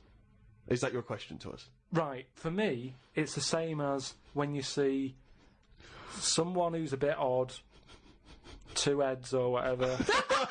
Well, I'll be honest. If I was in a gym and a bloke came in with two heads, I'd look. I'd get a sneaky glance in the mirror. I'd go. Sorry, but you'd look at his genitals or his two heads? There's two heads. Or would you you look at the heads and then think, I wonder if he's got two cocks, and just... I'd have to have a look there. If I'll tell you what, and now I admit it, if I'm ever in a gym and a naked man with two heads walks in, I probably will check out the genitals as well, just to make sure that he's got two of everything. Can I tell you the thing that always freaks me out? I do sometimes go to the gym, and I live in North London, and the thing that always freaks me out is if there's an elderly man, often quite short, and I say this only so you can picture something in your mind's eye, because I live in North London. There's quite a lot of old elderly Jewish gentlemen, wander around, and I'm always freaked out because there's at least two I'm aware of who've got very, very large penises, and I always find that really disturbing because sometimes you can't help but notice because it's like Godzilla coming through the changing room. Do you know what I mean? And it's swinging there, and it never seems right that he's an old guy, he's kind of a little overweight, quite short, and he's got a massive piece of action going on between his legs. And I always get, dare I say it, a little bit jealous. Because for a tall man, I feel I've been a little bit shortchanged. Oh, wow. So that, I do admit, that's the only instance where my eye has been naturally drawn to it. Do you know what annoys me in gyms? Where people walk round happily naked all the time whistling. They get weighed naked, pop a towel on and take off 3 ounces. How exact have those measurements got to be? Yeah. Do you know what I mean? Pop a towel on. I mean, unless you're going on the space shuttle, I reckon you could give or take a couple of stone. Yeah, a couple exactly, of ounces. yeah. Absolutely right. Well, we've put that to bed. The Ricky Gervais Show on Guardian Unlimited. Right, Karl. Go on. It's that time again. You better be ready. Oh, chimpanzee that monkey news. Right. Well, this week, what we're covering is, do you know, like they say, monkeys are pretty close to humans. Well, when you say monkeys, you mean apes, I assume, Well, and when you say apes, you mean whatever, chimpanzees. monkeys and that. Well, no, because they're different species. They're all What they've primates. done, they've done a lot of tests and that. Like I said, we've talked about the one that went into space. That was We've rubbish. had ones that have worked in train stations. No. So the Barbers, was there a barber one? there was a barber one. He started off sweeping, didn't he? But he didn't immediately go in Straight into, but he worked his way up, yeah. Yeah, do the apprenticeship. They do a lot of stuff. I've seen the salon. He was probably the top student. But the thing is, I mean, in a way, this is linked to the one in the salon. He could cut hair, but he'd never be allowed to work on the till, right? But these tests that they've been doing now, Why? Are they not trustworthy? well, they've had problems understanding money, right? But they've got one recently that they've been teaching about the value of money and showing it that to get this money you've got to work hard, you've got to save your money, and when it's saved, No, it's all bollocks. you can do what you want with that money. Yeah, it wouldn't But happen. at the end of the day, these monkeys aren't on that much money. Yeah, So- and they wouldn't. You could never teach a monkey the value of money. So the thing is, they've said to these monkeys, look, there's your money. They haven't said anything You're to the only getting monkeys. so They much have, Rick. money, Please listen to the news. but It's the news. It's the news. it's important that they know how to spend that money, right? It's basic rules, really. It's what you teach a human about money, innit? It's what you teach kids. So about invest money. Wisely. Invest and all that. Sorry, who's teaching they got these monkeys? past, Well, so, Carl, stop. Just some people and that. But who? Where are these The monkeys? monkey people. But where are these monkeys? Where are these I monkeys think being? it's in San Francisco. Where are these monkeys though? What are they? Are they in a shop? What are they doing? Are they in homes? What are they doing? Just in like, the zoo? Well, probably just in like some sort of science place where science people are checking out monkeys' brains and that and seeing how they work. But they're happy. They're not. This is different to the news at 10. So listen. Well, yeah, but you can't interrupt the newscasters for one thing, Rick. Please. Sorry, go on. So there's these monkeys, right? And they've given them some money, probably about £5, and they said, right, off you go, go shopping, see who comes back with the best. Sort of, how much can you get? You know, like in Ready, Steady, Cook. where they said, there's a £5, go and get some food. Anyway, some came back and they were like, you know, they hardly had anything. Right? This is absolute shit. No, listen. This is bollocks. Listen. But one of them, right, he was away longer, to be fair. Yeah. Right, I think he came back last. But they were really impressed because he sort of said, this is amazing that you've got all this. Can't believe it. Give us the receipt, right? Oh, this is absolute Right, forget it then. Forget it. No, listen. forget it. No, this is absolute shit. We want to hear the end. No. Look, hang on a minute, right? So they said, give us the receipt and that, and they looked at it, and it was all official, right? And they went through it all, and what they were really impressed by is the way that they always went for the sort of slightly older veg, where you get 2 lots for the price of one. Right, you're absolute. And it just goes to show, This is absolute bollocks. Well, There's forget it no then. way. If you're There's not no gonna- way forget a it. chimp went It's not- shopping and right. knew what he was buying. It's I don't know why you absolute. asked me then. Well, it's absolute bollocks. Once again, you've made it up. You probably saw a headline on some sort of half-witted website, and you're talking shit. Just to say, if you have any monkey news for Karl that you want to hear on one of these podcasts in future weeks, then you can email Karl, or indeed with anything at podcast@rickygervais.com. This podcast was hosted by Positive Internet. Can I just ask, what does hosting mean when you, in that sense? I don't know, but the guys at Positive Internet do, because they're experts in this field, and that's why I like them. Well, thanks very much. Join us next time when we'll I'm sure, waste another half hour of your lives. See ya. Bye. The Ricky Gervais Show on Guardian Unlimited.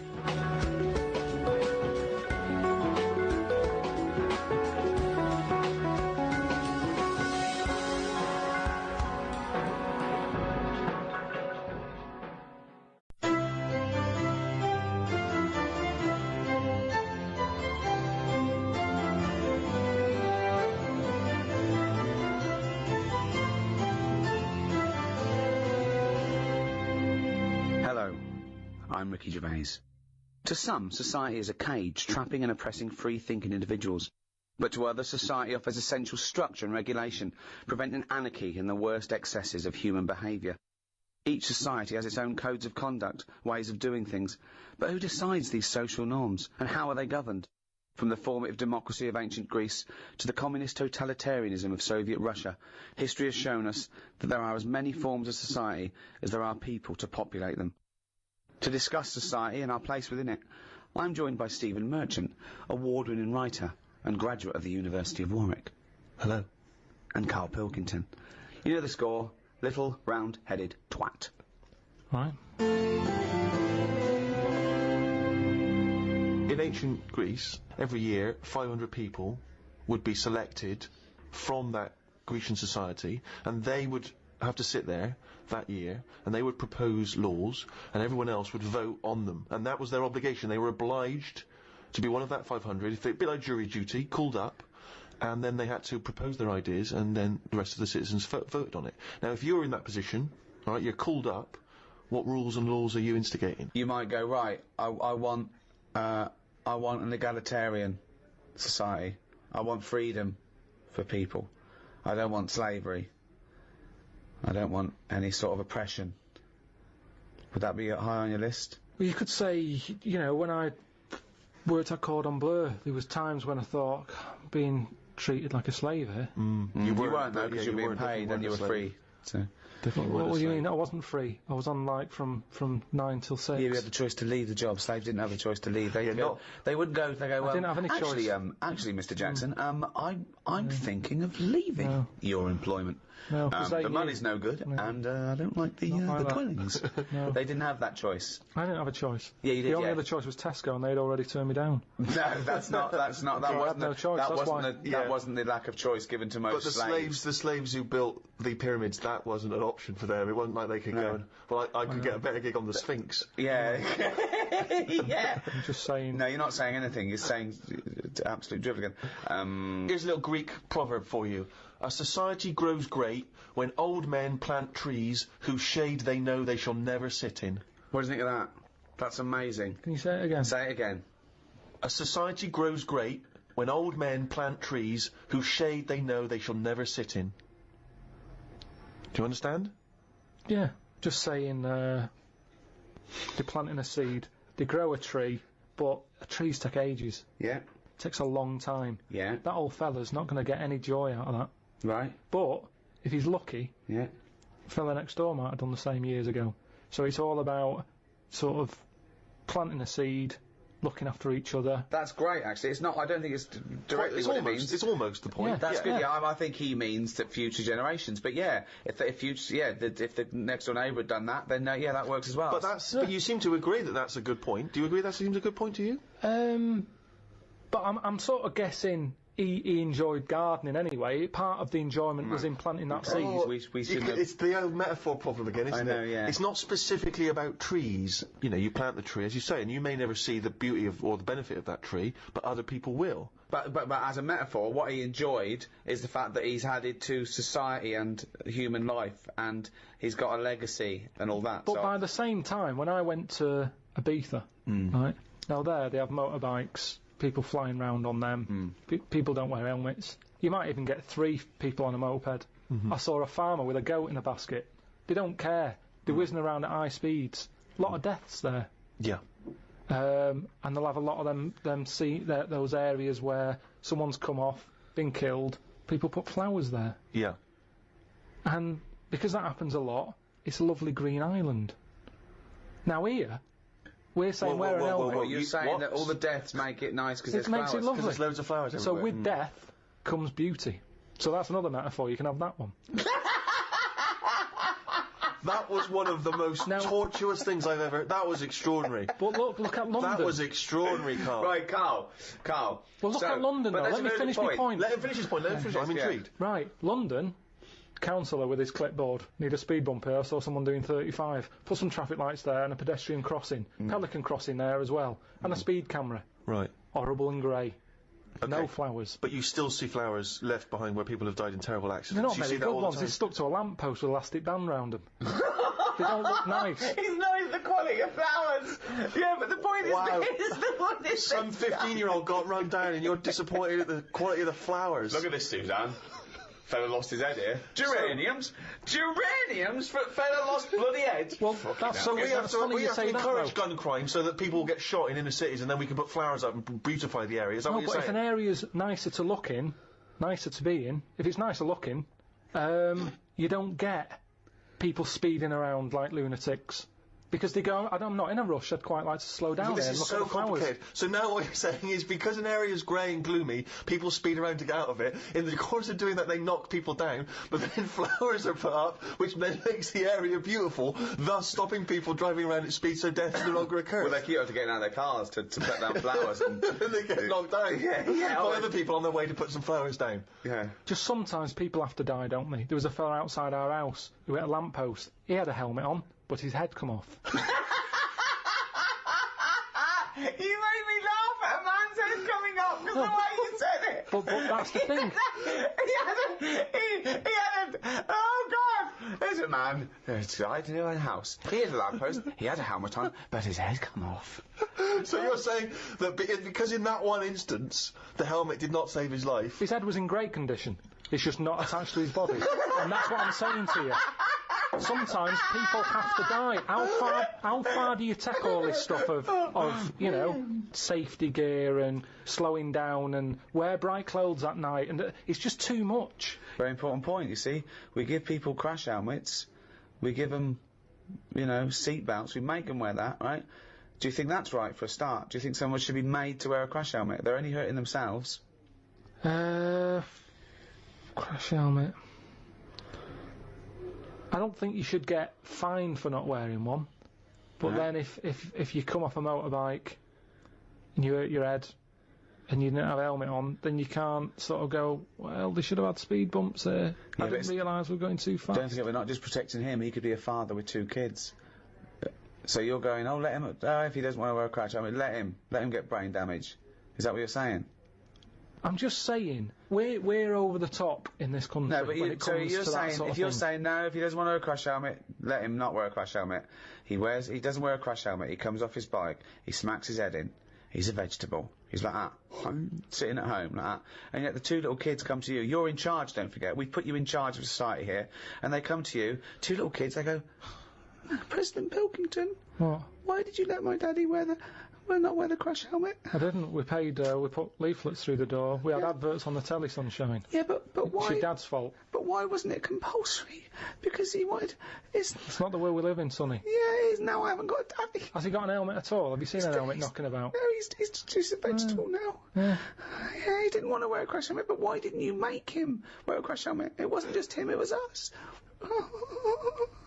Why did you turn my daddy into a vegetable? Where's your mum? Mum left when he kept going on about not wearing a crash helmet. I'll put you in a home. I just think, see, this is the problem. Everyone's looking for someone to blame. Yes, but this is interesting though, because you were particularly callous to that little 4-year-old boy. He seemed so sweet and adorable. Yeah. But why wasn't he giving this stick to his dad? Well, his dad's dead. He's a vegetable. He's dead. He's good as dead to him. His dad went within the law. It was not the law to wear a crash helmet anymore, because you said, forget it, I don't want a nanny state. I don't want... If you wear a crash helmet or not. He wasn't a responsible parent. He hadn't thought it through. But this is your job. Some people aren't responsible. Society keeps them on track. This was you were in charge. You should have made him wear a crash helmet. He had 2 kids. We've heard from one of the kids. What's the other one's attitude? Is he younger? He's a bit younger. Is he even younger still? Yeah. President Pilkington. Oh. My brother's crying now because you shouted at him. I wish you'd have made my daddy wear a crash helmet. Why didn't you make your daddy wear a crash helmet? Well, he won't listen to me because I'm not in charge He didn't of listen to society. me. Yeah, He but... seems like a bit of a numbnut, to be No, he honest. did listen to you. What did because he do you made for a a new living? rule saying people don't have to wear crash helmets. Right. What? And he listened to you. Did he pop shoes on in the morning when he went out? Or did he need to be here to tell him to do that as well? No, there's certain Oh, things so he you has got just- some common sense then? Well, there's enough, yeah. Oh, right, interesting. So he can be bothered with his trainers, but he can be bothered with helmet. I haven't got a daddy. Jesus.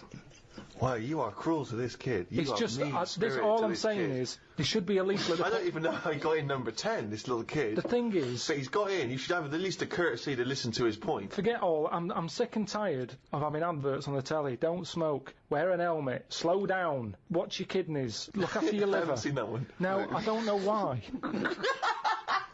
Why can't they just put a leaflet through saying, hello everyone, use your common sense? Yeah. That's all I'm asking. because- That's what I take Because out some as people don't president. have common sense. Everyone's some got people common are sense. fucking idiots, Yeah, mate. It's not my fault That's then. why that's Not why my there is fault. a government. If we let people, they'd be fucking idiots. They'd be eating turkey Twizzlers and fucking watching Big Brother and X Factor But they all are day, doing. They are and then doing. letting their kids run riot in But the they street. are doing. Some families do just eat turkey Twizzlers. Yeah. There is little knobheads on bikes playing out till God knows what Exactly. hour. So it's happening anyway. But that's no argument, is it? It's happening anyway. That's no argument, Karl. It's what we've talked about here. Social responsibility. The reason people get into politics is because they feel it's their obligation to change those things. This is your approach. I wash my hands of the whole affair. Yeah, I'd hope that the people who don't wear an helmet sort of they do themselves in, and that's cleared them off. That's one problem sorted. So you think you're being Darwinian? You're thinking survival of the fittest. The idiots will soon, but they don't, because they're not just the victims. The dead person isn't the victim. It's the a very good example is okay, we've talked about it before. You know, people who smoke know that it's dangerous. We know now that smoking gives you cancer, but why is that still legal? And yet people know that and they still smoke. Fat people know that they're going to get out of breath and clammy, and yet they still eat more. They get depressed, they're eating more. They know that they're going to be constipated for a year and a half, but they're still shoving in chocolate cake instead of carrots. But because that's what I'm saying. Why don't we stop them? Why don't we stop fat people eating? If you've got a smackhead and you really love him, you intervene, you grab him, you put in a cupboard, you go, you're not coming out. He goes mad for about a year, then he thanks you for it. Yeah. So lock fat people in a cupboard. And just Can't put get carrots in. under the door. What? The thing is, there's got to be some Carl, responsibility. grab Ricky. There's a cupboard over there. You've got to take some responsibility, haven't you? Now, if it's your own fat kid, stick him in your cupboard. But what I'm saying is, as a counsellor, I'm not spending taxpayers' money on cupboards to put the fat kid in.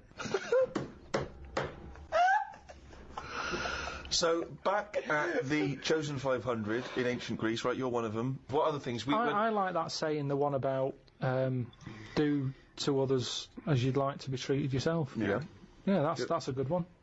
Pop that on a leaflet, pop it through the door. But you seem to be doing a lot of leafleting. That seems to be your entire governance seems to be guided by popping leaflets through doors. And I get a lot of leaflets, so I'm presuming the rest of the country does, and it's not always working. So maybe sometimes you've got to instigate something a little bit more strong-minded than fucking leaflets, my friend. Yeah. Maybe you've got to make a couple of laws. You've got to stand every up. individual can go, how would I want to be treated? Well, I'd want someone to throw cake at me. Yeah. Because I'm a greedy bastard. I would want someone to steal my telly. I'd probably start on the way you look. Right, go on. I'd just say, right, you know, make an effort, tidy up your house, and I'd have some sort of. I'm poor. Doesn't matter. You can still tidy up. Can we get better houses then? Because well, look after the one that we've let you. Yeah, Get rid of that down. old mattress that's in your garden there. Clean the windows, and then we might give you a nicer one. At the moment, you don't deserve anything nicer. And that's what I'm saying. You've got to be honest with these people. Wake them up. I like that. Sure, you've got to be honest with them. You've got to wake them up through heavy leafleting campaigns. yeah. But do you see the problem with some of what you're saying, Karl, is that it's very hard to enforce that in law because it seems unjust and unfair. You can't really start legislating against people's looks or whether they want. I mean, you have to keep your house tidy. I mean, who decides how tidy it has to be? It's the tidy police. I mean, that's a strange. Well, hold on though. I like wearing sort of these denims. It expresses who I am, and I like wearing a beard because I just think it's natural. I don't really like shaving, and I like this sort of smell. I like this smell of BO. That's who I am as a person. So how can you impose that on me just to be part of society? Who are you to infringe my rights as an individual? What do you want out of life? Well, no, I think I just like to say I don't want to conform. I don't want to just shave and wear a suit and I keep myself to myself, and I like to just grow a beard and eat porridge with my hands. I'm not hurting anyone, so I don't know why I have to conform to that society. Well, there's nothing I can do for you. You're wasting my time, really. Although I do feel ill, I need to go to hospital now. So I'm gonna go to hospital now if that's all right. Is there care for me? Well, what's up with you? I've got diseases from like eating with my hands, and there's things growing in my beard. Right. So will you clean that up for me now? No, because it's all been brought on yourself. Well, no, but that's irrelevant. A lot of people bring things on themselves, but you can't just like ignore them because it's just part of it's a bad society. So how do they learn then? I don't know why I'm being punished for being stupid. How do they learn then? Well, I don't understand why I've got to worry about you. I've got proper ill people. Well, I had a kid whinging at me this morning because his dad was a Mong.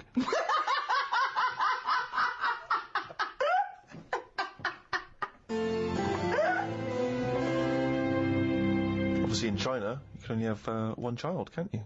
Is that something you feel we should bring in here? Yeah, I think we've got to. I don't know about one kid. I just sort of concentrate on who can have a kid, as opposed to if someone's got a load of money and they're good at looking after kids, let Madonna have as many as she wants. But if it's someone who's social engineering you want to do. But hold on though. But what you said then, if you're bringing them into a poor family, what's the point? What good is that for anyone? It's not good for the people who've had the kids. So who's deciding who's allowed to have how many kids? Are you deciding? I was brought into the poor family, wasn't I? What? I was brought into a poor family. Yeah, no, I'm talking really poor. So, third world? No. What, poorer than that? Poorer than no money at all? No, somewhere in the middle again. You've gone too far the other way. Okay, why has it always got to go the other way? Cornwall. I just mean like the people who I've told you about on the estate sometimes, who had that one who chased cars and stuff. He wasn't happy. They didn't care if he was there or not. What's the point? Right. So hang on. So let's imagine that Ricky and I are husband and wife. We've come in, right? What's your questions to us to establish whether we are allowed to have a couple of kids? Hello. Thanks for coming. Me and my husband, we can't have children. Why not? Because he's got no sperm at all. Okay. He had one sperm, and it was ridiculous. It was awful. It just came out like a dead anchovy. Right. And you're meant to have 300 million tiny ones, and he had one big one. It was horrible. I had to pull it out. It was like a leech, and also it was no. I haven't got a vagina, so there's no place Completely to put smooth down there, like an action man. Yeah, it was just that. I don't know, but we love children, and we wondered if we could have a child. What do you do for a living? What do you do? What's your work? I'm a rapist. Right. And I dispose of the bodies. Right. Well, fill out this form. I should have clarified, a rapist murderer. Yeah. Fill out the form. He does it in the wrong order as well, I must say. So, no, number of times I've disposed of the body. He said, I hadn't made that one. I just wondered what else you need to know about us. Because even though that was our little joke, by the way. He doesn't rape. I work in an office. He works in an office in the town. But I'm a housewife. She's a housewife. I'm making a little nest for when we adopt a little child. We don't earn a great deal of money, but we're good parents. We're very good parents. What's that based on? How well, we're good people, you know. I mean, aside from a few naughty jokes, we're God-fearing people. We believe that God is watching all of us, and we believe in the Old Testament. And sometimes He tells us to kill and rape. Yeah, sometimes He does. Yeah, particularly. We've stoned a couple of homosexuals this week alone. We're joking again. We're joking again. We don't believe in God. We're from an atheist and believe that our time on earth is all we have, and then when we die, we become worms' meat. Right. Well, you filled out. But we've already painted the back bedroom. That's ready for the little child. We painted it black. Yeah. Because we want our child to be a Satanist. Right. Joking again. Little joke from us. We want him to be an accountant. Right. Yeah. Gay accountant. Some would say the same thing, only joking, of course. I think there's too much in society where people are pressured to be heterosexual, so we're going to try and make ours a homosexual. So we don't care whether you get a homosexual or a heterosexual, but I tell you, by the time he's 14, he will be as queer as the Ace of Spades. Right, so you filled out the form. Fill out the form. Yeah, we'll pop that in, get it processed. Right. Okay, but what kind of questions are you going to ask us? None really. No. Just my job. You're happy. You're happy my job with us. to pass the forms on. We've passed the interview. Because that's the sort of world we live in now. Oh God! We don't want a child. We don't want a child, actually. But do you know where we could buy a knife and a sack?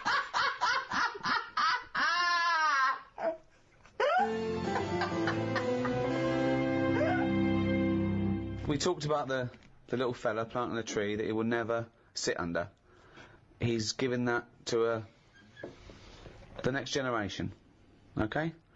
Now, big discussion about donor cards. Of course, there's no reason not to give your kidneys away after your death, to all your organs. They're no good to you, and you'll be helping life. It's perverse to me that you wouldn't want to donate your body to a worthy cause after your death. Medical research, whatever. You agree with that, don't you? Well, you know how I feel about it a little bit. I don't like the idea of certain bits. Why not? What does it matter?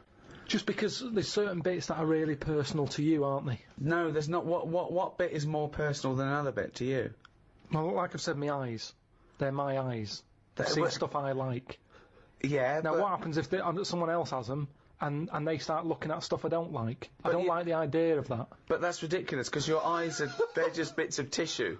They haven't got your but we don't know, because they found out there's something called cellular something or other that I've told you about the person who had some sort of operation and ended up like in yellow biscuits. I've told you about. Yeah, but that's bollocks. It's the same you thing told with us the about eyes. It, but I dismissed it as bollocks immediately. Not just because you said it, because it was intrinsically bollocks. No. But it could work the other way anyway, where the person who has my eyes starts, looking at ants and insects and stuff. I might carry on. Bollocks. Again, this is all bollocks. Got none of your memories, none of your thoughts, none of your reasoning, nothing of you, none of your personality. They're just a collection of cells that now have light going through them and making this new person see. They're a lens. They're a lens. That's all they are. So there's no reason why, this was the crazy thing, isn't it, when people started saying that they wanted their organs to go to a particular race of person, and obviously that's illegal. Also, it shouldn't be the choice, really. I think you should have that opting out, that you have to say that you don't want your organs given after, and if you die, then they assume that those organs are up for grabs because there's a shortage. So what do you think of that? Like I say, they can have certain bits. They're not having the eyes. I think that's fair. What can they have, the cock and balls? I prefer it if they didn't. You're saying no one's going to have my eyes or my cock and bollocks. What if the tables were turned? Yeah. What if someone said, Karl, you've lost your cock and bollocks in a terrible accident. It's all right, we put some flowers at the scene of it. It's brightened that area up. But we've found a donor who's happy to give you his cock and bollocks. He's dead, but his cock and bollocks we kept on ice. Would you accept them? They're absolutely lovely match. Better than yours. Yeah. Bigger, younger.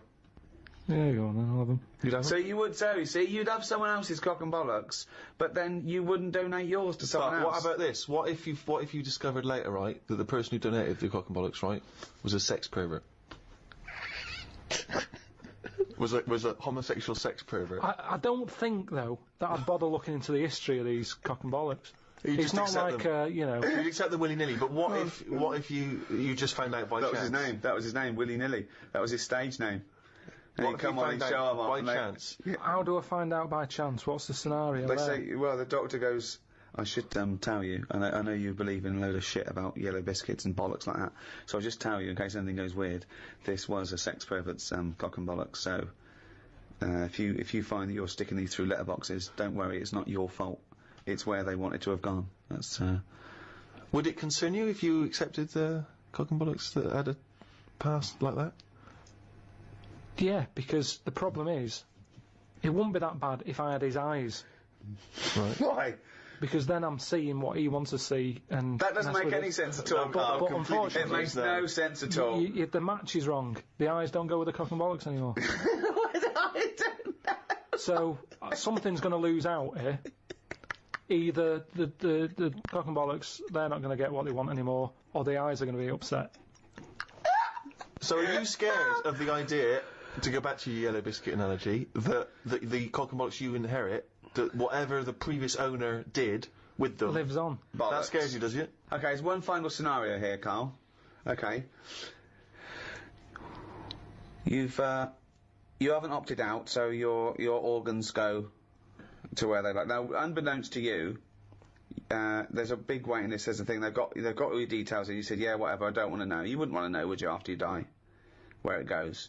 You say, I don't, because you've said you don't want to know. If you don't know, you have a lovely life. When you die, they can go anywhere. They can do what they will, okay? Now, unbeknownst to you, they have got it down. They've donated your arse, right, for use to a gay rapist with AIDS, okay? So they are saving a life there. So when you die, they go, right, it's still warm, get that gay rapist with AIDS round here, because that's going to stop him raping someone, give him AIDS. He comes round, he's straight up there. He's shagging you, right? You're basically saving a life, right? We'll let him do that, right? Sorry, I'm confused here. What? Why is the gay rapist with AIDS got the arse? He's still connected to Karl. They've donated the arse, so when Karl dies, the doctors go, right, we're going to stop a terrible thing here. So the gay rapist can shag the arse? Yeah, he comes round, he shags Karl, gets out of his system and goes, phew, that stopped me. Yeah. Right, okay. Right, so it's just Karl's disembodied arse on a... No, it's the whole Karl. Oh, they go, Karl's dead? So Karl gets struck and he's having a heart attack. They go, free, clear. They go, no, we've lost him. At 10:01, they go, oh, he's a arse donor. And they go, okay, where's the nearest gay rapist with AIDS live? Next door. Get him round here. They go, okay, the gay rapist comes round and goes, where is he? Right? He goes, there he is, right? So Karl is face down. Now they turn him over, they go, there's the arse, you've got 10 minutes, then we got to bury him. I'm surprised you didn't know this guy was living next door. Right. So, the gay rapist gets on top, he goes, right, this is lovely, right? He's loving it, he's shagging you. Right, now, this is the weird thing. The doctors next door, they go, okay, the gay rapist will be finished soon, and then we have to bury him, but we should inform his next of kin. They go, oh, it's Suzanne. They go, your husband's, dead, he's out of touch. She goes, oh my God, come round and just identify the body. I'd leave it a couple of minutes, but then come round. She goes, oh God, I'll be right there. So Suzanne's on her way. The gay rapist, right? He's pummeling you away, right? But you will not believe this. Oh my God. the movement and the way he's shagging you, right, has started your heart. Right? This is a stroke of amazing good fortune. Right? So you go, he goes, right? He, right, has a heart attack. Right? And he flops down on you. He just like headbutts the back of your head. So now, you're both naked, this gay rapist is up your arse, he's dead, right? The shock is you go, fuck me, how can I get out of this, right? You wriggle, you fall onto the floor. So now, he's on the bottom, face up, you're on top of him, he's still in you. His cock is up your arse, you're sat on him, wriggling, Suzanne walks in, goes, Karl, what the fuck are you doing? She's heard about me being dead, and because she's come to the hospital. She goes, and they go, he's in there, and she goes, he's not dead, I can see him. They go, oh, because it's been terrible. She bursts in, there you are, on top of him, wriggling to try and get his knob out your arse, right? You're sitting on a man who's dead.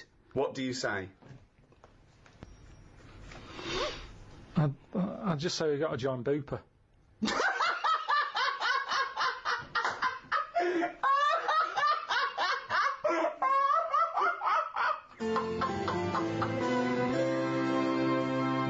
Very hard, isn't it, to imagine yourself a different period in time and how you would have reacted. Now, if you think about America in the 1950s, black people still very much second-class citizens. You've obviously heard of the famous Rosa Parks incident, in which she was obliged to move on the bus from where she was sat to somewhere else, and she chose not to, and she was arrested for it. Became very much a sort of figurehead of the civil rights movement. Had you been travelling on that bus, what would you do? And am I far from where I'm getting off? Yeah. So once again, you can't just nip out at the next stop so you can wash your hands of the whole affair. No, you're on that bus. You've still got a number of stops. You live further away than Rosa does because you've got a lovely big house, whereas obviously she doesn't have a lovely place. She can't afford it. So you've got to stay on that bus. You've seen this now. You've seen this bus driver demanding that she gets up, gives up that seat. Maybe she's given up that seat for you. Maybe you've got on that bus as a privileged white man and she refuses to get up on your behalf. I'd probably go, it's alright, I'm standing, I'm alright. But why would you say that? Because you're thinking of the modern day Karl, you're not thinking of the man from the 1950s. Well, the thing is, we don't have to go back in time. We can go to a country now where you'd see an injustice, where you were outnumbered by the law of the land. What if Suzanne wasn't allowed to sit with you on buses? What if now a law came in that women were second-class citizens and she can't come with you? Wouldn't you go, no, fuck that, she's sitting with me? I'd say we're only going around the block. We've been to the shopping centre. We're only 15 minutes. Can you take that bag with you? Because there's no one sat next to you down here. I'm a bit crammed in up here. There's more blokes on the bus. I'll see you in a minute. It's not a big issue. I've done it on the train, where I've booked tickets and they've ended up being different tickets. And I've gone, I'll see you in an hour and a half. I've got an iPod. But so you went first class and she was in the that's luck. That's luck. That's circumstance. One is policy. Surely you can just see the difference between a principle and a bit of luck. But it's what you get used to at the end of the day. I mean, I'm not walking past them and slapping them on the back of the head. I'm getting on, and it's just that's where they sit, that's where we sit. Like men and women going into a separate toilet. Karl, let's put this to I mean, obviously, this is too much for your head to... You're on a bus, right, and there's a few white people, and they're... I'm the driver. And they're being racist to a black kid. Right, I'd go, if I'm driving, I'd go, listen, lads, stop that, will you? If you're going to be racist, can you get off at the next stop and do it there? Well, you know, we've all had a tough day. It's the end of the day. We just all want to go home. We've all been working. Right. He's not in your way. He's sat in his own seat. Sit back. Calm down. Had enough. But what if they said, no, we usually sit there, we want that seat? Would you think either black kid's a troublemaker? Or would you go, come on, just move, mate, it'd be peaceful? I'd go, what do you want to do? Do you want to move so this is calm down? Or No, you shouldn't say that. He doesn't matter if he wants to move or not. It's his right not to move. Do what you want, then. If you want to stay there and fight your own corner. No. He wants to stay there. Don't you surely you want to be on the side of right. I'm just doing my job here. I'm sat driving a bus. I'm driving a bus for 30 quid a week here. I'm getting a load of grief off some people at the end of the day. But think bigger than the bus rule. It's not just a bus thing, alright? Just imagine that you're not a bus driver. All right. No, but think that's what bigger. we're talking about here.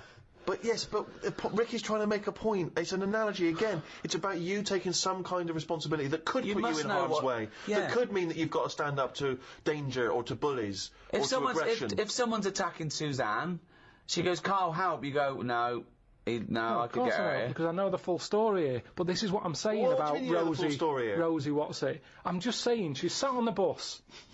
How did it work? She tell got you on the how it bus. worked. She sat where she wanted. No, I'll tell you how it worked. The middle section of the bus, black people could sit there, but it was up to the driver's discretion to change where black people could sit, depending on the number of white passengers that got on. So she sat in a seat, so more and more white passengers get on, so this bloke decides, well, no, actually, this is no longer the black section, there is no black section, because there's enough white people, you've got to stand up. Right. And she decided, no, I'm not going to get up. It's my right to be able to sit on this bus, as a person, as a human being, not whether or black or white. And that was why she got arrested. Well, she lost in the end, didn't she? What do you mean she lost in the end? There's a black president.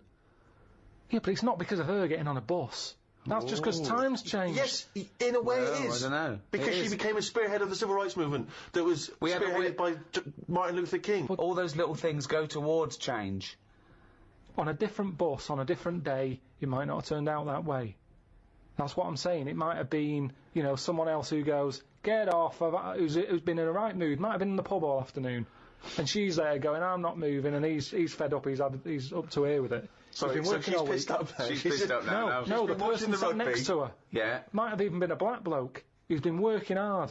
And he's like, I don't want this. But it's interesting you say The that. bus pulls over, the police are called in. But you say it's interesting you say that because in the Rosa Parks incident, there were a number of other black men, all of whom did stand up. I think 5 of them were there, and 4 of them stood up, and she stayed sat down. So there was 4 people there who did choose the easier route, the easier life, and she stayed sat down, and she's the one who went to prison, and she's the one who's remembered because of what she did on that day. It's difficult, isn't it? If I was on there, I'd weigh her up. Is this woman doing this as like a good cause, or is she just a trouble causer? Because she just seemed like, I'll do what I want. Now that's fine. You'll always get people who do what they want, and they do change the little rules along the way. But I bet when she was doing it, it wasn't like a big stand up. This is the day I'm going to do it. It's just happened to. She was fed up that day. She didn't want to get up. Lazy. She might just go around law breaking all the time, and she's remembered now because she'd made a change about bus seats. But when she got up that morning, did she say I'm going to do that, or has she been fly tipping before she got on the bus? This is what I'm saying. Is she just No, she's not a troublemaker. She's someone who already had a burgeoning interest in the civil rights. I mean, I really thought the Rosa Parks incident was pretty cut and dry. The fact that Karl's managed to find an ambiguity in it is extraordinary. I love it. Tell me something else about Rosie Parks. Oh, for God's sake. I don't know what she's got to do to win you round, Karl. Honestly, I didn't realise it would be this difficult. Karl, Thomas Jefferson, you know who he is, once observed, a nation as a society forms a moral person, and every member of it is personally responsible for his society. But Jefferson's fellow countryman, as you know, the American writer and intellectual Randolph Bourne, noted some years later, society is one vast conspiracy for carving one into a kind of statue it likes, and then placing it in the most convenient niche it has. So one saying, no, this is why we're moral people. The society is great for us. It turns us into responsible people. Okay, and we should love that society and make sure it's perpetuated. But Bourne said no, it's just a way to mould someone into what it likes and put it into a little box so it can't hurt anyone. Yeah. Okay, yeah, that's not, again, it's... No, both of them are right. Both of them are right, but they're contradictory. They're both opinions. They're certainly opinions. But I don't know why I am the way I am. It just happens, doesn't it? I don't like killing a fly. No one would stop me if I did.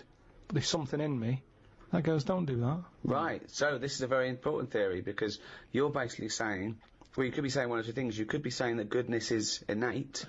Not likely. No. Or he could be saying that there's a morality that transcends rules and society pressure. Whether or something's legal or not doesn't mean that you have to do it because it's legal, and it doesn't mean you don't. Yeah? Is that the one you meant? That's what I meant. There was a bit of trouble in our yard the other day. Right. Between a wasp and a cricket. Now, the thing is there any point to this at all, or are you just going to tell us you saw Are you going to extrapolate some analogy from this? I think so. Okay, Yeah, well, let's see.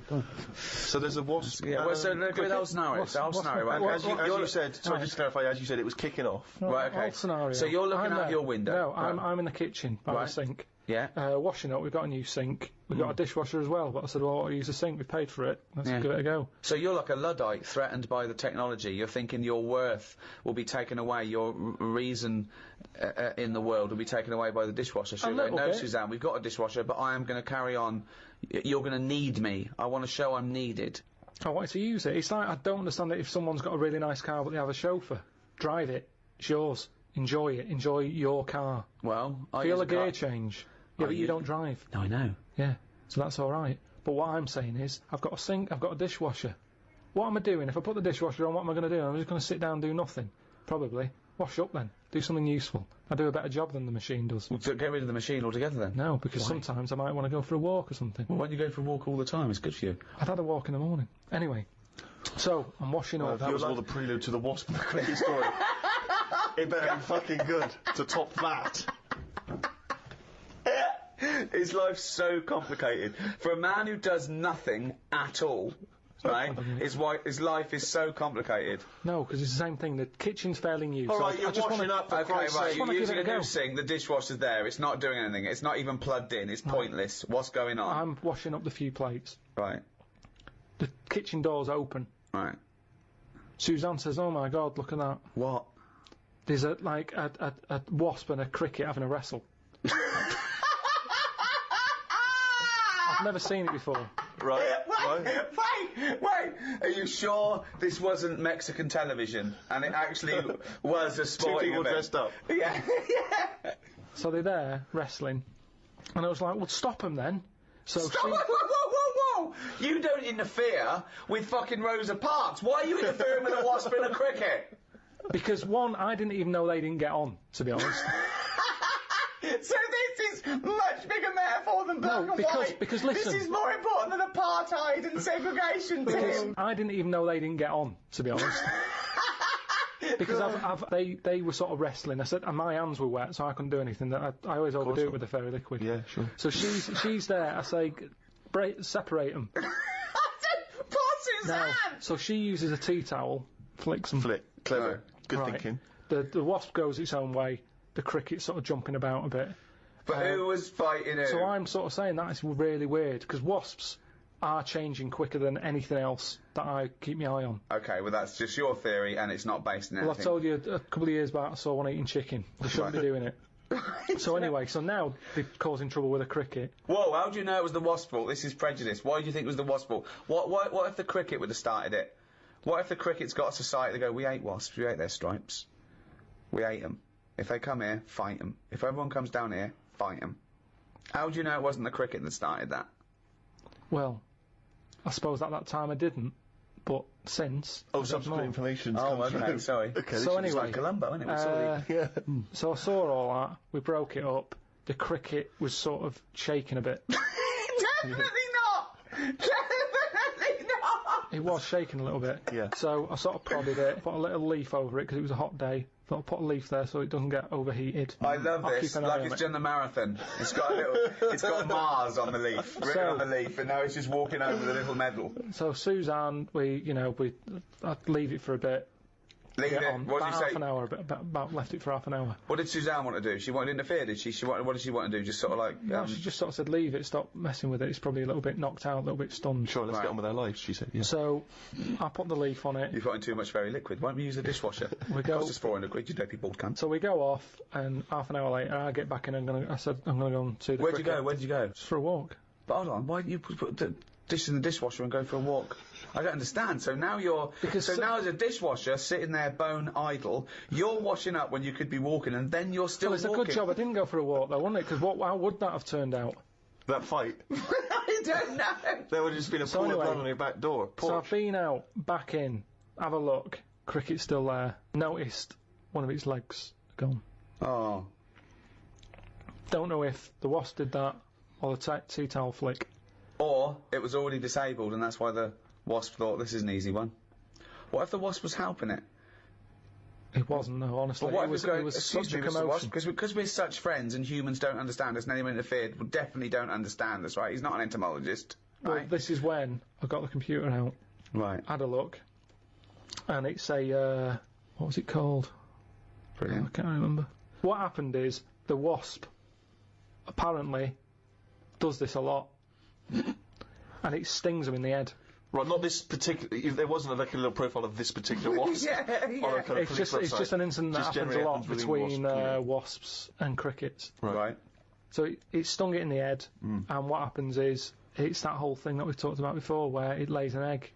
Right. So I was sort of having a look, seeing if I could see any sort of holes in its head, and it just kept sort of moving its one leg, like, oh, I can't handle this. So What do you mean it's moving its one leg? it was sort of just moving its one leg quite slowly, like it's just But come it's only out got from one an leg, but operation. it's lost one leg, you said? Yeah, it's lost one. Yeah, it's moving 5 legs slowly. No, it's just it's one big one. It's got one big leg. One big leg at the back now. It's normally got 2 that it uses to jump. Oh, I see. So, okay. So it's now it's Right. only got 1. It's sort of like, oh, it looks groggy. Is it not a grasshopper if it's jump? Is it not? What colour was it? Is it like? Sort of beige. Oh, it's probably a cricket. Yeah, So anyway, it's important. So you were worried that crickets aren't aware of the dangers of wasps. You did a bit of leafleting amongst the cricketing community. I just had a look online and saw that, it's a popular thing that happens. It's sort of like a bit of a mugging. He said you can leave them for about half an hour. They normally come round and they don't know they've had an egg put in their head. But There's no way it said leave them for half an hour and they come round, they don't have an egg. But there's no way it said Well, that. he said they're normally stunned for about half hour. Have you had an egg put in your head? Fucking ostrich egg, by the way, it's coming out the top. So anyway, I picked it up, I placed it under a little tree. I said it's in the shade again. No wasps can see it there. Let's just leave it. But you've just left that cricket to now die in agony when that maggot goes round his head and comes out a wasp and leaves the carcass. Well, this is when Suzanne came up and said it wasn't moving. I sorted it. What do you mean? sorted it. She sorted it. What do you want to want say to do? What anything did you mean? Well, I said, what do you mean you sorted it? She said, Read it's between best the that I lines. don't tell you. What, sorry, I've done. sorry, but She said she sorted it. wait. Do you think that we're in the mafia and we're being wiretapped? Say what happened. No, well, she just said she sorted it, and I said, what, sorted what? Because I'd forgotten about it at that point, I was painting. And she Right. said the cricket. Right, what do you think she meant by sorted it? Well, by the look on her face, the way she said it, I've known her for long enough, so I know that she meant it's not good news. Yeah, so what happened? So from that, I took for granted she means Say it! I've stopped it being, it's no longer in misery. So what do you mean? What? What did she do? She crushed its head. Because she said it was What, moving about specifically just the head? She just crushed the head. with a stone. She got a tiny head-shaped stone and Squashed it. Because that's where all the action is, isn't it? So she said it was too cruel watching it, sort of shaking about with its one leg and stuff. You had to kill it. I imagine I had this vision that one day Sorry, Suzanne what? just having to say to his parents, I sorted it. I sorted it. I had to put him out of his misery. What? I just couldn't bear to see the You don't twitching like to know, anymore. do you? I know you didn't like to know, but No. I just took a rock. Yeah, and just squashed its head. What was in it? There was nothing in it. Nothing in it. It just caved in. Was there an egg in it from a No. from a No, wasp? it was like you know when you get a blown egg and then you crush it and there was nothing. Yeah, nothing in it at all. Nothing in it But I at just all. think he seems happier. I'm certainly happier. I was happier because I'm much happier because he's sort of he's more sensible without the head. Yeah, we're still happy together, but now we use the dishwasher instead of him washing up. Yeah. When we've already got one that costs £400. What metaphor are you taking from this? Just the way. Yeah, so that's at the beginning. There was going to be a point you were going to extrapolate for this, like a fable. So what did you learn from that? I thought I was doing right at the time. And Well, that's it, that's isn't it? important, isn't it? And is it objective or subjective? You know, one person's evil is another person's good. Some people think abortion is the worst thing you could do. Others think it's a woman's right, and it's a kindness. Some people think that you should never kill under any circumstances. Other people say that some killing is morally right. Again, should an action be judged on its intent or its result? If someone said to you, "Oh, I thought I was doing a good thing," but, you know, they opened the windows and your cat fell out. They thought they didn't even know you had a cat. Did they knock it, though, or did it just jump out? It just jumped out. Well, I'd say it's not my fault. Your cat's daft. No. It was hot in here. Right. I've opened the window. Yeah. Well, I'm not getting the blame for that. No, that wasn't my point, was it? That if you open the window, right, and they come home and you go, "Oh my God, the cat jumped out and killed itself," you go, "Oh my God, I'm so sorry. I opened the window because I wanted to let some air in. I was doing a good thing." So did I know it jumped out? No. No. I'd probably say, "You sure they didn't do that before I got here this morning? Did you have the window open?" Right. I don't think looks like it's been there a while. So That's a bit already hard. you instantly don't want to be culpable for your own actions. I mean, it is Hang your on a fault. minute, wasn't me who did it? It is your fault the cat's dead. yeah, it's an accident, but nevertheless, it's still your Oh, fault. if it's definitely me, yeah, I'd say, yeah, it jumped out. I opened the window because it was hot in here. The cat jumped out, it's dead. Let's go and get another one. Right. I wouldn't worry that much about a cat. Right. But what if it was a baby? Well, it's a bit awkward, isn't it? Yeah, I suppose it is.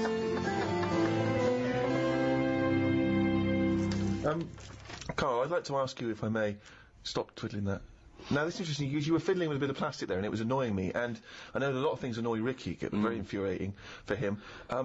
Social etiquette. Now, that's a very, that's not obviously inscribed by law. These are just things which have built up in society. So, for instance, it's impolite to sneeze and then shake someone's hand. Yeah. It's... Or sneeze straight in their face and go, "Oh, sorry, I've got swine flu." Now, those things are obviously good practice in terms of avoiding the spread of disease, so that makes sense. But other things Also, are it more might just be arbitrary. disgusting. If someone hasn't got a disease, I don't like to see someone sneeze on the pavement or sniff or scratch their arse. So social etiquette, I mean, how do you decide... I mean, what prevents you from being truthful and honest at all times? I don't know, there's something in you, and sometimes you can just pop it out, can't you? I've been in a situation when I've said stuff and I've thought, why did I say that? Go on. But it's not always... in the dentist.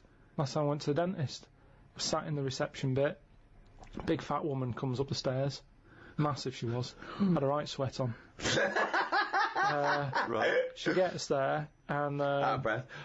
Yeah, she was, again, you know, I mean, she was friendly, dead friendly, but kind of like, you know, leggings on, sort of, you know, shoes but not on properly. She was stood on the heel. Yeah, You know, like she couldn't be bothered. Yeah. It's like greasy hair. And she went up and she's been all happy and everything. And I think that's what annoyed me. So when she sort of said, "Oh yeah, I've lost weight," she was talking to the woman behind the counter. And she sort of said, "Yeah, I find it really difficult, especially living where I live and having to come down this high street because there's so many cake shops and everything."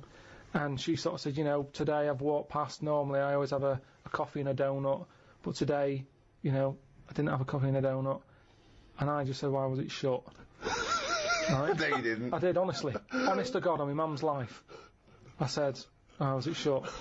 She said, "Oh, Hold you on, know." why did you butt in? She wasn't even talking Honestly, to I you. know, it's really, really weird. It's really Did you have weird. to shout across the dentist waiting room, or were you No, stood it was next to just, her? it's a small waiting room, you see, you got the stairs, you go in, you've got about 4 chairs, and then this old desk, and I get on with the woman behind the counter, and I always sit close to it, and it was just me there, and I was talking to her about going to Corfu or something. She comes in sweating like some bison up the stairs, and she's there, and because she was showing off, it was like, well, you should have done it a long time ago. I think she annoyed me that she wanted some sort of pat on a big hefty fat back. That she hadn't bothered having a donut that day. Now, maybe it's the inner me that just came out, because I remember saying it and actually getting home saying to Suzanne, "Oh, I said this, and I didn't even think I don't know I know where what you it mean, came though. from." Sometimes you want to go around with people, and they're going, "Oh, I need." You want to put them down. You want to Yeah. go, "I'm stock out with you because you're going to go straight back to that and do this, that." You know, I know you've had a lot. Just inject them in the head. Absolutely pointless. Get rid of it. Yeah, I know what you mean. But talking about social etiquette, I was in a flying to Edinburgh, and I was with Matt, my assistant, and there was a bloke on a mobile phone across the way. Right, he's going, "Yeah, I'm just going to get on the plane now," and he kept talking that loudly to people, right? And I was fuming. Then he stopped and made another call, and I was giving him dirty looks, and Matt was going, "No, sit down, sir," and then he was going, "Hiya, in the airport, and I shouted, "He's in the airport!" He didn't notice. I was shouting over. I was fuming, and Matt was just getting so embarrassed. But they don't see it, though. And people were looking at me like I was the mental case. Yeah. But it was so fucking loud, and I moved through to another place. But I wanted to get someone. I wanted to be policed. I want to go, right, there's a cunt over there swigging beer, thinks he's a fucking Gordon Gekko player, and he's not. He's some cunt who's got his first mobile phone. Right? But you know what I mean? Yeah. That is infringing. That's like passive smoking to me. Yeah. It annoys me when you hear these awful middle-class parents talking to their kid loudly enough to let everyone know what their kid knows. Do you know what I mean? Yeah. They bring up conversations because they're showing off about the kid. Toby, what's that you were saying earlier about you preferred Beethoven to... Right, okay, if that kid talks about Beethoven and Chopin, right? Do you know what I mean, though? Yeah. It's like people showing off, thinking that the world is interested in everything they fucking say. That thing about everyone's got access, which is fine, but it's those fat fucking morons on docu-soaps that go, "I speak as I fucking think, you useless fucking blob of shit." Yes. Have an education. Research, think, discuss, then offer your opinion. And stop your kids chewing on a fucking big ball of fat. Your leg. Got someone specific in mind there?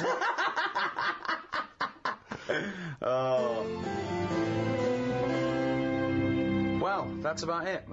Hope you enjoyed the Ricky Gervais Guide to Society. I think we've sorted everything out there, Steve. Yeah, not many questions left unanswered. No, that's pretty in-depth analysis of what society is and how to improve it, I think, in many ways. Let's hope some of the big people are listening. Brown, Obama. And they go, okay, what's Pilkington to say? Keep out of it. Unless it's an insect. So it's goodbye from me, Ricky Gervais, Stephen Merchant. Goodbye. And from the little round-headed simian type thing we call Karl Pilkington. The next audiobook in this series is the Ricky Gervais Guide to Law and Order, and that will be available from the 1st of December. Easy date to remember. World AIDS Day. I knew it wouldn't take off like Christmas.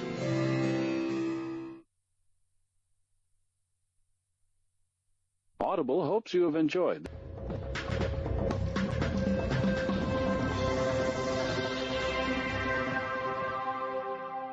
Welcome to number 2 in this second series of the Ricky Gervais Show. With me, Ricky Gervais. Hello. Stephen Merchant. Hello. And Karl Pilkington. All right. Well, I've been away. I had a little bit of an express tour of America, LA and New York, and they're all talking about one thing out there. Karl Pilkington. Really? Yeah. I hooked up with the Simpsons lot. They all listen to it on their iPods. I went down to the American office to keep an eye on, things. Yeah, check it. Well, as we get money for old rope for doing next to nothing, I thought I'd show my face. Yeah. They're big fans, Karl. I met up with Jason Bateman, Arrested Development, and he knows how stupid you are. David Letterman knows what an idiot you are. Mentioned on the Letterman show. I mean, unbelievable. David Bowie listens. And they're all listening to little Karl Pilkington. When I think of people like that, like pretty much geniuses in their field. Yeah, sure, yeah. But when I think of Bowie listening to it, I still think of him as 26, dressed as Ziggy. Yeah. With a pair of those big 70s headphones. Yeah, he's going, "Hey, Mum, can you turn the TV down and listen to Pilkington?" yeah, absolutely. I love his kooky outlook on life. And Christopher Guest. Now, Christopher Guest empathises with you a little bit, because obviously everyone else sort of knows how stupid you are and not understanding concepts like, the infinite amount of monkeys. But he empathises with that because he thinks that sometimes, he thinks that he sometimes doesn't understand concepts that seem obvious to other people. However, I think he's being polite. I don't think you've got a lot in common with him, because he did all that other genius stuff. you know. What you did was do the washing up with your pants pulled down slightly, you know. It didn't have the same effect as, say... It's not been as influential as Spinal Tap. Oh, waiting for Guffman! No, I mean, unless people... maybe that's sweeping the nation now. Maybe if someone sees someone nude in a room opposite their house, they immediately get their cock out. They go, genius. That's genius. Well, I did an appearance at the Oxonian Society in New York. It's a Princeton College run event, and they have, like, academics, artists, political figures. They have heads of industry. They had world leaders. They've had Princess Anne of Jordan. And there was a Q&A afterwards, and one of the questions was, is Monkey News coming back? Yeah. In that sort of forum. I mean, it's... I believe they also asked that of Bill Clinton. They did, yeah. Now, Karl, is Monkey News coming back? I mean, maybe. It depends what goes on out there. It's going to be quiet, isn't it? What, on the monkey front? Yeah, you know, I don't know if they're aware or whatever that it's being covered, but it's just like, you know, there's no point. You can't make news, can you? All these news channels, that's the problem with it. They've committed to saying we're a news channel. You got to find news. Well, don't do it like that. Sure. I'd say put something else on. If there's now what's going on Cartoons. in the world, just. Is there often no news in the world? On the planet Earth with 6 billion people? Is there ever a day when they go, no, nothing? But I'm just saying, the news is, what is it, about half an hour long? It depends. There's news channels that are 24 hours. But yeah, you're thinking of one specific news programme that's on in your house. Yeah, but I'm just saying it's half an hour. How much of that? No. You look again. I've told you that not all news programmes are half an hour by definition, but you go anyway, it's half an hour. Again, you didn't listen to me. Why do you think all news programmes are half an hour? They're not. I'm just saying, how much of that do we actually need to know about? But we don't need to know about any news. There you I go. mean, outside sort of dangerous situations, it's interesting. It's entertainment. People want to be aware. People want to be hooked up. I mean, I don't, you know, watch the news much or read papers. But it's funny when I'm away. I do. I suppose it's because you want to feel connected with what's yours. It's that feeling of being part of society, isn't it? No, but there's places, say like there's places where they don't have telly, right? And they're not watching the news. They're still getting on with life. Yes, they are. And they're bogged down with their own problems, which is the way it should be. Say, like at the moment, I've got a leak in the bathroom, right? Have you? It's doing me head in. So, I put the telly on to get away from all that, and you put the news on, they go, oh, there's a, you know, bad weather in what's it? You go, oh, don't tell me that as well. I like it when you hear about inventions that are coming out, or, you know, stuff they're doing in science. But you told me the other day that you thought everything that needs to be invented has been invented. Something they said in 1900. But, so what do you think? Yeah, I mean, they are sort of playing around now. Like, they've said they've made, like a heart now that can be bunged into a body if yours isn't working and keep you going. But why is a heart that you can bung into someone to save their life? Why is that a bad thing? Just because it's another thing, isn't it? We're meant to die from the year dot. Things live, you have your bit, you knock about, and then you die. If you're going to live forever, how do you plan stuff? Right? That's the way I look at it. Sure. You sort of go... How big would your diary be? Well, that diary would become intimidating, wouldn't it? This is what I'm saying. You have to fill that in for the rest of eternity. And you get bored. You get bored with living forever. And, you know... But I agree with you. You get bored of people. You'd have to keep making new mates, wouldn't you? Because you've discussed everything by the time you're about 110. 110? So it's kind of like... Karl, you have the same concepts that you worked out and decided that were true at about 10, I think. I look at life like a big book. Like a big book. Right, okay, yeah. Right? And, you know, sometimes you get halfway through it and you go, even though I've been enjoying it, I've had enough. Give us another book. No. Your metaphor, analogy, whatever you're trying to create there, falls down with let's have another book. Yeah. No. You can either opt out of life or stick with it till the end. You can't go, be someone else now. You can't do that. I know you think you can. And I think in your world you can, you possibly be injected into an old woman's head when you've had enough and you come out a little baby. What I mean is, at the moment, my life, I'm going to live to 74, 75, right? Okay, right? So yeah, I'm probably on page, what am I on? A book that's got about 200... This is painful, Steve. This is really painful. Carry on. I'm on, say if my book's got 300 pages in it. Yeah. A few a few pictures and that. It's a picture book. That's the great thing about Karl's life. It's a book for children. It's a pop-up book, and it just every page he pops in, he goes, all right. I'm probably on like page about 170. Yeah. He's going to die at 74. He's reading a book with a few pictures in with 300 pages, and he's on 170. Go on then. So, right, if the book was too thick, right, and there was loads more pages Let me tell you, left, this book is way too thick. Yeah. If the book was more thick, yeah.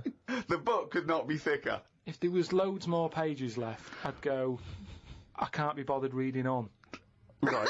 Okay, let him finish the He must analogy. have known that when he saw the book. We've got to finish this analogy, Right. otherwise we're going to be here all night. Listen, he must have known how many pages there were when he got the book out of the library. Yeah, but the way they write books, they're painting pictures more at the beginning, you're going, this is good, and then it gets a bit boring as it goes on, doesn't it? Okay, well that works. So you're saying that you were young. No, it doesn't work. Well, Well, no, you just well, accepted no. that that's what all books are like. No, but there's a little bit of poetry in that, because he's actually saying that, you know, when he was young, his whole life was ahead of him. He couldn't wait the whole world, the promise that he was given of this world, and now he's a bit jaded and he's more cynical, and he realises that the world hasn't got as much to offer him as he thought it was. Is that what you meant? Yeah. Liar.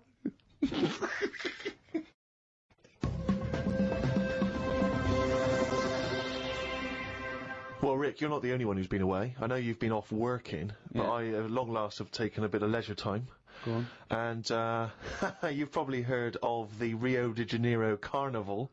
Only one of the hottest, events in the world calendar. Yeah. Imagine me down there. Oh, Rio, you can imagine, did not know what hit it. Oh, God almighty. Imagine, were you like Paul the Party Animal Parker? He would not have been able to keep up if he was with me. God, what did you do? What did you get up to? Oh, well, let me tell you right now. Day one, I almost drowned. Day two, I got a foot infection and spent the day in the hospital. And the rest of the time, I had diarrhea. So that was a hell of a time. Carnival. Yeah. I did. I was able to watch some of the carnival on TV, and it looked brilliant. It looked amazing. I didn't actually. It was difficult to make out because the TV wasn't actually in my room. Because in an effort to save money, I wasn't staying in a hotel. I was staying with a bunch of other people in some kind of, like, someone's flat that they let out. And, so I had to watch the TV, like, from my window, watching a neighbour's TV. And, of course, when they change the channel, often during the juicy bits, I couldn't see anything. And, but they looked really good. I'm bunged up at the moment just so I can get through the show. But I've just been on a 12-hour flight, and it is terrifying being on a flight when you know that any moment you could go. Because, how the problem is sometimes the toilet's free and sometimes you've got to queue up. And the worst bit is that sort of half an hour just before you land when they say the toilets are out of bounds now. I'd say I went twice before that in quick succession. The woman sat next to the toilet, she didn't know what was going on. The noises and stuff in there.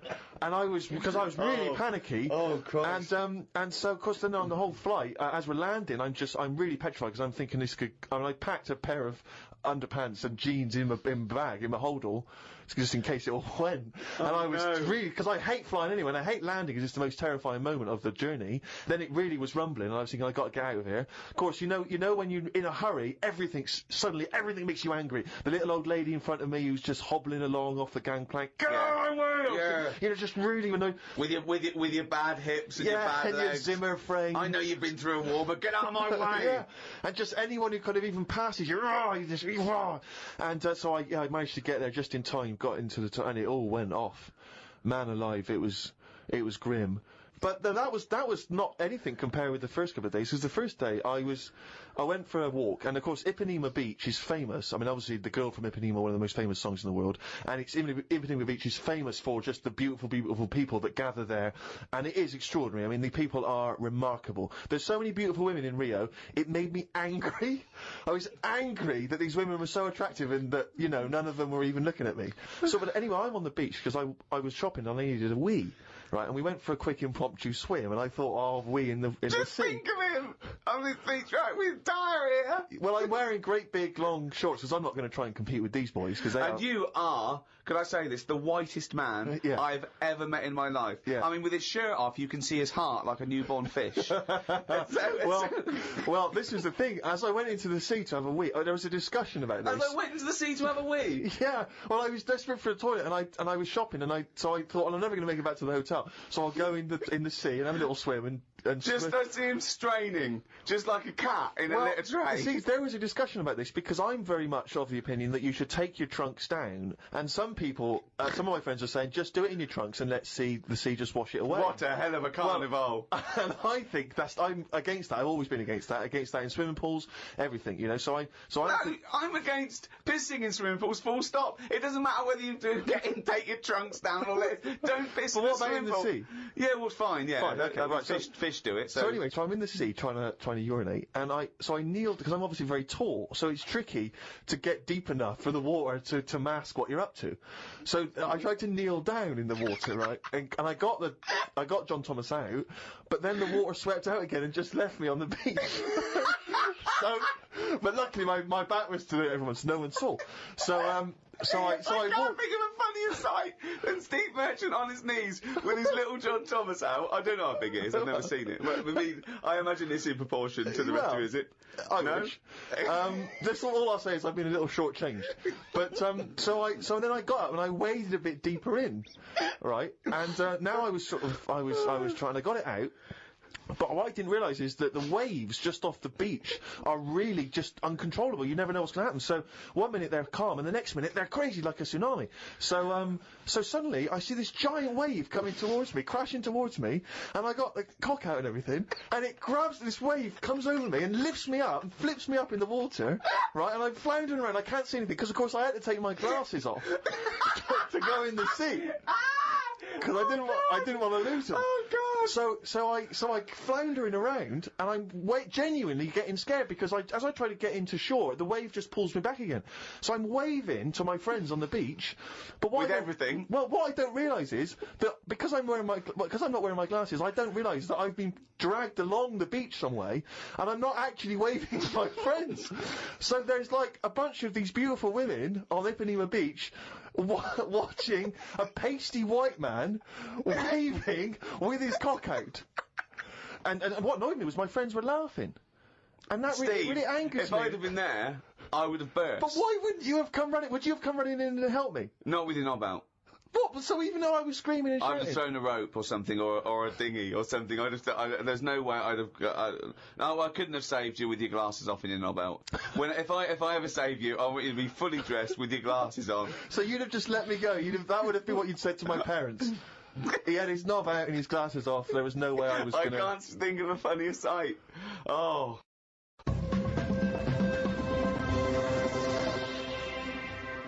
Oh, chimpanzee, that is raining down again. Yeah, this is where we read extracts from Karl's diary. We've had to wrestle it from him. He's never happy, but, you know, that's the way it goes when you're doing, a show as popular as this. And I'm going straight now to this entry. My mum phoned and said that my Auntie Nora, classic Auntie Nora, wanted me to look on the internet to find out what the weather will be like in Spain at the end of November. I don't know where she gets her money from. 2 months ago, she was asking me dad how much it would be to get her back garden astroturfed because she's sick and tired of the grass getting out of her What does head. she want to do? Start a football team? What does she want a back garden astroturf? She likes the sort of green look, but she doesn't like the headache that comes with it, so she's just looking into getting that false grass put in there. Brilliant. Don't know how much it is. But. Went round to Ricky's and had some chicken curry that Ricky's girlfriend Jane had made. Ricky and Jane were going on holiday for a few days and had arranged for Glyn to come in and make sure the cat was okay while they were away. I'm sick of that cat. I was surprised that they hadn't paid for the little shit to go away with them on first class. Blimey, getting a bit vitriolic in the diary. Why doesn't he like the fact that I've got a cat and I love the cat? Why? It's just everything in that house that you've got gets sort of special treatment, and it's a cat. And what do you mean you get special treatment? Sometimes We put food down for it, and sometimes it gets on our lap and we stroke it. You don't just stroke it, we're you not saying massage it. You massage its back, you go, no, you're stressed out. Well, no, You're it's stressed good. out." No, I'm not saying you stressed out. At no point did I say you stressed out. You said, what the fuck are you doing for? Is it stressed out or something? I like touching my cat. To be honest with you, I don't like Ricky's cat. Oh, I can't believe Because every time I go around there, it goes straight for Magoolis. Yeah, instantly. He'd probably seen you in the sea and thought, well, if he's waving it about, I'll have a bit of that. But it's like the lizard thing you've got. It's just sat there. You've bought a big box, right, to be in. Right, And the one, last it's a salamander, so it's an amphibian. It's Yeah. not a box, it's a big vivarium. Yeah, but what I'm saying And is... and if you're going to criticise someone for just sitting there, having a round head and doing nothing with its life, people who live in glass houses, No, we've but done this one. Do you know what gets me though, right, Steve? When I was there, I was looking at it, and I thought, is it dead? Right, because he's just sat there, like... And it was thinking exactly the same fucking He's thing. sat there, not moving, right? And then on the top of the box is like a box full of crickets and stuff. That's it. It's its food, Yeah. right? But they were more active than the thing that it was going to feed. Get rid of the lizards, keep them in there. More entertaining. Don't understand it. A few months back, a girl who was having a kid showed me one of them scans of the kid that was in her. That's science gone mad, innit? I couldn't think of anything nice to say, as it looked like a frog. Do you know why we've got to that point? What? Why have we got to see something that young? Why? Because people can keep an eye on the progress of the baby in the womb. Yeah, but why are they printing it out and stuff? Surely that's for a doctor to see. Well, that's just an added bonus for people who are interested in such Well, things. that's like saying, why do you take pictures of anything? No, because normally pictures are like, in Brazil, sat in the sea or whatever. You'd go, oh yeah, I remember that day, it was a good day or whatever. But It wasn't. it's just kind of like, why have you got to see something? You might as well. Well, go to the next- listen, why have you got to see something that small? So why would you take a picture of Steve in the sea? No, but what I mean is, why? At what point are we going to stop? Are we going to start sort of X-raying the fella's testicles and saying, well, there it is at a really young age? Well, where are we going to stop? It's just horses for courses, isn't it? Some people like to have a record of their baby in the womb. They That's like right. to show their baby. They're They sit excited about it. They sit down and they show the friends the slideshow. That's go. the birth. Oh, that's the conception. Oh, look, Ron's going a bit mad there, isn't he? But why do I need to see this? This is what I'm saying. It was an awkward situation because she was happy with it. I was like, oh, God. You know what I mean? It was an odd-looking thing. I couldn't say, oh, it looks like you, because that would be a diss.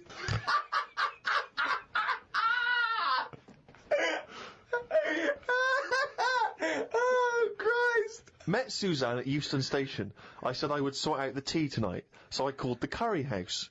The fella couldn't understand me. I asked for 2 poppadoms. He kept saying, how many? I kept saying 2. He still couldn't understand. I said 1 more than 1. He understood. When we picked up the food and took it home, there were 5 poppadoms in the bag. Oh, God! Oh, God. There is a restaurant somewhere that sells knobs to eat. No, there's not. There is. No, there's not. No, there is. It says that women can't eat too many of them, and if you want a seal's knob for dinner, you have to book in advance. Right, it's gobbledygook. This is the ramblings of a madman again. It's a trend, he writes. It won't last long. It'll be like hummus. But hummus, when did that happen? What do you mean it's still going? It's a Greek traditional food. I know, but there's a restaurant down the road that's all they do. That isn't a proper meal. That's a side order, isn't it? That's like having a restaurant just flogging tomato ketchup. Hummus isn't a meal.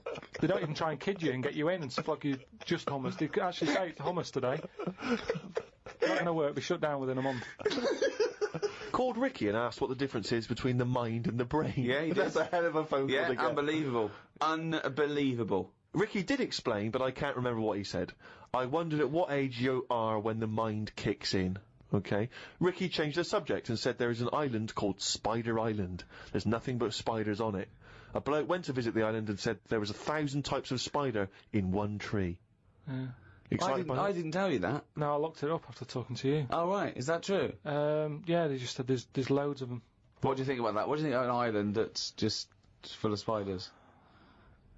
It's a bit daft, isn't it? What do you think they should do then?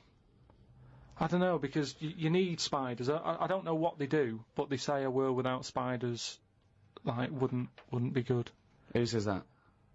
I don't know, someone. But they sort of do something. There's something about if you did get rid of them all, it would have an effect. Well, of course it would. Get rid of anything, it would have an effect.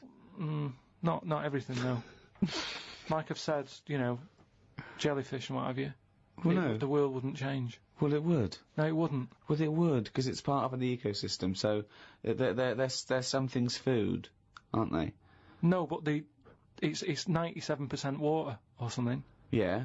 So how much are they doing? Just give them another 3%, make them water.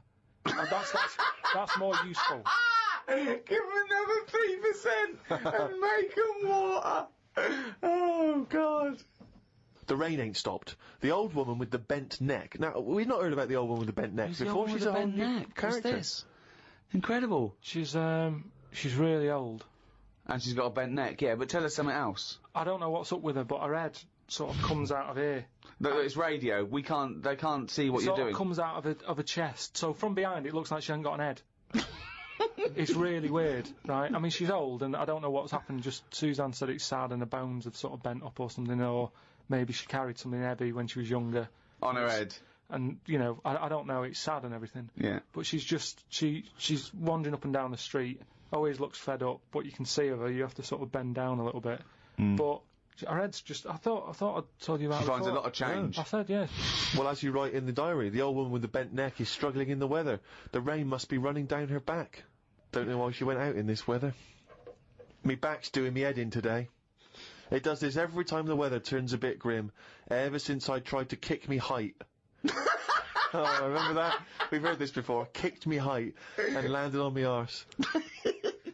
Was going to treat Suzanne to a trip to the pictures to see Breakback Mountain, but then remembered there is a programme on about two-headed kid tonight. What two-headed kid? It's just a two-headed kid knocking about. And I just wanted to watch that. What do you mean, a two-headed kid? It was something on the telly. I only saw the beginning of it. I thought, oh, it seems a bit heavy, this. The programme about the kid with two heads was a bit sad. They never go into the good sides of these stories. I asked Suzanne what happens if they sit an exam. She said she didn't know. So, Rockbusters, you gave out 3 clues last week. Have we got a winner? Yeah. Okay. Now, this was the first person to email in, but you pointed something out, didn't you? That we're going to do it this week, the first person, but we think maybe it shouldn't be the first person because some people are up in the world when this comes up and some people aren't up in the world. So, we're just going to pick one at random next week. So you've got the whole week, but we're going to pick one at random. But this is the first one we got with all the right answers. The first one with the right answers, yeah. Yeah, so, well, give us the clues and the answers. Alright, so last week's clues, there was 3 of them. I'll give you initial of an artist or a band, and a cryptic clue. Yeah. You work it out, you email it in, you win a signed picture and that. First one was, well, I don't want a house that far away from the water. I want to be right on top of it. Go on. Right, so that was B. Yeah. That's, you know, that was Beyonce.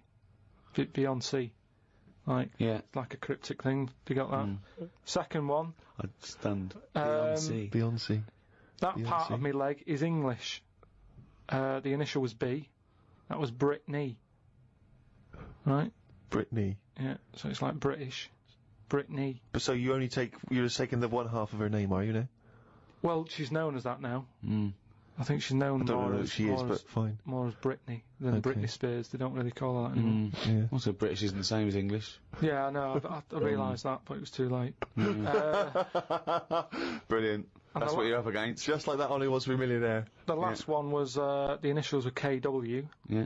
And the clue was, the fitness teacher has got a speech impediment, right? So you've got to sort of think about that. You've got to think about a fitness teacher. Yeah. He's working out and that. Yeah. But he's got a speech impediment. So when it like comes to like finishing... Well, no, you didn't say all this in the clue. So. But it was just that one was Kanye West, right? Kanye West. So I'm just saying. Why like, would you think this teacher say Kanye West? Because he's got a speech impediment and he's been working them out. They've built up a sweat. And he's like, right. Well, no, you didn't say all that, so it doesn't matter. You But don't- anyway, but even if that is the case, what is he saying? He's saying, all right, can we rest now? As in, can we rest now? Yeah, just kind of because they say that at the end. It's like, right, everybody. So he's got a speech impediment. He's very, very camp, and he's adding words. Okay, but apart from that, it works perfectly. So that is bollocks. You're an idiot. So that was the first three. Who won? It was Gwymlyn Howe Jones. Right, let me have a look at that name. There's no such name as Gwymlyn. What is Gwymlyn? Is it something from Lord of the Rings? Gwillem Hugh Jones. Okay, and a signed photo of us is on the way. Yeah. To him. Lucky you. I don't know why he wants that, but well done, he got the clue. I don't know if that's a good thing or not to get the clues, but there it is. Well, there you go. So we're going to do some clues for next week? Yeah, right. Again, same sort of system. 3 of them email in, and we'll pick one at random. Right, first one. The initials RP. Right. Right. And the cryptic clue. Not cryptic, well. Steal that woman's flower. Right? If you're gonna like nick a. Well, no, it's different now. What you did? If it's a cryptic clue, let him finish it. You go, what is the clue? flower. What is the clue, and stick to it. Steal that woman's flower. Fine. Okay. RP. Right. Okay. Right. Second one. B. Is that the clue or the initial? B is the initial. Right. And cryptic clue. Keep whacking the cooker with a stick. What is it? It's a band or an artist. Kept whacking the cooker with some sort of. What is it? Keep stick. or kept? What's it? If it's cryptic clue, everything matters. So. Well, it doesn't really. Just think about whacking. Well, no. Give us the clue again. Okay. Just whack the cooker. No, with what is the some sort clue? of Do the clue. stick. Okay, do the clue. This is the clue, and the only right. No, wait. The initial is B, and the clue is. Keep whacking the cooker with a stick. Right, fine. But it doesn't have to be a stick, though. It Well, could no, be like an iron. It could be any sort of. Well, okay then. Let's do the clue again. Okay, so the initials B. What's the clue? Keep whacking the cooker. Fine. The last one, the initial M, and then the clue is Venice. It's all water, isn't it? Right. How would you describe it, right? When Jesus Christ! Is this the what? Let him finish the clue! I want to go home! I haven't slept, I've just come back from Rio! He might never finish the clue. It keeps going. It's full of water, right? Oh, well, you don't need a stick, do you? Use your hand if you want. Well, no, it's B. No. I mean, he might never finish. Well, right. No, if you're going to interrupt him. What's the initial? M. What's the clue? Venice. It's all water. There's hardly any land, so how would you describe it? Okay. I think that sort of works. M is the artist or a band. Email in podcast@rickygervais.com and we'll pick one at random. Win some stuff. Well, that's the end of episode 2 in this second series of the Ricky Gervais Show. So it's goodbye from me, Ricky Gervais, Stephen Merchant. Oi! And... Sorry, I just want to explain why that's a greeting in Brazil. Is it? You see someone, hey! Oh, okay. Yeah, I wasn't just a mate. Why's your knob out when you're shouting and waving Yeah, at me? that's why I did it. You see what was going on. I'm Karl Pilkington. Alright.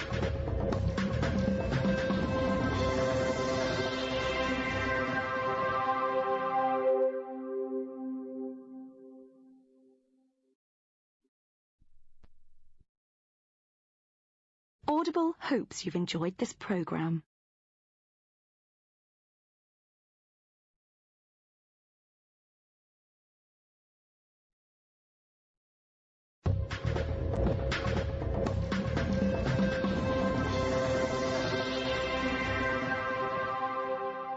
Hello, welcome to the third in this new series of the Ricky Gervais Show with me, Ricky Gervais, Stephen Merchant. Hello. And Karl Pilkington. Alright. We've had loads of emails.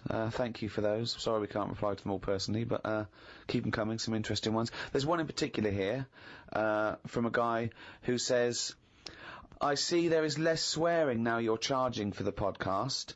Dumbing down already, ? Yeah. Well, interesting. I don't know how that's dumbing down. Well, no, not swearing. That's interesting. Not swearing is dumbing down. And also, the fact that he's complaining that we're not swearing enough. Yeah. What sort of a cunt would bother writing that email? I don't know, mate. I don't know, but I know he's just some kind of fucking cocksucker. What have you got, Annie? Well, now, of course, a couple of weeks back you gave the rather long-winded but fascinating sort of brain teaser conundrum philosophical question about the heaven and hell doors. And there's been a number of responses to that. I know. Explain your error. Well, I got it. I realised as soon as we put it out there that I should have said, assume no prior knowledge. Otherwise, you can just say, hold up a cat and say, is this a dog? Or you can say, what's my name? But they don't know anything about you. That's the thing. They only know about themselves, and I should have said that. Yeah. So are you willing to just now say that you've embarrassed yourself? I've embarrassed myself. I should have said, it's got to be about. It's only about the. You can ask questions. Well, do you know what? It's a bigger man than many that can admit that mistake. Or a man that's banged to rights and obviously caught out and has no choice. Well, it's quite interesting to wade through the emails and find out the kind of people that are listening, get a sense of the different listeners. And I know you, Rick, have met some of the big celebrity names that have listened to the show, and it's sort of because you've actually met them. But it's now we've got celebrities who are just emailing in, just letting us know. This one is from a guy called Aaron. He says, my name's Aaron Douglas, and I play Chief Tyrol on TV's Battlestar Galactica. Oh, right. And he listens to the show in his trailer. Now, I don't watch Battlestar Galactica. I hear it's very good. Yeah, but it's nice to know that... I don't watch it. I don't watch any of those things, but that's... it's nice that Chief Tyrol, and for those of you that watch Battlestar Galactica, I'm sure that means something. But it's nice that he got in touch. But I'm just thinking, who would you, in an ideal world, Rick, who would be your ideal listener, a celebrity listener? Well, it's not so much celebrities for me. I like the idea that captains of industry or scientists or people actually doing something worthwhile are listening. That's what excites me, because they hear... You know, we've had a couple of emails from people who are doing, you know, PhDs and psychologists and that excites me more. That these academics are listening. I mean, who's the weirdest person you think that who should have more time on their hands? You know, Stephen Hawking. Imagine Stephen Hawking listening to this show. You know, he's putting together the formulation for the universe, but he's going to listen to a little bit of monkey news from Karl Pilkington. Imagine Stephen Hawking emailing us at podcast@rickygervais.com. I mean, that would just blow our minds, wouldn't it? He's got time to do that. That he's got the inclination to bother doing that. He's always online, though, isn't he? He's always hooked up. Is he? Well, he's always got a little computer on. Why not? Sure, that's one of the perks. You can just bung an email out whenever. I'm not having a go. That's what I'm thinking. He's sat there with his little computer. Out of all the people in the world to have a chat with, I'd probably like to have a chat with him about space and that, because I can't get my head round it. Carl, you can't get your head round frozen foods. What a chance are you going to have with the universe?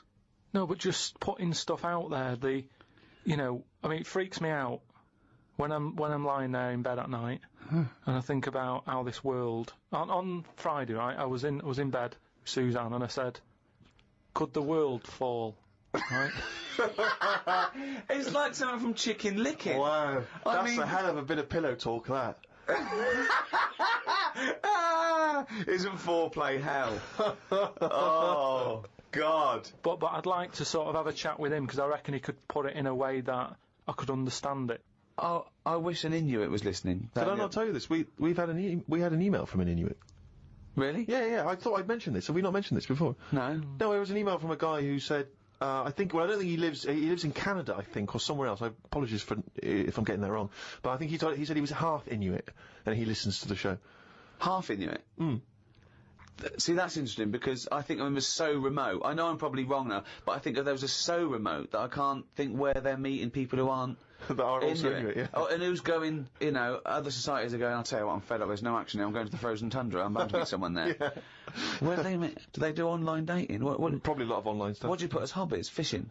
Yeah. Skinning stuff. Skinning stuff, yeah. What stuff to skin? Seals. Seals, yeah, sure. That's about it, isn't it? Why are they hanging about round there? Why are seals going, do you know what, it's cold, I'm sick of it here. It's windy all the time, what have you, and I'm getting a club on the head. Do you know what I mean? Yeah. Because they're meant to be quite bright in terms of animals and that, aren't they? Yeah. So why are they knocking about them parts? I don't know. Say, like, if seals died out, right? Would that be a problem? We've done this. We've been through this before, Karl. Everything has a knock-on effect. Even a seal, that's sort of in between something already. It's between a fish and a dog, isn't it? I knew you were going to say dog. It's not between a fish and a dog. What do you think evolution does? Fish to I'll never dog. understand it. Maybe we What shouldn't do you talk mean about it. it's between a fish and a dog? I'm just saying it's. It was a perfectly evolved mammal that re-entered the water, I imagine, and then got streamlined and. I mean, it's between a fish and a dog.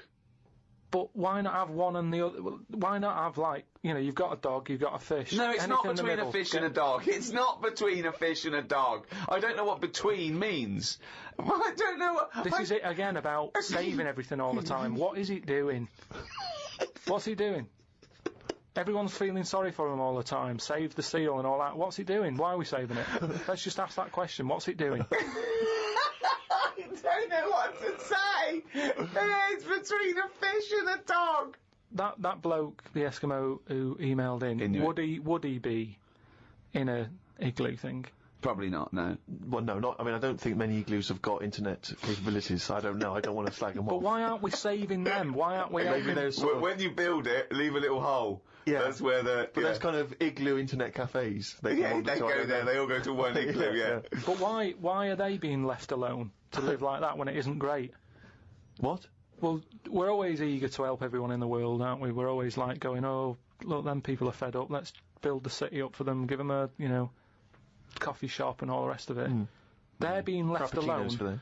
They're being left alone in igloos and stuff. Yeah. Why isn't anyone saying... But they're not asking for help. They're happy. Well, they're not necessarily happy, but that's the way they live. That's where they choose to live. But why hasn't anyone just gone over and gone, do you know what, we can make it a bit better for you? Well, they have. I've never had a leaflet through the door saying help an Eskimo out, or, you know, clothing for Eskimos. The most remote people in the world, eventually someone gets them some whiskey and fags, and that's the end of them as a culture. It happens all around the world. There can be this idyllic world where there's no stress, and soon they're watching Come Dancing on telly, knocking back some whiskey and smoking 40 fags a day. But they're not moving, Surely are Dancing they? on Ice. Yeah. But what I mean is, like, Oxfam collects clothes for people in Africa where it's warm. Probably don't need a jacket. Nothing for Eskimos where it's freezing, where they'd be quite happy to get a jumper in the post. Right, okay. So what are you suggesting? To Africa we send parasols and sun cream. Yeah. You're an idiot.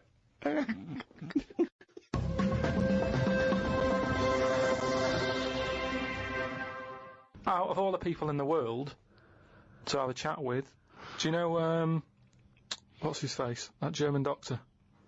Which one? The guy that displays the human body? Guns Traven or something. Oh, right, yeah. He's pretty good. Just like the way, you know, he cuts stuff up, shows you how the body works and that. Sure. And have you learnt anything from that?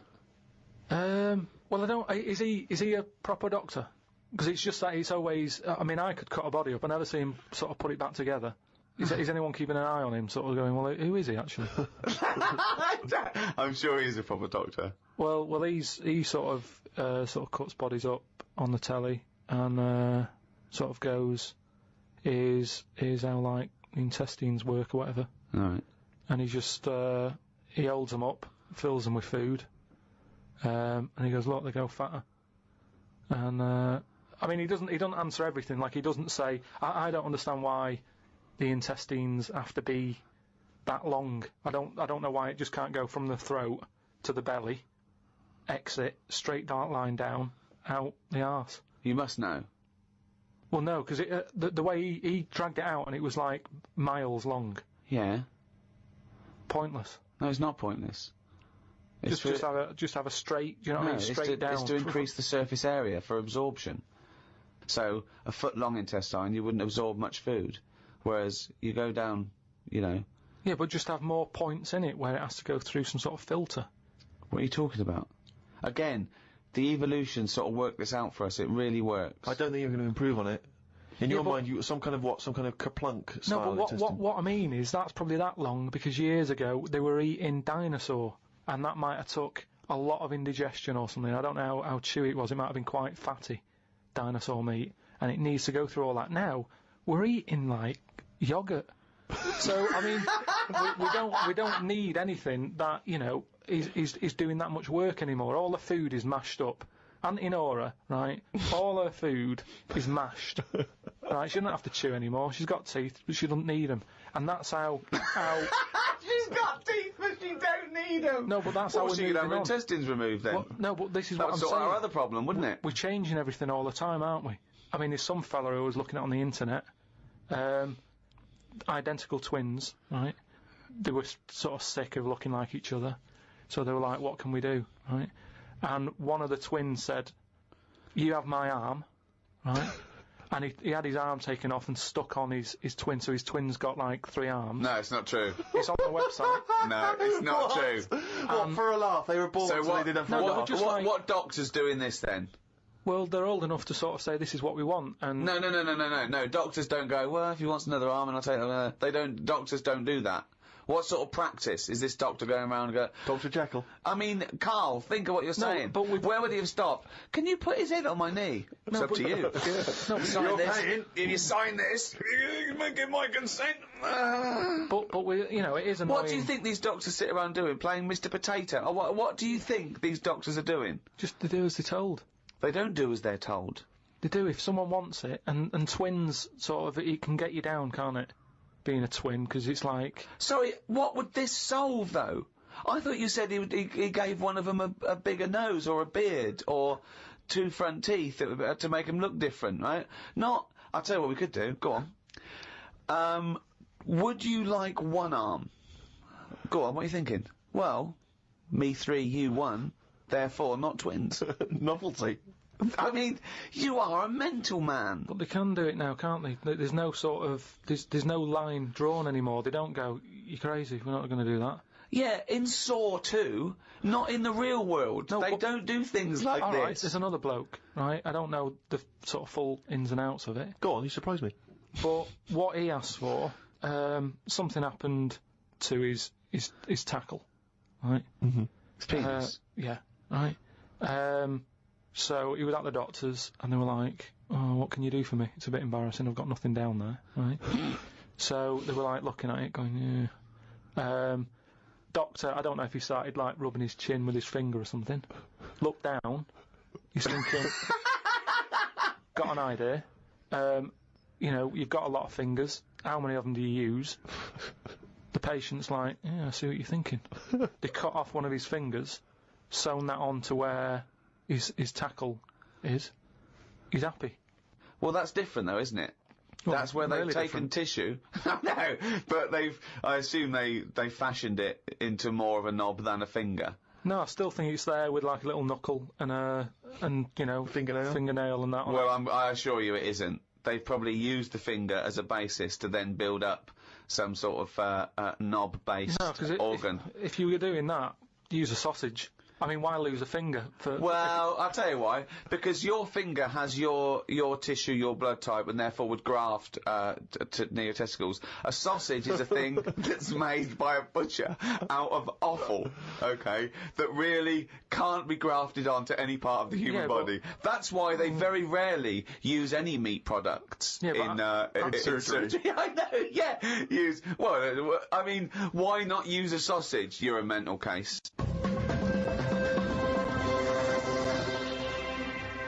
I saw some bloke the other day in a meeting, and on his desk he had a picture of his kids who were twins, right? And they looked alike, and he did that thing of dressing them the same, that sort of thing that annoys me, right? And I sort of said, you've only got a small desk, just have a picture of one of them. He looked at me like I was mental. That's weird, amazing. It's not. I think it's it's sort of common sense. You know what you've come up with there? No solution to anything. That's what you've come up with there. You've come up with the best no solution I've ever heard in my life. Or it's solutions to problems that don't exist. No, because more room on the desk, isn't it? Yeah. It's no solution to a problem that didn't exist in the first place. Well done. There was a picture on when I was on the plane coming back from here, there was a picture of this new luxury hotel. It'll be, I think, $10,000 a night to stay there. It looked extraordinary. It was a hotel, and the best rooms were built under the water, under the sea. Wow. So it was the best hotel we've ever seen, but surrounded on all sides by glass, and out of it you could see the sea, the sharks, the fish. I don't think I'd like that. No? But that, again, that's just one of them hotels where it's over the top for over the top sake, isn't it? Like where they have 12-course meals. Well, just have 2 but make them bigger, rather than dragging it out and there's the first course. You know, a couple of snails. Yeah, it's just for me all that is. Don't eat a snail. Don't have one snail. Eat one big tortoise. If you want slow food, don't have loads of little snails. Here, there's a giant tortoise. Tuck into that. Feeds 10. But it's what you were saying before. When you start having to take a risk with food, like the fish that can kill you if you eat it, don't bother. There's apparently a delicacy in Japan, again, someone could verify this, where they eat a live little octopus. And it can stick to your throat, because it's obviously fighting for its life. I mean, good. Again, you don't need to eat a live octopus. What are you thinking? How cruel is that? Well, how fresh do you need your food? It's not, do you know what I mean? But I always remember this story when I was a kid about some bloke who, a bit sad, this story, but weird. He had throat cancer, right? And his doctor said, carry on with your life, right? It's not going to be that good, but just carry on, but don't eat meat. And he was like, I love meat. He's like, yeah, but just don't, have your veg, plenty of vitamins and stuff, keep yourself strong, but don't be eating that anyway. He was fed up because he loved his meat, and his wife was feeling a bit sorry for him one day, and thought, I'm sick of him looking fed up and that, all he wants is some meat, for God's sake, give him some meat. So she goes to the butcher's, gets him a big piece of, steak and what have you. He can't believe it, he's like, oh, brilliant, cheers for that. Anyway, he's got the meat on his plate, just about to tuck in, and the cancer comes out from his throat. What? No, I know, it sounds really weird, but it's something that I was told about years ago when I was growing up. What are you talking about? It was just some bad illness, some cancer thing, and it was coming out waiting for the meat. It was sort of dying. Again, a lot of your medical knowledge is from the film Alien. So this guy with throat cancer, okay, as opposed to it being a disease of the cell. It was like a living. The alien. It was alien. So it was the animal. It was the little animal cancer. That's why what are you talking about? Meat. He wasn't allowed to eat meat. So it's sitting there. So it's actually sitting there in the throat. Why? I'll tell you what I'd have done if I'd have had some cancer in my throat. I'd go, there you go, rid of that. What are you talking about? So what happened? He choked to death on this thing, and the wife was like, "Oh, I shouldn't have given him the meat after all." Just that's a bollock story. It's all. There's loads of weird stuff like that that happens in medical stuff.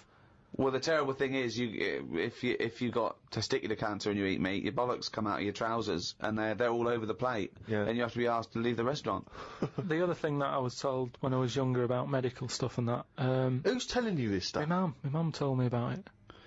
Jeez. Because she always says to me dad, because he has too much meat, and she's always like, Remember the feather with the, and he goes, the troll in his throat.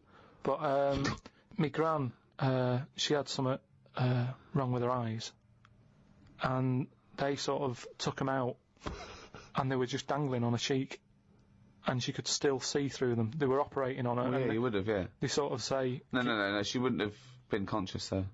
No, they were then, because it's something to do with the eyes, and it's like... No, it's no good operating on eyes if your eyes are asleep. What do you mean, your eyes are asleep? It's like a heart, isn't it? You want to keep them awake. No, so what do you mean you want to keep them awake? What, heart surgery is blokes awake?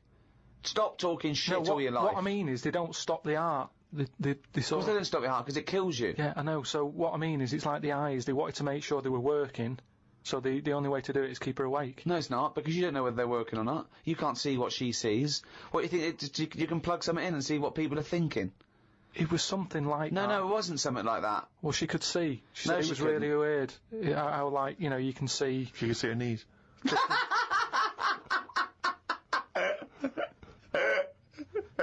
That is bollocks.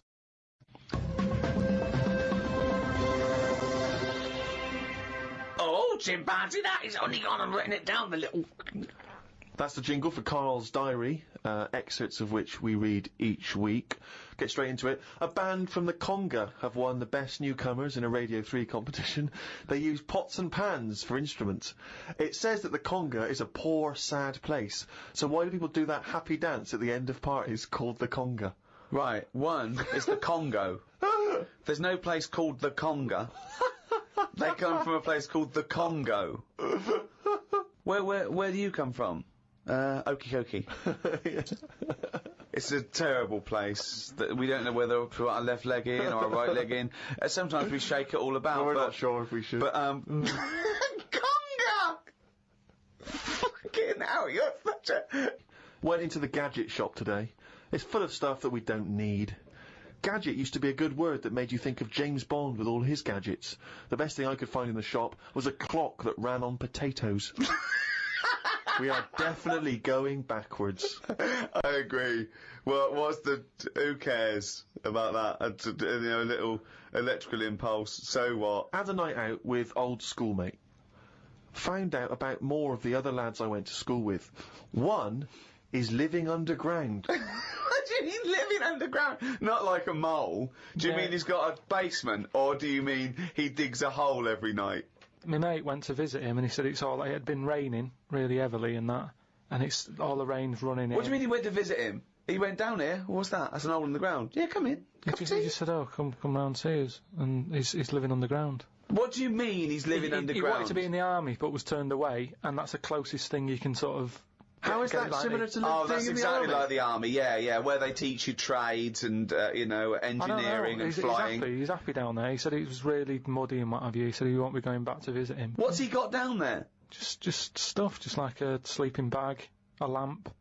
He's dug himself a subterranean cave. Near my old infant school, they knocked it down because it was like a wreck. You'd be in the class and you could lean on the wall. Yeah, and your hand would go through it and stuff. And they knocked it all down, and I think that's when he was at his most happy, this bloke. I believe this, though. I believe someone he went to school with now lives in a hole. That doesn't shock me. Whether the tales I've heard of horses in houses and big-headed kids with webbed hands and feet, you know, and him, I believe that someone he went to school with now lives in a hole. That isn't bizarre to me. You spent far too long with him, if that, now you're just happy to accept. I totally accept that. I'd be surprised if I walked round where he lived that there weren't more people living in holes. His dad wanted to throw his budgie on the fire. True. His budgie died, his dad said, let's throw it on the fire. I mean, his mum, what did your mum do when your budgie died? She just was worried about the other bird that was left, so she made it a bit of company by getting a rock, getting a feather off the dead budgie, sticking it on the rock, putting it in the cage. So, a man living in a hole is not that bizarre. Right, carry on. I read me science magazine. Some things I learnt from the science magazine. Number 1, space is running out of space. We should stay out of the sea because shark attacks are up. Yeah, probably 4 a year now. Well, he just says here, we should just stop going in the sea. Yeah. There's no need for it. Exactly. Why is there no need for going in the sea? Just because there isn't now, is there? We've got loads of land. So just, you know, one or the other. We walked out the sea. Now, this is what I mean about going backwards. Getting back in it again. We came from the sea originally, now we're going back in it. Don't go in it. Unless you're in a boat. The rules, according to Karl Pilkington. The rules of Karl Pilkington. Oh, God. Did the podcast and then went for a walk round Manchester Square. Years ago, a woman lived round there who had a head like a pig. She was known as the Pig Woman of Manchester Square. That made me think if there were other pig-headed women knocking about London. Do you know what I mean? Why was she nicknamed that? Why not just the pig-headed woman? That suggests to me like there was loads of pig-headed women, and that's the one of Manchester Square. Right. Well, no, it was more to do with identifying her, not amongst other pig-headed women, but go, have you seen the pig woman of Manchester Square? I.e., go down there and see the pig woman in Manchester Square. What happens if she's walked off from there, though, and you go, well, no, but I saw one on New Cavendish Street. No, well, she'll always come back if you rattle the feed. Watched a film about Hitler. Didn't watch all of it as it was subtitled. Can't be doing with that. Asked Suzanne if cinemas are full of deaf people when they're showing subtitled films. She said, shh, I'm trying to watch it. I said, what do you mean, shh? It's subtitled. I can make as much noise as I want. Yeah. She's a lucky, lucky woman. You must be a joy to watch a subtitled film. I mean, the concentration is up there already. I mean, it is hard to concentrate. It's not as easy as when you're hearing it, because you read things, but it's possible. If you had a buffoon going, I'm just going to sit here and make as much noise as I want, what's the point of that? Yeah. What is the point of that? I mean, it's possible, but why do that in a cinema? Just walk into a subtitled film and go, right, everybody? Let's all do the conga. Well, yeah, or during ballet. You know, I mean, ballet, they're just dancing. You don't need to listen to the words. Just have a conversation. We're having our bathroom done. The bathroom man was round at 9 this morning. We weren't allowed to use the shower because it all had to be bone dry before we could use his waterproof filler. Not that waterproof, then. Went for a brew with Ricky. We talked about monkeys and how they are closer to humans than they are to apes, and how bees will drink cider to get off their heads. Now and again there is a bee that lets the drinking get in the way of the work, and other bees sting it to death. Blimey. Yeah, well, there's bees. They love a drink, and they will drink pure alcohol. They drink 100%. They drink ethanol. You know, I don't know why. They love getting off it, and they fall down and they're drunk, right? A bee can take in the equivalent of 20 litres of wine, right? But some bees get addicted in the same sort of percentage as human addiction, like 10% of bees, they can't get enough of it. They take ethanol, they take cider apples and that, and then when they get back to the hive, they go in a bit pissed, and they've got guard bees, and they go, come on, we've all had a drink. Bouncers. Yeah. They sort of are, right? And they push them away, and they push them away again, then the next time they go, right, I've had enough, and they give it a good hiding. And Karl couldn't get over this. I saw his face, but I knew that he was thinking of that bee with sort of like eyes rolling round his head, a little bit belligerent with his jacket on backwards. Yeah. You know, and the bouncer going, come on, son, we've all had enough. Let's move away, Yeah. move away. You're not coming in, right? You're wearing trainers. Yeah, you know, you're wearing 3 pairs of trainers, and I'm sick of it. You know. But what I did find out, because I went home and went on the computer trying to find out about drunk bees knocking about, they're not actually meant to fly. It's only because they don't know. Fly. Well, no, but they're if they were told that you're not actually designed to fly, they wouldn't bother. No, this is that thing that goes around that aerodynamically, on the face of it, looking at the size of the wings and the body proportions and everything, that it's a surprise that they can fly. Okay, it's not that no one's ever told them they can't, and as soon as someone tells them you're not meant to fly, they all fall out of the sky going, oh, what are we doing? Like in a cartoon. No, but it's something about the confidence and that. At the moment, nobody's saying it's nothing to do with the confidence. There is no such thing as confidence in bees. A bee never loses its nerve. That's not why it drinks. Because what are you drinking for? I'm just not confident anymore. There's no point to turn to the bottle. I can't go up there again. You're an idiot.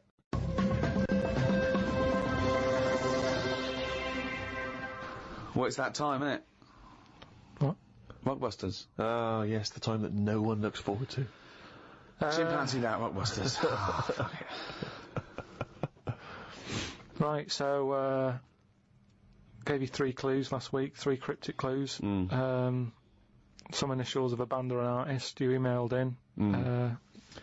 Rob Harding got it right. Oh, nice work, Rob. So well done. The 3 clues. The first one was RP for the initials, and the clue was steal that woman's flower. Right. Yeah. So that was a cryptic clue. The answer today is Rob Plant. Rob Plant. Rob Plant. I don't know who that is though. Is there? There's no artist called Robert Plant. That's like Robert Plant. Robert Plant Yeah, but is you his don't name. say that. You sort of go, oh yeah, I'm into Well, you do say it. Have you got the it means new like album by Robert Plant? Yeah, Robert Plant. They wouldn't go what? I don't know. I don't know. Plant. Are you saying Rubber Plant? The second What are you one, saying there, Karl? Though the second one was it doesn't work. the initial was B, and then that was keep whacking the cooker with a stick, right? Yeah. Didn't have to be a stick. We pointed that out. Just keep whacking the cooker. Keep whacking the cooker, yeah. That was B. That was Beat Oven. Beat Oven. I don't know who that is either. Is that a group? Beat Oven? Is that the Beatles? Who's the Beat Ovens? Classical sort of stuff. Beethoven. Beethoven. No, you said beat it. Again, though. they got It's it. bait. Hold on, wait a minute. Just saying though. They No, got it. it's bollocks. Rob Harding got it. No. Beat Oven. Yeah. It's not Beethoven. They got it. Do you understand? The last one, the initial was M, right? I just want to know who Robert Plant is. Don't be worrying about Robert.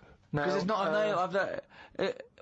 He's not the one in Led Zeppelin, is he? So M was the initial. The clue was Venice. It's all water, innit? How would you describe it? There's hardly any land, right?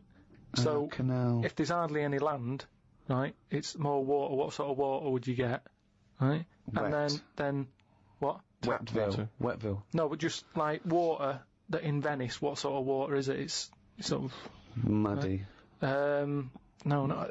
Muddy waters. No, but how would you describe Venice? What's the If there's more. But what's the initial again? M. If there's more. Muddy waters. If there's more sea than land, what would you say? Would you probably say there's sort of more of it is sea, isn't it? More is sea. More is sea. More is sea. More is sea. More is sea. So that's the answer. I don't know who that Who is. is that? Morrissey. More is sea. Morrissey. So well done to. That's the worst one you've ever done. Well It's done ridiculous. to. That's It really the is worst you've ridiculous. ever done. It's ridiculous. More is sea. Right, if they're that shit, don't do it anymore. So well done to Robert Harding. He's in London. Right, this week's there's another 3. Oh so, God, we haven't even come to this week, so I forgot that. Fuck, this is the last time we do this. Monkey News back next week. No. Yeah, well, this is shit. This is pathetic. Really, it's making you look a bigger moron than you are. More is C. I didn't think that was Plant. possible. They don't fucking work. Let's do They're Monkey getting News. them right. They're getting them right though. It's a bit of fun, isn't it? Bit of shit. Right. The first one, the initials ND. Right. ND. Who is it? He sings songs and that. Right. ND. The clue. That Jamaican fella doesn't want anything. So you've got to sort of imagine, why is it a Jamaican fella? Yeah. Right? That Jamaican fella doesn't want anything. ND. Second one, the initial is E. I ask him to pass me the ball by using their head. Right? It's a band or an artist again. I ask him to pass me the ball by using their head. And the last one, TR, the initials, TR. He's got the woolly ones, but I've got the ones that run and charge at you. What forgot? What? He's got the woolly ones, but I've got the ones that run and charge at you. So what forgot? And what's the TR for the initials, right? Email in podcast@rickygervais.com. We just pick a winner, send you some stuff. That's Rockbusters. Right? Well, that's end of another half hour of. Could I just say this? Absolute drivel. Yeah, I mean, think. really more than ever. I mean, can I be honest with you now, Rick? I'm embarrassed to put my name to this week's show because of the amount of twaddle there's been spoken. it's my name on it, which is the embarrassing. But you know, let's take the village idiot that is Karl Pilkington. It's his fault because I realised not only has he got an head like an orange, he's got a fucking IQ of an orange. So it's goodbye from me. I'm not saying my name. Goodbye from Steve Merchant. Why are you mentioning my name? Don't mention But my mostly name. goodbye from Karl Pilkington. Mainly his fault.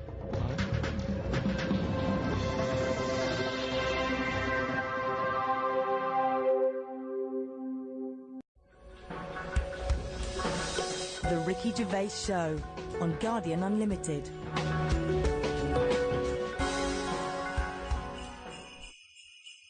Hello, and welcome to our Christmas podcast with me, Ricky Gervais, Stephen Merchant. Hello.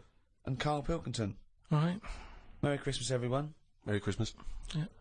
A lot of people are wondering, Rick, if having done so many podcasts this year, because we very much started the whole podcast revolution ourselves single-handedly roughly this time last year. Yeah, that's right. Have we perhaps exhausted the podcast phenomenon? Is it time to pack up the equipment and move on to something new? Well, this will be the last one for a little while, I think. I think, you know, we did, I think 24 and then these specials this year. I think we started it about this time last year. Well, I don't know about you, Rick, but I'm bored of the whole podcasting thing, and I know that you probably feel the same way. Well, let's stop for a while. We might get back together again, but it won't be for a while. It's you know, we had a year. It was the year of the podcast. Been a weird year, hasn't it? Go on. No, I'm just saying, you know, when you look at it like that, when you think about all the podcasts that we've done Yeah. over a year, Yeah. just a lot of stuff has gone on. Looking back at the year, a year in which we've seen, you know, increasing violence in Iraq. We've seen the advent of more fears over global warming. We've seen George W. Bush take a massive battering in the midterm elections. We've seen many major world events this year. Karl, what's stuck out for you? What event do you, if you think, oh my God, if you were doing your own review of the year, what would you put on the front cover? The grub that was eating biscuits on my windowsill. Right. That's just a little bit more up there for you than the capturing of Saddam Hussein and his sentencing to death. Just because, it's, I never thought I'd see that this year. So what exactly... What, the capture of Saddam or the grub? No, the grub. The grub. It was just, I was there on the computer, I was having a cup of tea and a biscuit, I put the biscuit on the windowsill, I sort of picked it up. Why would you do that? Why would you put a biscuit on a windowsill? Because I'm sat next to the windowsill. It's like something from a cartoon. I put the pie on the windowsill to cool down. Yeah. No, And some ruffians stole it. Yeah. So I was eating that, and I was enjoying it, put the rest of it back down for, like, the next half of the cup of tea, and I saw... Planned out. This is... I bet... Well, we'll read about this later in the diary. So, and then I saw just, like, a little crumb moving. I was like, what's going on there? Yeah. So I looked down closer, and there's an insect that is see-through, but with legs, and just sort of running off with a crumb into, like, a little hole. And then when I looked, I noticed there was loads of these little see-through things, and they were obviously all like, "Oh, I got biscuit," and that's exactly what they were saying. They were going, biscuits over here. but I can't, what was it, like I say, it was amazing because they're miles away from what I'm about, and yet not that far. but they still like a bit of biscuit, and it was just weird that happened. I never thought that would happen in 2006, and that's. You never thought that would happen in 2006. That's what's nice, isn't it? That's what's nice about the nature of the world. We can invent iPods, we can bring out better vacuum cleaners, but at the end of the day, you can't make nature up. And to see this see-through thing eating a biscuit, that's where I've sort of gone this year. I'd say out of anything, I've sort of gone out of my way to learn more stuff about weird stuff that's out I don't know what you've learned. You've learned that a creature which you can't even identify or you name. don't know, right? You don't know what it is, or looked like it nicked a bit of crumb. I don't know what knowledge is that. What is that? How is that useful? Just because everything is changing. But it's not useful. It's not useful to you, and it's not useful to anyone. You can't pass on that as knowledge because we don't know what it was, but Karl or where thinks, it happened, or why it happened. But Rick, Karl thinks that the grub has an inkling, has a taste for McVitie's in the same way that Karl does. That's what he's from makes. He's thinking, I can't believe it. We both love hobnobs. No, as opposed to just being taking the starch from the flour. Yeah. Exactly. Yeah. But what I'm saying is that these things have been around for years. Yes. Maybe longer than us. Yes. Right? Now, their life isn't changing in the way that ours have. They still live in a little crack in the wall. Yeah. But they're eating biscuit. And that was never meant to happen. So it's changing it. What I mean is you might start getting fat insects. That should never have happened. You don't normally see a fat beetle. You go, oh, look at that, that's a bit fat. Put a bit of weight on. And now that's going to happen because they're eating sugary stuff. The squirrels in the park, because people are feeding them Mars bars and everything, they're getting fatter, they're getting bigger, they're getting more violent. Now, over time, they're going to cause more trouble than they are now. What evidence have you got that they're getting more violent? Just because when I'm sat in the park and what have you, they're really, like, cocky. They come up to you now and sort of jump up on the bench and sort of attack you for food. They're not happy with acorns now. They want a bit of croissant. And that's what I'm saying. They've changed. They're changing over time. Just like that grub having a biscuit. Everything's trying different food out. He'll want a gatto soon. Well, in the same way that, you look at people around the world, how they're eating weirder stuff. They're running out of, ideas on how to cook food differently. And we're eating weird stuff. So our insects, everything's moving on. Everything's getting more intelligent. The goldfish memories got better. Chickens are more intelligent than people thought they were, apparently. Everything's... Time makes you more intelligent. Well... No, they do. That's a fact, isn't it? If you're knocking around longer, then you're learning more, because more stuff's going on, and you soak it up. And that's what these insects are doing. They're all learning. You know what I mean?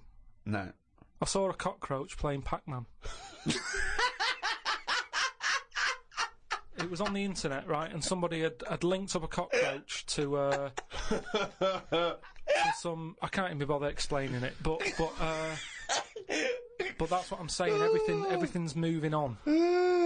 Yeah, but Pac-Man's like such an old hat game, man. It's like from the 1980s. Yeah, that cockroach is Jeez, so... come on, Oh, he's so God. out of date. Get a with life, it. man. Hello, PlayStation 3. Is he Yeah, got rid of it? Hello. Yesterday's cockroach. Oh.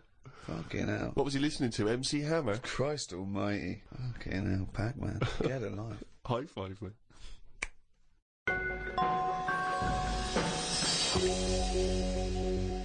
I was in the supermarket recently, just walking past the condoms on the way to the pornography, and I thought, you know, it's worth perhaps, you know, getting a stocking, you know. You get a stocking? No, getting some condoms. What, to put over your head? You're not still doing that, are you?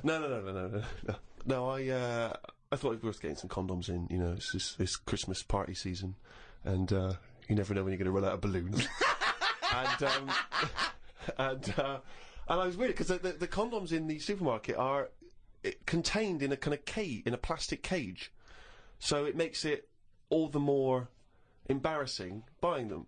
Because I took them off the thing and I was trying to open it, so because I thought that they would you had to open it, Try it on. Exactly. This, you know, in case it doesn't fit, Exactly. bring it back. Yeah, Bring it back. Yeah. and I was Do you trying- do alterations? Yeah, we do. Yes, £5. And so I'm trying to open this thing, and this guy who works there, sort of his middle-aged guy who works there, goes, you have to take that to the checkout. So you can't open that yourself. And I was just, because I don't know, I still find it very embarrassing, you know, dealing with any of that sort of, you know, prophylactics and things. The novelty of that is still very embarrassing to me. And so I just left it. I thought, forget it, I'm not gonna take these to the counter, because you never know. It's like if you get served by a woman, it's still a bit embarrassing, particularly if that's all you're buying. Because she knows what you're up to.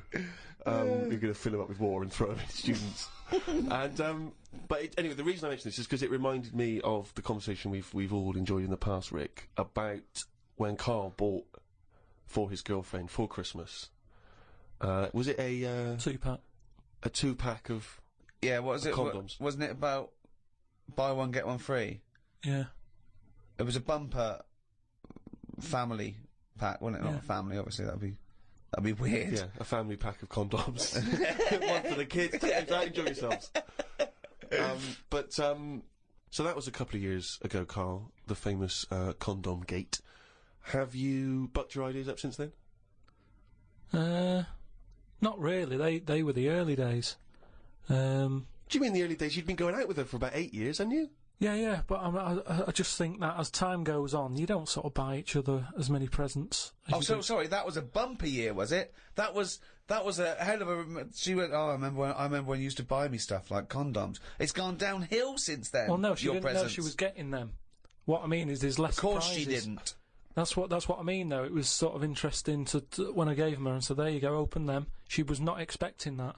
And as time goes on... No, she was probably expecting a piece of jewellery or a holiday in Paris. It's more difficult, is what I mean, to surprise someone, innit, over time. No. But the surprise thing is meant to always be a good surprise. Yeah, but don't... If you always get something good... It's like the 3 wise men. What did they get the second year for little baby Jesus? Do you know what I mean? Once he's had that gold, it's like... Oh, I've sort of made it hard work for myself there. I've got to get him something better than that now. So it's best to give him the myrrh. And next year, get him the gold. Step it up a bit or whatever. But don't you understand... Because I don't want to criticise you because you're a lovely man, but having read the diary and read much of this diary, one of the things I notice is the complete lack of romanticism. The number of times Susanna says, book us a lovely meal out, take me out tonight, and you always write like it's a massive chore, like it's a headache for you. Oh no, I've got to spend a romantic night out with my girlfriend. Because it's the same reason I don't like... Christmas and stuff is the expectations.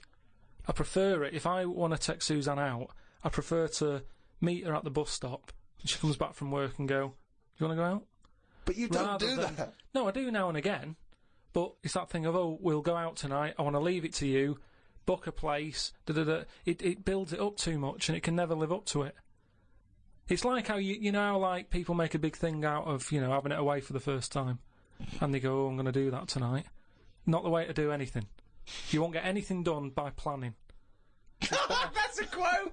That's an amazing quote! That'll be up there with Newton and Churchill. You don't get anything done by planning. No, but like that's I've amazing. Said, like I've said But a you lot can't just spring it on someone. You have to at least ask her. You up for it tonight? Just see how it goes. That's what I'm saying about Christmas. I might not be in the mood for it on December 25th, for Christmas, having turkey and everything. That's what I mean about, in the last podcast, stuff coming round every year. Don't plan it. If you fancy a Christmas, have it. If you don't, just carry on. It'd be nice to live in a world like that.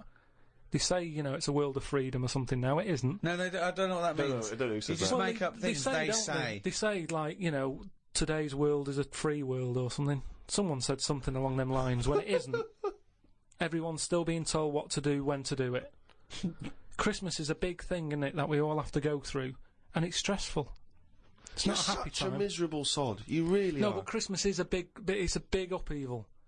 It is out of all of those special days that go on, Christmas is the one that's... What are you doing with your time? It's the question we return to again and again. No, but we read why- it. You're visiting your parents. You're hiring a car. You're going down the calf. It's not like you're taking your work away. You're doing some important neuroscience work, and we've had to take you away from that for 3 days. No, but what You're not doing anything of any value, Carl. But what I might want to do, but I can't because the shops are shut because they want to go off and celebrate Christmas.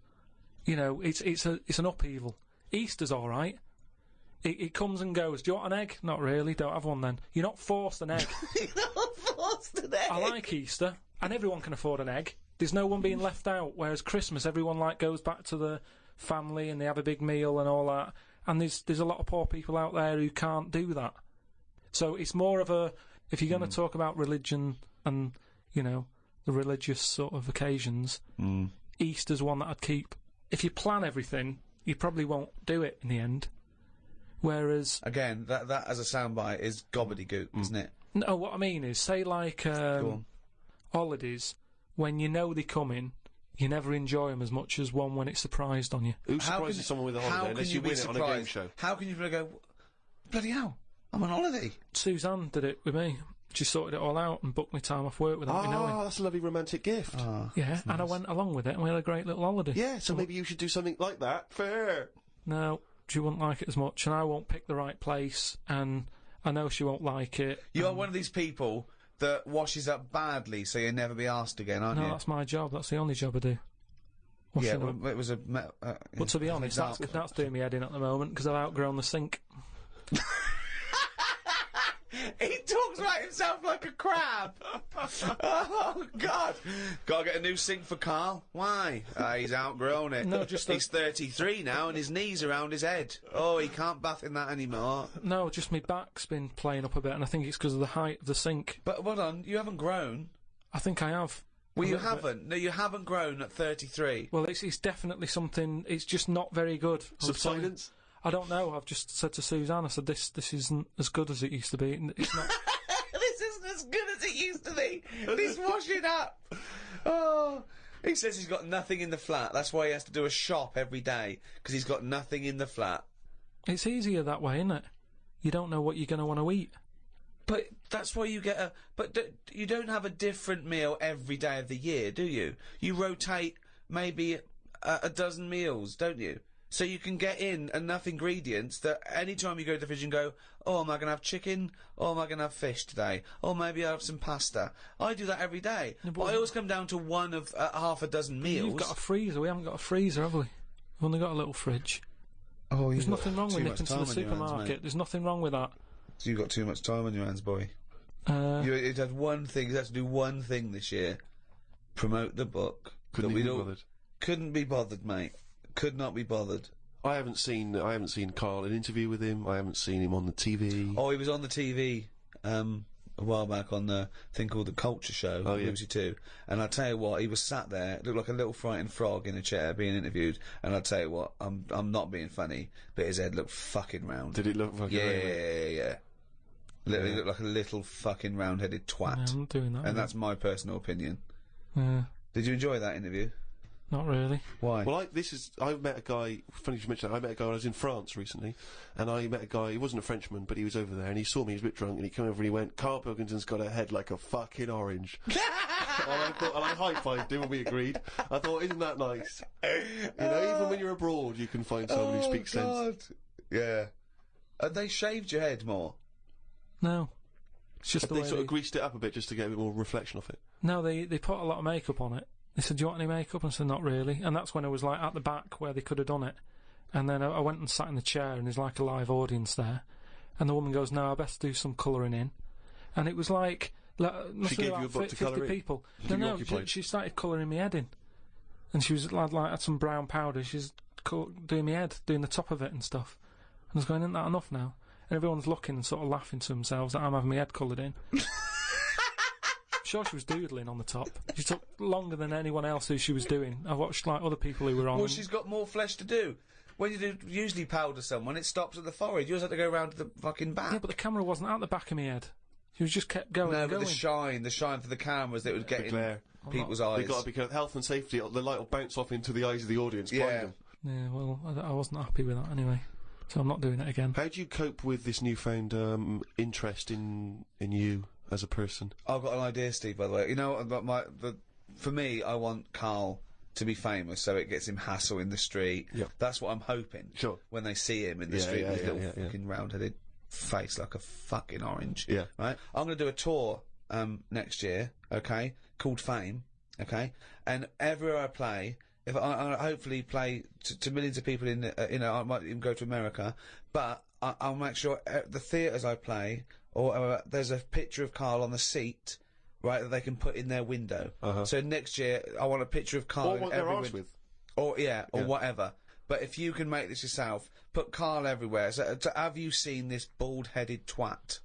Please make up the posters. Just send emails to friends. Absolutely. I want to see pictures. If you own a shop, put a big picture of him. If you even if you're, your own home, your own flat, get it everywhere. Have you seen this bald-headed twat? This is Karl Pilkington. He's got a head like a fucking orange. Get it everywhere. I want to see the world papered with Karl's round head. Happy New Year.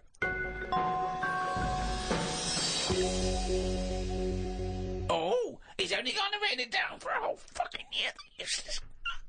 That, of course, signifies another reading from Karl's diary. This is the last one of both 2006 and on any podcast for a while.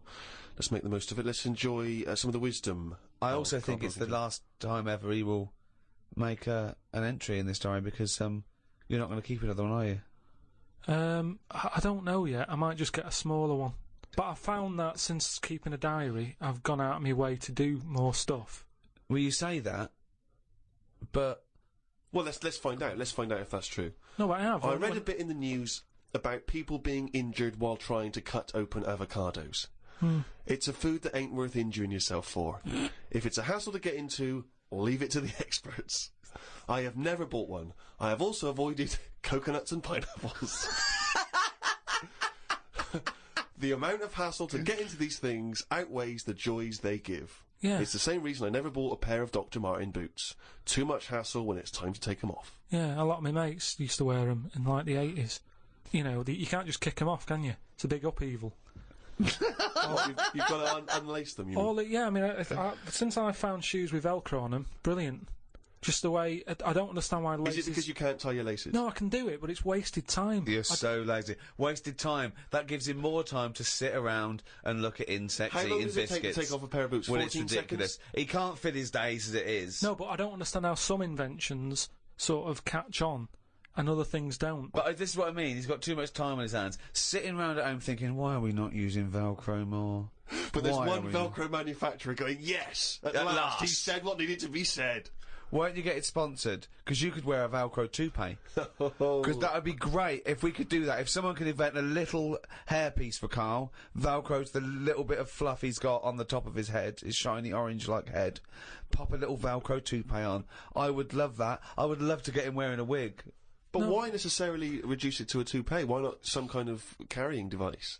You know, he could carry goods and things around in there, sandwiches. Yeah, he doesn't look like carrying a bag. Well, what about that? A little thing you carried around, a little Velcro thing you carried a pot on your head for your sort of like keys and trinkets and money and that. Well, no, I've told you about that idea that's out there, but hasn't caught on as well. The tie. Right. The tie with loads of pockets and stuff in it. Yeah, but you got to wear a tie. Yeah, but that'd be quite nice, wouldn't it? I've never wore a tie because I always think, what's the point? It's just hanging there in the way. Can you imagine this image of Karl walking around in his big Velcro shoes, a tie with an apple stuffed in it, car keys, iPod? No, but don't you think it's a good idea? Would you wear it with a shirt and collar or just a t-shirt? No, wear it with a shirt. That's what I'm saying. It's an invention that will smarten up the world. Now, a tie, what does a tie do exactly? Yeah. What does it do? Nothing. Right. So I'm saying make it do something. But I'm saying don't wear it at all. Pop your keys in the trouser pocket. No, or because take a bag. because the world is getting more and more scruffier, isn't it? When you look I don't know what that means. I don't know what that means. When you look back at, like, Victorian times and everything, everyone wore a hat. Right? They wore a tie, they wore a suit. And it was a nicer looking place to look at. When you see it on pictures, you go, what a smart world that is. Well, you can't see cholera and things on pictures, but sure. No, but I'm just saying it's better to try and cover it up with a bit of, you know... Cloth. Yeah. Yeah. The world looked nicer with more cloth. Whereas now everyone's roaming about scruffily. So what I'm saying is, if we make the tie more useful and give it a purpose, it might come back and the world will look tidier. But a tie, its purpose is to look smart, really. Well, originally it was because we didn't have buttons, so it kept the collar up at the front. That was the invention. It was a useful invention, the tie. Yeah, it was called a tie. It tied together, okay? Yeah. So then, when we had buttons, that we didn't really need the tie, but it was a symbol of smartness, like saying, I've made an effort, okay? But now... that would go away. So now, you wouldn't look smart with a tie. They'd go, oh look, it's like a bag round his head with his apples and oranges and his keys and his sticks he's making a nest out of. So it would be scruffy. It would make the tie scruffy, so it would defeat the object. So now when you're carrying stuff round, I mean, crawling on all fours because your shopping's so heavy round your neck, they'd go, look at that scruffy fucker on all fours. Oh look, but look at his lovely head of hair. It's Velcro. It's a hat. Yeah, well, that's the other problem, isn't it? I can't go back to a wig now. My theory about reading old news is right. It's less bad when you know it's old. It was a story about a weatherman who was fired yesterday for having a nude picture of himself on the internet. But that happened 2 days ago. He's probably got another job by now. So old news isn't as shocking. Well, old news isn't news, though, is it? It's olds. What are you doing? Just reading the olds? No, but what I mean is, if someone... Stick the video on of last week's news. I just want to catch up on the olds. Yeah, but then it's still news. News is something that you don't know, isn't it? If someone tells that's you everything to you. That's information, Karl, not news. Yeah. But news is information. No, and the key with news is the word new. No, I don't think it is it? It's just information, but they tell you at 10 o'clock at night. It's like, what information's gone on? Bong. Here's some information. Yeah, that you didn't know before because you couldn't have, because it only happened today. Bong. Yeah, but never mind that. I'll tell you in a couple of days. It doesn't matter as long as you get the same info. Bong. Yeah, we can't call it news, though, because it's misleading. We'd get done. It's called olds. Bong. Yeah, but listen to me theory. What I'm saying is that if someone in your family, you know, it's Christmas and that, I don't want to bring the tone down, but someone dies in your family. Now, say if you're away on holiday, and they don't call you because they don't want to ruin your holiday, and you come home, and they go, Uncle Frank's dead, and you go, oh, when did that happen? And they go, 2 weeks ago. Now, because everyone else has got over it, it's not as bad for you. Because part of bad news is the way everyone's walking around moping, going, oh, have you heard the news? Frank's dead. But because everyone's got over it, time is a healer. That's what I mean about old news. It's better than new news. But according to you, the only news that really matters is stuff that affects you. So it doesn't matter when you... there was an earthquake. When was it? Yesterday. Phew, that's all right then. Often the aftermath is worse than the actual event. 2, you only care about things that actually happen to you. So the doctor goes, you got a kidney stone. Oh, when did this happen? 2 weeks ago. Oh, that's all right then. Doesn't make sense. No, but the world is... You're not upset about dead Uncle Frank just because other people are upset. You'd be upset personally. It wouldn't make any difference when they told you. Yeah, but it is everyone else's emotions that make it worse, I think. Knocking around people who are miserable. What about warnings? What about when they do things like smog warnings, or, you know, there may be a... I don't like it on the news when they sort of say, news just in. I think, oh, what's this? You think, oh, what's going on? But it might be useful to know it. Important information. No, it just makes you panic. What? Yeah, but sometimes knowing stuff keeps you alive. Yeah, I don't know if I like it. It's sirens, you see. I don't like sirens, do I? I've said to you, I think it's a scary noise. Well, it's meant to be so you get out of the way. No, it's not meant to be. It's a sign to get out of the way. I'd prefer it if it, like I've said, Hiya, could you just move out of the way well, it can for be us? anything, as long as we know. It can be a chicken noise, but as long as you know Oh, that's that's not going chicken to freak noise. people out. No, but it sort of make you smile. But you'd go, oh, best get out What, of the you're way. cycling along and you hear what sounds like a giant chicken behind you? And you smile because you know that even though someone is burning to death, there's something clucking in my way. Do do do do do Oh, that's probably a guy having a heart attack. Going to my mum and dad's today. I'll cut to the chase, Rick. They basically, we got about 4 pages where they drive to his mum and dad's. Oh, but Jesus I'll skip Christ. past that because it takes fucking forever. Got there, mum and dad. His mum made him some dinner. The old woman next door, brackets, whose man was a witch. Just pop that in brackets. Just pop that in brackets. I think we've discussed that before, actually. The old woman whose mum was a witch. Whose man was a witch. Yeah. Oh. The old woman next door has been worrying because she keeps seeing adverts on the telly about changing to digital TV. She's saying she doesn't want wires drilled into her walls because they'll make a mess. My dad told her that it doesn't matter because it'll probably won't happen until 2012 and she'll be dead by then. He didn't say that to her, though, did No, he? he did. They've got, she's old. It doesn't. She knows she's going to die. I mean, it's something we've all got in common. And he's right, isn't he? Why is she worrying about it? Maybe that's sorted it out. Put it into perspective for her. You will be dead when this happens. Don't be worrying about it. But everybody worries, don't they? You've got that little sort of hole in your head that you fill with worries. You know, everyone's got to fill that little worry hole with worries, and that's us. Worry hole. Everyone's got to fill the we've worry got hole to with assume worry. that there's a worry hole. A worry hole. Don't be filled with Unbelievable. worries. I love the fact that, doctors in a million years would dig this up and go, humans used to have a worry hole. Went to bed around midnight. Suzanne and I decided to sleep tops and tails because it made me get a bit more room. Me dad had cut a bit off the mattress to fit it between 2 cupboards. It's amazing how much of a difference it makes just sawing off a bit of the mattress. You sort of roll to the edge, but the weight of the blankets keeps you in. This is like something from a Roald Dahl book. No, it's just you think anything you can sort of trim anything, can't you? And it normally works. But with a mattress, I mean, he only took off, I don't know how long that is, but he's sawn off about that much on the mattress and then has stapled it back together again. Amazing. And it just makes so much difference. Of course it does, because the mattress is a very carefully designed object. Yeah, you wouldn't think so, though, would you? Well, you just would think if you had a it's full of fucking brain in sponge. your nut. No. Someone took his brain out of his worry hole? Oh, God. He sawed a mattress in half. So we decided to sleep tops and tails. It just gets stranger. So strange. Why? He did it to make the room nicer with the cupboards on either side. So he sawed a mattress in half. Well, not in half. Can you imagine how much hard it must be to saw a mattress in half? What did he use? What, a big electric saw? Well, it must have been, yeah, because there's a lot of springs and stuff in there. Jesus. So what happens to the springs? They just spring out the sides? Well, some sort of stick out a little bit, but you're not lying on top, are you? They come out the side. So it's just got a bit of gaffer tape and a staple gun. Unbelievable. Hey, man alive. It's like... Does he run it as a hotel? That's unbelievable. There are squats with better bedding arrangements. Well, we've had a bit of a bad thing in our house about mattresses and that, because when we first bought our first flat in Salford, you know what it's like when you buy somewhere, you haven't got any money, have you, to buy extra stuff that you need. So we bought a bed, right, but there's that rip-off thing with beds where you buy a bed but a mattress doesn't come with it, which I've never understood that, because it's not a bed, is it? Without that mattress it's not a bed, it's a car without an engine. You wouldn't go, there you go, well, that seems cheap, well, there's no engine in it.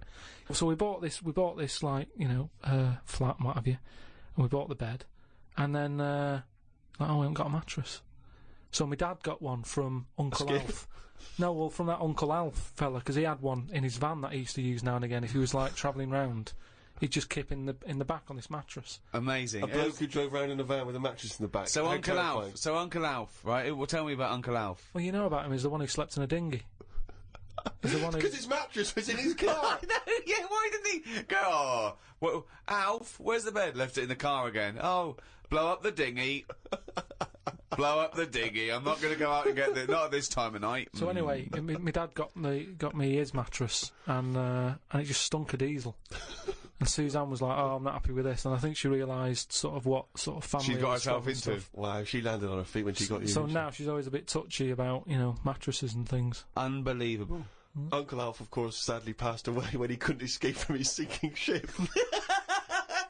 The fire engines were too late. No one got out of the way because they were laughing so much.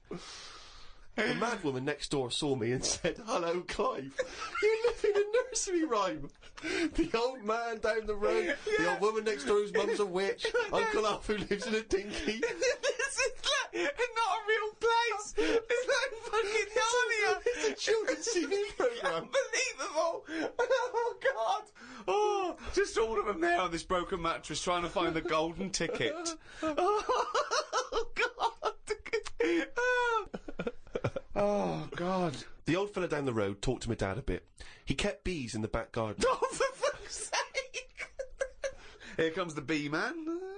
His Yorkie dog was knocking about when he was messing with them, and it ended up getting stung 150 times. Oh, little bastard! What is he doing? It's not dead, but it cost a lot to get all the stings out. I don't know why people keep dangerous pets and insects. The amount of gear he had to wear to play with them is barmy. I don't think he's playing with the bees. He's not playing with them, is he?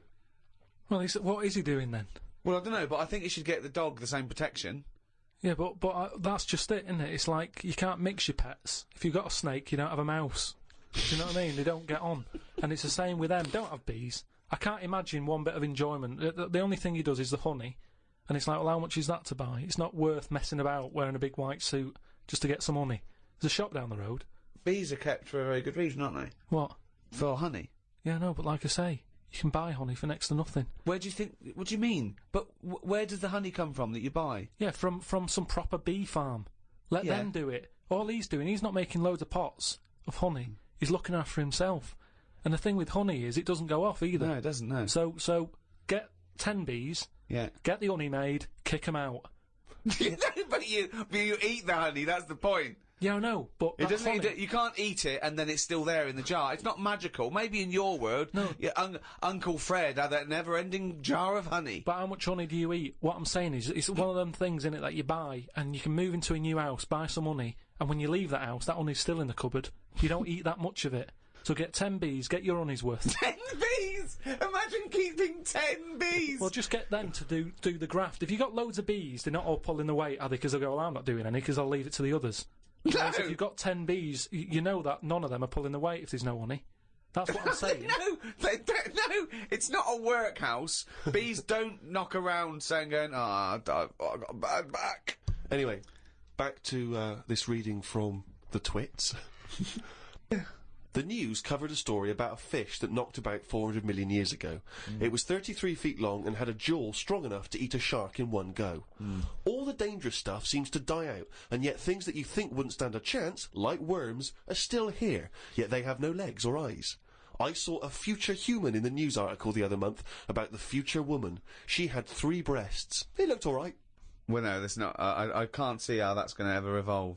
No, well, they say about how about evolving and that. I read that there's going to be ugly people. People are starting to go ugly. Yeah, they're still going to have bilateral symmetry, I imagine. I don't know what that means, but I'll tell you now, right? They're talking about like people who are just like, you look at them and you go, oh, look at the state of that, right? And it'll get to a point when we're all so ugly that no one will have it away, and we're just going to die out. Well, that's not true either. That's not true either. That is the biggest worry. Well, no, so... That's the world's biggest worry. So as we evolve and we change, our mindset doesn't change. We're still going, I wish we looked like they did 1,000,000 years ago. I don't fancy anything. No, but look how things do change. But why are we all going to get uglier? I don't understand. It's just the air and stuff, isn't it? It's just... the air or the hair? The air that we breathe and stuff, and the food we eat. Everything's changing, and we're not going to look that healthy, and we're just all going to go ugly. You've only got to look at some stuff that's in the sea, and you think, look at the state of that. What's that got to do with the human evolution? But the stuff in the sea is still propagating. Yeah, but they've been around longer than us. But it's still reproducing, so your theory falls down. But they're deep down, aren't they, in the dark, so they probably can't see what they're having it away with. If they were up on the outside, they'd have died out ages ago. Why? Because they wouldn't fancy the other stonefish or because they're really odd-looking. I can't remember the name. I think it was a viper or something. It was just a head. But Karl, the fish that's just a head. It was well ugly. Watched a programme about the twins this morning. It was filmed 16 years ago. They are mental. They did everything together, including the vacking up. Phone calls had to happen twice so they could both have the same chat, and they said the same stuff at the same time. Well weird. The bloke who I watched it with, I don't know who that is, just some homeless guys that you just invited into the flat? Just someone I've been sort of working with. Sure, a mate of yours. He said he fantasised about having it away with a pair of twins. I don't see the point in this. If you're going to have two of something, I would prefer to have two different women. If I had two cars, I wouldn't have the same one twice. Same rule with women. I don't even normally like buying the same pair of trainers twice in a row. No, if you're going to have something new, make a change. It's like that fella who was going out with a woman and then left her and went out with a twin sister. Not worth it. Not worth it! It's not worth the upheaval, is it? Because it's exactly the same model. I watched the final of I'm a Celebrity, Get Me Out of Here. It was between singer Jason Donovan, singer Mylene Klass, and singer Matt out of a boy band. I had my money on Donovan, but Matt won it. I think it was because of his last task. He ate a fisheye, some grubs, a big fat insect that they have on every year, a crocodile knob, and a kangaroo anus. I feel like we've come there, Rick, to where we entered. It was this time last year when we first started the podcast that we were talking about I'm a Celebrity, Get Me Out of Here. And you coined the famous phrase, I could eat a knob at night. Yeah. So it's full circle. It's just the last series finished recently. And it was astounding that he ate a crocodile knob. He ate a crocodile eye. He chewed up and swallowed a kangaroo's anus, which I to be honest, I didn't know was a food stuff. Could you eat any of that? If I had to eat any of them, it would have to be the anus. What, really? Yeah, more than the other stuff. I couldn't eat anything that's still alive. No, I agree. I couldn't eat any of that. I don't know under what circumstances I'd have to go, right, that's it now, we're not going to survive, the ship isn't coming, there is nothing on this island I can eat, give me the crocodile's penis. So it wouldn't bother me. I could eat anything. I could do almost all of the challenges on that programme, but I couldn't cope in the camp. I couldn't cope with the lack of food and the uncomfortable bed. That's all that would do my head, and I'd drive people spare, whinging and complaining. I couldn't cope with any aspect of it except the physical challenges. I couldn't cope with sleeping with people snoring, the things crawling over you. I'm not so squeamish about that, like snakes and things. That's all right. But the eating is ridiculous. It's out of the question to eat a worm or a grub. It doesn't concern me. I don't know why. I don't see really what the difference in it. The texture's probably the same as lots of other things. What would hunger do to you, though? Do you think? Would you think I would change? Do you think if it really was a choice, if someone said, and I knew I would die if I didn't eat worms? I think you would. Yes, I think you'd complain and you'd whinge for a while, and you'd try and put it off, and you'd hope a ship would turn up. But when it didn't, you'd start chowing down on a bit of crocodile anus. But then where's the rest of the crocodile? Well, yeah, that's a good point. Who's been eating that? How come I've got this? You know, you're meant to work together as a team in bad time, and yet I'm being handed an anus. Forget it. Let me starve.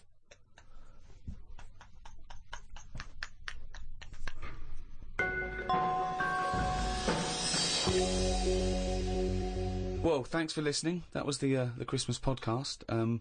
We should say the winner of the last competition we did.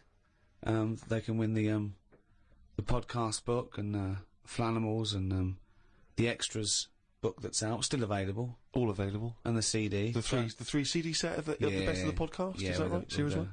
Brand new hour. If you haven't got that, get out. Maybe you've got some record tokens. Yeah, if you've got record tokens or book tokens, those are the perfect things to spend them on. Or £50 from your auntie. Exactly. Go and buy one of those. And the winner was Stephanie Prow from the Wirral. Well done, Steph. Well done. Well, thank you to Positive Internet, the guys that host this podcast. That's the end. That's the end of the Christmas podcast and the end of this team for a little while. Yeah. It's been great. So it's goodbye from me, Ricky Gervais. Goodbye from Stephen Merchant. Goodbye and Happy New Year. And goodbye from Karl Pilkington. Alright. Alright. That was alright, wasn't it? Yeah, it's good. It's alright. What are you doing now? You got time for a coffee or something? I can't now. I'm going to the the orphanage for terminally ill kids. Oh yeah. I'm going down there. I'll go down there every Christmas and do you? entertain them. Oh well, I bet that's lovely for them. Yeah, no, I've actually written a song. I'm going to perform. They see The Office and see that I singing that. You've written a song for them? Yeah. Well, could we hear a bit? I mean, what? I don't want to put you on the spot, but you've got the guitar there, isn't it? Yeah, hold on. I wrote this for a kid. He's a brave little guy. He's only about 10, but it's heartbreaking. Don't cry, it's Christmas. Santa's coming soon. Though you ain't got a mummy or daddy, Santa still loves you. And he's riding on his reindeer to trample down the gloom. So don't cry, it's Christmas. Santa's coming soon.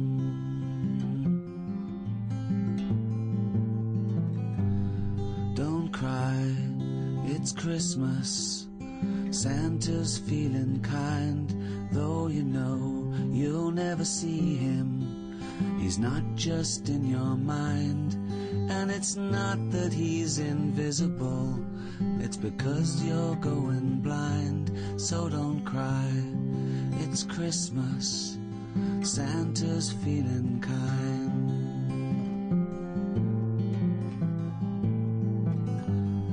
Don't cry, it's Christmas. Santa's on his way, though he's got a billion children, and he's only got one day. You've got slightly less than that.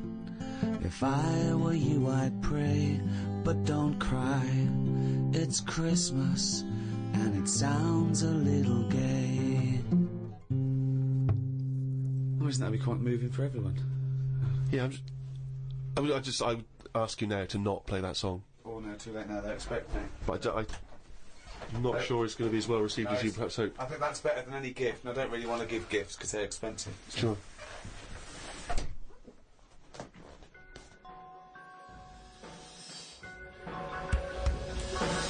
The Ricky Gervais Show on Guardian Unlimited.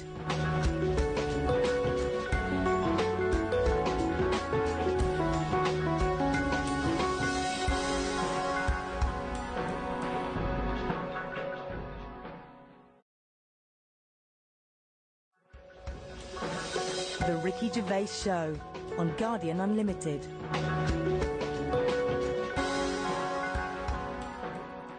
You're listening to Ricky Gervais, with me, Stephen Merchant, and Karl Pilkington. Now, you probably know me from such works as The Office and Extras, Stephen being my co-writer and co-director on those things.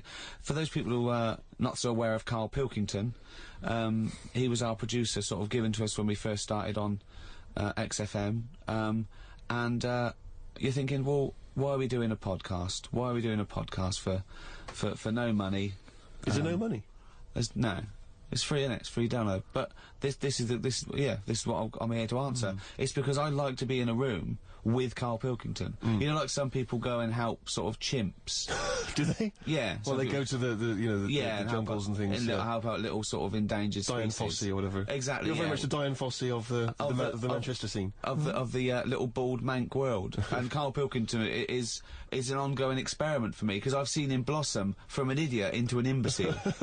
And I want to see it through. Look at the way he's looking at us through the glass. Look at that. He's got a perfectly round head. And that's why I'm doing this podcast, or bodcast, as I'm going to call it in his honour. Little round-headed bod-type freak. If you're not familiar with Bod, we can maybe put up a picture of Bod, the popular cartoon kids character. Go to rickygervais.com and you will see a picture of Karl and a picture of Bod. And you draw your own conclusions as to the likeness. Karl, what do you think about all this? That's all right. Are you excited by this new technology? What?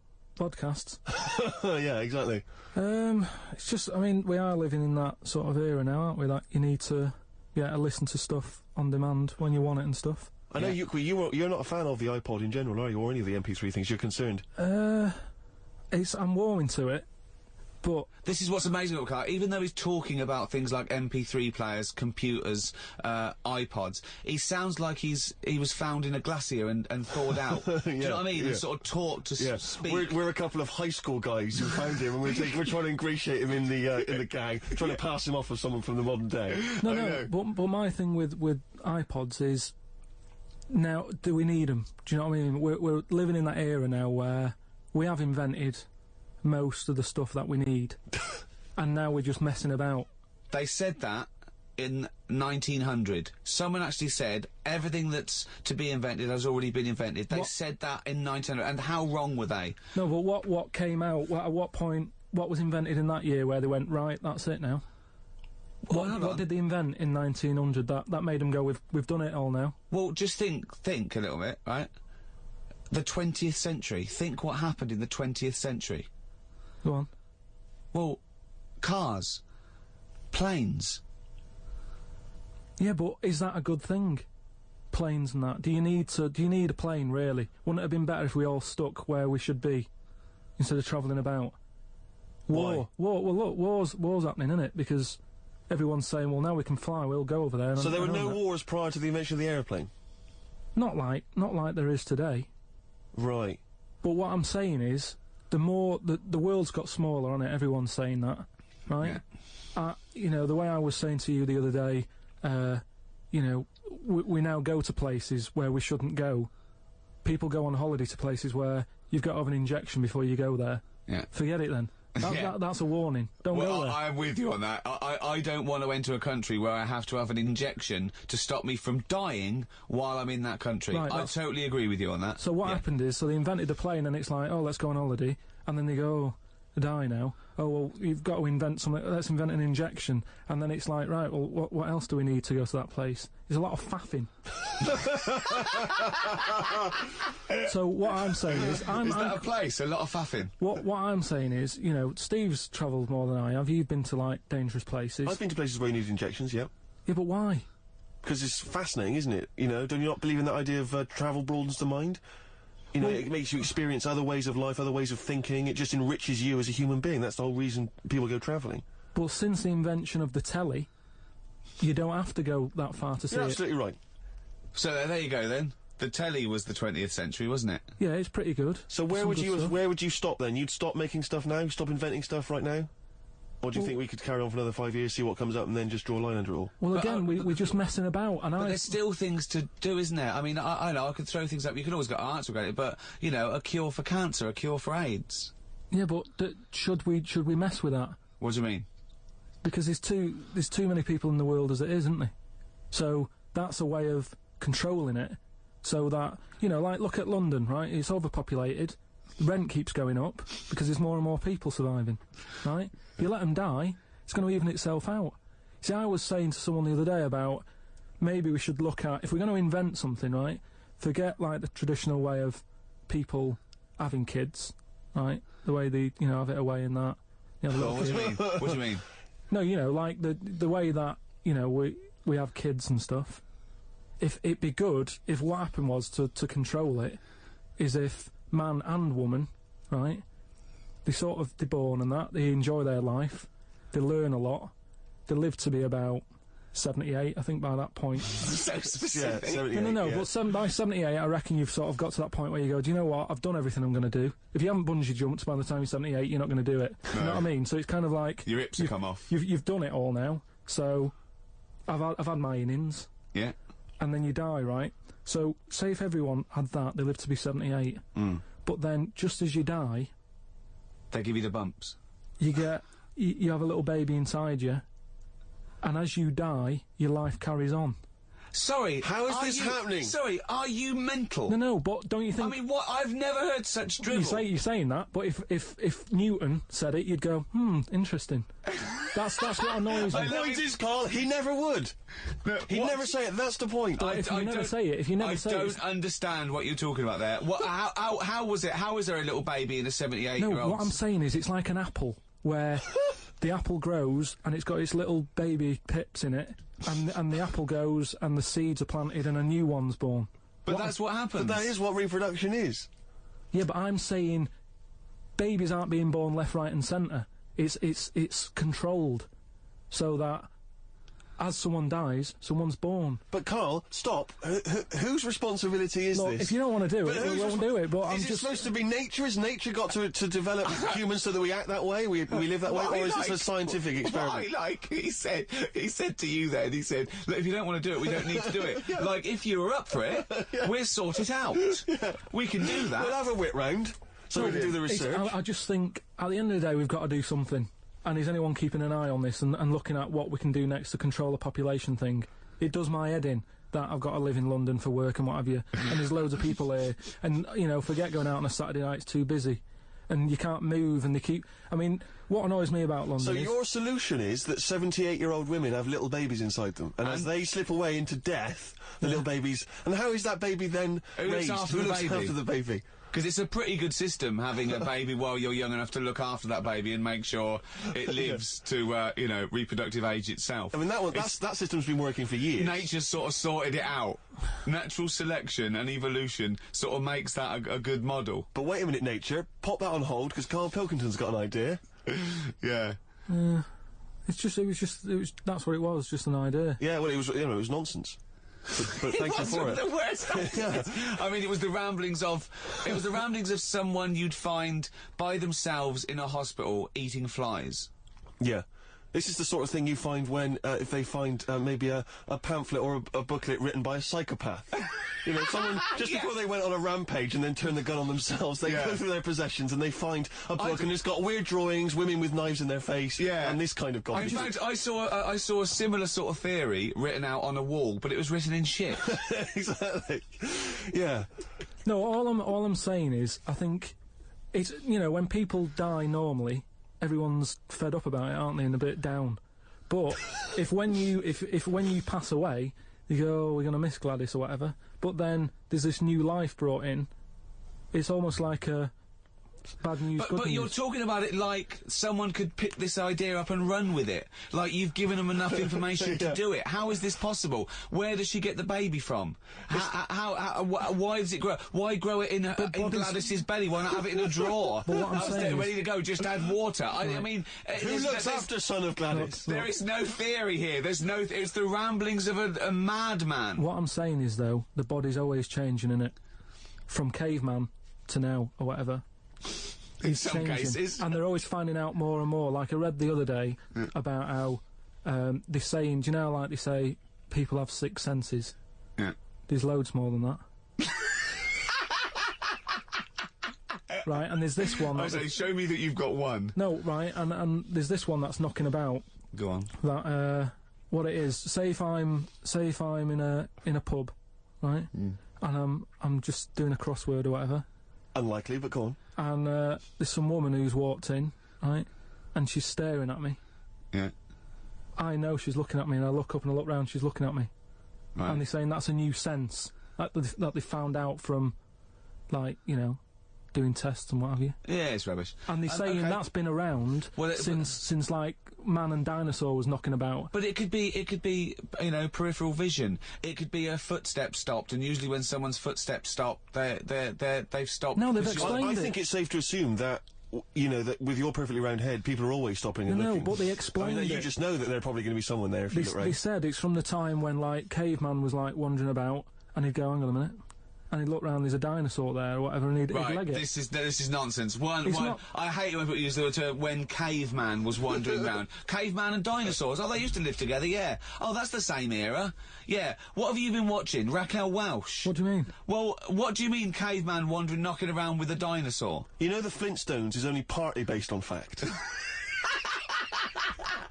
Dinosaurs and man did not coexist. The dinosaurs had long gone before man arrived. Extinct. Kaput. You don't believe us? What, you don't believe because you've seen... Because you saw that film where they took pictures of lizards and magnified them and put them next to men in films so they looked like they were fighting. Yeah. No, but why couldn't that have happened? What is the film with Raquel Welch? A Million Years BC. A Million Years BC or something. A Million Years BC. Brilliant. Yeah. Yeah. No, but... She had a sort of woolly mammoth bikini. Fact. But why wasn't the dinosaurs back then just like how we have dogs now, in a way? He's watching the Flintstones. He's watching the Flintstones. He's thinking of the Flintstones. Yeah. That's what he's when thinking. When he puts out the saber-toothed tiger, and then Dido and he mixes his concrete in a pelican. Yeah. Yeah. I just think that there must have been a crossover point. Why? Why did you say that? Why do you think there must have been a crossover point? Because if nothing was knocking about at any point, how did anything carry on? I know. Exactly. Why didn't Hitler meet Nero? It's weird, isn't it? There must have been a crossover. They must have met somewhere. They must have met at a party somewhere. They mixed in similar circles. Yeah. Well, I mean, are you telling me that Ken Dodd has never met Genghis Khan? They must have bumped into... I can't believe it. Yeah, forget it. Oh. You're listening to Ricky Gervais with Stephen Merchant and Karl Pilkington. Coming up after the ads, Monkey News. What ads? No ads, no? No, we're not. There's nothing here. There's no records. We just got to keep on talking. Okay. Which is not. We could do our own ads. Okay. Bring tea for the Tillerman, steak for the sun. Out now to own on DVD, Ricky Gervais's and Steve Merchant's award-winning extras. With Ross Kemp. Oh, zippy. With Les Dennis. Put your arse away, Les. I don't really know. And Kate Winslet. Oh, this nun outfit makes me talk dirty. Out now on DVD. Extras. Did you like Flannelwalls? The Ricky Gervais book for kids with pictures of made-up creatures in different colours? Well, if you did, there's more of them now in the new book, more Flannelwalls. Which is also by Ricky Gervais, drawings by his mate. Out now. The Ricky Gervais Show on Guardian Unlimited. You're listening to Ricky Gervais with Steve Merchant and Karl Pilkington. Well, now time for one of our regular features. Monkey News. Do the jingle. Oh, chimpanzee that Monkey News. Right, what we're doing here is just giving you a bit of monkey news that's gone on, right? Where a monkey's been involved in it. Good little story in that. Yeah. Are you familiar with the one that went into space? The first sort of thing they ever sent up there before man did it and all that. You see, this is what annoys me with it really. Armstrong gets all the glory, but do you know who went up there before him? A monkey. Yeah. Yeah. Dog went up first. But what was the monkey called? I don't know. No, sure, okay. So it's not the most informed news bulletin. The dog was called Laika. Was it? Yeah, they couldn't get it back there. They sent it up there, did a few tests and stuff, and they couldn't get it back. They weren't prepared to bring the capsule back yet. Brilliant. We could all do that. So is that a good mission? Well, I just think it was seeing what if the mission itself killed it, but they didn't have the technology, because of course it couldn't fly the capsule back, which it has to be manned to bring it. Right. Well, this was the next one up then, right? So the dog must have gone first, and then they went, right, we made an error there, right? Get the monkey in, and what happened is they taught it what buttons to hit at the time that it needed to hit them, and the way they did this was like give it bananas. It was like hit the red button, and it hit the red button, they'd give it a banana. Right. And they go, right, reverse is the green one, hit the green one. And then they do that and go, there's a banana. And then they go, right, hit reverse, and it go, and get a banana. Right. Hit the red, so it was taking commands on, like, headphones. Right, but how were they giving it the banana? Is that how you learn to do radio? How were they giving it the banana? What do you mean? No, Well, this is before it went. You wouldn't just go and put a monkey in it and go, there you go, get on with it. They'd sort of put him in one of them capsules that you get. Yeah. And they were on headphones. I don't believe this happened. Well, I'm telling you the story now. So the monkey I don't think they trained it to do anything. I think they sent it up there and he put electrodes coming out of it to see what it wasn't any of that. They did a thing like they do, like they can with animals. If you give something, like a treat, you can teach it how to do it. It's just like a dog, isn't it? It's called Pavlovian conditioning. However, that was to see if it would salivate or go over to a particular corner, not if it could control a spacecraft. Next one up. It's the next one up. As far as the monkey's not sat there going, oh, I'm a bit under pressure here, it's a rocket. All that's knowing is, I'm getting a banana if I hit that button. That's all the monkey's thinking about. They wouldn't put billions of space but dollars. How can they be sure that it's going to press the button at the right moment? Because it's got headphones on. They're telling it. It's not like you have now. It's not like willy-nilly. It's not just like pop it in there and see. Use that. What's to stop it from just hitting it any old time? Because it's a monkey and it's not a human. Because it's trained now. But anyway, it's trained. It's fully trained. Yeah. Go on. What happened is anyway. Oh, this is absolute rubbish. They pop the monkey in there. Yeah.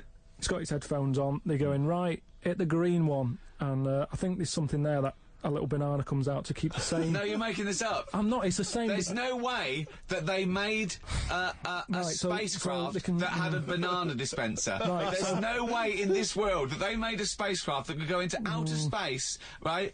Manned by a monkey with a banana dispenser. So you're saying that it's easy to send something up to space, but you don't believe there's a little banana machine?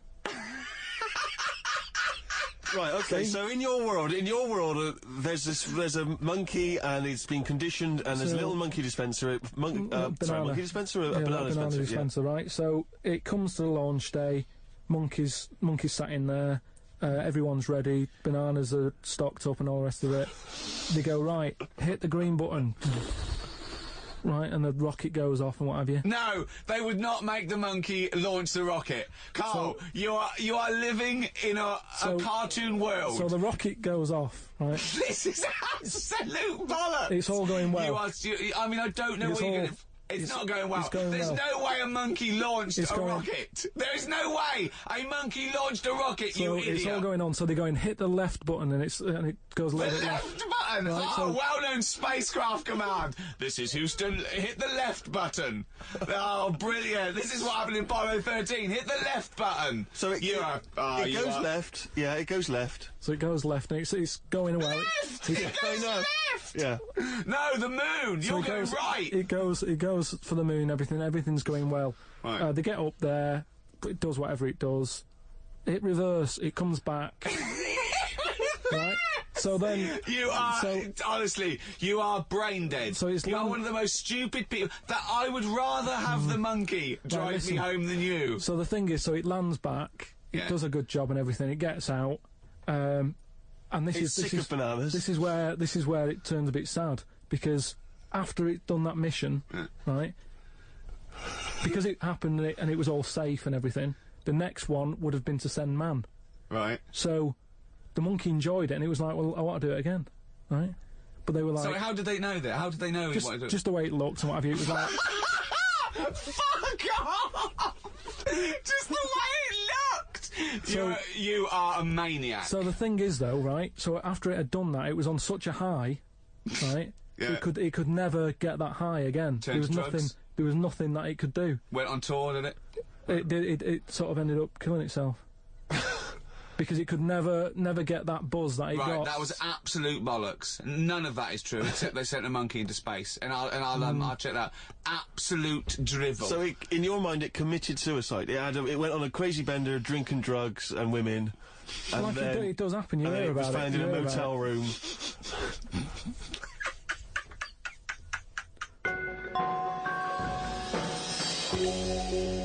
Right, do you know, like, you don't believe in...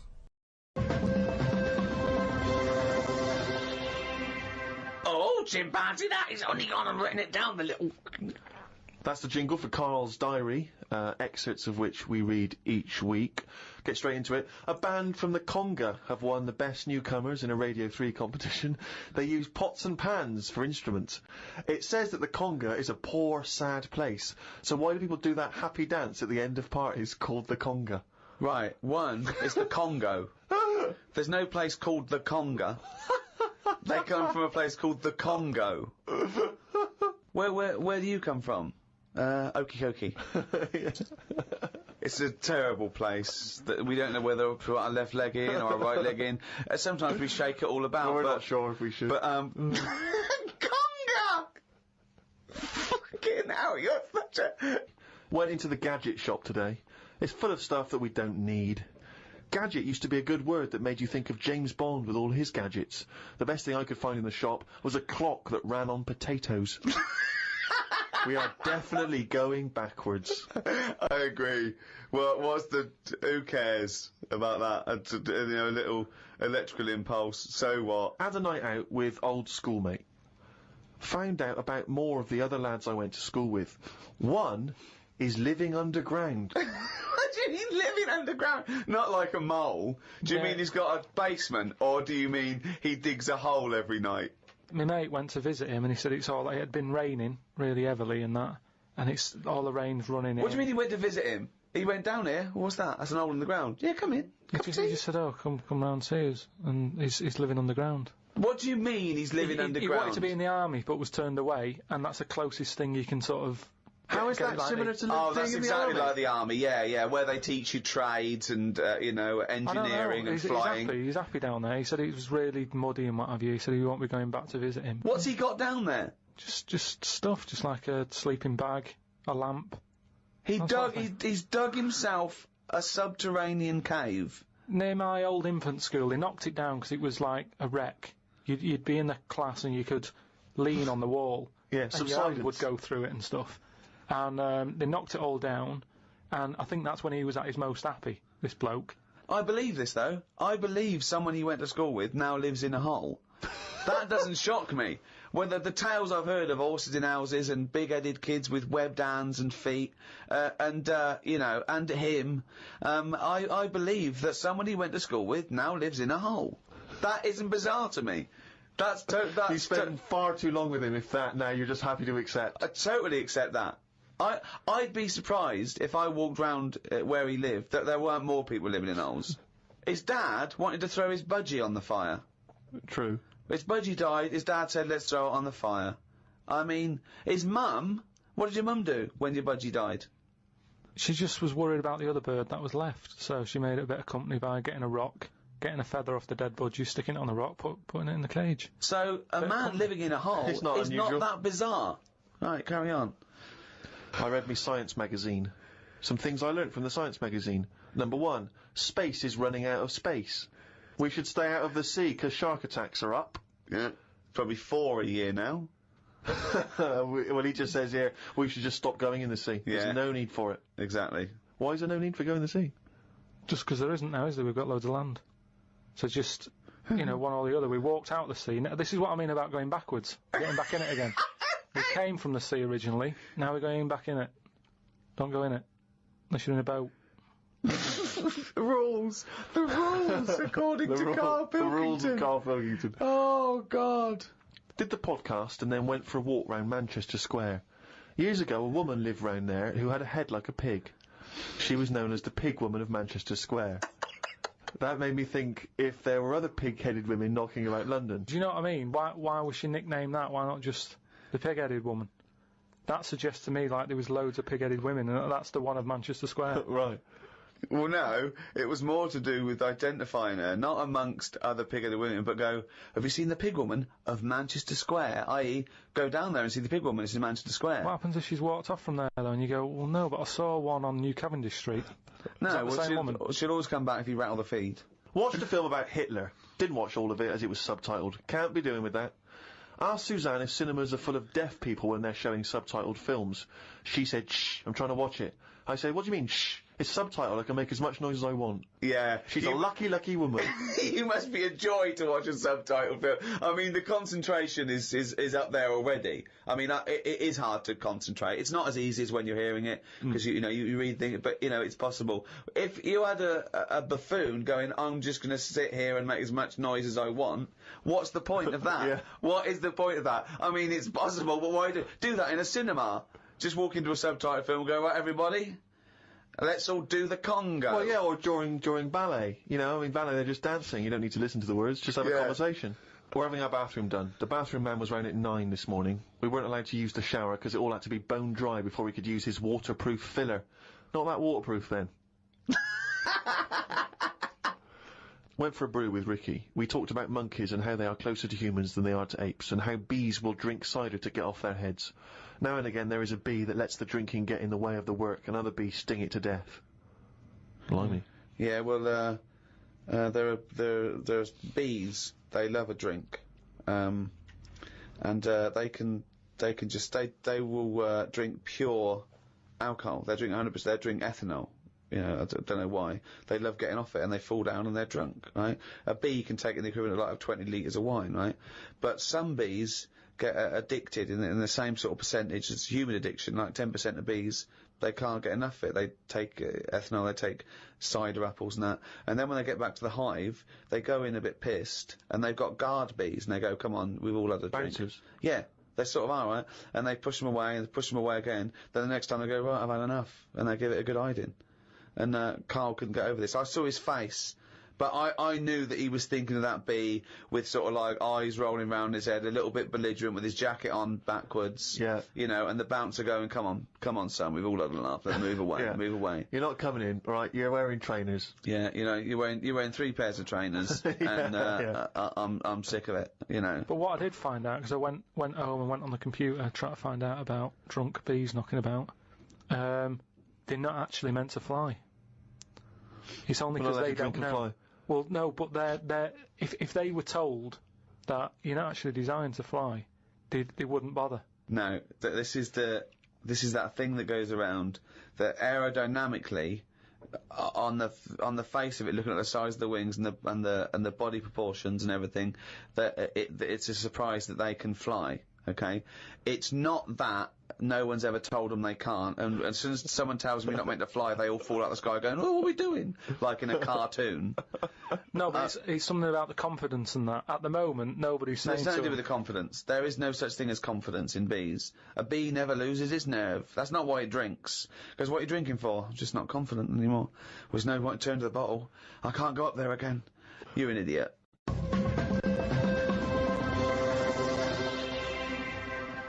Well, it's that time, isn't it?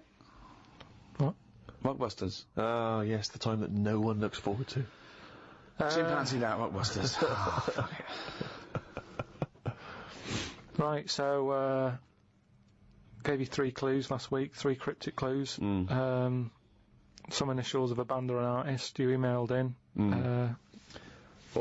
Rob Harding got it, right? Oh, nice work, Rob.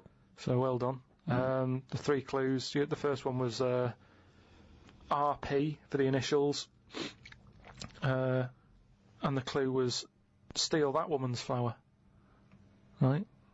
So that was a cryptic clue. The answer there is Rob Plant. Rob Plant. I don't know who that is though. There's no artist called Robert Plant. That's like Robert Plant. Robert Plant. Yeah, but you don't say that. You sort of go, oh yeah, I'm into. You do say it. Have you got the, it means the like album by Robert Plant. Robert Plant. They wouldn't go what? I don't know. I don't know. Are you saying rubber plant? The second what are you saying there, Karl? Though the second one was. It doesn't work. The initial was B, and then that was keep whacking the cooker with a stick, right? Yeah. Didn't have to be a stick. We pointed that out. Just keep whacking the cooker. Keep whacking the cooker. Yeah. That was B. That was Beat Oven. Beat Oven. I don't know who that is either. Is that a group? Beat Oven. Is that the Beatles? Who's the Beat Ovens? Classical sort of stuff. Beethoven. Beethoven. No, you said beat it. Again, though. they got it. Bait. Hold on, wait a minute.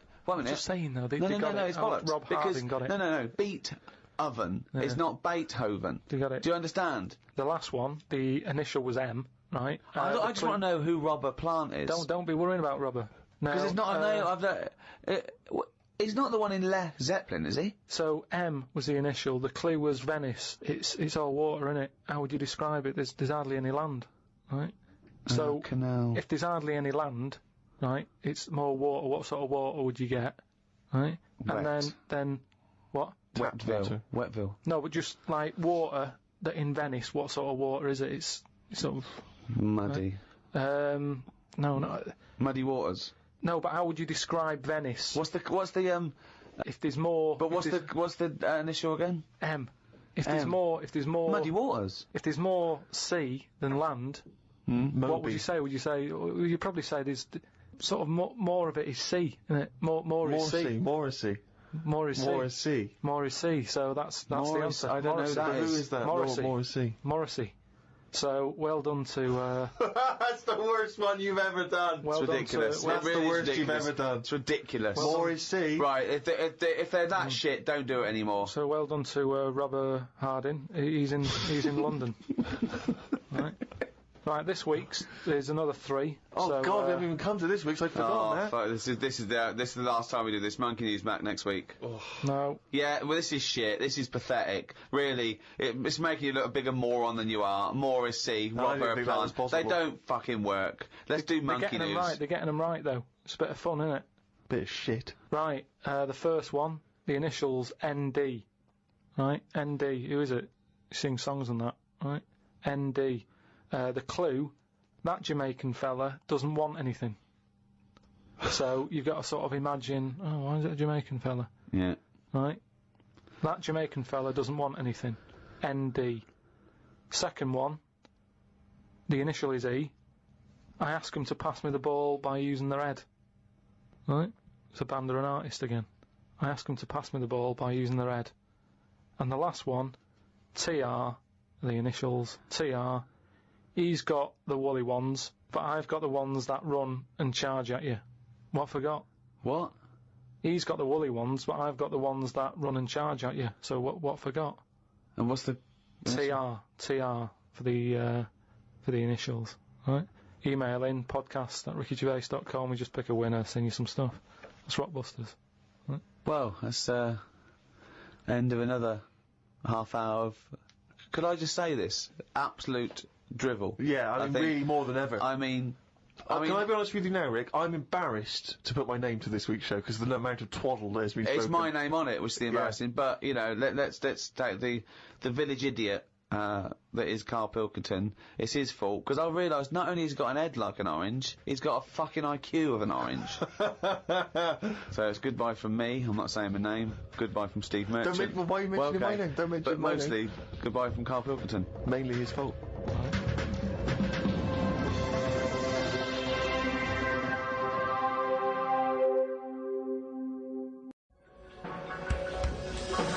The Ricky Gervais Show on Guardian Unlimited. Hello and welcome to another Ricky Gervais show with me, Ricky Gervais, Steve Merchant. Hello. And Karl Pilkington. Alright. The 9th in a series of 12 podcasts we're doing for free. Absolutely free of charge. We're getting, we've already done over sort of 2.5 million downloads. We'll probably do 4 million downloads by the end of the series. If I had a quid... I don't even want to discuss it, Rick. You are gutted, aren't you? I'm absolutely furious, because I said to you when we studied, I said, why, you were going, oh, let's give something free back to the fans, and I was saying, it's not worth it, they don't deserve it. But no, you demanded it, and I wanted to pay, I want to charge crazy money for it. I've been a fool. We've had about something like 6,000 emails as well. If we could channel this to good, because you know what I mean, this internet has been set up, billions and billions and billions of dollars go on this cyber highway, back and forth, doing good stuff, communicating, sending people into space, commerce, and people, hundreds of thousands of people are sending me pictures of Karl as a monkey. I know, exactly. I mean, it's unbelievable. It's not what this system was created for. Thank you for all your emails as well. That cost us as well a little bit because they're going through the website, which costs us a little bit of money. But it also costs me my precious time having to wade through the crap that gets sent to us. Thanks to Kieran Gabriel from Merseyside who sent me a picture of Karl as Bruce Willis. It's the effort. We'll put all these up on the website. David Weinstein has started his own T-shirt range. I could eat a knob at night. And Paul Devon has sent me this caricature of Karl, and it's brilliant. Again, I think they're wasting their energies. It's actually a brilliant painting of a little round, bald-headed Manx, some sort of like freak creature. Yeah. Whereas he could have done a beautiful painting. But thanks to all those. I mean, I have actually waded through the emails, and I obviously, again, like Ricky, I echo the thanks for sending in all the different questions and comments about the show. And there's so many, it's impossible to obviously even reply to them or talk about them. But a couple of that have struck me. Emily from New York has asked Karl this: Karl, if you were on a sinking ship, or you were in a burning building, and you were with myself and Ricky, but you could only save one of us. I don't know why that's the case, but you can only save one of us. Yeah. Who would you save? Would it be Ricky or would it be me? I think it's a two-man dinghy. Right, okay. Possibly. And we're trapped, and he knows that if he stays there to get both our legs out from under this thing... the girder. Yeah, he dies, so he's got room, he's got time to save one. It's obviously me. It's hard to say, isn't it, at this point? What, because Steve's in the room, you mean? Well, no, just because we don't know what the situation is. Okay, well, let's say we're on a sinking ship, all right? So you're gonna have to rescue one of us, drag us into the dinghy. It's going under. You know, in 30 seconds, okay, this ship's gonna go under and drag you down, and you're gonna die, right? And our legs are trapped, and you've got enough time to untangle one set of legs. Whose legs do you untangle? Now, just because my legs are long does not necessarily mean it's more complicated. No, it's exactly the same amount of time. Just have to make a choice. A terrible choice that Steve would not, hate you for. Well, no, listen. He won't be around for long. He's going to drown in 30 seconds. Well, forget him. Bear in mind this, Karl. You are going to be stuck in a dinghy with Ricky Gervais, and who knows how long that's going to take. Think of all the head squeezing that's going to be going on, the comments, the wind-up. And do you honestly think that he's going to, if there's any provisions, that he's going to split them evenly with you? I mean, he's going to have drunk all the water, and there's only going to be about half an hour in. The food's going to be gone. Look at his gut. Look how much, you know, of the food he's going to have to eat, the baked beans that you've got on board. Whereas me, you know how generous I am. I'm always sort of helping you out. Oh, there we go, Carl. I think he's put the nail in his own coffin there. You know how generous I am, Carl. Let's talk about that, Carl. Come on, think about that one. Yeah, I mean, have you forgot about that, Steve? What? What? The time when we went for a coffee and we had to have a bit of a heated debate about the 50p change. Yeah, you owed me 50p, and you liking- decided you didn't want to give it to me because it was only 50p. And my point was, it's not a question of 50p, it's the fact that it's not your decision to decide not to give it to me. If I want to be generous, that's my decision. But you can't go, oh, it's only 50p, Steve. It's my decision who I But say you just given him a free keg of beer. Yeah. No, but yes, but that did not come to you, and you didn't pay for the free keg of beer. It was a promotional thing that was sent to you. It's the same thing as the way I gave Suzanne my leaving present from my last job. A lot of people may not be aware of this if they haven't heard us talking about it before. Yes, but you had a gift from your work as you were leaving after however many years of service, which you then gave straight to your girlfriend without telling her that it had been received from people at work. Doesn't matter. She wanted a camera. It's the same thing as you. You wanted that lager that I got for free. It hasn't cost you anything. It doesn't matter where I got it from. So you now decide, because you've given me a free lager, that you can now say, oh, actually, I'm not, you know, in the future, I'll just take your money, Steve, on a whim. Well, Listen, stop arguing like this. You're rocking the dinghy. Carl, have some of my cheese. You imagine if he would, do you imagine he would ever say that? Can you imagine him ever offering you any of his cheese? Are you going to save, Carl, mate? I don't want to say. Can we say on the website? Can you just do a little explanation of why on the website? Can they... We'll think about it, and I might do a sort of a for and against or something, and then sort of so the conclusion is okay, all right, something like that. Go to rickygervais.com. The Ricky Gervais Show on Guardian Unlimited. Well, I've been waiting for this for a week. It's a regular feature now. When we read from Karl's diary, Karl decided to keep a diary. He's gone through with it. I can see it there. It's massive. It's a huge desk diary that he has to carry around with him, and the pages are getting full up. You're really keeping to this, right? This is extracts from Karl's diary. Did podcast and went for an Italian with Ricky and Steve. Italian place is good. We've been there a few times. I always have the same thing, spaghetti. Can't remember what everyone else had. Last time we went there, Steve had little octopuses with pasta.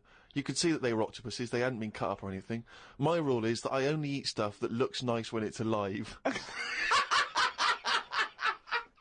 A cow, a chicken, some fish. An octopus is an odd-looking thing alive. Even worse when it's dead and limp. It looks like it just shouldn't have been sat in the spaghetti. Yeah, I agree. I agree with that.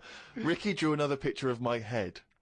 We've given a few of them away as prizes, but he draws so many of them that they won't be worth as much anymore. Everyone will eventually have one. Like those pictures of a boy crying that caused houses to burn down in the 1980s. What does that mean? What are you talking about? Don't you remember I mean, if you're listening in America, they might not have made it over there. Is it the sort of like the sugary ones with kids? Like, is it Techikov or something? It's just some kid. My auntie Nora had one, and it was just like a kid with like a blue jumper on, and it's like a painting, not a photo. Yeah, exactly. Yeah, and he's just crying. Like a chocolate box. It's really awful, sort of sugary. And what happened is they found out that a load of houses were being set on fire or burst into flames, whatever. And the weird thing was, oh, it's bollocks. every house that burnt down had that photo. Yeah, because every house had that picture in the fucking 70s and 80s. Idiot. It's like, we're linking it to sinks. Every house that's ever burnt down had a sink. You're talking shit again. Carry on. Wednesday. Saw a homeless bloke. I'm surprised that no companies have thought about sponsoring the homeless. Something like a clothing company. Give them some clothes that have an advert on the back. Everyone's a winner. Good idea. Not bad, is it? Got on the tube to Camden. Read in a free newspaper that hedgehogs could be gone by 2025. I think I've seen more dead hedgehogs than alive ones anyway, so I don't think I'll miss them. Went round to Ricky's house and had a game of pool. It should have been nice and relaxing, but Jane gave me some cake, and Ricky said I can't play pool if my hands are all sticky from cake. It was the sugar. And it wasn't that either. After he'd finished it, they weren't just sticky. He was licking his fingers, sucking his fingers off, and then was going to pick up pool cues and touch things. And I was thinking, go and wash your hands after licking your hands. You're not a cat. This turned into an argument when I said I didn't want to wash my hands. Why didn't he? Disgusting. He goes for a piss all the time without washing his hands, and then squeezes my head. I know I prefer to have lemon cake crumbs on my head than knob juice. Was going to do a crossword, but I'm tired and have learnt enough today. What have you learned? Well, the stuff about hedgehogs and that. Oh, God. Was on my way to my mates and I got on a train. Got close to a station but realised I needed a wee. Was about to go in a cubicle when a blind man with a dog who was bumbling his way through the walkway came around. I said, "Are you after the toilet?" He said, "Yeah." I said, "It's on your right." I shouldn't have let him go first, as he took ages and it would be my stop soon. The dog waited outside the cubicle. I was going to stroke it, but then I remembered someone telling me that you shouldn't. Don't know Why why that not? is.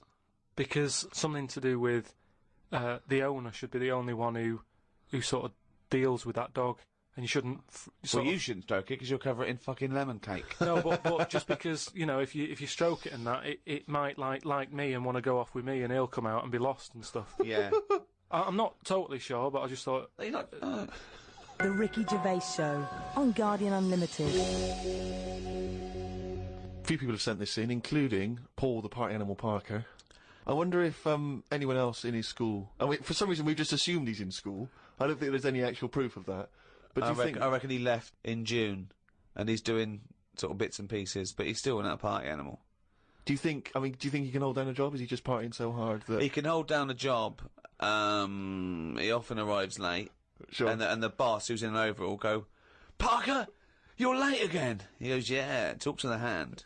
Yeah. I think that he's the sort of guy that he'll just happily say, "Listen, I survive on 4 hours sleep. Yeah. Sometimes I go to work, I've not slept at all." But I think he comes in with his headphones blaring, right, on a skateboard, and the bloke goes up to him, the old bloke, right, the old fuddy-duddy bloke goes, "You stupid idiot, you can't wear there." He goes, "Chill out, man," and in 2 minutes, he's got him dancing. Oh, I know what he's like. Yeah, he is just like, he just can't resist it, because he's just a fun guy. Yeah. Anyway, Paul and a few other people have sent in this piece of information they've discovered from one of the more respected news networks. The headline is this: "Female kidney turns lumberjack onto housework." Right. Now, a Croatian lumberjack apparently has claimed that he started enjoying housework and knitting after he was given a female kidney. He claims he's going to sue his local health authority because he says he's become a laughingstock. He used to enjoy heavy drinking sessions and things. The kidney transplant saved his life, but they never warned me about the side effects. "I've developed a strange passion for female jobs, like ironing, sewing, washing dishes, sorting clothes in wardrobes, and even knitting." Well, if he likes it, what's the problem? It's nonsense. It's nonsense. Hold on, though. What makes me laugh is he's become a laughingstock. So what do you do when you become a laughingstock? Tell the newspapers. Well, yeah. Tell the newspapers about it, because then that'd keep it completely under wraps. Then. But it's the sort of medical nonsense that Karl would normally come out with. Absolutely. That you take on the personality of the person who gave you their blood. Exactly. It's like those old horror stories, you get given a murderer's hand. Yeah. And you go around killing. But there can be certain medical things that would change the way you think and would change you as a person. Say, like how they can do face transplants now. Yeah. Right? I mean, I don't quite understand how this face transplants work, because do you get a choice of who you have? If you have something done to your face and you go, it's burnt or whatever, or something happens to you and you need a face transplant. Well, if you totally changed your appearance, then you would eventually change because of how people reacted to you. Yeah, but so if you gave yourself the head of an elephant, soon you wouldn't be yourself because I wouldn't have it. I wouldn't have that. That's what I'm saying. If they had a catalogue and they said, "Here's some faces you can have, pick which one you want." Yeah. Would you be looked upon badly if you go, "Do you know what? I don't really like the look of any of them. Can I just wait for a better face?" Or at this moment in time, have you just got to take what's on offer? Karl, there's no one looking through catalogues at faces they might be able to have in No, the they face do now because of the face transplant thing. But who are these people putting their face up for? They wait till someone... Yeah, I know, but at some point... Well, I tell you what, I would not have a face transplant if I haven't seen the face before I'm going to have it. You had to... I want to see what I'm having. Because I could end up with anything. You mentioned elephant's head. What, do you know what I mean? Whose head are they going to use? Is it the latest thing that's died? Oh, well, this got run over before. Yeah, I'll stick this on your head. But where did this come from? Where are these mind? Where are these faces queuing up to be popped on a skull? Where do you think they have got time to put all these... Maybe this is why it won't catch on. I don't know. This is extraordinary. You've created in your own head the existence of this pamphlet, and now you're defending it, even though we don't know it even exists. And you're this skull on a hospital bed going, I'm not having that. I don't like the look of him. He looks a bit shifty. Oh, I don't like that. Oh, no. Can I ask this now? Let's say we passed away sadly in something terribly tragic. The nation's mourned. You know, it's terrible. It's like one of the great national disasters.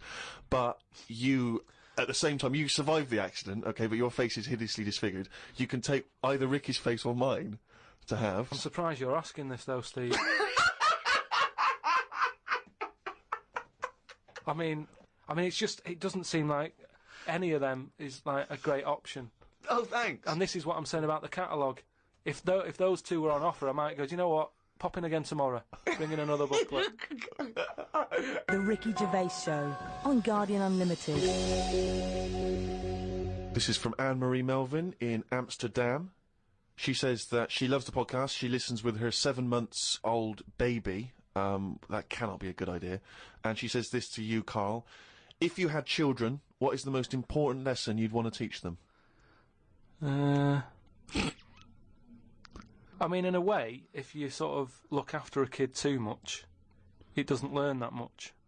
But if you let it learn by its mistakes, it'll probably grow up all right. But there are some mistakes you can't afford it to make to learn from. Yeah, driving a car the wrong way down a motorway. Testing if the fire really is hot. No, but say like the time... Does broken glass really taste horrible? These are lessons you don't want it to learn from mistakes. Yeah, you can tell them that. Yeah, but what I mean is, there's certain things that I just think there was a kid who grew up in our avenue, right, on the estate, who, when it was born, right, we kind of thought it's got no chance, this kid, because its man was a bit of a rumman. You know, a rumman? Where's that? No, just like, you know, she liked going out and having a fag and like having a drink, and she's never at home. It's the one who had the horse in the house. Sure. Right? Which I don't want to go over. Sure, it's old news. It's out there, isn't it, if you want to find out about the horse in the house. But she had a kid, and everyone was pretty surprised when they saw it, because it was a good-looking kid. Right? Which was a surprise, because, like, you know, the man wasn't that good-looking, the dad was a bit rough. But it came out, and she was showing it around the avenue, going, look at this I've had. And she was chuffed with it, because it's probably, like, one of the newest things she's ever had, because everything else was always sort of second down and what have you. But suddenly she's got this brand new little baby, right? Anyway, as it grew up, right, those looks went. Right. And I'm not talking getting old, I'm talking by the age of about 3. It looked rough already, right? And all that just happened because that's the life it was in, right? Yeah. So like it had like a patchy head. Its hair. It had a patchy head. A patchy head. It's just sort of. It wasn't a North American Indian. What do you mean, a patchy head? Just his hair was patchy. He used to chase sort of cars and stuff. Chase cars? Sorry. What do you mean? That's what he did for his. Sorry, did she let it get raised by wolves? No. but all I'm saying is that at the end of the day, what is it that makes a person? Do you know what I mean? Now, I don't know what state he's in now, but maybe he learned all his mistakes by the age of 4. I'm guessing he's not chasing cars now, but at least he's done it. I'm guessing he is. Yeah. Do you know what I mean? At least he can go, yeah, I've been there, done that, and you don't go back to it, and you can get away with doing dafter things when you're a kid, can't you? I nearly killed a man once, right? Okay, right. That time when I was in Wales, and I was having a walk with my dad on the cliffs and that, I just picked up a big rock, right? Chucked it off the edge, and as I chucked it off the edge, I noticed a fella was walking down below. Jeez. And I missed his head by, like, inches. Now, I've never chucked a rock off a bridge or, like, off a cliff or anything. And it only took one man to almost lose his life for you to learn that lesson. Yeah, but that's how you learn your lessons, isn't it? See, a lot of people would have said that maybe your dad should have said, "Hey, Karl, what are you doing?" No, but he didn't know I was doing it. I didn't say I'm going to chuck this off here. I just picked it up and chucked it. And, like, as I let go of it, I noticed a fella was down there. You live and you learn. That's a little mantra. Right? Right.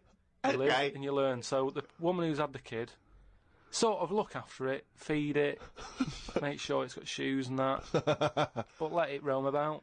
That's great. There's the advice for you, Anne-Marie. I love that. Good luck. Just let your 7-month-old baby roam about.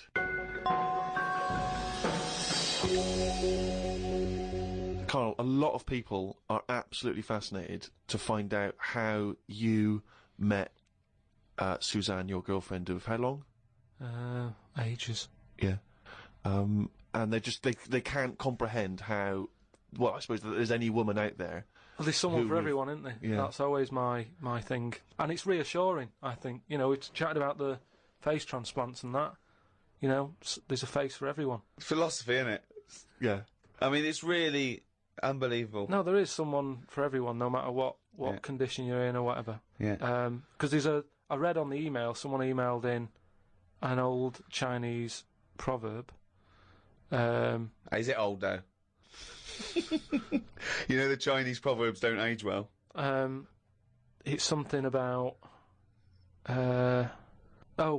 everyone, everything, no matter what it is, has got one talent, right? And that's the same way in a relationship, innit? That everyone, you know, there's always someone out there, and that. I like the Chinese. There's another Chinese proverb that I learned on an email. Go on. He who cuts the wood up warms himself twice.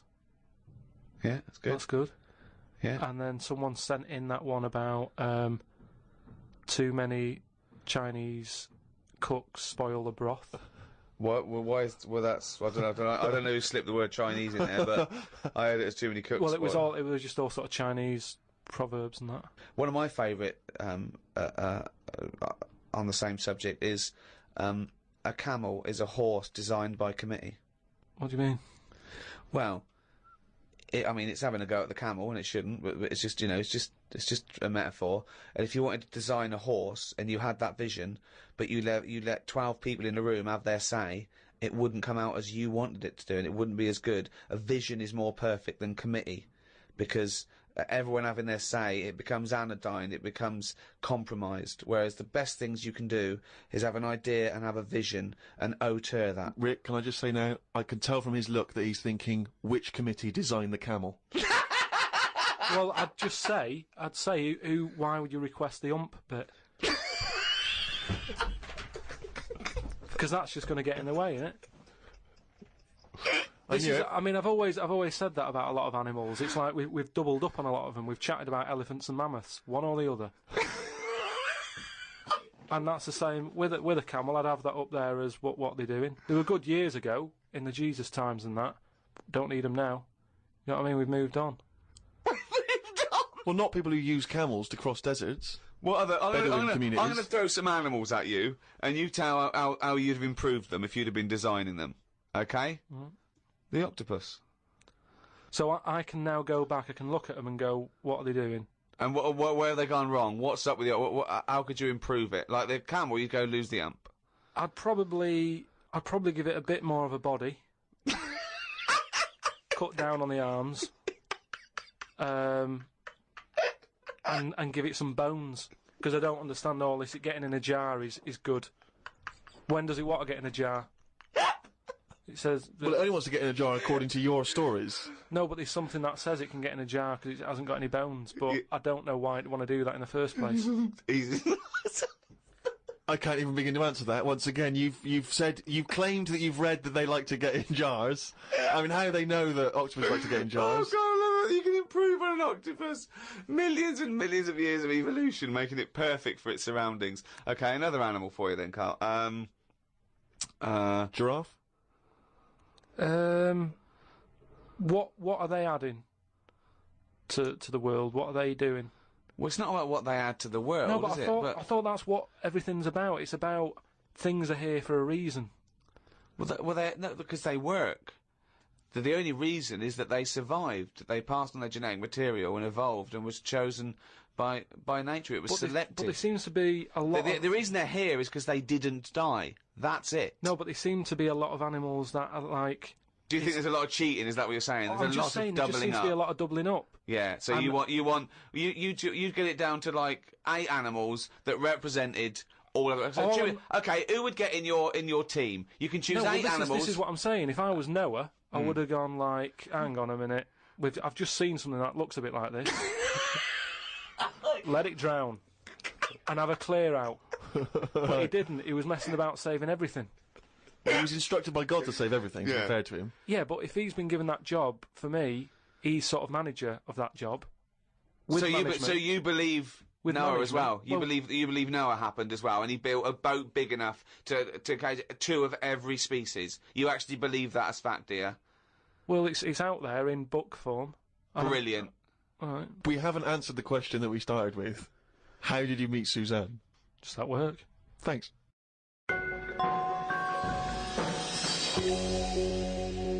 Oh, chimpanzee, that monkey knew. There was this airline, and it's having a lot of problems, and a lot What, of the pilot's too tall? Yeah, the cabin was so tiny. Only bananas were allowed in the cockpit for fuel. Anyway, there was a lot of strikes going on, right? Sure. Because I don't know what it was about. It was over money or whatever. Yes. And the Well, get something that doesn't need money. yeah, but Well, But what else could you pay something in, well, Rick? I mean, everyone peanuts. would- So- okay, peanuts or fruit, yeah. so anyway, the boss of the airline, he had like one pilot who he could trust, right? And that was his son. Right. But the problem is with a lot of these planes, you need 2 pilots. Of course you do. And he's like, if only I had 2 sons, but he didn't. There's no point harping on about it. Right? Sure.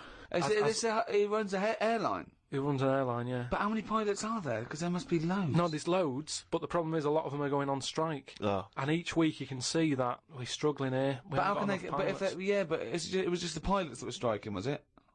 Yeah, the pilots were striking, yeah. So that all the ground staff and luggage handlers and all that was okay in the cab. They were fine, it's just pilots Right. were not happy with the deal and what have you. Yeah. Well, just close it down. No Anyway, way, you can't do that, no, Rick. I can't- Of course you can. It's costing do him a that, it's just- fortune if he closes it down. Yeah, but what one plane's not going to make a difference in an airline, is it? No, it's all the It's all planes. the planes, mate. Yeah, I know exactly. So if he's only got one person he can trust, knock it on the head. No. What's the point? You've got to keep going. You can't just nip stuff in the bud like that. If you got a dream, keep it alive. I know, but not with one plane and your son. So anyway, I don't know. Well, but that's the least of his problems, Rick, because he's got his son who's a brilliant pilot. He's the only guy he can trust. But it takes 2 people to fly. Well, you the plane. can't fly it then. so the son, he's flying the planes and that. He's getting worried for his dad because of his business. It's falling Sure. apart. He's like, anyway, listen. Well, one plane won't make any difference. Don't worry about it. We've found someone who you can work with. Okay. And he's like, but I get past the picket line because, they know I'm your son anyway and they'll leave me alone. But any other pilot, they're going to start giving him grief. They're tearing him to shreds, yeah. He said, don't worry about it. Unless he could swing over the heads of all the strikers. He said he's staying over near the sort of quarantine area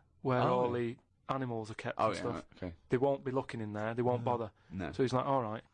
But there's no animal that could be a co-pilot, that's why. I'll see you. He'll meet up with you in the cockpit. All right. He'll be out in the cockpit, yeah, sure. So anyway, he gets in there, he meets them. At first, a little bit of a shock who he's going to be working with, but Why? he's thinking, as long as I can keep my dad's business alive, I can Not keep with a one job. plane.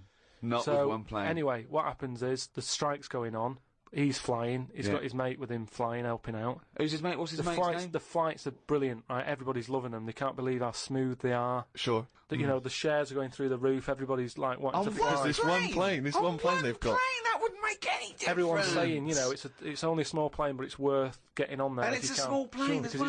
it's a great Oh, experience. Gone under, I'd have thought. There's So no anyway- way they can keep that alive. Apparently they can. So they're keeping this plane up in the air and what have you, and everybody's booking the holidays. It's almost like the favourite bit of the holiday. They're loving the flights that much. Why? It's just because it's really good flights. Just I a don't great, just a great understand flight. what difference Apparently it's a great flight. it makes. It's I don't silent. So understand anyway, what difference it makes. Everyone's happy. Then one day, what happens is a little bit of a problem.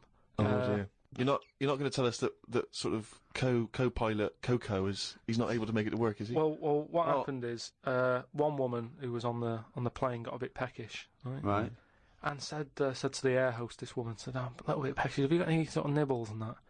She went, "No, I got a sandwich." She said, "I don't really want a sandwich. You want something, like the usual stuff that planes give out, just like a bag of nuts or something." What, are they not giving those out yet? So no, they don't give it for some reason. She was like, "Look, we've stopped giving out the nuts. We can get you a That's sandwich." strange, And the woman's yeah. like, "I don't want a sandwich. I just want some nuts." Do Yeah, you know what I mean? yeah, A sandwich is quite a big meal and what have you. I just want some nibbles, some nuts. Well, that's not available. So Done. I can't, End of story. Can't get you nuts. She said, "Well, why aren't there any nuts?" She said, "Well, the airlines had problems and stuff, and maybe that was one of the cutbacks. We've never took the nuts back on." Yeah, yeah, sure. So she wouldn't just leave it. She wanted the nuts, right? She's having a lovely flight and everything. She said, "I cannot complain about the flight. The No, flight sure. is brilliant. Yeah. Whoever's up there flying this plane is doing a She's dynamite doing a job. great job, but I need some nuts." Right. Anyway, so the woman There said aren't that any. there aren't Very any nuts. demanding woman. There aren't any. It's a very demanding woman. There aren't any. Look, she's paid big money, right? She's probably in first class. She wants nuts. She's going to get Nah, nuts. there aren't any. Leave it. If she has to force her way into the cabin to get nuts, she's going to get Well, nuts. she can't go there because she'll be shot. Because So- with security problems and that, there's no way she could ever go to the cockpit. That would never happen. So she said, well, you're saying there aren't any nuts. She said, but earlier I saw you put a tray outside the cockpit, right? It had a sandwich on it, 2 Cokes and 2 bags of nuts. Right. She said, so you're saying there aren't any, but the pilot's getting Well, them. aren't they now? That was the last 2 packets. Done. No. So Let's go home. So she's going, you can't have any. No. We know, She goes- we understand now there's a dispute over So nuts. she said, well, I'll go and have a word with the pilot myself because you only put them out there a few minutes ago. He can't have eaten them can't. yet. I want You said some. you I'm cannot going go- over. no. I know this is it. Yeah. She was saying you cannot go over. She's going, No. listen, Yeah. I'm going to go over because I feel no, like you I'm being can't. lied to. No, you can't. So she goes, No, there's and no the way. pilot can Well, they hear all can't get this in anyway. chat about the nuts and what have you, and he's thinking, what's going on out there? Yeah. He opens the door. right? Yeah. She gets a glance in. Little monkey sat there with headphones. Fucking bollocks.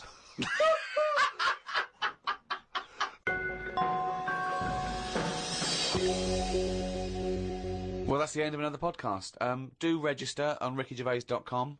We'll be able to email you and tell you what's happening when we finish this run of podcasts. We might have some downloads. At the moment, we're working on animating all the monkey newses. So look forward to that.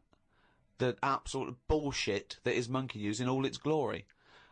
This was hosted by Positive Internet. Great guys. The great guys that host the world's #1 podcast. Cheerio from me, Ricky Gervais, and Steve Merchant. Goodbye. And Karl Pilkington. The Ricky Gervais Show on Guardian Unlimited.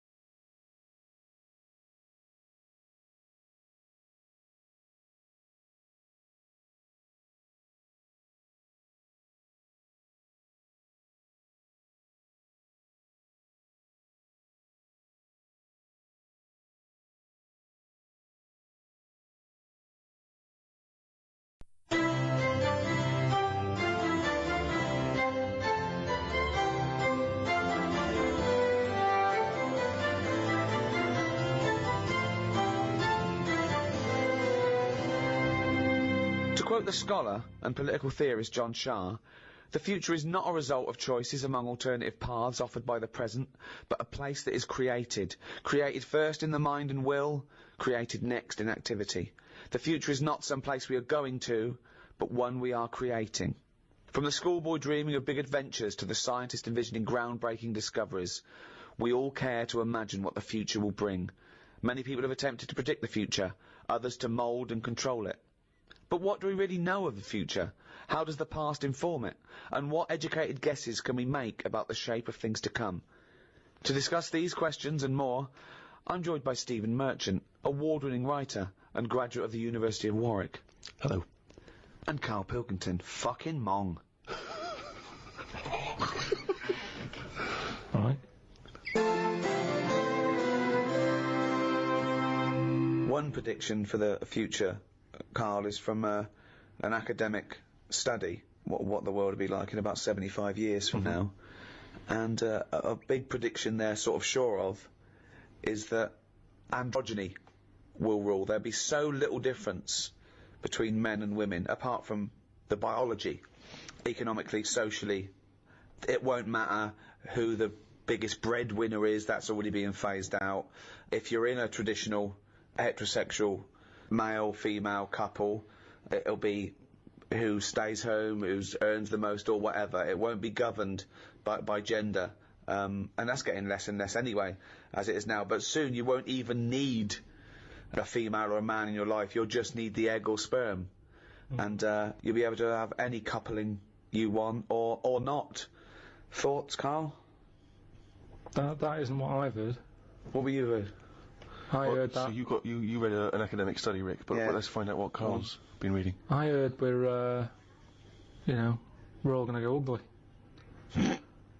Different point, though, isn't it? That's a Completely different point. that. Not listening to a word Ricky said. but No, go it's on. just if we all sort of go ugly, that will sort the population He gets problem an out. extra syllable in the word ugly. Ugly. Ugly. Ugly. So that just sorts the population out because people aren't sort of having it away left, right, and centre. Well, no, well then that doesn't sort of... What do you mean? Sorry, Rick, I don't understand what the hell he said there. Are you saying because everyone's ugly, everyone won't want to have it away more with the ugly person? Yeah. Okay, I still don't... You seem to understand what he's talking about, Rick. I'm still confused. But what he thinks is that if we're all ugly, then we still have this strange paradigm of beauty that won't exist, so we won't fancy anyone as much. No, they'll still sort of fancy, because at the end of the day we're animals, aren't we? Yeah. So we'll still have it away, but Yeah. not as much as they'd like to do now, because it's all based on looks. Sorry, but what's this got to do What's with what this Ricky world said? like? Describe Ricky's- a typical town or country It's set to me. exactly right. Imagine London, you've still got the gherkin, you've still got the big wheel. Right. It's just everyone's ugly. Right, and they're doing all the same jobs, are they? Everyone's still, the world's got to carry on. What do they look like? What's ugly? Just imagine, like, haven't you ever seen anyone when you've just gone, look at that? Yeah. Right, well, like that. Yeah, but hold on. It's ugly by today's standards, is it? So I throw forward to 75 years, you'll go, oh, everyone's what we call ugly. But what's happened to society? What do they think of everyone? They won't suddenly go in, oh, isn't it annoying? We've got uglier. Because it's not No, like because a we strict... have got better looking, haven't we? If I look back now Yeah, at a school photo, yeah. you look at my class and you go, what was going on then? You can't tell the difference between some of the girls and the blokes. No, but that's not true. Because It is, honestly. You that's look at it and fashion you and see nutrition, and I see that. Yeah, when I see an old episode of Bullseye, I think, Jesus, the men look like rakes with no teeth and a moustache, and they're bald with their hair down like a paedophile. And he goes, "Now, how old are you?" And I thought, 52. 50 goes, "I'm 22." He goes, "What?" Yeah, but that's more because of the sort of people that used to go on Bullseye. I mean, you know, Paul Newman was never going to pop on Bullseye. No, exactly. You know, because he was actually a plumber from, Essex. And then think of the people that he grew up with, some of them live in holes now. Yeah. So, I don't think the class of Pilkey 1982 doesn't really count. When he said, we've got better looking, I thought he was going to talk about cavemen, not his school photo. I mean, what happened there? There's been no evolution in that time. What are you talking about, Karl? We've got better looking now, haven't we? I wonder if he's confused it with the paradigms of beauty have changed, haven't they? So in the 50s, Marilyn Monroe was considered, very desirable, whereas that body shape on women, more recently has become less, there's lots of skinny women are seen as a paradigm of beauty. But, so that has maybe changed. But we will change. Yeah, we'll Probably change. not in There's little 75 things. years. I mentioned before about your little finger. There'll come a time when that'll go. I've watched it. I've kept an eye on what my little finger's doing. Sometimes it does nothing. It never helps out. All the others are grabbing hold of stuff. That one just sort of sits there watching. So you could get rid of that, and I think that will go in evolution. Think of the books he could have read when he was doing that, when he was monitoring his little finger. I've been watching my little finger. But again, it's what you mean. Like 75 years is nothing. The only thing that changes in 75 years is trend, fashion, economics. The gene pool doesn't change unless there's been some sort of really weird mutation due to an external force. That I don't know. For things of science fiction where we all accidentally drank plutonium and got 3 eyes and 1 leg. It doesn't happen that fast. I've told you before, if you shaved a caveman, he's basically us. He's basically us. Well, he's basically Karl. Yeah. But, the little finger will be, let me tell you, millions of years. I think what's more interesting about the future, Karl, is the fact that technology integrated with humans will be fascinating. So, for instance, they're talking, about the fact that in the future we may even be able to have chips in our head that allow us to access the internet or an equivalent of it directly, mentally. So imagine that. To say, not French fries. But hang on though, at what point are we us then? Yeah, this is good. Go on. No, because if I can go on the internet at any time, then that's going to know more than me. What does that mean? Okay. When I don't know an answer to something now, which is a lot of stuff. Really? Go on. You watch University Challenge, and the stuff them kids on that know. I was just thinking, where have they stored that? Where's that gone in their head?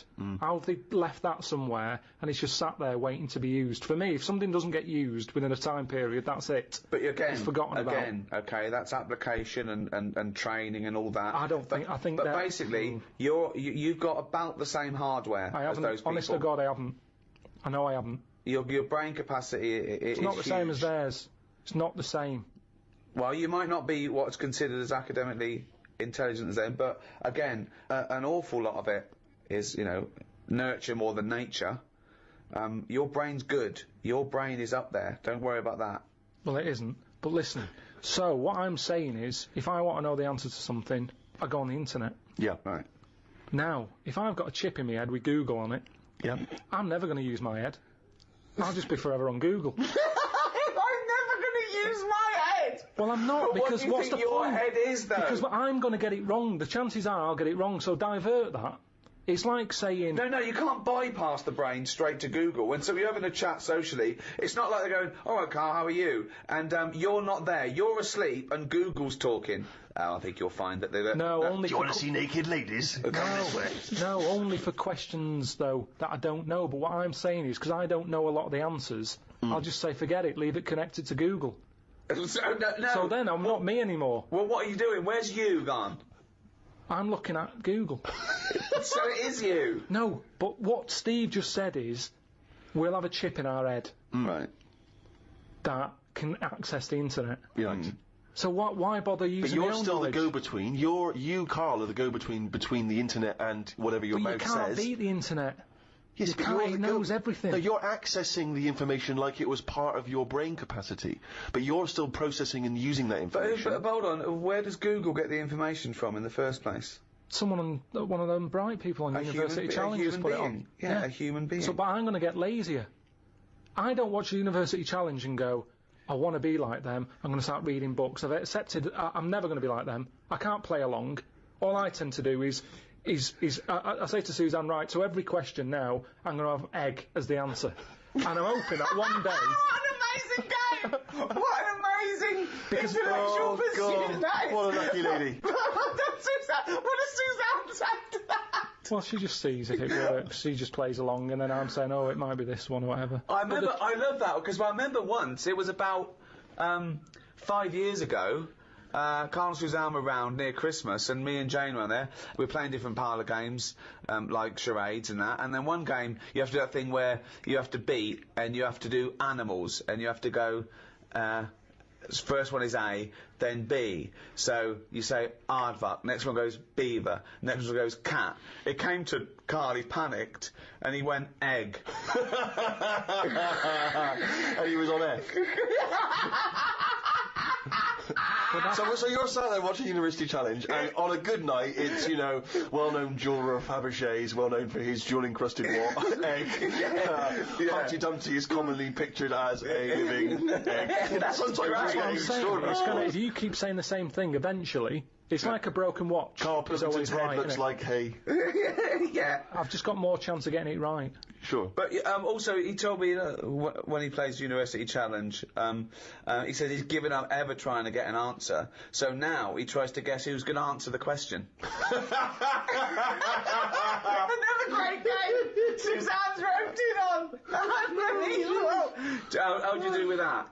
That's not... I'm normally alright on that. Normally alright on There's got to be something else. There's another evolution thing though. When you watch brainy people on that, or wearing glasses. Yeah.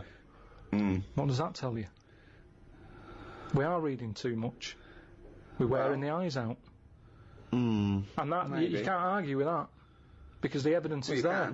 Most people on University Challenge, which is a quiz show if people don't have that in the country, it's the brainiest quiz of all time, and to be honest, I don't know why they don't go on Who Wants to Be a Millionaire or something, because they'll get a better prize than what do they win on University Challenge? Because they'll be stitched up by a question of who's in Hollyoaks.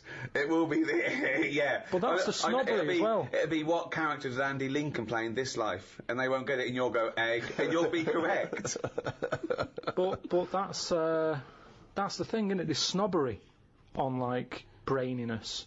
The way that if you're a specialist in I don't know, what's something... Well, no, don't help him. Go on. Finish. You've started a conversation. You're halfway through a sentence. You've got a point. Can't bail out now. Okay. Say if you're a specialist in Go on. Latin tattoos. Latin tattoos! Don't know what that is. What Latin tattoos? I didn't know you wanted something so specific. So that's a tattoo you have on your arm with Cogito ergo sum underneath, or is it a Just tattoo? any sort of... Well, it's the only reason Latin's still alive, isn't it? Right. Right. Tattooists. So you go on Mastermind, Yeah. and people will go, "Oh, he's clever, isn't he?" You got 40 correct in 60 seconds. Yeah. Now, if you go on and say any questions about Coronation Street between 1990 and 92, people go, "Oh, he's a bit of a knob," because there's a snobbery to education. Yes. There is. But a question is still a question, isn't it? Well, to a certain degree, although, yeah, that's fine.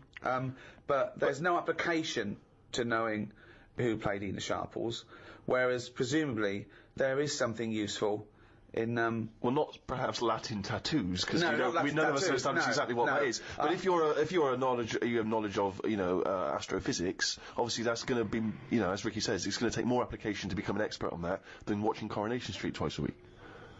But it's still information that you've had to learn. You've not learned it, have you? You've just sat down in front of the telly and it's just piped into your brain very directly and very easily and enjoyably.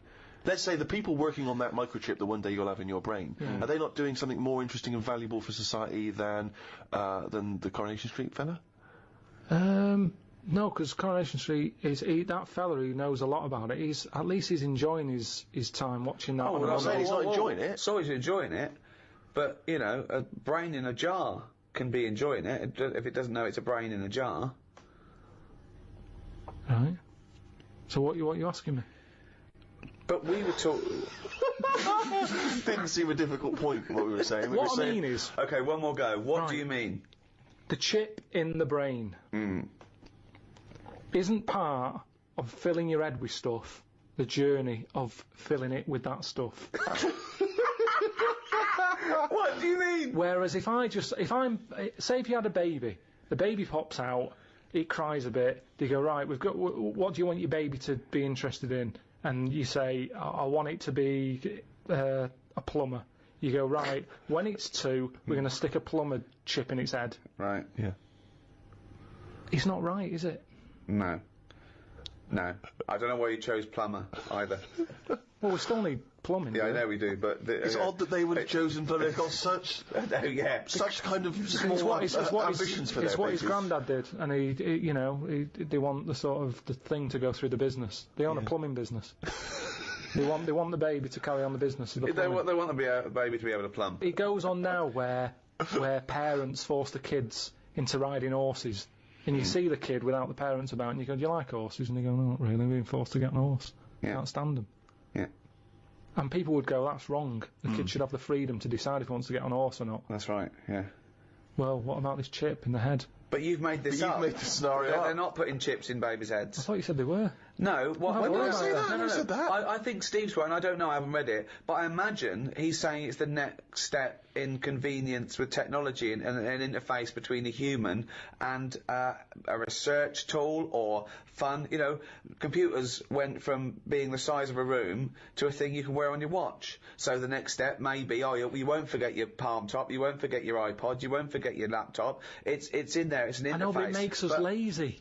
But you straight away thought that now that it went to some sort of weird laboratory where it's all white and there's just a doctor and everyone's in a silver suit, right? And they go, "We're removing the self. We're removing the self and putting in chip. You are now computer boy." Yeah, But it's I want to not. watch Coronation Street. Well, you won't in a few seconds. But I hate Coronation Street, me. Carl, it's not a question of. It's not that Google is now Carl. It looks like Carl, but it's just spamming, little pop-ups about offers you can buy and cheap holidays here and there. He's not the man I married. Right, look at it like this. Jesus. Look, I see it all the time now. Go on. You go, "Where are you going?" to someone, and they go, "I'm going to Dorset." Right. "All right, what road are you taking?" "Don't know, just pop on the sat-nav." Now, that's a start, isn't it? Okay. Let's act that out with me, okay? I'm going away for the weekend, Karl. Are you? Yeah. Where are you going? Dorset. Oh, yeah. How are you getting there? Car. Oh, right, yeah. Well, which way are you going? Don't know. Why do you want to know? Oh, just making a friendly chat. Just, you know, I'm interested in geography. Which way are you going? Well, I don't know really. I've got a sat nav in my car, and I'm getting there. And what do you know? What? Bit lazy, isn't it? Well, I'm not a pigeon. I don't. Have you got an A to Z? Well, yeah, but it's on a computer. The A to Z. What's the difference between looking at an A to Z and? It's a bit lazy, though. Not really. No. Why? Why is it any different that I've got it computerised so I can go along? The A to Z's a bit dangerous, isn't it? It's a bit. Don't go to A to Z when you're driving along. Clive, who are you talking to? Because we need to hit the road. We need to get going. Well, it's this fucking idiot who wants to know what road I'm taking, which is a fucking boring thing to ask. Anyway. Sorry, who is this twat? Because we really got to get going. He's a fucking dickhead. I think he's an A to Z salesman by the door. I mean, just tell him we're using the sat nav because it's the quickest, most efficient way of doing it. It's the quickest, most efficient way of doing it. No, but look what's happened. Who the fuck are you? Would Columbus found America if he had a sat nav? Yes! No, he wouldn't. He'd have put in America and he would have taken him to He wouldn't. America. He only found it because he got lost. Now, if everybody just goes... Hold on. How would an undiscovered country be on a sat-nav? No. Go on. But I just What's mean... the difference between the sat-nav and the map in that regard? Because I've found some lovely little cafes on roads I've never been on. I've instantly gone from finding a continent to a little cafe. I love that. Little greasy I am off to discover the unknown world. Where are you going? Well, I don't know yet. It's the unknown world. What are you taking? Just a boat, lazy swim, you cunt. I love the fact that he's so Luddite now, he's annoyed at the sat-nav. I mean, you'd have probably given Columbus a hard time. Oh, got a compass. Don't you know where north is, you twat? I just think there's something in being lost. I never feel lost. I just think, I've had a diversion. Because you find new things. I'm forever going down... Suzanne's asking the French peasant where I just think, Columbus... Alright, what's the most interesting thing you found when lost? Like I say, I found a shop that was like a fancy dress shop. Amazing. Do you need fancy dress stuff? Dressed You up never as go Columbus out. and went and bought a sat-nav. Went to Dorset for the weekend. You never go out. Why do you need a fancy dress shop? That sounds like the sort of one thing you would hate is fancy dress. Yeah, but I like looking at the... they have like a space helmet in there. Right, so you found a fancy dress shop. Where are you supposed to be going that you had time to get sidetracked and go in a... I think I was going to a meeting. Amazing, that's the last time! So you want to get lost? Yeah, you don't want to get lost, No, because I always give myself loads of time because I get lost a lot. I always give myself... Get a sat-nav! No, I'm just saying, that's how you find little treats along the way, and next time you pass it, or next time someone says, do you know where the fancy dress shop is? You can go, yeah, I do. You go, I have no idea because I was lost. I didn't know where it was. No, normally I I'm learn. not going to tell you, lazy cunt. Haven't you got an AZ? Oh, that's harsh. Yeah, find it yourself, you lazy twat. Well, I might get lost. Good. You might find another one. It just goes back to the chip thing in the head. I think you've got to learn along the way. We can't get lazy. We can't have chips in the head knowing how to plumb. That's what it's all about, isn't it? And making mistakes. If you make a mistake... I've done some wiring, got a little shock. Won't happen again. It will. I've seen that experiment with you before. So... What have you learned? You keep going on about all this learning. What have you learned? What have you learned? Okay, sum up mankind's foray into the future. I want this. This will be the introduction to a book about the future. It will then be read in 100 years' time and go, Karl Pilkington was the most prophetic genius that's ever walked the earth. These are his words from 2010. Just some predictions. Just sum it up. Just sum it up. I believe. Start off with. I, Karl Pilkington, believe that mankind in the future will. Okay, start off with that sentence. What? Just have like a top 5. Well, no, just. Well, maybe just predictions. Just predict. Yeah. So and then a little thing to remember. And remember ye this. So I, Karl Pilkington, predict that in the future mankind will. Start off with that. Start off with that sentence. I've given you that one. All right, I'm Karl. And the future. He's already gone off-road. It's a scary place. But the future's got to happen. Right? There's no getting away from that. Yep. Okay, your predictions are... Well, we're all... It's not a soundbite. Keep going. Hang on a Give him minute. space. Give him space. Give him This is in the time. book. I've got to think about. I don't want to get it wrong. Think first. Think and then say it. Okay, starting from now. These words of wisdom will be inscribed on a wall of a museum one day. Proceed. Wall of a lavatory, will it? I think trousers are going to be stopped being made. Just because you see kids now, they've got pants around their ankles. They're going further and further down.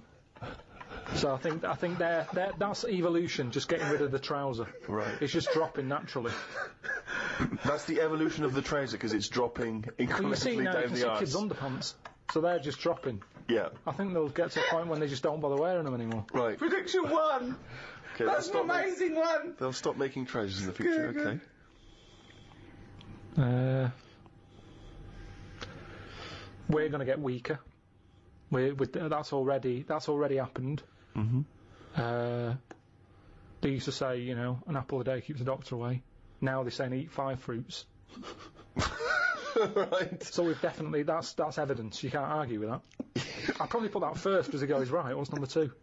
So swap that round. Okay, that's number Give 1. him the pants second. Yep. I'm gonna die. Okay, number 3. Used to say an apple a day keeps the doctor away.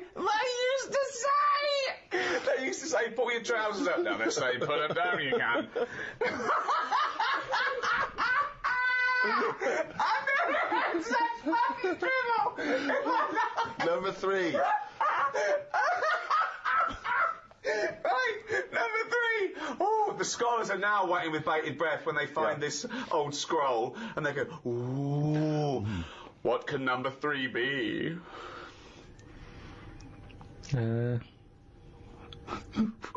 I reckon we'll blend all our food. Oh, God! No, because He was going to make a point about race. He said, I never thought it would be, we'll blend all our food. like they do for babies, you mean? I just think when you think about all the stuff we eat now, cavemen chewing on big lumps of meat. Yeah. We had wisdom teeth. Yeah. Now they say, "Well, take them out. You're not using them." Yeah. Why not using them? Because your food's soft. Yeah. Sorbet. Yeah. Soups. Yeah. Everything's softer, Just isn't it? those When you get two, an yeah. avocado, they say, "Is it soft?" Everyone's squeezing the food before they buy it. Yeah. No one wants anything tough. Yeah. So I think chewing is a sort of It's a thing of the thing of the past. We haven't got the time to chew. Everyone's like, "Hurry up, eat that." You don't have to go out for dinner with Ricky. He's like, "Hurry up." Like, I'm still eating Well, it. he does blend his food, I think. Okay, so blending food. Great. I reckon. What else do we do now? So I've done teeth. Done trousers. I've come up with this idea. It's sort of like glasses, but you can live wherever you want to live. What do you mean? Everything that's real, you're not looking at that anymore. This is really the future. I'd put this at number 10. This is like... We're only doing 5. Fuck me. So what you mean is that you look through the glasses and instead of seeing what the real world, you see a tropical what you want to paradise. see. So if you're a young kid and you like the idea of living in the urban ghetto with all graffiti on the walls and that, you can see that. Yeah, but hold on. Are you walking round? Because you'll be bumping into stuff, won't you? No. Why not? No, what you mean is that the stuff that's there in the real world is being digitally reimagined in your glasses. So what was a nice country lane is suddenly now an It's urban got loads ghetto. of graffiti on it. Sure. Absolutely mental point. This will never work. Absolutely one of the maddest things you've ever said. Really weird, that one. Yeah, It could be done. I reckon it could be easily Why done. would it be? Okay, Because- last one, that's number 4. That's a load of bollocks. So what's number 5? There'll be more letters in the alphabet. Why? Why? Because we're running out of words now, aren't we? No, we're not running out of No, words. we are. We are definitely running out of words. It's using the letters we've already got and Yeah. making new words. Yeah, we're making, No, but we haven't got enough now. Of course we have. Have you any idea? You could have a word with 9 L's Yes. before you run out. Yeah, and they do in Wales and what have you. That's because their alphabet is shorter than ours. They've only got something like 24 letters over there. Right. But they go mental with the L. Now, what we do is, we've got 26 letters, but we are now struggling. We're not struggling at all. We are. We're not. Maybe it's a stupid... Boswallocks. In shampoo. Now, there's a word where they've gone, well, we've invented something here. We've got something we're putting in shampoo. Boswallocks? Boswallocks. Have you just made that up? No, they go, I knew with Boswallots and ceramide R. Yeah, but that's a new word because they have to, they come up with a new word. But it's a terrible word. Why? Boswallocks. It's another word. Is that real? You've missed that out, have you? I haven't. It's a real word. Yeah. Now, this is what I'm saying. So, years ago, when they came up with all the sensible ingredients, Go on. sodium. That sounds all right. He likes sodium. He doesn't like Boswallots. Because it sounds like something in it, like an ingredient. Well, yeah, but that's because you're used to it. Is this a load of Boswallocks? Are you winding me up? No, the two it's of you? real. It's real. And that's because 26 letters, we've wasted them. Years ago, we went mental with the, pneumonia, sticking a P on it. And there's loads of words where you go, what's that letter doing in there? Whereas now, they can't do that. They've gone, whoa, pull that back. Why is that letter there? And now you've got stuff like abbreviations and stuff. Yeah. Let's not waste letters. Let's just control it a little bit. Cars are called things like, GTI or something, because they're going, well, I can't think of a word to call this. So they're giving them letters. Think of a word now. Think of a word that hasn't been made up. What do you mean? Well, tell me a word that hasn't been made up. All words have been made up. No, one that hasn't. That could be used. Say if I invent something now to put in shampoo, what can I call it? Quick. Cranberry. No, it's too close to that. No, we can't get that past the advertising person. Scrimpton.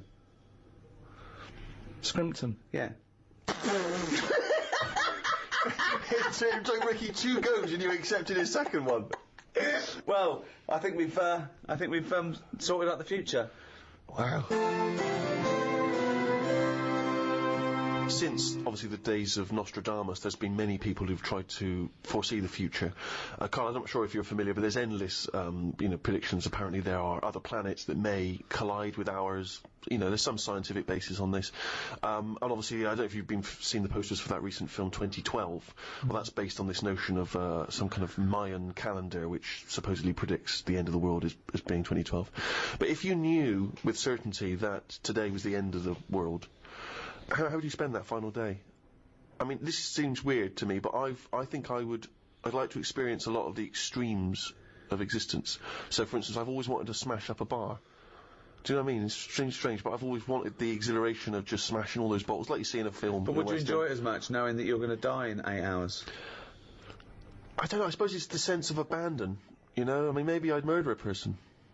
Wow. Just say, I don't know, but I think I'd probably go mental. Because I've always been a very reserved person, I've never got into a fight, I've never caused a rumpus. Yeah, but that's a worrying thought, because we don't have to have the end of the world for it to be the end of your world, because a lot of people know that they're terminally ill, so they don't go around smashing up bars and killing people. But I suppose I know there'll be no repercussions ultimately, because they're going to the next day everyone's gone, so there's not going to be mourning families. But then how dare you deprive that person of his last 8 hours or 10 hours of life?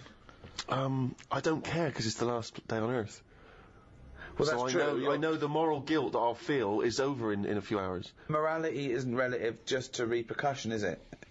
Because no, but the point is you can do things without repercussion. But often people say, what would you do if you never got caught, or would you do it if there is repercussions for that person, as grave as they might be, just because you feel that it's no big deal either way, that they're only going to live another 8 hours, they might feel differently. And you're saying, well, you won't care because you won't be around. But then, why do people care about their loved ones when they won't be around? Why do people get a will ready? Because my point is that they know that those people will continue to live for an indeterminate amount of time. So you do care about the other person's feelings? Of course I do. Oh, no, of course I do. But my point is, knowing that everyone is going to be wiped off the face of the earth the following day, all those repercussions are no longer quite the same. I'd find it hard to divorce myself from my morality that's ingrained just because it doesn't matter anymore. Yeah, but I mean, I honestly, to me, it seems that we're approaching just the end of all things, and so I'm saying that there's something about the fact that we're all going to end that somehow seems very liberating. What would you do? I've always wanted to kick a duck up the arse.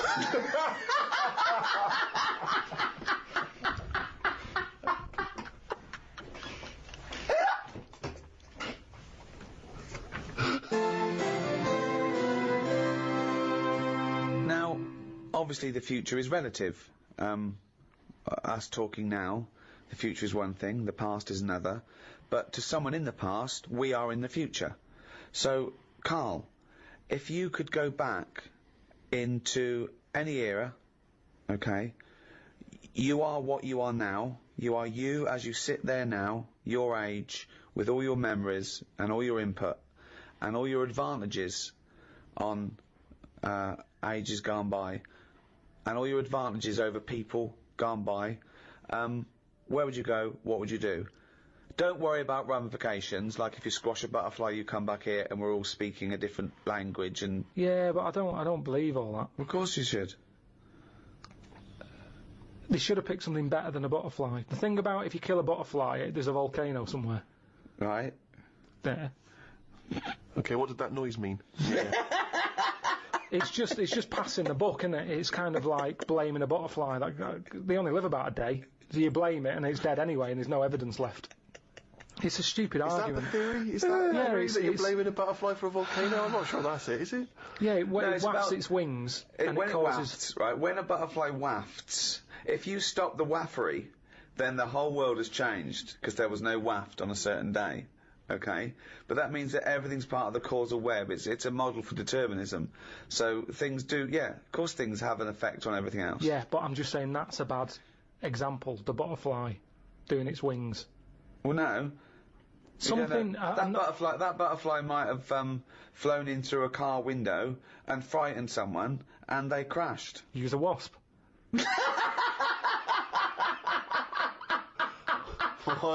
Why is that preferable? Because you don't panic. I've been in a car when there's a wasp knocking about. It's terrifying. I can see how that could cause a disaster. But a butterfly, you just go open the other window. I love that you've won him over to that theory now, just by substituting a butterfly and a wasp.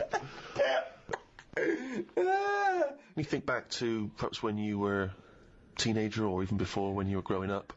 You had visions, I suppose, of your own personal future and how that would play out. How you could change the way you lived your life in order to affect the future. I mean, I'm very lucky in some regards, in that one of my ambitions was always to be involved with comedy. Yeah. And I was very excited about that, and I was lucky that I've managed to achieve that. A lot of people don't even know what they want from their future. Well, the other thing is that when you dream of where you'll be in 20 years' time, you don't change the future. You don't change the buildings, and you just think of yourself sort of richer, having a happier life. Yeah, you know what I mean. So, and also, I was always slightly more handsome in the future. Like, I kept imagining I would grow a little more handsome. People kept saying, my grandmother would keep telling me, you know, you'll fill out. When you fill out a bit. She was obsessed with me filling out. This is why she would feed me endlessly. The idea that somehow if I was less gangly. Yeah, it worked with me though. Yeah, you really filled out. I filled out, yeah.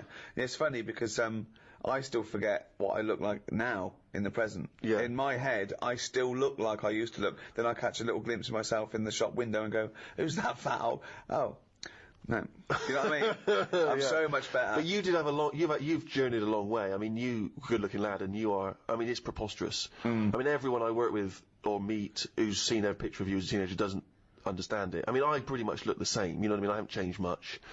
I'm still a constant disappointment to myself in a way, you know. I mean, I put on a tuxedo, that's the best I'm ever going to look, and I don't look like James Bond. Yeah. Whereas you at least had a moment where you looked around. I mean, honestly, it's Jane I feel sorry for.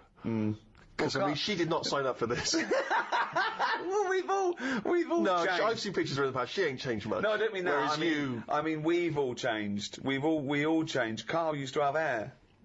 Yeah, but you, by your own admission, had it for long. You didn't have hair for long, did you? You started it didn't want to hang around my hair. It was never, I've told you, it didn't feel needed, so it went. I never did anything with it. It was hair of a Chinaman, wasn't it? Even the hairdresser said. He said, you can do nothing with this. So what do you mean? He said, it's just too, it's sort of limsy. Limsy? Sorry, was that's a... Limp or flimsy, I reckon. Well, no, Limsy is a Chinaman, that gave his name to the limp hair, of the Chinese So race. You think your hair bailed on you because it was not getting treated well enough? I think that's true. I think that's how it works. But yeah, I know what you mean. I sort of think about if I've changed and that, but I don't think I have that much. I still have the same sort of thoughts. I like olives now. which I didn't like probably 3 years ago. Right, wow. But you can, if you eat 4 in a row, you get a taste for them, and I thought, go on then, I'll have 5. And I thought, yeah, they're alright, these. So that's different, but other than that, I mean, So what were your dreams and ambitions when you were young? Didn't have any. Right. It was kind of... 5 years old, what do you want to be? What were your thoughts for the future? I didn't worry. At 5 years old, you're not worrying about work and that. 10. What's your hopes and fears of all these years I met in thee tonight? I wasn't worrying about work till about 13, 14. Just thinking, right, you know, people who I knew had left school. They weren't getting work. I was thinking, I don't want to be like that. That's when I did boxing. You know, I could have gone down that route. Got into boxing, didn't I? How many fights do you have? Don't know, about 3 or 4. Yeah. How long is it? When does brain damage kick in? I guess it can. I guess it can happen almost instantly. I mean, that must be part of it. Did you really get a bad beating on one of those fights? Yeah, Leroy gave us a right good clackering. Clackering. Yeah, the thing is, your jab was a bit limsy, but Leroy's was clackering. Then there was the dancing. I don't remember this. What breakdancing? Well, I did that. I did a bit of body popping. Yeah. But did you ever really think that you might do this in the future? You never know, do you? But did you, at the time, do you remember thinking, I wouldn't mind doing this professionally? I must have thought that for me to go, well, let's try and join, you know, Twiggy's dance club and all that. And my mum and dad always sort of, you know, if you want to give it a go, give it a go. With the boxing, you know, my dad was saying, right, I'll get you the proper shoes and that. And my mum's like, don't bother getting him them yet. Let's see if he sticks at it for like 4 months, because they were about 30 quid for the shoes. Let him carry on in my furry slippers. Then with the dancing, it was the same thing. I said, I need some leg warmers and that. And these tights are just as good. Come on. No, Bob on your nan's tights. My dad gave me like he cut like the sleeves off a shirt. Amazing. And that were your leg warmers? Yeah. Amazing. But it's funny, when you're a kid, it don't bother you. But surely cut them off a jumper. No, I don't know why. I know it looked daft. They had cuffs on leg warmers. That's amazing! But when you're a kid, What did they you think roll about them up. Twiggies? It must have looked Lawrence and Bowen doing a handstand. But then, you know, that didn't last long, and then my dad, you know, I was getting older now, and he's like... Dad needed his shirt back for a wedding. Yeah, as long as he didn't take his jacket off, it was fine. Yeah. Dad, I'm losing my hat, I need a hat. Dad, I don't need a bloody hat. Pop my pants on, Fed. But then you've got to make sure you try and get a job, and school was sort of saying... So 15 now. Hang on, why did you stop going down Twiggies? Well, it was shut, wasn't it? Amazing. Oh, it closed down? It closed down. It had a load of toilet rolls in there. It'd been turned into like a storage unit. I've never really had like a dream. I've just bumbled along. Because, like I've said, it's that thing of Clackered, sort of... Limsy. It's like, call my fucking bluff. There's no point sort of wishing for too much, because if you don't get it, you'll be fed up. So it's better just to sort of go, well, let's see what's round the corner. This is what I've said to you about a sat-nav system. Right. Isn't it? It's the same thing. Yeah, sure, I have the sat-nav. Type in where you want to go, and it'll take you straight there. But what I say is, use the back streets. Have a look around. Turn off. Don't go straight ahead. Turn right. The little dead ends. Yeah. Have a look. Well, you might get mugged. Have a look. Don't go down the dead ends. Why not? You've got to reverse back out. There's nothing there. Dead end. No, but have a look. Well, there's nothing there. It's dead end. What's the road doing there then? Well, it's a dead end. Yeah, but there must be something down there. There's nothing. It's dead. It's just ends. Just a wall. Right, so it's not a problem. Reverse. Well, don't go down in the first place if you know it's a dead end. Don't tell people to go down a dead end. They've got to reverse out. Difficult. Well, I'd say just have a look. You see, that's the difference between me and you. I'd have a look down the dead It's end. dead end. No, don't worry. It's What's dead down end. there? There's nothing, mate. Dead end. Rubbish? Just Yeah, no, rubbish? nothing. Dead Nothing end. at all? Yeah, no point going there. Dead end. Right, so I'll go, well, I'll just have a look for myself, because I don't believe you. Okay, well, go on then. Right, I'll have a look. Yeah. Oh, look at this I've found. What have you found? Box of money that you didn't know about. All I'm saying is it could be He anything. has still got the brain of a 10-year-old, hasn't he? of money. He's still got the brain of a 10-year-old. I'm just... set your stall out. Right. So where's the store? Where are you setting the store? Not in the dead end. Because there's no through traffic. Thoroughfare, yeah. You want to be on This a is sort of crazy. public highway. Where are you setting the stall out? What are you selling? What are you selling? Well, this is what I'm saying to you. What are you selling I'm first? selling a mixture of stuff. What? Like what?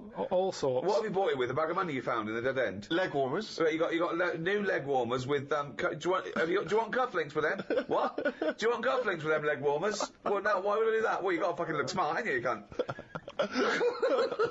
So you're selling. What are you selling? So you set your stall out. Yeah. Right. Now, Yes. isn't it dangerous to sell all the same product in that shop? Right. Okay. I don't know what you're talking where's about. the analogy going? This is Yeah. a metaphor. I think it's a metaphor. Yeah. Or simile. It's a What, simile. what are you selling? What are you selling first? Bang. No, 2, hang on. 3, 4. No, but Quick, this is it's what The I'm saying Apprentice. to you. This is what I'm saying Go to on. you, though. I Right. just said to you, Yeah. well, Yeah. I don't know what you wanted to do. You haven't told me. But Right. I'm Do you want me saying, to tell you what I wanted to be when I wanted to be... Well, at 5 years old, I wanted to own a sweet shop until my mum said, you know, you got to buy the sweets first. Right. From 10, I wanted to be like a scientist. 15, a vet kicked in. But at Carry some on. point you jettisoned all of that to try and pursue a pop career. 20, I wanted to be a pop star. 25, I thought I'd better get a job. well, At 30, I did. me saying turn off the main road and do a right Yes. is saying just have a look around in the same way that if you go into a It was shop... a metaphor, wasn't it? Yeah, Right. it was, yeah. Yeah. In the same way that if you go into a shop, you're thinking I'm getting a quarter of bonbons. Right, bum-bums. Bum-bums. But by the time you get to the counter... You're clackered. And you get some licorice all sorts instead because you thought, actually, I forgot about them. Sorry, now this isn't a metaphor, is it? This is a real shop now, isn't it? I just mean you're gonna be let down. You're gonna be very, very disappointed with life if you know. But I haven't been disappointed. If what? If what? If what? If what? The thing you're aiming for Yeah. doesn't happen. But what if it does happen? I'd like to take issue with this, because there's a lot of young people who listen to our podcasts, and if they listen to this tripe, that if you try for something in life, it won't happen, so don't bother, I think it's a bloody disgrace. No. Imagine if Leona Lewis had thought that when she went on the bloody X Factor. She wouldn't have got punched by that bloke in that... Alright, that doesn't make sense. But you know what I mean, she would not be living her dreams. Yeah, but we don't know what Leona wanted to do. She might She have had a wanted to be a backup singer, plan. that's why she's done it. She might have had a backup plan. Yeah, but she fulfilled the main ambition, which was to sing, that's why she went on the show. She didn't go on there because she thought I might want to work down a branch of Waterstones. You think she went in there and said, quarter bum-bums? She went, oh, this is X Factor, but she went, oh, go on then. Well, I was saying. Well, what about the girl who looked like a fat baby? She went on there with a dream. It's not going to happen. Oh, yeah! But the point is, I'm not saying you all have to go on the X Factor if you're a hopeless idiot. I'm saying if you've got a little bit of talent and you pursue it, it might take you somewhere. If you want to be a vet or a doctor or pop star, you might have a chance. You may as well Yeah. have a stab for it than say, no, it's all right, I'll just sit around in the underpants. Yeah, they're doing a new one, the X-ray Factor, where you can actually, you know, become a top radiologist. But I've said this for an idea. I think Go on. they should do that. Because how many singers do we need in the world? You see, that's the thing. We're talking Yeah. about the future. Yeah. I think we're not going to talk anymore. I think it's going to be like living in an opera. The way Yeah. things are going on now, everyone wants to sing. Yeah. Whereas, if you did a TV programme to try and get a doctor, you know... X-ray Factor. You know, it's Yeah. all about, you know, getting in young kids, do live surgery. You know, there's big queues anyway. People are queuing up to have operations done. Yeah. So you say, look, Hilda, you have got a problem with your left bunion. You can either wait for your proper doctor and hospital, but it's going to be a 2-year waiting list. Or you can have Jedward do it are for you you. free Saturday night, live? Because we've got two 17-year-olds who are going to do it. Hilda! She comes out. They sort... little voice. I've never heard him do a little voice before. So hang on, wait, okay, okay. So this is okay. What is this? This is a talent show where people can have a go at being a doctor. Right? Well, this They is need- like something from the Middle Ages. But they need volunteers who would rather have an apprentice, someone have a go. Well, it's not even an apprentice, it's someone with no training at all. Yeah. They learn how to do major operations in a week. But no, not major ones. That's for the final. You do a heart, Oh, of course, yeah, you do a you've got to heart build onto that, transplant, sure. But you're A building heart up. transplant for the final. That's So anyway, amazing. so it's Hilda, and Hilda's not the person, she's not operating, she's just the person who needs a No, bunion removed. she's the foot problem. Yeah. So she comes in, they have a quick chat I with had her. a chat with her. How's your life been? Bit of Coldplay under her. She's Yeah. going, oh, it's terrible. I can hardly walk and all that. And they go, right. Here's a fowl who looks like a baby. And then And you think this is a good, you don't see any problems with this so far? You've not identified any concerns yet? if it means you get younger people into other jobs other than singing, I agree with you. I think it's crazy that everyone now just wants to be famous, a singer or something, and we don't need them. They're just contriving it. All they're doing singers. is knocking the last one off the top number one spot. It's just a factory. But I'm not talking about everyone should try and be a singer, am I? What I'm saying is, sometimes you're allowed to pursue your dreams, and they might be, you may fulfil those dreams. There's nothing wrong with that. It may be that you want to operate on a woman called Hilda or a bunion. Pursue that dream. on. But according to your negative views, we shouldn't even try and do that either. What I'm saying is... Go on. What's he saying? Leona was an example. I'm not saying everyone should try and be like Leona. No, but Listen to his point, Stephen, because he's got a very good point coming up. Here it comes. This is it. Okay. He hasn't said a normal word yet, but he's going to say some now, and they're all going to be profound. People's dreams aren't their own dreams. Oh, hold on. What do you mean by that? Okay, keep going. Let him, no. He'll explain. You don't need to ask any questions. He'll explain. Because they think they know what they want because they see it on the telly. They see, someone singing a song and they go, I want to do that. Yeah. So all I'm saying is, change the dreams. Change the dreams. Yeah. Surgery. They're watching that. They're seeing Hilda happy with a better foot. The doctor's getting all the praise. They go, I want a bit of that action. That's what it's about. They don't want to be singers. They want to be known. They want to be famous. Yeah. So, fine, have a bit of fame, but do some good. Fix Hilda's foot. Sorry, was that the end of the point?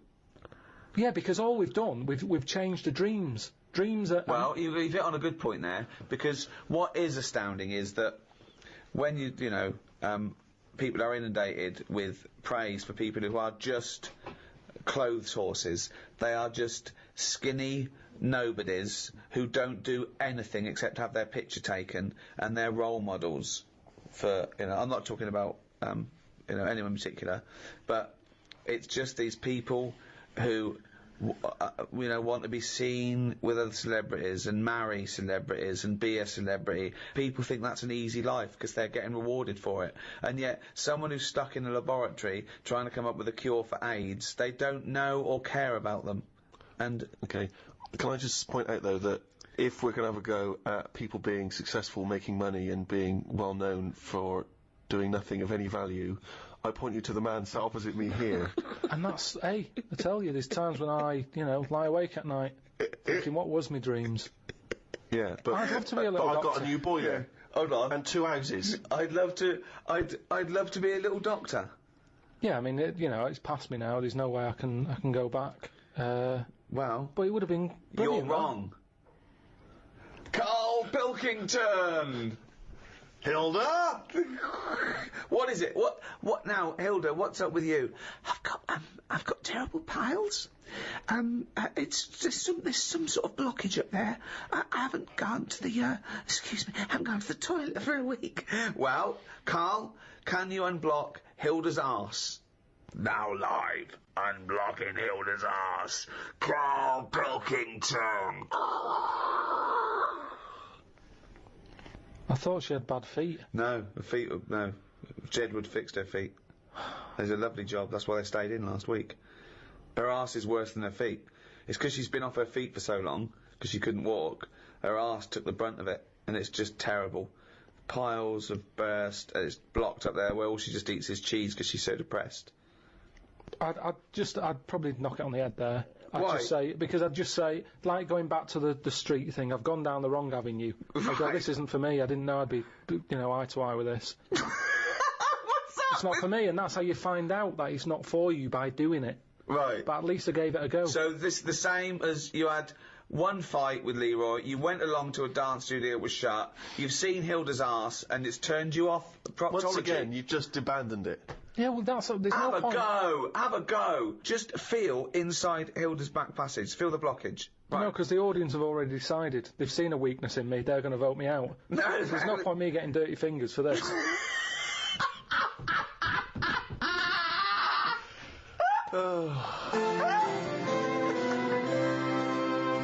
Well, that's about it for the Ricky Gervais Guide to the Future. The next audiobook in this series is the Ricky Gervais Guide to the Human Body. Look forward to that. Will do.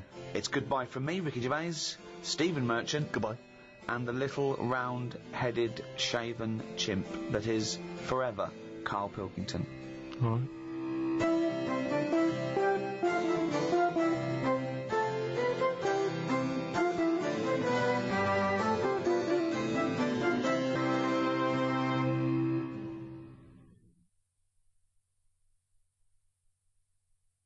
Audible hopes you have enjoyed.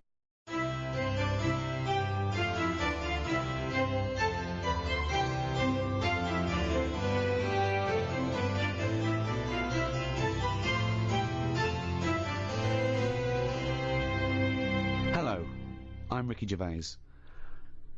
As the Canadian physician William Osler once said, the desire to take medicine is perhaps the greatest feature which distinguishes man from animals. From keyhole surgery to stem cell research, modern medicine enables the 20th century man to play God. But how did we get here? What incremental advances through the ages gave birth to the medical wonders of today? Here to discuss the history and practice of medicine are Stephen Merchant, graduate from the University of Warwick and now award-winning writer. Thank you very much indeed. And Karl Pilkington, a man with no qualifications, very little education, but who is now known the world over as a shaven chimp with a head like a fucking orange. Alright. Well, there is obviously so much to discuss, Ricky. I wonder, in an effort just to provoke some initial thoughts, if I can offer another quote from the great Carl Sagan, who said, advances in medicine and agriculture have saved vastly more lives than have been lost in all the wars in history. So quite a... Yeah, just shows you shouldn't really worry about war. What do you mean? It's not a big problem, is it? Obviously. So, that's a good point there, Karl. War's not as bad as a lot of people make out. What do you think, Karl? Overrated? Too much fuss about all... Well, I don't know anyone who's died in a war, but I know loads of people who have died from, you know, cancer and what have you. So is that going on Karl's quote? Does that work? Is he right? What did he say? Good, well we're off to a fascinating start. I think it's probably best, Rick, if we return to the very beginning of time, the dawn of man, because of course, even in primitive, prehistoric ages, medicine was practiced in some ways, from the research people have done, cave paintings and the like. Karl, I wonder if you would just give us your initial thoughts on, you know, the medicine of the ancient world. You've not. You sound like you haven't studied it, or you've been. You've been modest. You've been modest. Never really thought about it. What do you think? It didn't have much. I know that Tutankhamun. He died of like having a knee injury, so they didn't have that much medicine knocking about back then. Right, where do you get this information from? It sounds vague. I read it at an exhibition I went to, and did you read the whole sentence, or no? just... I just saw like they had some like video footage like made up. It wasn't from the time, and they just sort of said this is probably what happened. Sure. Did you put the headphones on and listen, though, or do you just guess it from the pictures? I just looked, because I couldn't have the headphones. Of course not. Why couldn't you have the headphones? They're expensive. How much? About 50 quid, I think, deposit and everything. Well, you get that back, though, if you return them. All you have to do is take them off your head and hand them in. I don't like the idea of handing money over, because it's like when you get a flat and that and you put a deposit in, you never get the full deposit back. I don't like deposits. Well, what do you think they're going to do? They're going to take 50 quid off because you put wallpaper on your headphones. No, but it's not the same, is it? Exhibition. So you're going to deprive yourself of education because you don't trust... deprive me, I saw it. The Natural History Museum. It came off a chariot. The dangerous things. He came off a chariot. You saw that on the... How do you know he died? How could you tell from visual images that Tutankhamun died from a knee injury? It's just... honestly, you're going to make yourself look daft here, because that's what happened. Imagine that. In a room with Karl Pilkington, we make ourselves look daft. How would we have to... that would be incredible. So aside from Tutankhamun's knee injury, that's pretty much your grasp of the ancient world in medicine? Well, I don't know anyone else who's knocking about. Well, what about if we go back even further? What about if we go to sort of primitive man, cave-dwelling man? What do you know there of medicine in that early stage? They didn't really bother. Okay, is that guessing, or... Wasn't the earliest ones like people like shaman and those absolutely, of course, tribal lords that would say... Well, that was, I assume, even, you know, pagan man had sort of apothecaries that certain roots and... Yeah, shaman who would use herbs and so on. But of course, if we go back to primitive man, you're obviously familiar, I believe it's pronounced, is it trepanning? Oh, when you take the top of your head off and let Where, out the demons and... They found various skulls from ancient man with holes bored in the top, some of which had healed over, suggesting that they had indeed drilled holes in their head, or presumably they wouldn't have had drills in that point, cracked the head, and in their thinking letting out evil spirits, and then they healed back over. So in some instances, the people survived. Don't you think it's fascinating that there was one point when man discovered that this thing that we now call the brain, which sort of houses the mind, he knew was in his head? It's not that amazing. Well, no, it's not to you, because you know it's there. But no, but back then, I reckon I'd know that's where it is. Why? Can you feel where you're thinking? Well, it just makes sense to put it there. What do you mean? When you think and you speak, it comes out your mouth. So it just makes sense that whatever's near that is near to the mouth. If your brain was in your foot, it'd take ages for you to say anything. No, it wouldn't! Why? Yeah. This is like actually talking to a primitive man about his understanding of medicine. They would have more insight. By this point, we'd have just cracked open your head to get the demons out.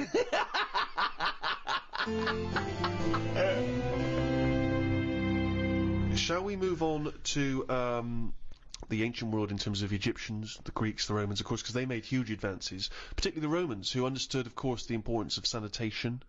You know, famously, their streets were clean. Yeah. Don't you think that if we hadn't have cleaned up as much, that, I don't know, we'd be stronger? What? Well, I know what you mean. Yeah, they say let your kids eat dirt. Yeah, of course. Well, that's building up its sort of immunity system. If you're too closeted, you don't fight it. And that's exactly what immunisation is, giving you a bit. Yeah, but of it's the gone disease. mental now. Whenever a baby's born, he's drugged out of its eyeballs. It's only about a week old. They're giving it all sorts of shots. Like what? Loads of stuff for whooping cough. Yeah, you don't want whooping cough. Tutankhamun could have died of whooping cough. No, but give it loads of stuff, and now it's like I don't know. It's making us weak. Yeah. Soon there's going to be things that, one, we're not immune to, and two, our antibiotics no longer work, because of course things like the viruses and bacteria or whatever, they evolve and change so quickly that you can't keep up with them, and also there's this big thing, like the superbug, for example. There's a very strong theory that says that it's where people took half the course of antibiotics, and what it did was it was almost like an immunisation to the bacteria and virus against the antibiotic. They got stronger. That's what I mean. So yeah, we need some germs, as you'd call them, but there are some that we have eradicated. I mean, I think it was in our lifetime that they eradicated smallpox from the world. They just stopped it, and it saved, I mean, millions and millions of lives, and they wiped it out. There are rumours, of course, that both Russia and America still have the smallpox virus under lock and key, which they could theoretically breed and use in a chemical warfare situation. Well, there was a bit of a scandal a few years ago, I think 10 years ago, where in a university laboratory, someone came across a marked yoghurt pot in deep freeze that had smallpox in it. That was a hangover from the 70s. When you say it was marked, was it like someone's put their name on it because they don't want someone to eat their smallpox yogurt? No, I think they looked into it, and it was the deep frozen smallpox virus that thawed out and released. They just left in a fridge. Well, I think so. Yeah, it was an admin problem. I'm sure that it's somewhere. What I mean is, it's under lock and key or frozen at minus 200 degrees centigrade. Why? Under lock and key and all that. It's not good enough. Get rid of it. Why are they keeping a little tub of smallpox knocking about? Well, are they not meant to be? Well, that's a lesson. What's he doing there in the first place? To me, that's like in James Bond, where they don't kill him when they have the chance. There's always that little thing of, let's play with danger. Let's keep a bit. Yeah. Well, it's probably next to AIDS in the Chiora bottle. I don't understand why you'd store that. Well, there's probably a presumption, it's probably an overhang from the Cold War, where people were thinking, well, listen, what if Russia's still got some smallpox? We better hang on to some smallpox. It's just clutter, though, as well, isn't it? You see, we're obsessed. We're keeping stuff. And it's the same with germs. We can't even say, get rid of that. We won't be needing it. Smallpox. We'll keep it just in case. Get rid of it. We've got this obsession thing again. It's saving everything. It's like how we save every animal, even a germ. We get upset about if it dies out. Yeah, Keep a but bit, well, keep a bit. you say that, but of course, famously Alexander Fleming discovered what may be the most important breakthrough of the 20th century, which was the first antibiotic, I think, in 1928, and he's literally saved hundreds of millions of lives with that, changed the face of modern medicine, and he discovered that because he left a bit of old bread out for a while and it went all mouldy in his kitchen, and he thought, oh, what's that? Oh, let's have a look. Like I've said to you before, it's down to him being scruffy more than anything. Well, It just seems like there's a lot of scruffy kitchens around that, I mean, you're saying... But think if his cleaner had come in and gone, oh, Mr. Fleming, you disgust me, you fucking filthy, scruffy cunt, I'm going to throw all this bread away. He's going to go, Maud, what'd you do with that, old bread I left out? It had gone green, sir, so I chucked it away. Oh, Maud, you dopey fucking slut. You've just caused millions and millions of people to die. Keep out of my fucking kitchen. I know, but don't put it there. It's the same way smallpox in a yogurt pot. It's in a yogurt pot. Wow. You're asking for trouble. But what if Maud had come in and thrown that away? Again? He couldn't shout at her. She's doing a job. I'd be annoyed if it was still there. Yeah, I'd say it's been here now for a couple of weeks. You haven't even asked. There's a lot of cleaners. That's part of the problem, I'd say. The cleaners. They're not doing the job. That's the problem in hospitals, isn't it? Yeah. There's filth everywhere. Well, they proved a point. In one hospital, they brought a team of people in to show doctors and nurses how to clean things properly, and deaths went down 30%. There you go. Just from properly washing your hands and properly washing the floor and things. That's amazing, isn't it? It's pretty simple. Just don't put, like, yogurt pots with smallpox in the fridge. Yeah, I mean, that's a starter. Yeah, but you were saying earlier... let's let babies eat mud, don't inject them. Yeah, but let them crawl around a dirty floor, clean up the floor and no one will die. I did say that, but we've gone too far now. Babies are coming out mad. Oh, they can't handle anything now. Oh, he's got a runny nose. They're coming out all mardy. All get mardy? Ill. Yeah, they get ill easy. They're not tough babies anymore. We're ending up with a load of weak people who need looking after all the time. That costs a lot of money. And they can't do anything. They're useless. Now, that doesn't happen in other nature. If a little weak bird is born, you see Bill Oddie saying that won't last. he says that won't last a week, and he's right. You watch it and say, oh, that third baby that came out, it died. And but what's your point, Karl? That modern medicine, which can help people live to the age of 75, 80, that it shouldn't be doing that? It should let people just die off? Well, here's something, right? The estate that I grew up on, there's a woman there. Yeah. Scruffy Sandra. I like her already. Oh, it's great. It's so descriptive. Now, she had no chance, even if she cleaned up her act. Yeah. She'd come in looking like Pretty Woman. You go, all right, Scruffy. No, What's the point? What is the point? So the thing is, she used to always get on these buses called dialer rides that were sort of like posh taxis. You could call for one, it'd come round to your house, and it would pick you up, and you'd pay like 50p. But it would pick up a bunch of other people as well. Yeah, on the way. So it would take ages to get to where you're going. That is. Oh, it's good though. It's kind of a bit of a day out. Old people used to love it because you'd get to see things. Right. And you'd hear a call coming in on the radio that Scruffy Sandra's being picked up, and you go, oh god. And she'd always have loads of bin bags with her for some reason. Now the thing is, well, she sounds clean. She stunk. Well, she's taken out the bin bag. Was she homeless? No, she wasn't homeless. No, she used to just she just didn't bath and that. She just stunk. But the weird thing is, why didn't they call her Stinky Sandra? She never was ill. Right. People didn't sit next to her. Yeah. Because she stunk. Yeah. Now, because of that, anyone who might have had a bit of flu or a cold never sat next to Scruffy Sandra. Right. Because she stunk. But that was good. That was like a protection thing for her, because she knew that because she stunk, no one wants to sit next to her, she wouldn't pick up the germ. Right. Now, but this is quite... Your point is, in order to fend off illness, you have to not bathe. And so you stink. So you're saying that it wasn't that she'd built up an immunity, it was that she stank so much that flu wouldn't come near her. This is such a specific example. It's not applicable in any other scenario. There's always colds, there's always flu. It's whether your immunity is good or bad.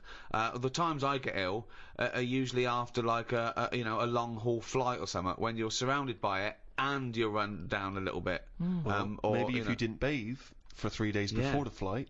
Yeah. So, you know, it's always there. There's colds and flus everywhere. That's interesting, isn't it, that, more sort of colds are spread through shaking hands than people, you know, just taking in the air. Because people sneeze into their hand, and they think that's sort of safer, but then they shake hands, and you get it on your hand, and it sort of dies in the air quickly, but it stays on your skin a bit more, because it's, you know, it's nice and warm, lovely environment. So, that's why some sort of germaphobes don't even shake hands anymore. Yeah, but that's going too far, because they're going to die or something. You can't be that paranoid. You've got to get on with your life. Loneliness. And it's good to feel ill, because when you feel better, you appreciate how good you feel. Doesn't make any sense at all. No, it's good to feel ill. Doesn't make any sense at all. No, it does afterwards. The other weekend, when I was ill, I don't know what was up with me, but I got something. Symptoms?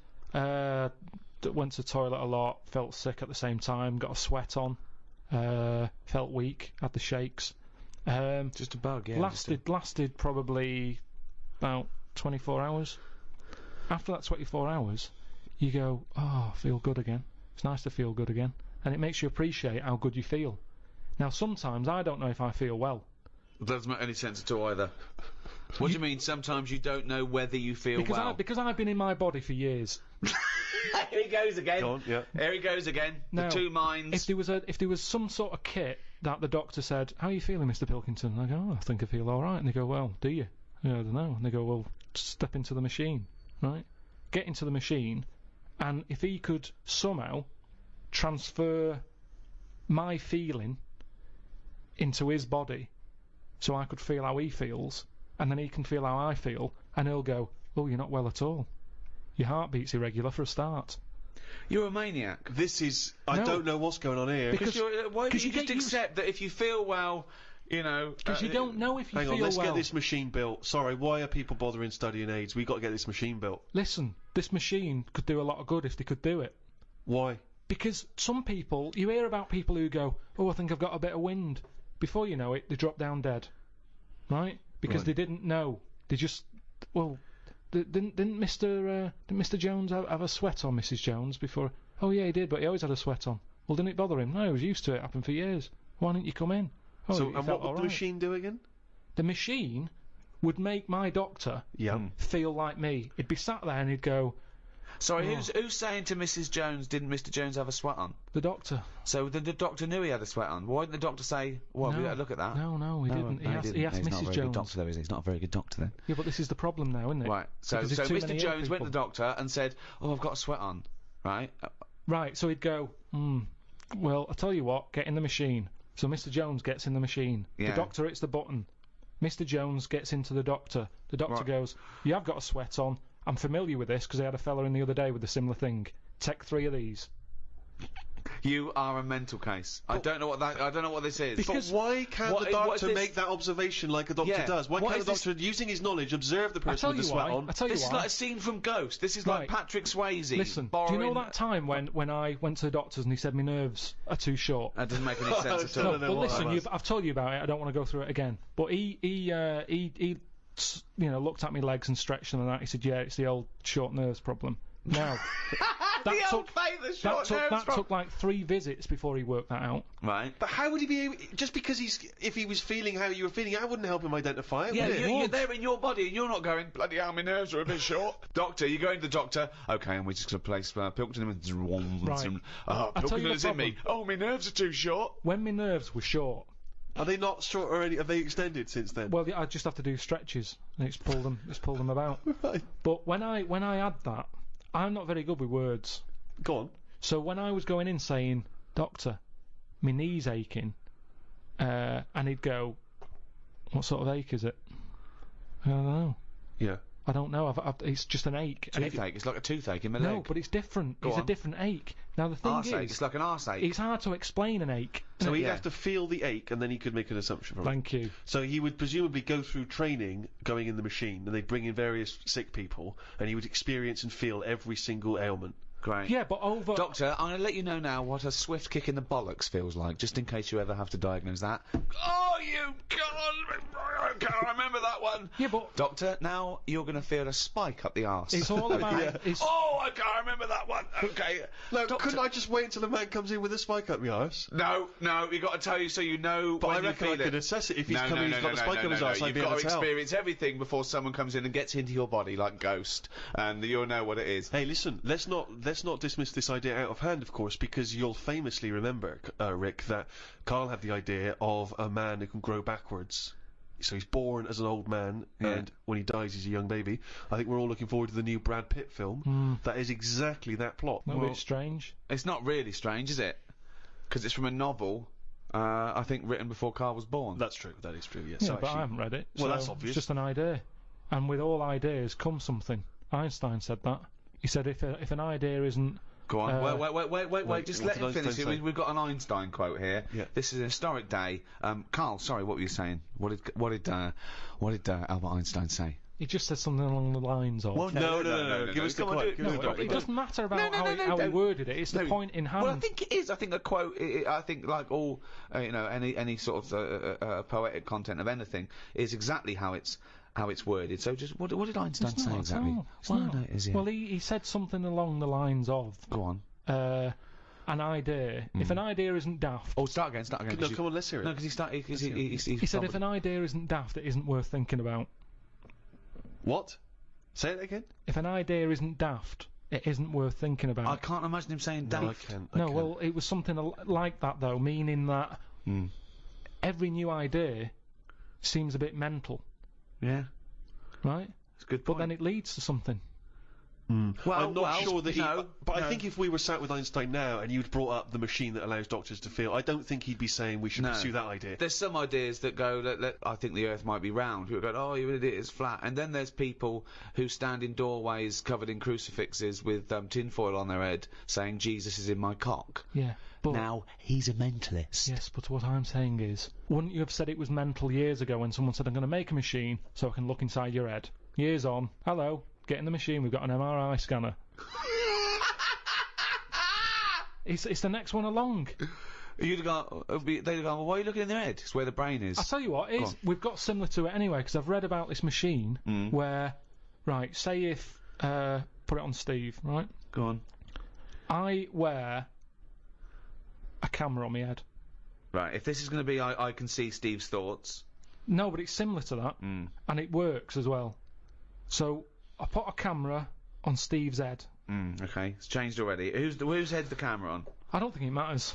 Okay, Okay, fine. okay, well, okay, Let's okay. put Just the explain camera on it to Steve's me. head. Okay, right, okay, put the the camera's- camera on Steve's head. Right, What I've got on my head are some goggles. right, Over your eyes? Yeah. Okay. okay. You've got the camera. Through my goggles, I'm seeing what your camera's seeing.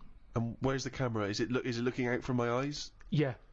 Right? So basically you can see what I can So see. I'm seeing what you see. But couldn't you just just a stand where I'm standing? Well, it's just a monitor. Well, that happens now. Yeah, you No, can listen, all have the I'm same monitor. finished. Hang on. So Okay. wait. So, how does it work now? Hang Well, on a no, minute. wait. Hang on a minute. This is you're at the Royal College of Surgeons. You're presenting this idea now. Everyone in the world is sat down here. The eminent scientists are going to Karl Pilkington. He's a genius. He's got an idea for cameras and goggles. No, you're saying this already exists. This has just come out the other week. Oh, okay.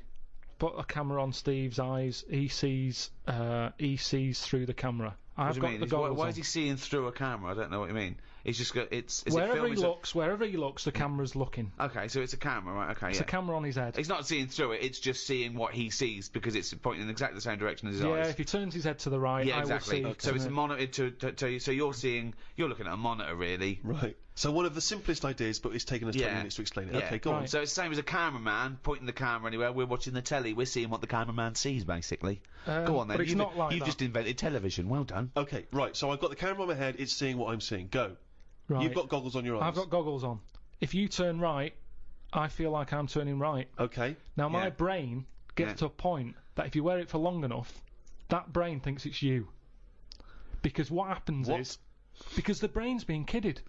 At the end of the day, my brain thinks it's seen everything because my eyes are looking at stuff. Yeah, no, that's true. That's true. But it doesn't think I'm Steve Merchant. It experienced what Steve's seeing. It's like a virtual reality. No, but that's the weird thing. If you wear it for long enough, the brain's sort of seeing it like Steve's arm go up to his head and scratch it, and it gets to a point where the brain feels a scratch. even though it's not scratching my head. So they're saying this is like you're kidding your brain, basically. I can see how that would work. But you're not going to believe that you're me. No, you're not going to start Merchant. experiencing life as I experience it. My brain would. What do you mean your brain would, but you wouldn't? Because I'm kidding the We've brain. done this, Yes, but you couldn't kid it into thinking you're me. You wouldn't forget that you're Karl wearing a contraption. But what it was saying is if someone went up to your stomach and started tickling you, my brain would look down and see that someone is tickling me. Yes. Yeah. And I'd start laughing. I can understand you No, might... you wouldn't. No, you would. Well, yeah, you might do, because it might be a confusing stimulus. Yes, but the point is there may be certain physical things which you experience through it, but you're not going to stop thinking, hang on, I'm Karl wearing the mask, are you? But you can do that. You're thinking you're Karl, seeing all the things that actually. You're going to start having memories that you think are your your memories are going to change. You're not going to remember your name. You're not going to remember Suzanne's name. What are you talking about? No, but say if we did that at that event with a load of students in front of us, I'd remember that day through your eyes. Right. So I'd be living your day. But you'd also remember that you were wearing life. a contraption. You wouldn't remember it as being, I was Steve Merchant for a day. But I kind you'd of have different thoughts because you'd access. But look, Karl, listen. I sat down and we watched the same thing. We watched a bit of Brokeback Mountain, and we all